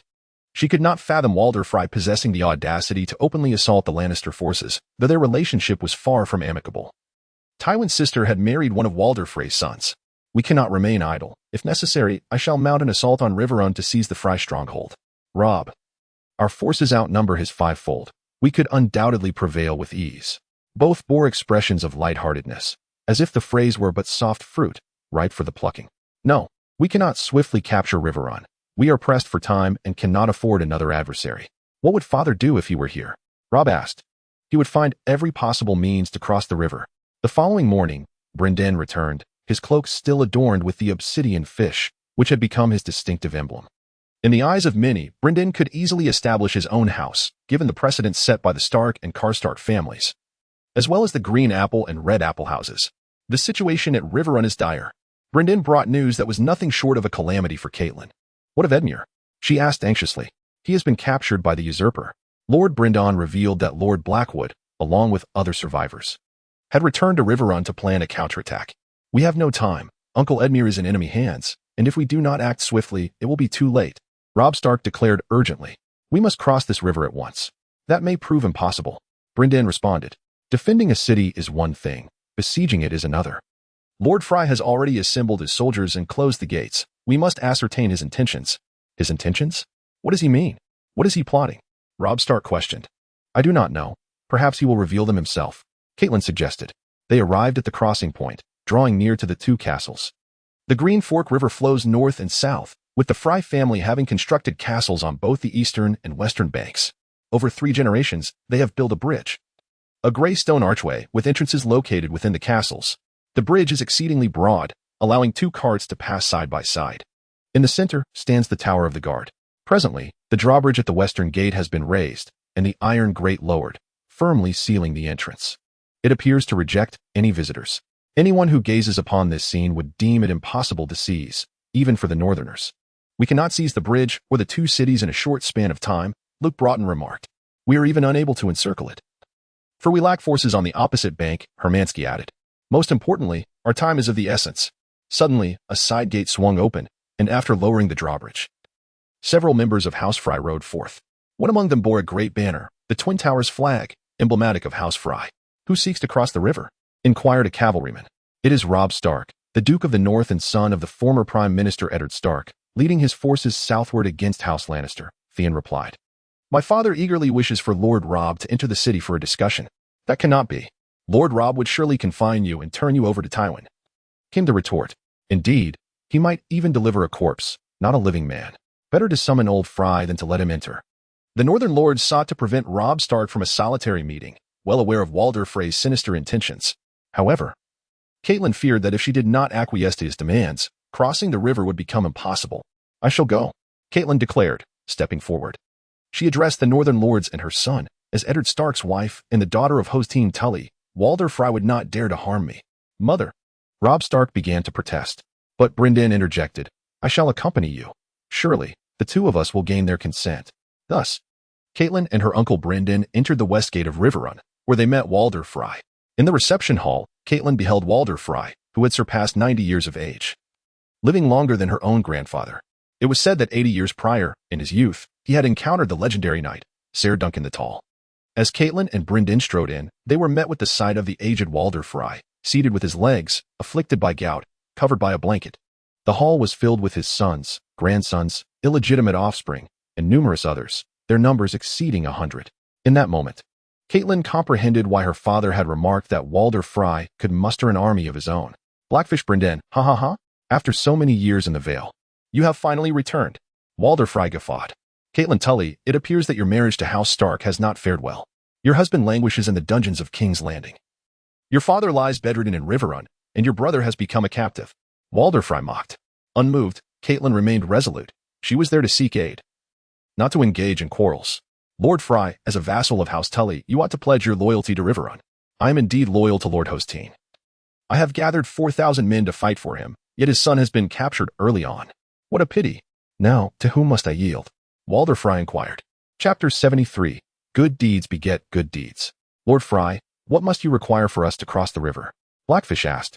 Ha ha ha, Lord Blackfish. If you were to command the forces of Riverrun, you would never allow the likes of Jaime Lannister to suffer such a crushing defeat. Edmure is simply too inept.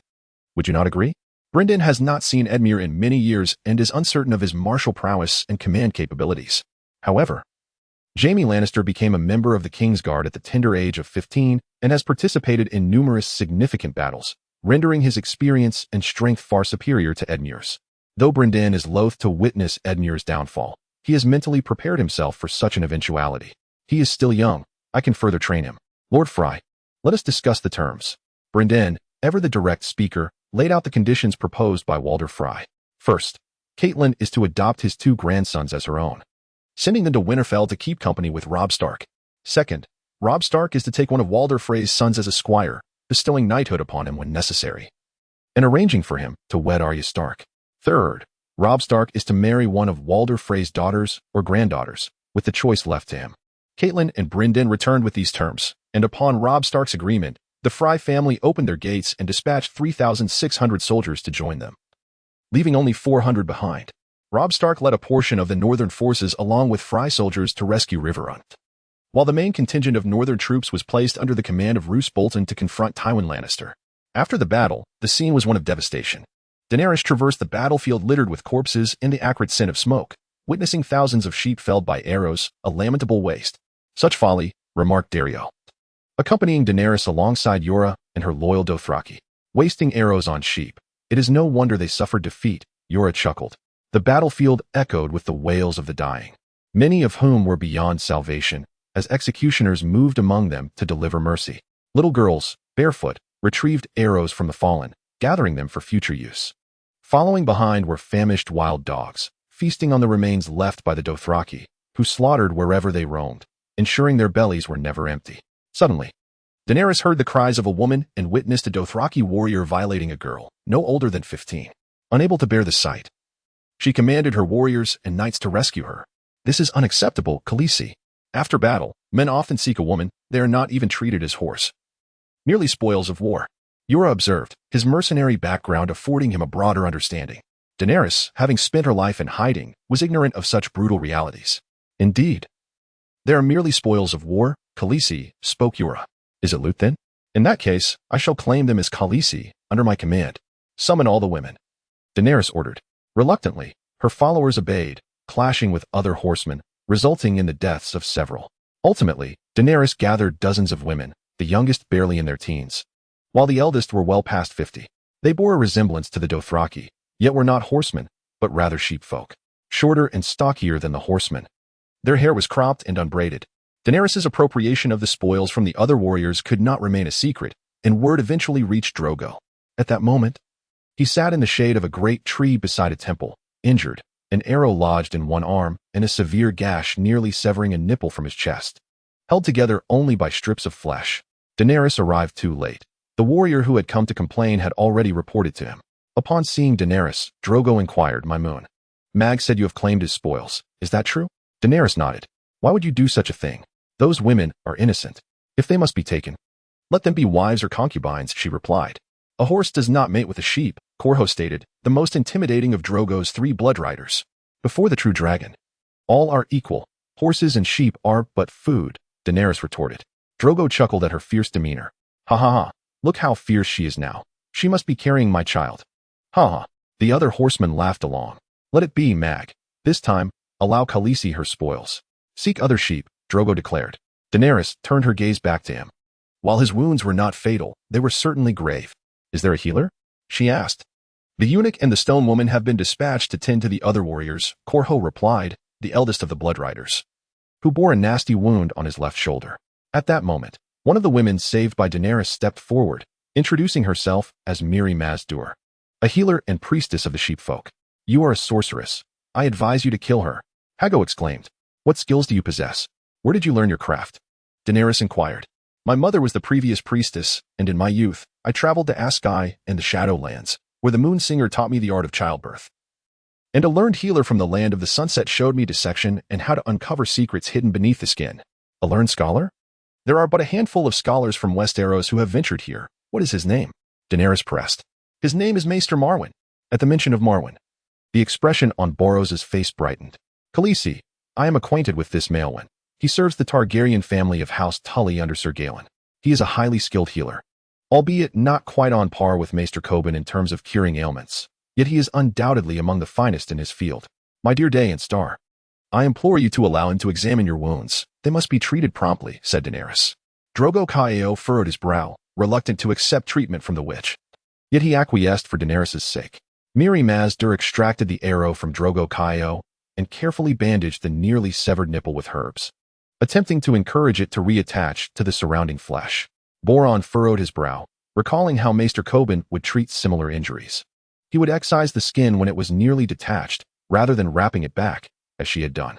However, Boron, lacking expertise in medicine, chose to remain silent, unaware that his indifference would ultimately cost Drogo Caio his life.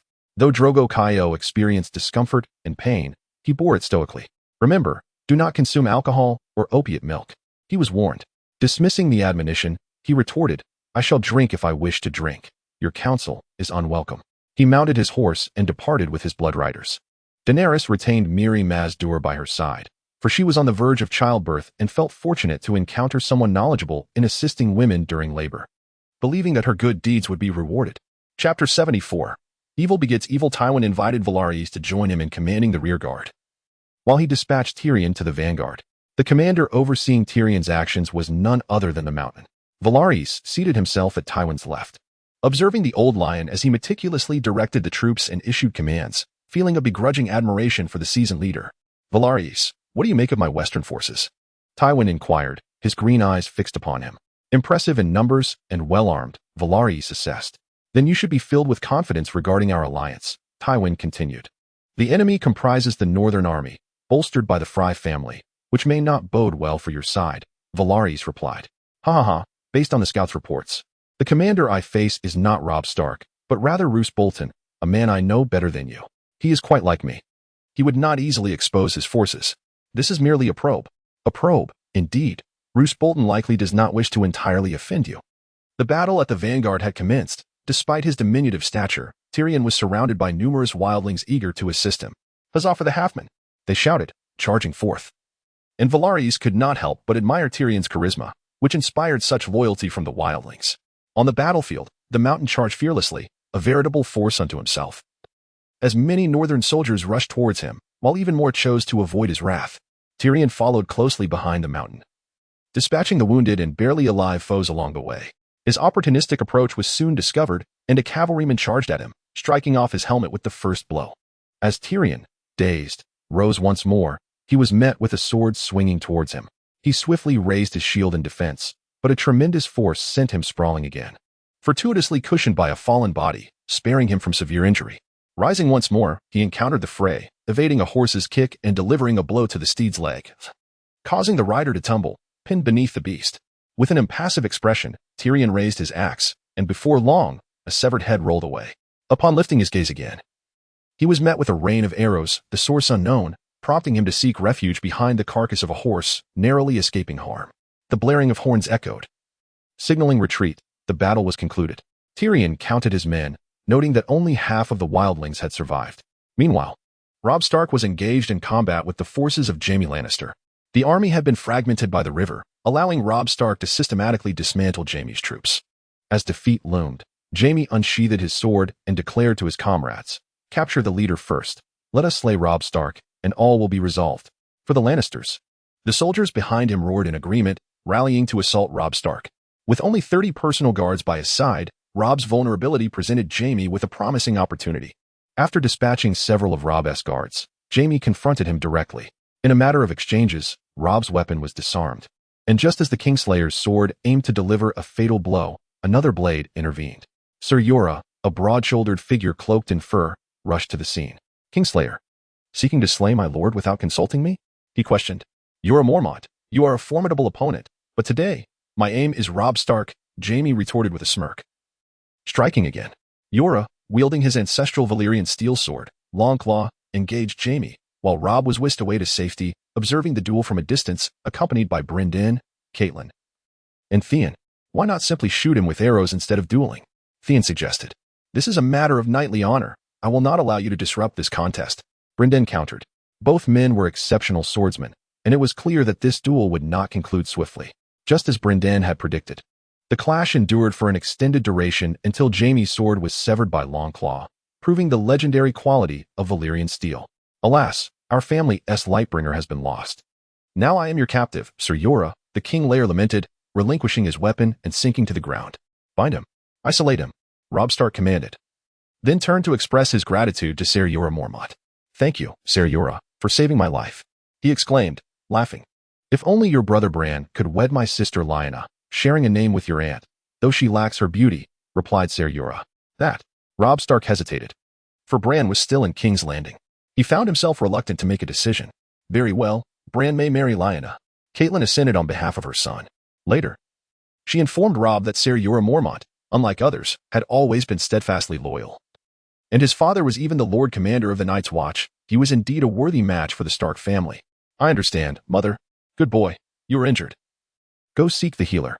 Daenerys believed a better physician should be found for Drogo, as he had been deteriorating ever since taking the witch's potion from the goat man. Watching Drogo ride ahead, his gaunt face filled her with concern. Flies buzzed around them, but they clustered solely around Drogo, who lacked the strength to shoo them away until he fell from his horse. Drogo, Daenerys gasped, hastening to dismount and assist him. However, her great belly hindered her movement, forcing her to order a camp to be set up. No, there is no water here, nor grass. We cannot camp. Hago protested. I am Khaleesi. When I say to camp, we shall camp, Daenerys asserted. Send word, camp here. Bring the witch. You wish to bring the witch near to my blood? Unthinkable. Casso objected. Fetch the eunuch. Coro insisted, as he shared a deeper bond with Drogo than the others. The scorching sun blazed down upon the earth, the ground's sands were searing hot. After the tents were erected, Daenerys commanded her men to seek water, wishing to bathe Drogo, who was burning with fever. I want to ride, Drogo mumbled, having fallen from his horse. If he could not recover, he would lose the people's loyalty and his Khalasar would disband. My son and stars, I will save you. By any means necessary. The eunuch arrived, shook his head upon seeing Drogo, indicating that there was no hope. Enraged, Daenerys ordered their execution. Then, she recalled the witch, thinking that the one who tied the knot must also be the one to untie it, and she sent for the witch. Khaleesi, the witch has arrived. Her face bore both new and old scars, some seemingly fresh from recent blows. Quickly, save him, save him. Daenerys pleaded helplessly with the witch. The witch examined Drogo's wounds and lamented, the stones of healing cannot mend this. Daenerys felt despair wash over her, but the witch continued, however, magic may save his life. Though the price whatever the cost, just save him. Otherwise, you will perish. Daenerys urged, barely comprehending the witch's words. Very well. A life for a life, the witch declared. Chapter 75. The Mother of Dragons Daenerys gazed at the witch as she cast her spell, yet before witnessing the outcome, she succumbed to unconsciousness. While she lay in a state of oblivion, 3 of Khal Drogo's bloodriders clashed with Daenerys' followers, ultimately resulting in their demise, along with one of Daenerys' own men. During her unconsciousness, a figure stealthily approached, intent on ending her life, none other than the leader of the wolf pack, Disco. In the midst of chaos, he entered Daenerys' tent with a dagger in hand, murmuring, Forgive me, child, I long to return home. Just as his dagger was poised to slice Daenerys' throat, another intruder burst in. You truly are a traitor, or perhaps you have deliberately drawn near to Daenerys. Boron declared, his long sword aimed at Disco. We hail from the continent of Westeros. There is no need to serve this woman, who is soon to enter the land of Dothraki. Join me in slaying her and claim the rewards of the Iron Throne. Disco retorted, Apologies, but my loyalty lies with Highgarden. Boron replied, and with that, he struck, severing Disco's wrist before swiftly ending his life. Upon awakening, Daenerys was confronted with the grim reality of her plight. The once mighty Khalasar of 100,000 now dwindled to fewer than 100 souls. What of Drogo? Is he still alive? Daenerys' first thought was of her husband. He lives, though he is utterly unresponsive, Doria informed her. Daenerys insisted on being taken to Drogo. They found him slumped against a large stone, his gaze vacant as he stared into the sky, resembling a mere wooden puppet devoid of spirit, nothing more than a shell. No, Daenerys exclaimed, Bring the witch to me. When the witch was brought forth, she was barely able to move, clearly having endured torment. Her hair was matted with dirt and blood, her garments in tatters, and nearly half of her teeth were missing. Tell me, what of my child? Daenerys's violet eyes bore into her. It was a monstrosity, resembling a lizard with wings. Its flesh teemed with maggots, and it perished shortly after birth, the witch revealed. No, this cannot be. Nothing is impossible, Khaleesi, a life for a life. Khal Drogo has returned to the realm of the living, but at the cost of your child. No, you lie. You wretched sorceress. Daenerys began to comprehend the reason behind the Dothraki's moniker for her as a witch. I saved you, yet you repay my kindness with disdain. No, Khaleesi. Good begets good, and evil begets evil. The Dothraki have slaughtered my kin, desecrated my temple, and violated me countless times. They have destroyed my home. Your beauty to me is nothing more than the fade of an invader. Upon hearing this, Daenerys recognized her culpability, had it not been for her actions. Khal Drogo would not have perished, nor would her child have met such a fate. The Khalasar would not have scattered. Tell me, can Drogo regain his wits? Can I still conceive? Daenerys implored. She harbored fears that she might never conceive again, or be cursed to bear only monsters. Ha ha ha. What do you think, Daenerys? To wish for Drogo to regain his senses and for your womb to be fertile again is futile, unless mountains crumble, heaven and earth converge, the seas transform into mulberry fields, and the sun rises in the west and sets in the east. Otherwise, you shall never. Before she could finish her words, Daenerys struck her sharply across the face and commanded her to be taken away. That night, Daenerys attempted to awaken her sun and stars, but he remained unresponsive. Coupled with the loss of her child, she found herself powerless to do more. Thus, Daenerys made a grim decision. She seized a nearby goosefeather pillow and suffocated Drogo to death. On the following morning, Daenerys gazed at those who still surrounded her: Barros, Jogo, Ago, Rakaro, Doria, Irri, and Missandei, along with several women she had previously saved, and many more elderly and children. Gather wood, Daenerys commanded. They spent the day collecting timber. By evening, she instructed them to stack the firewood, placing Drogo's corpse, the witch, and Drogo's horse upon the pyre. Turning to the remaining people, she addressed Barros. Though you are but a lowly mercenary, you have protected me from Qarth to here. When I return to Westeros, I shall grant you a title and lands. Khaleesi, I came to protect you by the orders of Varys, Barros replied. Who is Varys? Daenerys inquired. He is the elder brother of Garland Tyrell, the one who established the Brotherhood, but later entrusted its management to me and Garland. He seems to be a good man. I shall express my gratitude upon my return. Subsequently, Daenerys named 3 warrior blood riders as her sworn protectors, yet they declined, merely accepting her gifts of curved blades, longbows, and silver whips, items once bestowed upon her by Drogo's blood riders, now repurposed by her. Daenerys commanded oil to be poured over the firewood and took up a torch. She also had 3 dragon eggs placed upon Drogo's body. As she strolled towards the pyre, a red comet streaked across the sky, trailing a long tail. What a fortuitous omen, she mused. After igniting the woodpile, the witch hurled curses at Daenerys. You wretched harlot, may you die a miserable death. You shall never achieve your desires, nor conceive again. Even if you slay me, it will be futile. Blood magic does not work in such a manner. This is not blood magic, but dragon magic. I am Daenerys, the true heir of dragons, born of the storm. Flames spiraled into a small tornado of red, orange, and yellow, waves of heat radiating outward, causing many to retreat in avoidance, while Daenerys alone stepped into the fire, as if returning home. Enveloped in the warmth reminiscent of her mother's womb, it was an extraordinary night. Though Daenerys felt no heat amidst the flames, her garments and hair were entirely consumed, leaving her bald. By dawn the following day, while the masses still slumbered, a strange creature's hiss echoed through the air, reminiscent of a serpent.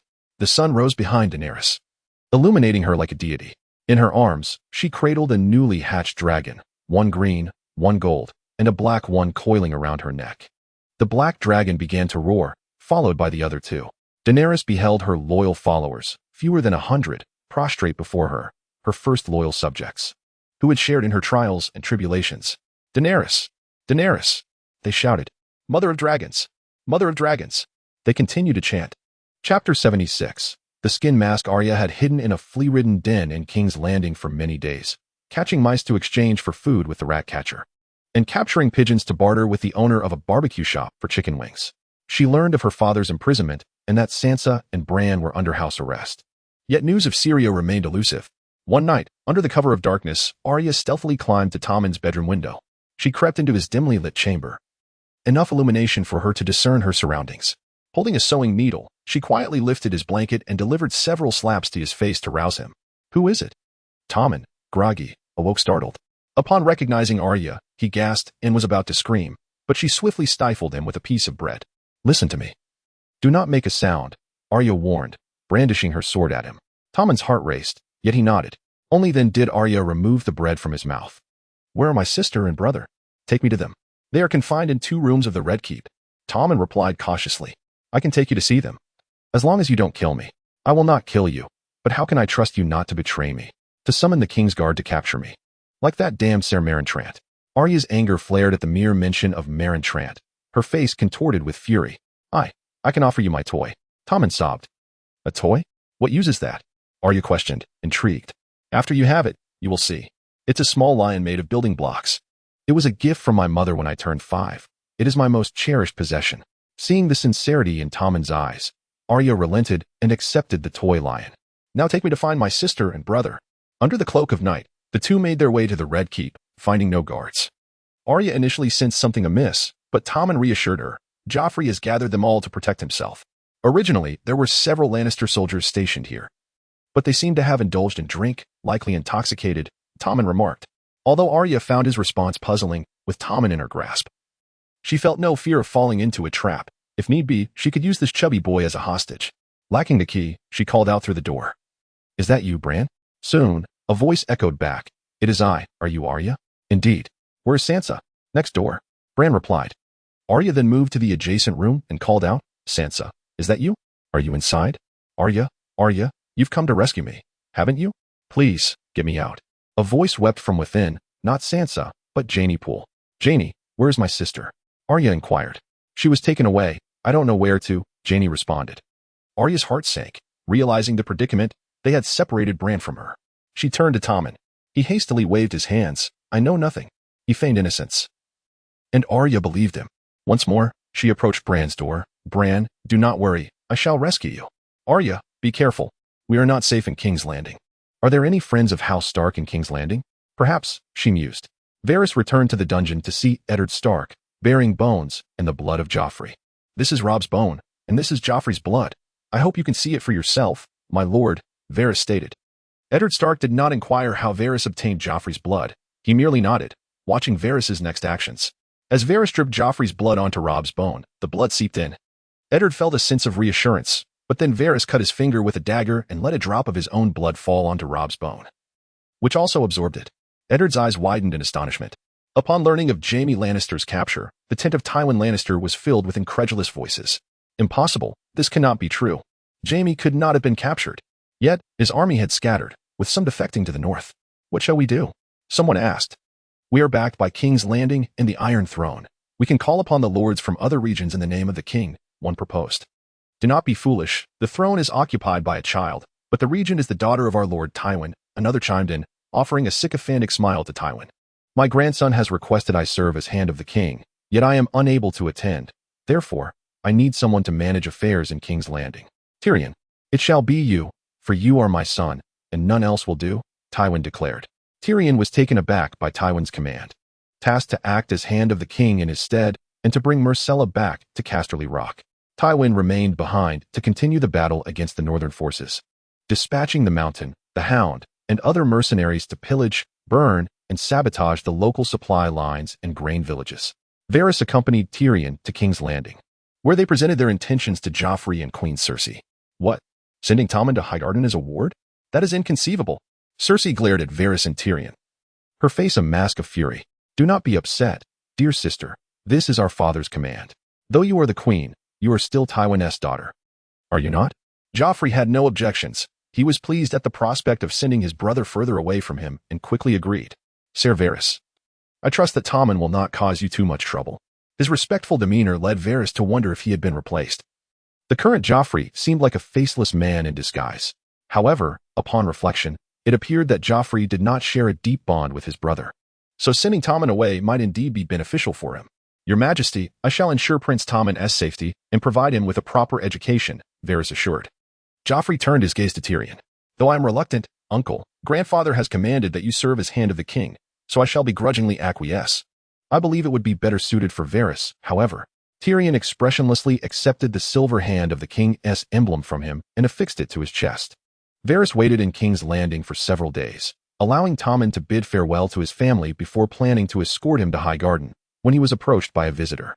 "My lord Varys, please forgive my uninvited presence." "Ha ha, Varys greeted him with his customary smile. "What wisdom do you seek, my lord?" Varys inquired. "There is a man who is likely to die, and I wish to ask if you can save him." "Eddard Stark?" Varys asked. "Indeed. We have attempted the blood test to ascertain whether Joffrey, Myrcella, and Tommen are truly Robert's children, but this method is fundamentally flawed." Maester Coburn interjected, eager to contribute his expertise. "And you are?" Varys inquired, eyeing him. "Coburn, a maester, though I have lost my chain and am now in service to Varys. I have studied blood kinship in the Citadel. It is a fallacy, yielding results that lack validity." "Ah, yes, my blood could mingle with Robert S. Bones. Which is why Eddard Stark refuses to acknowledge Joffrey's claim to the throne. I wish to save him, but I need assistance. Can you help me, Varys?" "Help Eddard Stark." After a moment of contemplation, Varys turned to Coburn and asked, "Do you recall the skin masks I mentioned? The tricks of the faceless men?" "I have mastered them." Coburn replied with a smile. "I see. My lord Varys, we require a willing sacrifice, someone prepared to die for Eddard Stark." Chapter 77. The plan succeeds as Varys conferred with his compatriot about how to rescue Eddard Stark. Jon Snow and Samwell Tarly, along with their companion Ghost, arrived from Highgarden to aid in the endeavor. Unbeknownst to them, Varys was in King's Landing, and they were unaware that Tyrion had assumed the role of Hand of the King, albeit temporarily. Although Jon had never set foot in King's Landing, one of his companions, Gendry, had grown up there. Upon hearing Jon's intention to rescue his father, Gendry resolutely decided to accompany him, eager to lend his support. Through the use of bribes, they managed to gain entry into the city, though Ghost was hidden within an enormous wine barrel. Merely half a day after arriving in King's Landing, Jon was spotted by Arya Stark. Under the cover of night, Arya stealthily infiltrated the inn where Jon was lodging, utilizing a wire to pry open his door and enter his room. Jon, not yet asleep and remaining vigilant, heard the creak of the door and instantly opened his eyes to behold a familiar face. "Arya." "Arya," Jon exclaimed, astonished. "What are you doing here? I thought you had been captured." "I escaped. They couldn't catch me," Arya replied. "Jon, are you here to rescue Father and Sansa?" Jon nodded. "I have some friends with me." As he mentioned friends, he suddenly remembered Ghost, still encased in the barrel. "Oh no, I completely forgot about him." Jon hurriedly rose to exit, calling for Samwell and Gendry to check on Ghost's condition. When they lifted the lid of the barrel, they discovered Ghost peacefully sleeping. "Thank goodness he is asleep," Samwell sighed in relief. He turned to Arya and asked, "Is she your sister, Jon?" "Yes, she is my sister, Arya Stark." Gendry observed Arya, noting that she bore little resemblance to a noble lady. Rather, she appeared as a wild child raised in the muck, clad in tattered clothing with unevenly chopped hair. Her face was smeared with dirt, but her eyes shone fiercely, reminiscent of a wild wolf. "Arya, do you know where Father and Sansa are? We intend to find a way to rescue them. Father is imprisoned in the dungeons, but I don't know where exactly. However, Sansa and the others are in Maegor's holdfast. I've been there once, but now it is heavily guarded. We must devise a plan." While they strategized, Varys and his associates sought out one of Eddard Stark's subordinates, a man resembling Eddard but somewhat leaner. After explaining the situation, this northern man willingly offered his life to save Eddard Stark.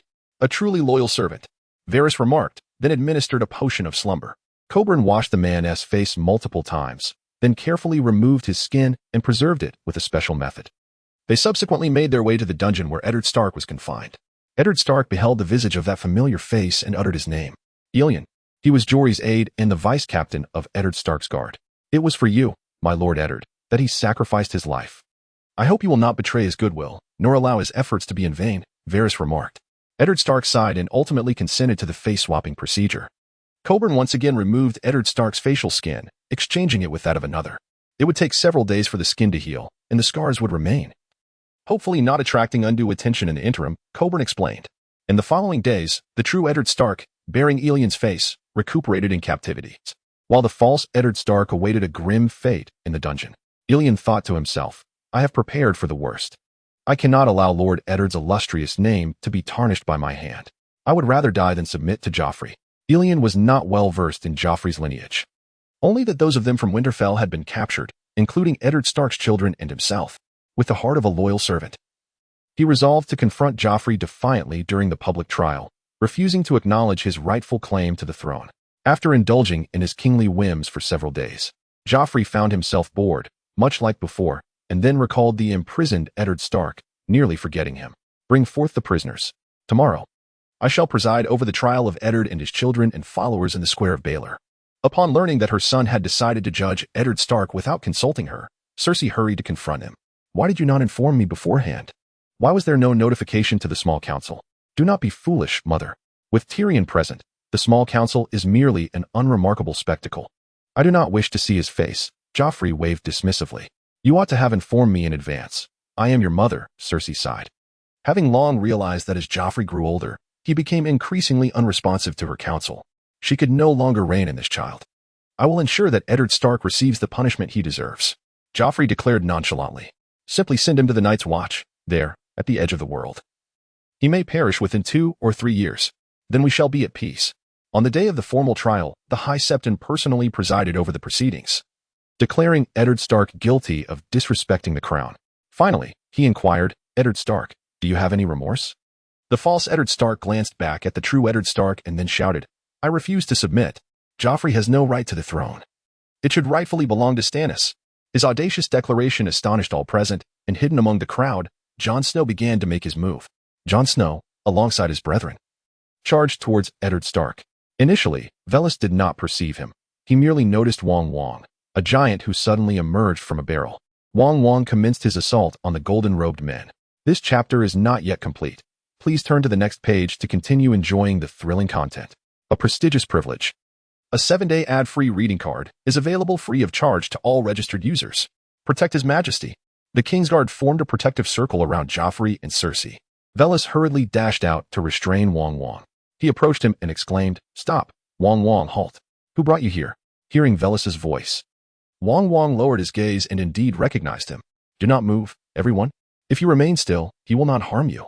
Vellis bellowed at the golden-robed men. Meanwhile, Jon Snow and Samwell were racing towards Eddard Stark. Joffrey commanded Ser Island Payne to swiftly execute Eddard. With a stoic expression, Island, wielding the greatsword ice-forged of Valyrian steel, approached Eddard Stark and beheaded him. No! A multitude cried out in anguish. Following the battle, Jon Snow, Samwell, and others were captured and shackled in the Great Hall of the Red Keep. You lot, why did you raid the execution? This is a capital offense, do you understand? Joffrey glared at them coldly. But it is all over now. Eddard Stark is dead, it is finished. Yet, he had not uttered the final word. Eddard declared, We are willing to join the Night's Watch and serve at the wall. Joffrey stifled his last word, his face flushed with fury as he glared at them. At that moment, the black-clad Yoren arrived. Your Majesty, we are in dire need of men for the Night's Watch.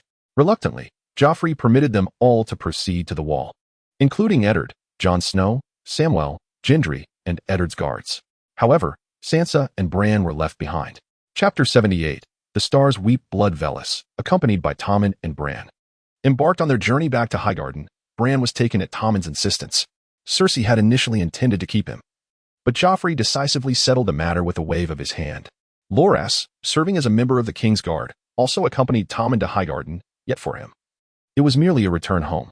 The truth regarding Eddard Stark's survival was known only to Vellis, Varys, and Eddard himself, who vowed to keep the secret for a lifetime. Eddard's commitment to confidentiality was indeed trustworthy. He may very well be one of the few honorable souls on the continent of Westeros. Arya was missing, her whereabouts unknown, after Yoren and the Night's Watch departed. It was only a few days before Cersei received alarming news. Robert's illegitimate son had escaped right before her eyes, the very individual who had donned the horned helmet during the execution raid. His name is Jandrai, the illegitimate son of Robert, born in King's Landing. The identity of his mother remains unknown, but he once apprenticed under the blacksmith mod in the city. Cersei, adhering to a philosophy of better to kill the wrong person than to let the right one escape, dispatched assassins to hunt Jandrai down. After a fortnight, following the return of Varys and others to Highgarden, Aerion gave birth to a pair of twin sons. The elder, Varys, named him Gallas, combining Ga from Garland and Loss from Loras. The younger was named Dowbrin, merging Dow from Prince Doran and Bryn from Oberyn. As Gallas is the eldest grandson of Mace Tyrell, he is regarded as the third heir, while Dowbrin stands as the heir of Dorne. According to Dorne's laws, Aerion, as the eldest daughter, is first in line to inherit Dorne, and her children are entitled to the same. To celebrate the birth of his two sons, Varys hosted a grand feast at Highgarden, indulging everyone with a 7-day banquet. Even more significantly, he organized a small athletic competition. However, due to the ongoing conflict between the North and the West, attendance was sparse. Not long after these tranquil days, Brandon Stark sought Varys' permission to return to Winterfell. After some contemplation, Varys acquiesced and arranged for his safe passage along the western coast. Garland reported the latest developments concerning Daenerys. According to recent intelligence, Khal Drogo has passed away, yet Daenerys has successfully hatched 3 dragons. Where are they now? Varys inquired. Unknown. They have vanished. Drogo's Khalasar has dispersed, and few remain willing to follow Daenerys aside from her own Khalasar. I see, Varys said, tapping his fingers on the table. You should wait for her at Qarth. It may well be her path of necessity. Qarth is it? Understood. Garland Targaryen did not linger long before departing, not questioning Varys' reasons for sending him to Qarth, as he placed unwavering trust in him. Loras sent a messenger to Varys proposing an alliance to confront Stannis first, followed by the Lannisters. Varys met him in the summer hall. My lord Loras, do you also doubt the legitimacy of Joffrey's lineage, seeking to claim the Iron Throne for yourself? Varys asked. No. My actions are merely a means of settling a score, Loras replied, draped in an emerald cloak, with a stag-horned helmet beside him. Settle a score? What do you mean? Varys inquired. During our time in King's Landing, Eddard Stark and I employed the blood test to ascertain Myrcella and Tommen's parentage. They are both Robert's children, Loras declared. However, Stannis proclaimed that he, alongside Jon Arryn, had discovered that Cersei's children were not of Robert's bloodline. Consequently, we found ourselves at odds. He summoned his lords while I rallied mine, both aspiring to claim the Baratheon legacy and subsequently the Iron Throne. Why has this come to pass?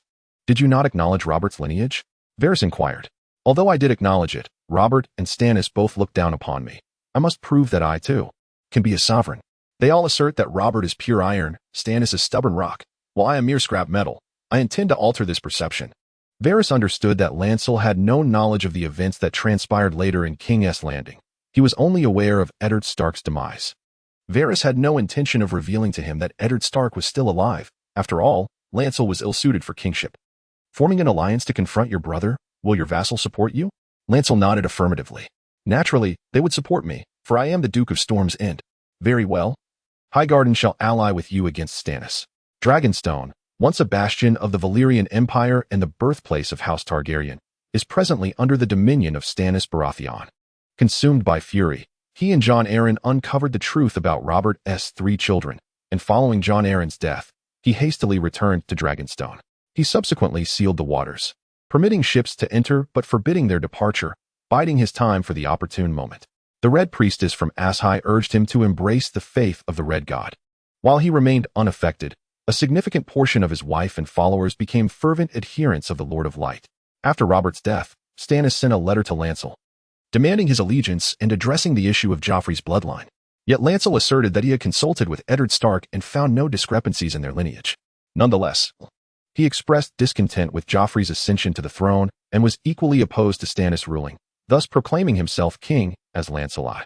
The first target of his wrath was Stannis, whom he perceived as an obstacle. Without eliminating him, his path to kingship would remain obstructed. In the war room, Stannis surveyed the position of Dragonstone, then glanced towards King's Landing and Storm's End. Your Grace, the Onion Knight has returned, proclaimed the guard outside. Following Lancel's proclamation as king, Stannis, unwilling to be outdone, also declared himself sovereign, styling himself Stannis I of House Baratheon. The Onion Knight, who had once saved Stannis and Storm's End at a critical juncture, had returned. He had been dispatched by Stannis to persuade the lords, all of whom were vassals of Lancel rather than Stannis. Uncertain whether the news he bore was favorable or unfavorable, Stannis recognized the necessity of confronting reality. Let him enter and present himself before me. The Onion Knight, clad in a weathered gray cloak soaked by the sea, bore a pocket upon his chest containing 4 of his own finger bones, which served as his talisman of fortune. Before the ancient castle of Dragonstone, the Onion Knight gazed skyward and, indeed, he mused. The red comet still lingered. This crimson celestial body had recently graced the skies of the world. Visible from the southernmost reaches to the northern expanses, and from the western shores to the eastern horizons. Some referred to it as the star-weeping blood, a harbinger of the summer's end. Scholars from the Citadel dispatched white ravens across the entirety of Westeros, alerting all lords that summer had drawn to a close and winter was imminent. The Stark family's ominous words, "Winter is coming," were about to resonate with truth.